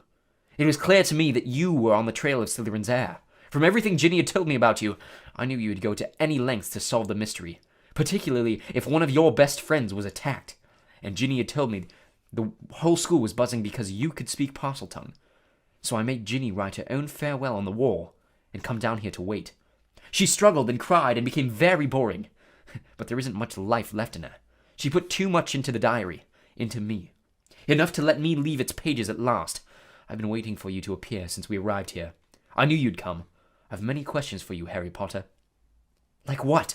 Harry spat, fists still clenched. Well, said Riddle, smiling pleasantly. How is it that you, a skinny boy with no extraordinary magic talent, managed to defeat the greatest wizard of all time? How did you escape with nothing but a scar when Lord Voldemort's powers were destroyed? There was an odd red gleam in his hungry eyes now. Why do you care how I escaped? Said Harry slowly. Voldemort was after your time. Voldemort, said Riddle softly, is my past, present, and future, Harry Potter. He pulled Harry's wand from his pocket and began to trace it through the air, writing 3 shimmering words. Tom Marvolo Riddle. Then he waved the wand once, and the letters of his name rearranged themselves. I am Lord Voldemort. You see, he whispered, it was a name I was already using at Hogwarts. To my most intimate friends only, of course. You think I was going to use my filthy muggle father's name forever? I, in whose veins runs the blood of Salazar Slytherin himself, through my mother's side, I keep the name of a foul common muggle who abandoned me even before I was born, just because he found out his wife was a witch? No, Harry. I fashioned myself a new name, a name I knew wizards everywhere would one day fear to speak, when I had become the greatest sorcerer in the world. Harry's brain seemed to have jammed. He stared numbly at Riddle, at the orphan boy who had grown up to murder Harry's own parents, and so many others. At last he forced himself to speak. You're not, he said, his quiet voice full of hatred. Not what? Snapped Riddle. Not the greatest sorcerer in the world, said Harry, breathing fast. Sorry to disappoint you and all that, but the greatest wizard in the world is Albus Dumbledore. Everyone says so. Even when you were so strong, you didn't dare try to take over at Hogwarts. Dumbledore saw you straight through you when you were at school, and he still frightens you now, wherever you're hiding these days. The smile had gone from Riddle's face, to be replaced by a very, very ugly look. Dumbledore has been driven out of this castle by the mere memory of me, he hissed. He's not as gone as you might think, Harry retorted. He was speaking at random, wanting to scare Riddle, wishing rather than believing it to be true. Riddle opened his mouth but froze. Music was coming from somewhere.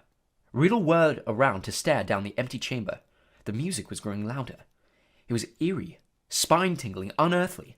It lifted the hair on Harry's scalp and made his heart feel as though it was swelling to twice its normal size. Then, as the music reached such a pitch that Harry felt it vibrating it inside his own ribs, flames erupted at the top of the nearest pillar. A crimson bird the size of a swan had appeared, piping its weird music to the vaulted ceiling. It had a glittering golden tail as long as a peacock's, and gleaming golden talons, which were gripping a ragged bundle. A second later, the bird was flying straight at Harry. It dropped the ragged thing it was carrying at its feet, then landed heavily on his shoulder. As it folded its great wings, Harry looked up and saw it had a long, sharp golden beak and a beady black eye. The bird stopped singing. It sat still and warm next to Harry's cheek, gazing steadily at Riddle. That's a phoenix, said Riddle, staring shrewdly back at it. Fox? Harry breathed, and he felt the bird's golden claws squeeze his shoulder gently. And that, said Riddle, now eyeing the ragged thing that Fox had dropped. That's the old school sorting hat. So it was. Patched, frayed, and dirty, the hat lay motionless at Harry's feet. Riddle began to laugh again. He laughed so hard that the dark chamber rang with it, as though 10 Riddles were laughing at once. This is what Dumbledore sends his defender! A songbird and an old hat! Do you feel brave, Harry Potter? Do you feel safe now? Harry didn't answer. He might not see what use Fox or the sorting hat were, but he was no longer alone, and he waited for Riddle to stop laughing with his courage mounting. To business, Harry, said Riddle, still smiling broadly. Twice, in your past and my future, we have met, and twice I failed to kill you. How did you survive? Tell me everything. The longer you talk, he added softly, the longer you stay alive. Harry was thinking fast, weighing his chances. Riddle had the wand. Harry, had Fox, and the sorting hat, neither of which would be much good in a duel. It looked bad, all right. But the longer Riddle stood there, the more life was dwindling out of Ginny. And in the meantime, Harry noticed suddenly, Riddle's outline was becoming clearer, more solid. If it had to be a fight between him and Riddle, it was better sooner than later. No one knows why you lost your powers when you attacked me, said Harry abruptly. I don't know myself, but I know why you couldn't kill me. Because my mother died to save me. My common, muggle-born mother, he added, shaking with suppressed rage. She stopped you killing me. And I've seen the real you. I saw you last year. You're a wreck. You're barely alive. That's where all your power got you. You're in hiding. You're ugly. You're foul. Riddle's face contorted. Then he forced it into an awful smile. So, your mother died to save you. Yes, that's a powerful counter-charm. I can see now. There is nothing special about you after all. I wondered, you see. There are strange likenesses between us after all. Even you must have noticed. Both half-bloods, orphans, raised by muggles. Probably the only two Possumhouse to come to Hogwarts since the great Slytherin himself. We even look something alike. But after all, it was merely a lucky chance that saved you from me. That's all I wanted to know. Harry stood, tense, waiting for Riddle to raise his wand. But Riddle's twisted smile was widening again. Now, Harry, I'm going to teach you a little lesson. Let's match the powers of Lord Voldemort, heir of Salazar Slytherin, against famous Harry Potter, and the best weapons Dumbledore can give him. He cast an amused eye over Fawkes and the Sorting Hat, then walked away.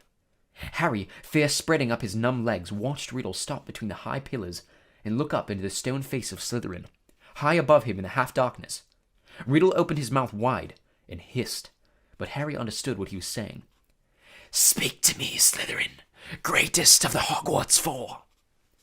Harry wheeled around to look up at the statue. Fawkes swang on his shoulder. Slytherin's gigantic stone face was moving. Horror-struck, Harry saw his mouth opening, wider and wider to make a huge black hole. And something was stirring inside the statue's mouth. Something was slithering up from its depths.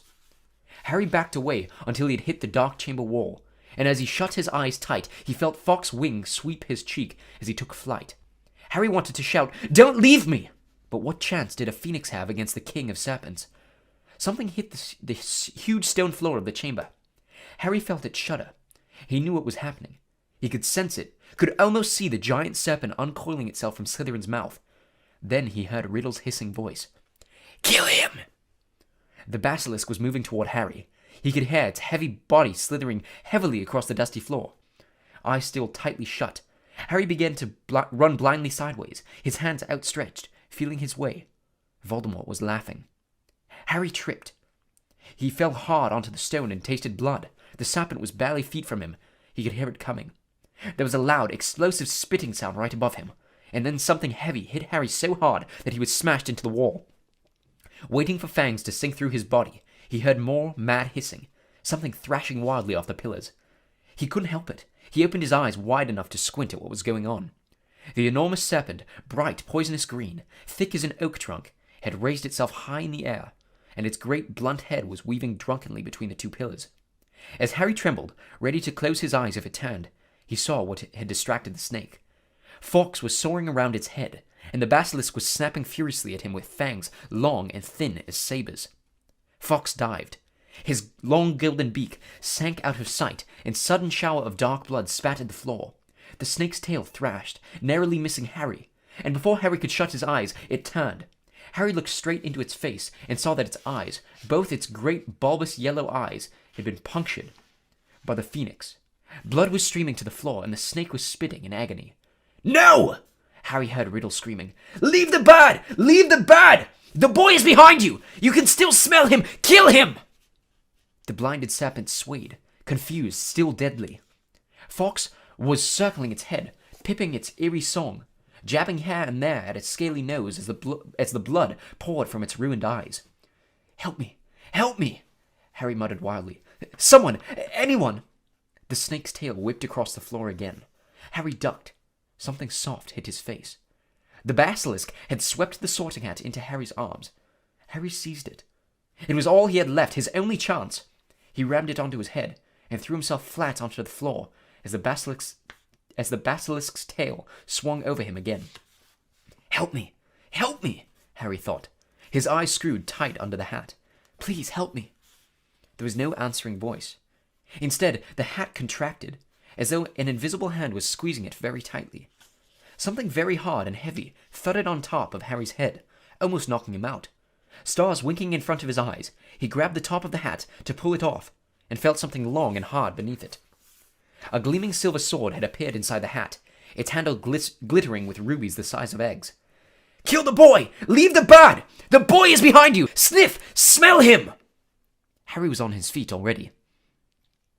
The basilisk's head was falling, its body coiling around him, hitting pillars as it twisted to face him. He could see the vast, bloody eye sockets, the mouth stretching wide enough to swallow him whole, lined with fangs, long as a sword, thin, glittering, venomous. It lunged blindly. Harry dodged it, and it hit the chamber wall. It lunged again, and its forked tongue lashed Harry's side. He raised the sword in both hands. The basilisk lunged again, and this time its aim was true. Harry threw his whole weight behind the sword and drove it to the hilt into the roof of the serpent's mouth. But as warm blood drenched Harry's arms, he felt a searing pain just above his elbow. One long poisonous fang was sinking deeper and deeper into his arm, and it splintered as the basilisk keeled over sideways and fell, twitching to the floor. Harry slid down the wall. He gripped the fang that was spreading poison through his body and wrenched it out of his arm. But he knew it was too late. White-hot pain was spreading slowly and steadily from the wound. Even as he dropped the fang and watched his own blood soaking his robes, his vision went foggy. The chamber was dissolving in a whirl of dull color. A patch of scarlet swam past, and Harry heard a soft clatter of claws beside him. "Fawkes," said Harry thickly. You were fantastic, Fawkes." He felt the bird lay its beautiful head on the spot where the serpent's fang had pierced him. He could hear echoing footsteps, and then a dark shadow moved in front of him. "You're dead, Harry Potter," said Riddle's voice above him. "Dead. Even Dumbledore's bird knows it. Do you see what he's doing, Potter? He's crying." Harry blinked. Fawkes' head slid in and out of focus. Thick, pearly tears were trickling down the glossy feathers. "I'm going to sit here and watch you die, Harry Potter. Take your time. I'm in no hurry." Harry felt drowsy. Everything around him seemed to be spinning. "So ends the famous Harry Potter," said Riddle's distant voice. "Alone in the Chamber of Secrets, forsaken by his friends, defeated at last by the Dark Lord he so unwisely challenged. You'll be back with your dear mudblood mother soon, Harry. She bought you 12 years of borrowed time, but Lord Voldemort got you in the end, as you know he must." If this is dying, thought Harry, it's not so bad. Even the pain was leaving him. But was this dying? Instead of going black, the chamber seemed to be coming back into focus. Harry gave his head a little shake, and there was Fawkes, still resting his head on Harry's arm. A pearly patch of tears was shining all around the wound, except that there was no wound. "Get away, bird!" said Riddle's voice suddenly. "Get away from him! I said, get away!" Harry raised his head. Riddle was pointing Harry's wand at Fawkes. There was a bang like a gun, and Fawkes took flight again in a whirl of gold and scarlet. "Phoenix tears," said Riddle quietly, staring at Harry's arm. "Of course. Healing powers. I forgot." He looked into Harry's face. "But it makes no difference. In fact, I prefer it this way. Just you and me, Harry Potter. You and me." He raised the wand. Then, in a rush of wings, Fawkes had soared back overhead, and something fell into Harry's lap. The diary. For a split second, both Harry and Riddle, wands still raised, stared at it. Then, without thinking, without considering it, as though he had meant to do it all along, Harry seized the basilisk fang on the floor next to him and plunged it straight into the heart of the book. There was a long, dreadful, piercing scream. Ink spurted out of the diary in torrents, screaming over Harry's hands, flooding the floor. Riddle was writhing and twisting, screaming and flailing, and then he had gone. Harry's wand fell to the floor with a clatter, and there was silence. Silence except for the steady drip, drip of ink still oozing from the diary. The basilisk venom had burned a sizzling hole right through it. Shaking all over, Harry pulled himself up. His head was spinning, as though he'd just travelled miles by flue powder. Slowly, he gathered together his wand and the sorting hat, and with a huge tug, retrieved the glittering sword from the roof of the basilisk's mouth. Then came a faint moan from the end of the chamber. Ginny was stirring.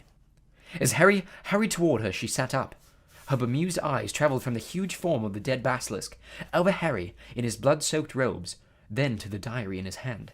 She drew a great, shuddering gasp, and tears began to pour down over her face. "Harry!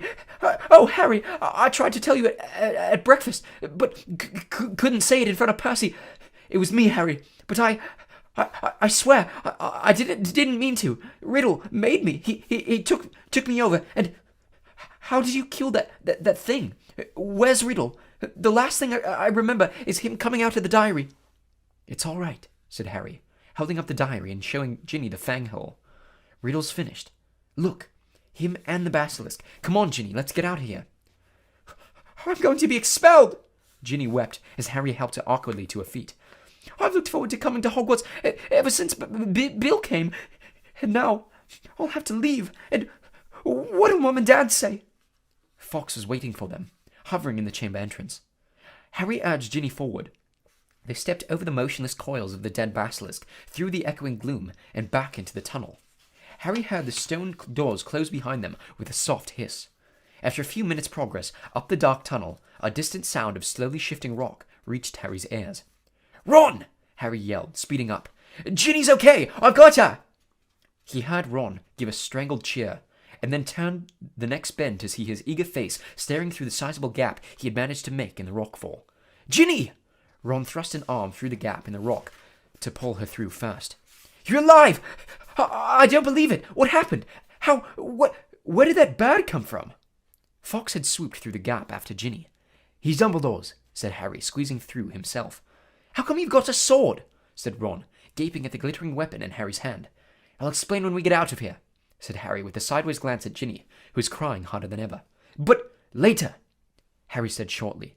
He didn't think it was a good idea to tell Ron yet who had opened the chamber, not in front of Ginny anyway. "Where's Lockhart?" "Back there," said Ron, still looking puzzled, but jerking his head up the tunnel toward the pipe. "He's in a bad way. Come and see." Led by Fawkes, whose wide scarlet wings emitted a soft golden glow in the darkness, they walked all the way back to the mouth of the pipe. Gilderoy Lockhart was sitting there, humming placidly to himself. "His memory's gone," said Ron. "The memory charm backfired. He hit himself instead of us. He hasn't got a clue who he is, or where he is, or who we are. I told him to come and wait here. He's a danger to himself." Lockhart peered good-naturedly up at them all. "Hello," he said. "Odd sort of place this is, isn't it? Do you live here?" "No," said Ron, raising his eyebrows at Harry. Harry bent down and looked up at the long, dark pipe. "Have you thought of how we're going to get back up this?" he said to Ron. Ron shook his head, but Fawkes the Phoenix had swooped past Harry and was now fluttering in front of him, his beady eyes bright in the dark. He was waving his long golden tail feathers. Harry looked uncertainly at him. "He looks like he wants you to grab hold," said Ron, looking perplexed. "But you're much too heavy for a bird to pull up there." "Fawkes," said Harry. "Fawkes isn't an ordinary bird." He turned quickly to the others. "We've got to hold on to each other. Ginny, grab Ron's hand. Professor Lockhart—" "He means you," said Ron sharply to Lockhart. "You hold Ginny's other hand." Harry tucked the sword and the sorting hat into his belt. Ron took hold of the back of Harry's robes, and Harry reached out and took hold of Fawkes' strangely hot tail feathers. An extraordinary lightness seemed to spread through his whole body, and the next second, in a rush of wings, they were flying upward through the pipe. Harry could hear Lockhart dangling below him, saying, "Amazing! Amazing! This is just like magic!" The chill air was whipping through Harry's hair, and before he'd stopped enjoying the ride, it was over. All four of them were hitting the wet floor of Moaning Myrtle's bathroom, and as Lockhart straightened his hat, the sink that had hid the pipe was sliding back into place. Myrtle goggled at them. "You're alive!" she said blankly to Harry. "There's no need to sound disappointed," he said grimly, wiping flecks of blood and slime off his glasses. "Oh, well, I'd just been thinking. If you had died, you'd have been welcome to share my toilet," said Myrtle, blushing silver. "Ugh!" said Ron as they left the bathroom for the dark, deserted corridor outside. "Harry, I think Myrtle's grown fond of you. You've got competition, Ginny." But tears were still flooding silently down Ginny's face. "Where now?" said Ron, with an anxious look at Ginny. Harry pointed. Fawkes was leading the way, glowing gold along the corridor. They strode after him, and moments later found themselves outside Professor McGonagall's office. Harry knocked and pushed the door open. Chapter 18. Dobby's Reward. For a moment there was silence as Harry, Ron, Ginny, and Lockhart stood in the doorway, covered in muck and slime, and, in Harry's case, blood. There was a scream. "Ginny!" It was Mrs. Weasley, who had been sitting crying in front of the fire. She leapt to her feet, closely followed by Mr. Weasley, and both of them flung themselves on their daughter. Harry, however, was looking past them. Professor Dumbledore was standing by the mantelpiece, beaming, next to Professor McGonagall, who was taking great, steadying gasps, clutching her chest. Fawkes went whooshing past Harry's ear and settled on Dumbledore's shoulder, just as Harry found himself and Ron being swept into Mrs. Weasley's tight embrace. "You saved her! You saved her! How did you do it?" "I think we'd all like to know that," said Professor McGonagall weakly. Mrs. Weasley let go of Harry, who hesitated for a moment, then walked over to the desk and laid upon it the sorting hat, the ruby-encrusted sword, and what remained of Riddle's diary. Then he started telling them everything. For nearly a quarter of an hour he spoke into the rapt silence. He told them about hearing the disembodied voice, how Hermione had finally realized that he was hearing a basilisk in the pipes, how he and Ron had followed the spiders into the forest, that Aragog had told them where the last victim of the basilisk had died, how he had guessed that Moaning Myrtle had been the victim, and that the entrance to the Chamber of Secrets might be in her bathroom. Very well, Professor McGonagall prompted him as he paused. So, you found out where the entrance was, breaking 100 school rules into pieces along the way, I might add. But how on earth did you all get out of there alive, Potter? So Harry, his voice now growing hoarse from all this talking, told them about Fawkes's timely arrival and about the Sorting Hat giving him the sword. But then he faltered. He had so far avoided mentioning Riddle's diary, or Ginny. She was standing with her head against Mrs. Weasley's shoulder, and tears were still coursing silently down her cheeks. What if they expelled her? Harry thought in panic. Riddle's diary didn't work anymore. How could they prove it had been he who made her do it all? Instinctively, Harry looked at Dumbledore, who smiled faintly, the firelight glancing off his half-moon spectacles. What interests me most, said Dumbledore gently, is how Lord Voldemort managed to enchant Ginny, when my sources tell me he is currently hiding in the forests of Albania. Relief, warm, sweeping, glorious relief, swept over Harry. What's that? Said Mr. Weasley in a stunned voice. You know who? Enchant Ginny. But Ginny's not... Ginny hasn't been... Has she? It was this diary, said Harry quickly, picking it up and showing it to Dumbledore. Riddle wrote in it when he was 16. Dumbledore took the diary from Harry and peered keenly down his long, crooked nose at its burnt and soggy pages. Brilliant, he said softly.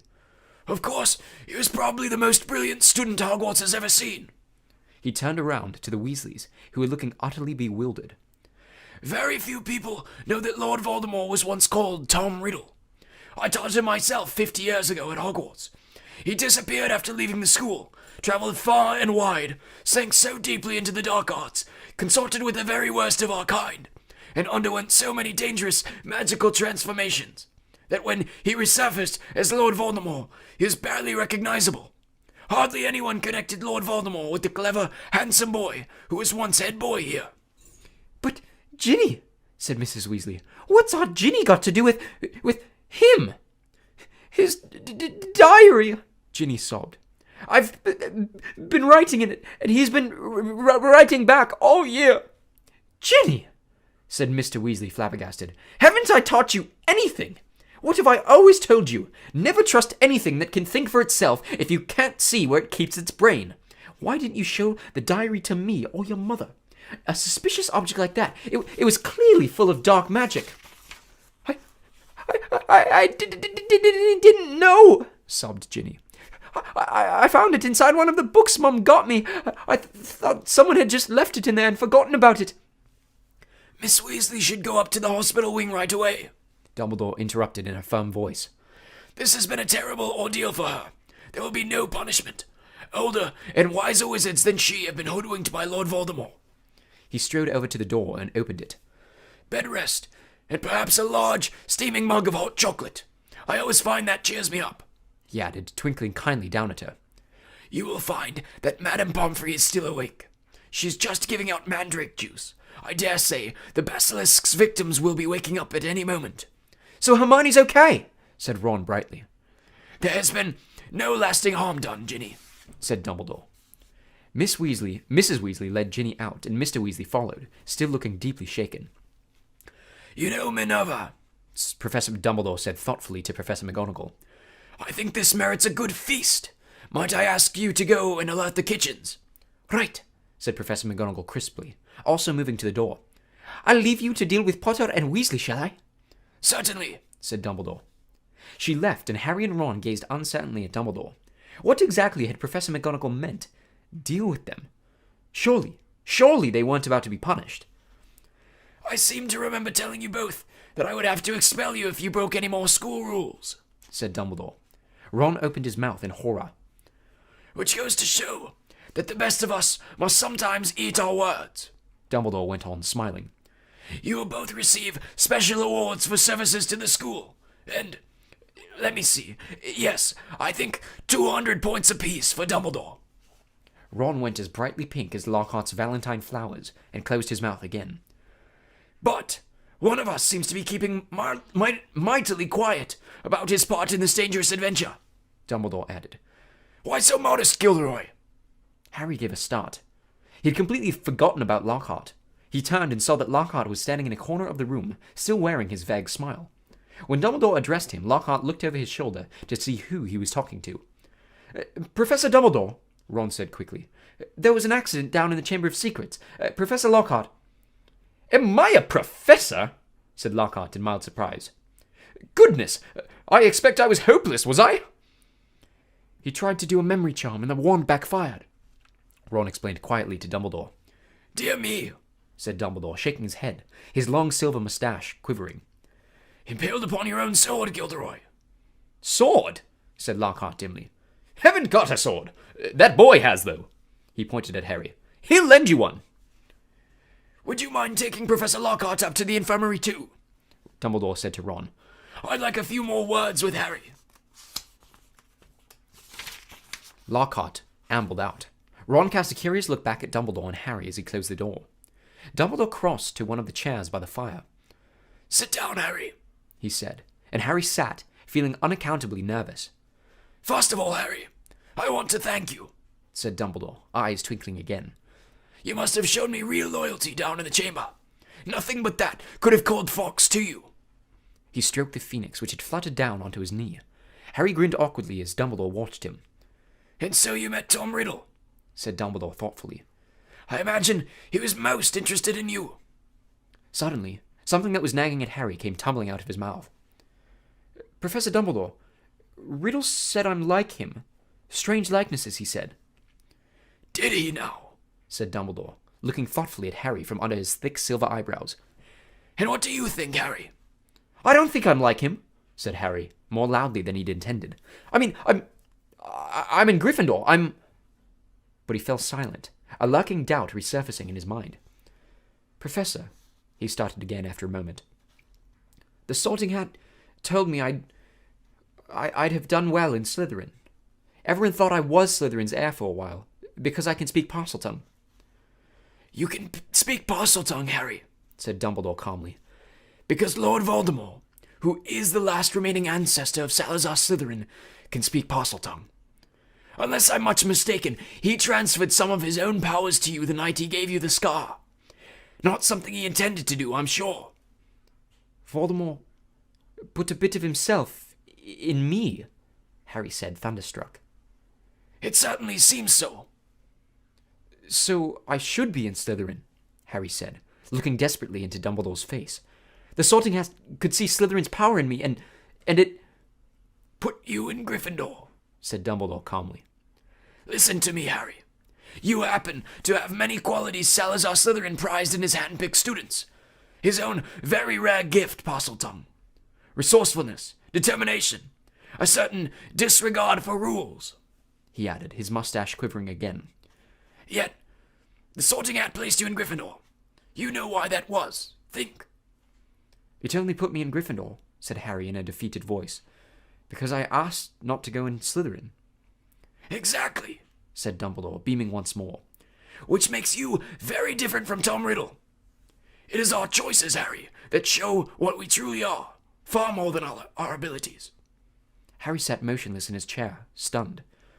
If you want proof, Harry, that you belong in Gryffindor, I suggest you look more closely at this. Dumbledore reached across to Professor McGonagall's desk, picked up the blood-stained silver sword, and handed it to Harry. Dully, Harry turned it over, the rubies blazing in the firelight. And then he saw the name engraved just below the hilt. Godric Gryffindor. Only a true Gryffindor could have pulled that out of the hat, Harry, said Dumbledore simply. For a minute, neither of them spoke. Then Dumbledore pulled open one of the drawers in Professor McGonagall's desk and took out a quill and a bottle of ink. What you need, Harry, is some food and sleep.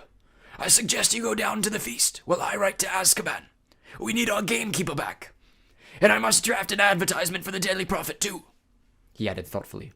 We'll be needing a new defense against the dark arts teacher. Dear me, we do seem to run through them, don't we?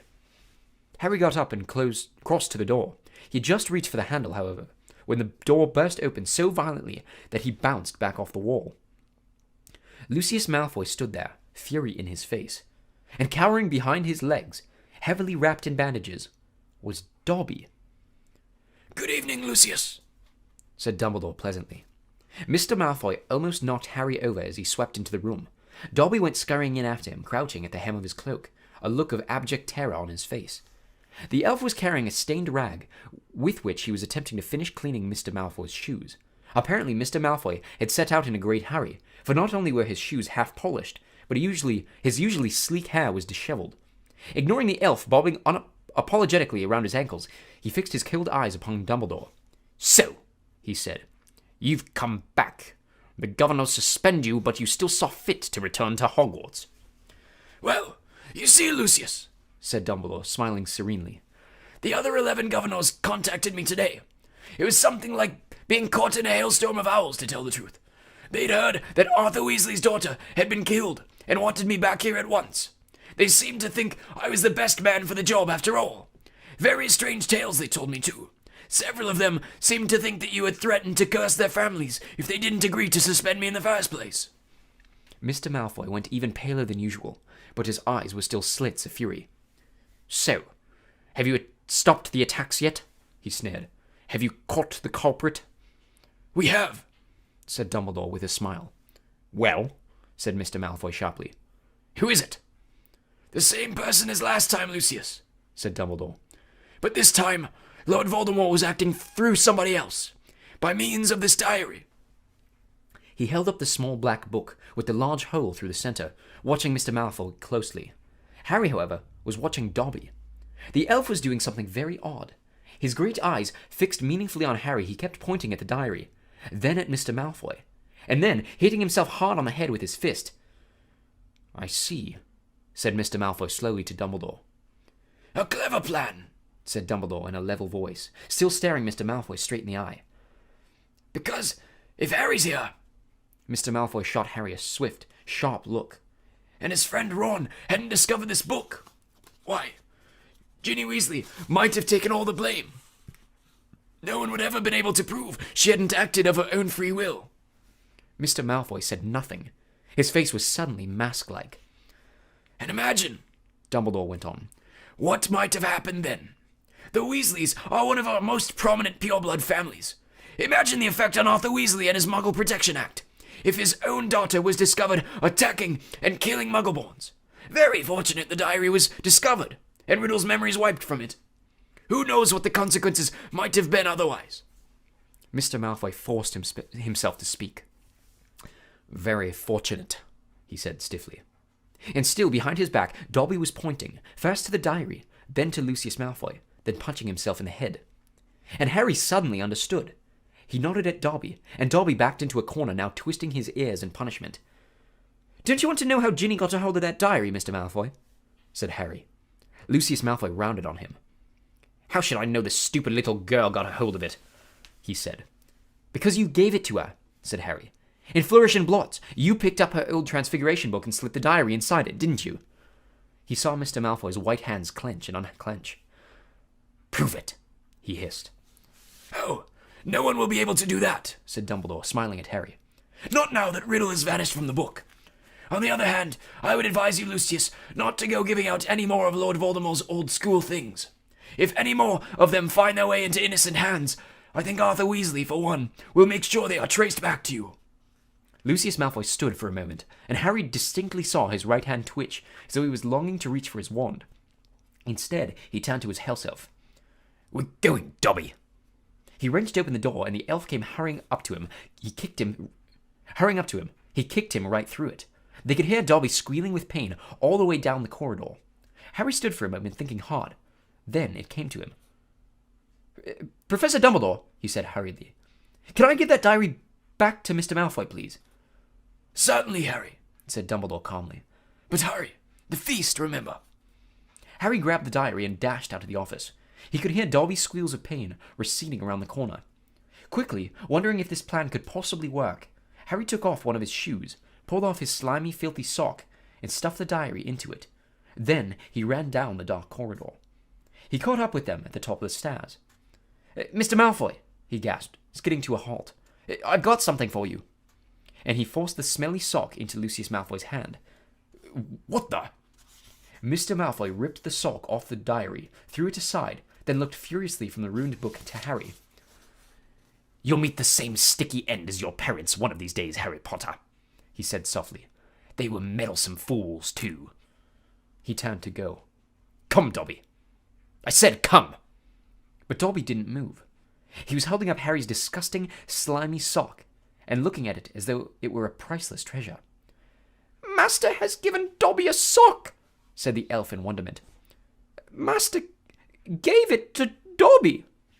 What's that? Spat Mr. Malfoy. What did you say? Got a sock, said Dobby in disbelief. Master threw it, and Dobby caught it, and Dobby is free. Lucius Malfoy stood frozen, staring at the elf. Then he lunged at Harry. You've lost me my servant, boy! But Dobby shouted, You shall not harm Harry Potter! There was a loud bang, and Mr. Malfoy was thrown backward. He crashed down the stairs, 3 at a time, landing in a crumpled heap on the landing below. He got up, his face livid, and pulled out his wand, but Dobby raised a long, threatening finger. You shall go now, he said fiercely, pointing down at Mr. Malfoy. You shall not touch Harry Potter! You shall go now! Lucius Malfoy had no chance. With a last incensed stare at the pair of them, he swung his cloak around him and hurried out of sight. Harry Potter free Dobby, said the elf shrilly, gazing up at Harry, moonlight from the nearest window reflected in his orb-like eyes. Harry Potter, set Dobby free! Least I could do, Dobby, said Harry, grinning. Just promise never to try and save my life again. The elf's ugly brown face split suddenly into a wide, toothy smile. I've just got one question, Dobby, said Harry as Dobby pulled on Harry's sock with shaking hands. You told me all this had nothing to do with he who must not be named, remember? Well, it was a clue, sir, said Dobby, his eyes widening as though it was obvious. Was giving you a clue. The Dark Lord, before he changed his name, could be freely named, you see. Right, said Harry weakly. Well, I'd better go. There's a feast, and my friend Hermione should be awake by now. Dobby threw his arms around Harry's middle and hugged him. Harry Potter is greater by far than Dobby knew, he sobbed. Farewell, Harry Potter. And with a final loud crack, Dobby disappeared. Harry had been to several Hogwarts feasts, but never one quite like this. Everybody was in their pajamas, and the celebration lasted all night. Harry didn't know whether the best bit was Hermione running toward him, screaming, "You solved it! You solved it!" or Justin hurrying over from the Hufflepuff table to wring his hand and apologize endlessly for suspecting him. Or Hagrid turning up at 3:30, cuffing Harry and Ron so hard on the shoulders that they were knocked into their plates of trifle. Or his and Ron's 400 points for Gryffindor securing the House Cup for the second year running. Or Professor McGonagall standing up to tell them that all the exams had been cancelled as a school treat. "Oh no," said Hermione. Or Dumbledore announcing that, unfortunately, Professor Lockhart would be unable to return next year, owing to the fact that he needed to go away and get his memory back. Quite a few of the teachers joined in the cheering that greeted this news. "Shame," said Ron, helping himself to a jam donut. "He was starting to grow on me." The rest of the final term passed in a haze of blazing sunshine. Hogwarts was back to normal with only a few small differences. Defense against the dark arts classes were cancelled. "But we've had plenty of practice at that anyway," Ron told the disgruntled Hermione. And Lucius Malfoy had been sacked as a school governor. Draco was no longer strutting around the school as though he owned the place. On the contrary, he looked resentful and sulky.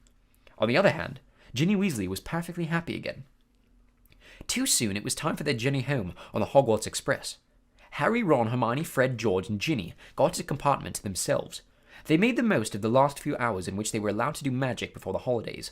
They played Exploding Snap, set off the very last of Fred and George filibuster fireworks, and practiced disarming each other by magic. Harry was getting very good at it. They were almost at King's Cross when Harry remembered something. "Ginny, what did you see Percy doing that he didn't want you to tell anyone?" "Oh, that," said Ginny, giggling. "Well, Percy's got a girlfriend." Fred dropped a stack of books on George's head. "What?" "It's that Ravenclaw prefect, Penelope Clearwater," said Ginny. "That's who he was writing to all last summer. He's been meeting her all over school in secret. I walked in on them kissing in an empty classroom one day. He was so upset when she was, attacked. You won't tease him, will you?" she added anxiously. "Wouldn't dream of it," said Fred, who was looking like his birthday had come early. Definitely not, said George, sniggering. The Hogwarts Express slowed and finally stopped. Harry pulled out his quill and a bit of parchment and turned to Ron and Hermione. This is called the telephone number, he told Ron, scribbling it twice, tearing the parchment in two, and handing it to them. I told your dad how to use a telephone last summer. He'll know. Call me at the Dursleys, okay? I can't stand another 2 months with only Dudley to talk to. Your aunt and uncle will be proud there, won't they? Said Hermione, as they got off the train and joined the crowd thronging toward the enchanted barrier. When they hear what you did this year? Proud, said Harry. Are you crazy? All those times I could have died, and I didn't manage it? They'll be furious. And together, they walked back through the gateway into the Muggle world.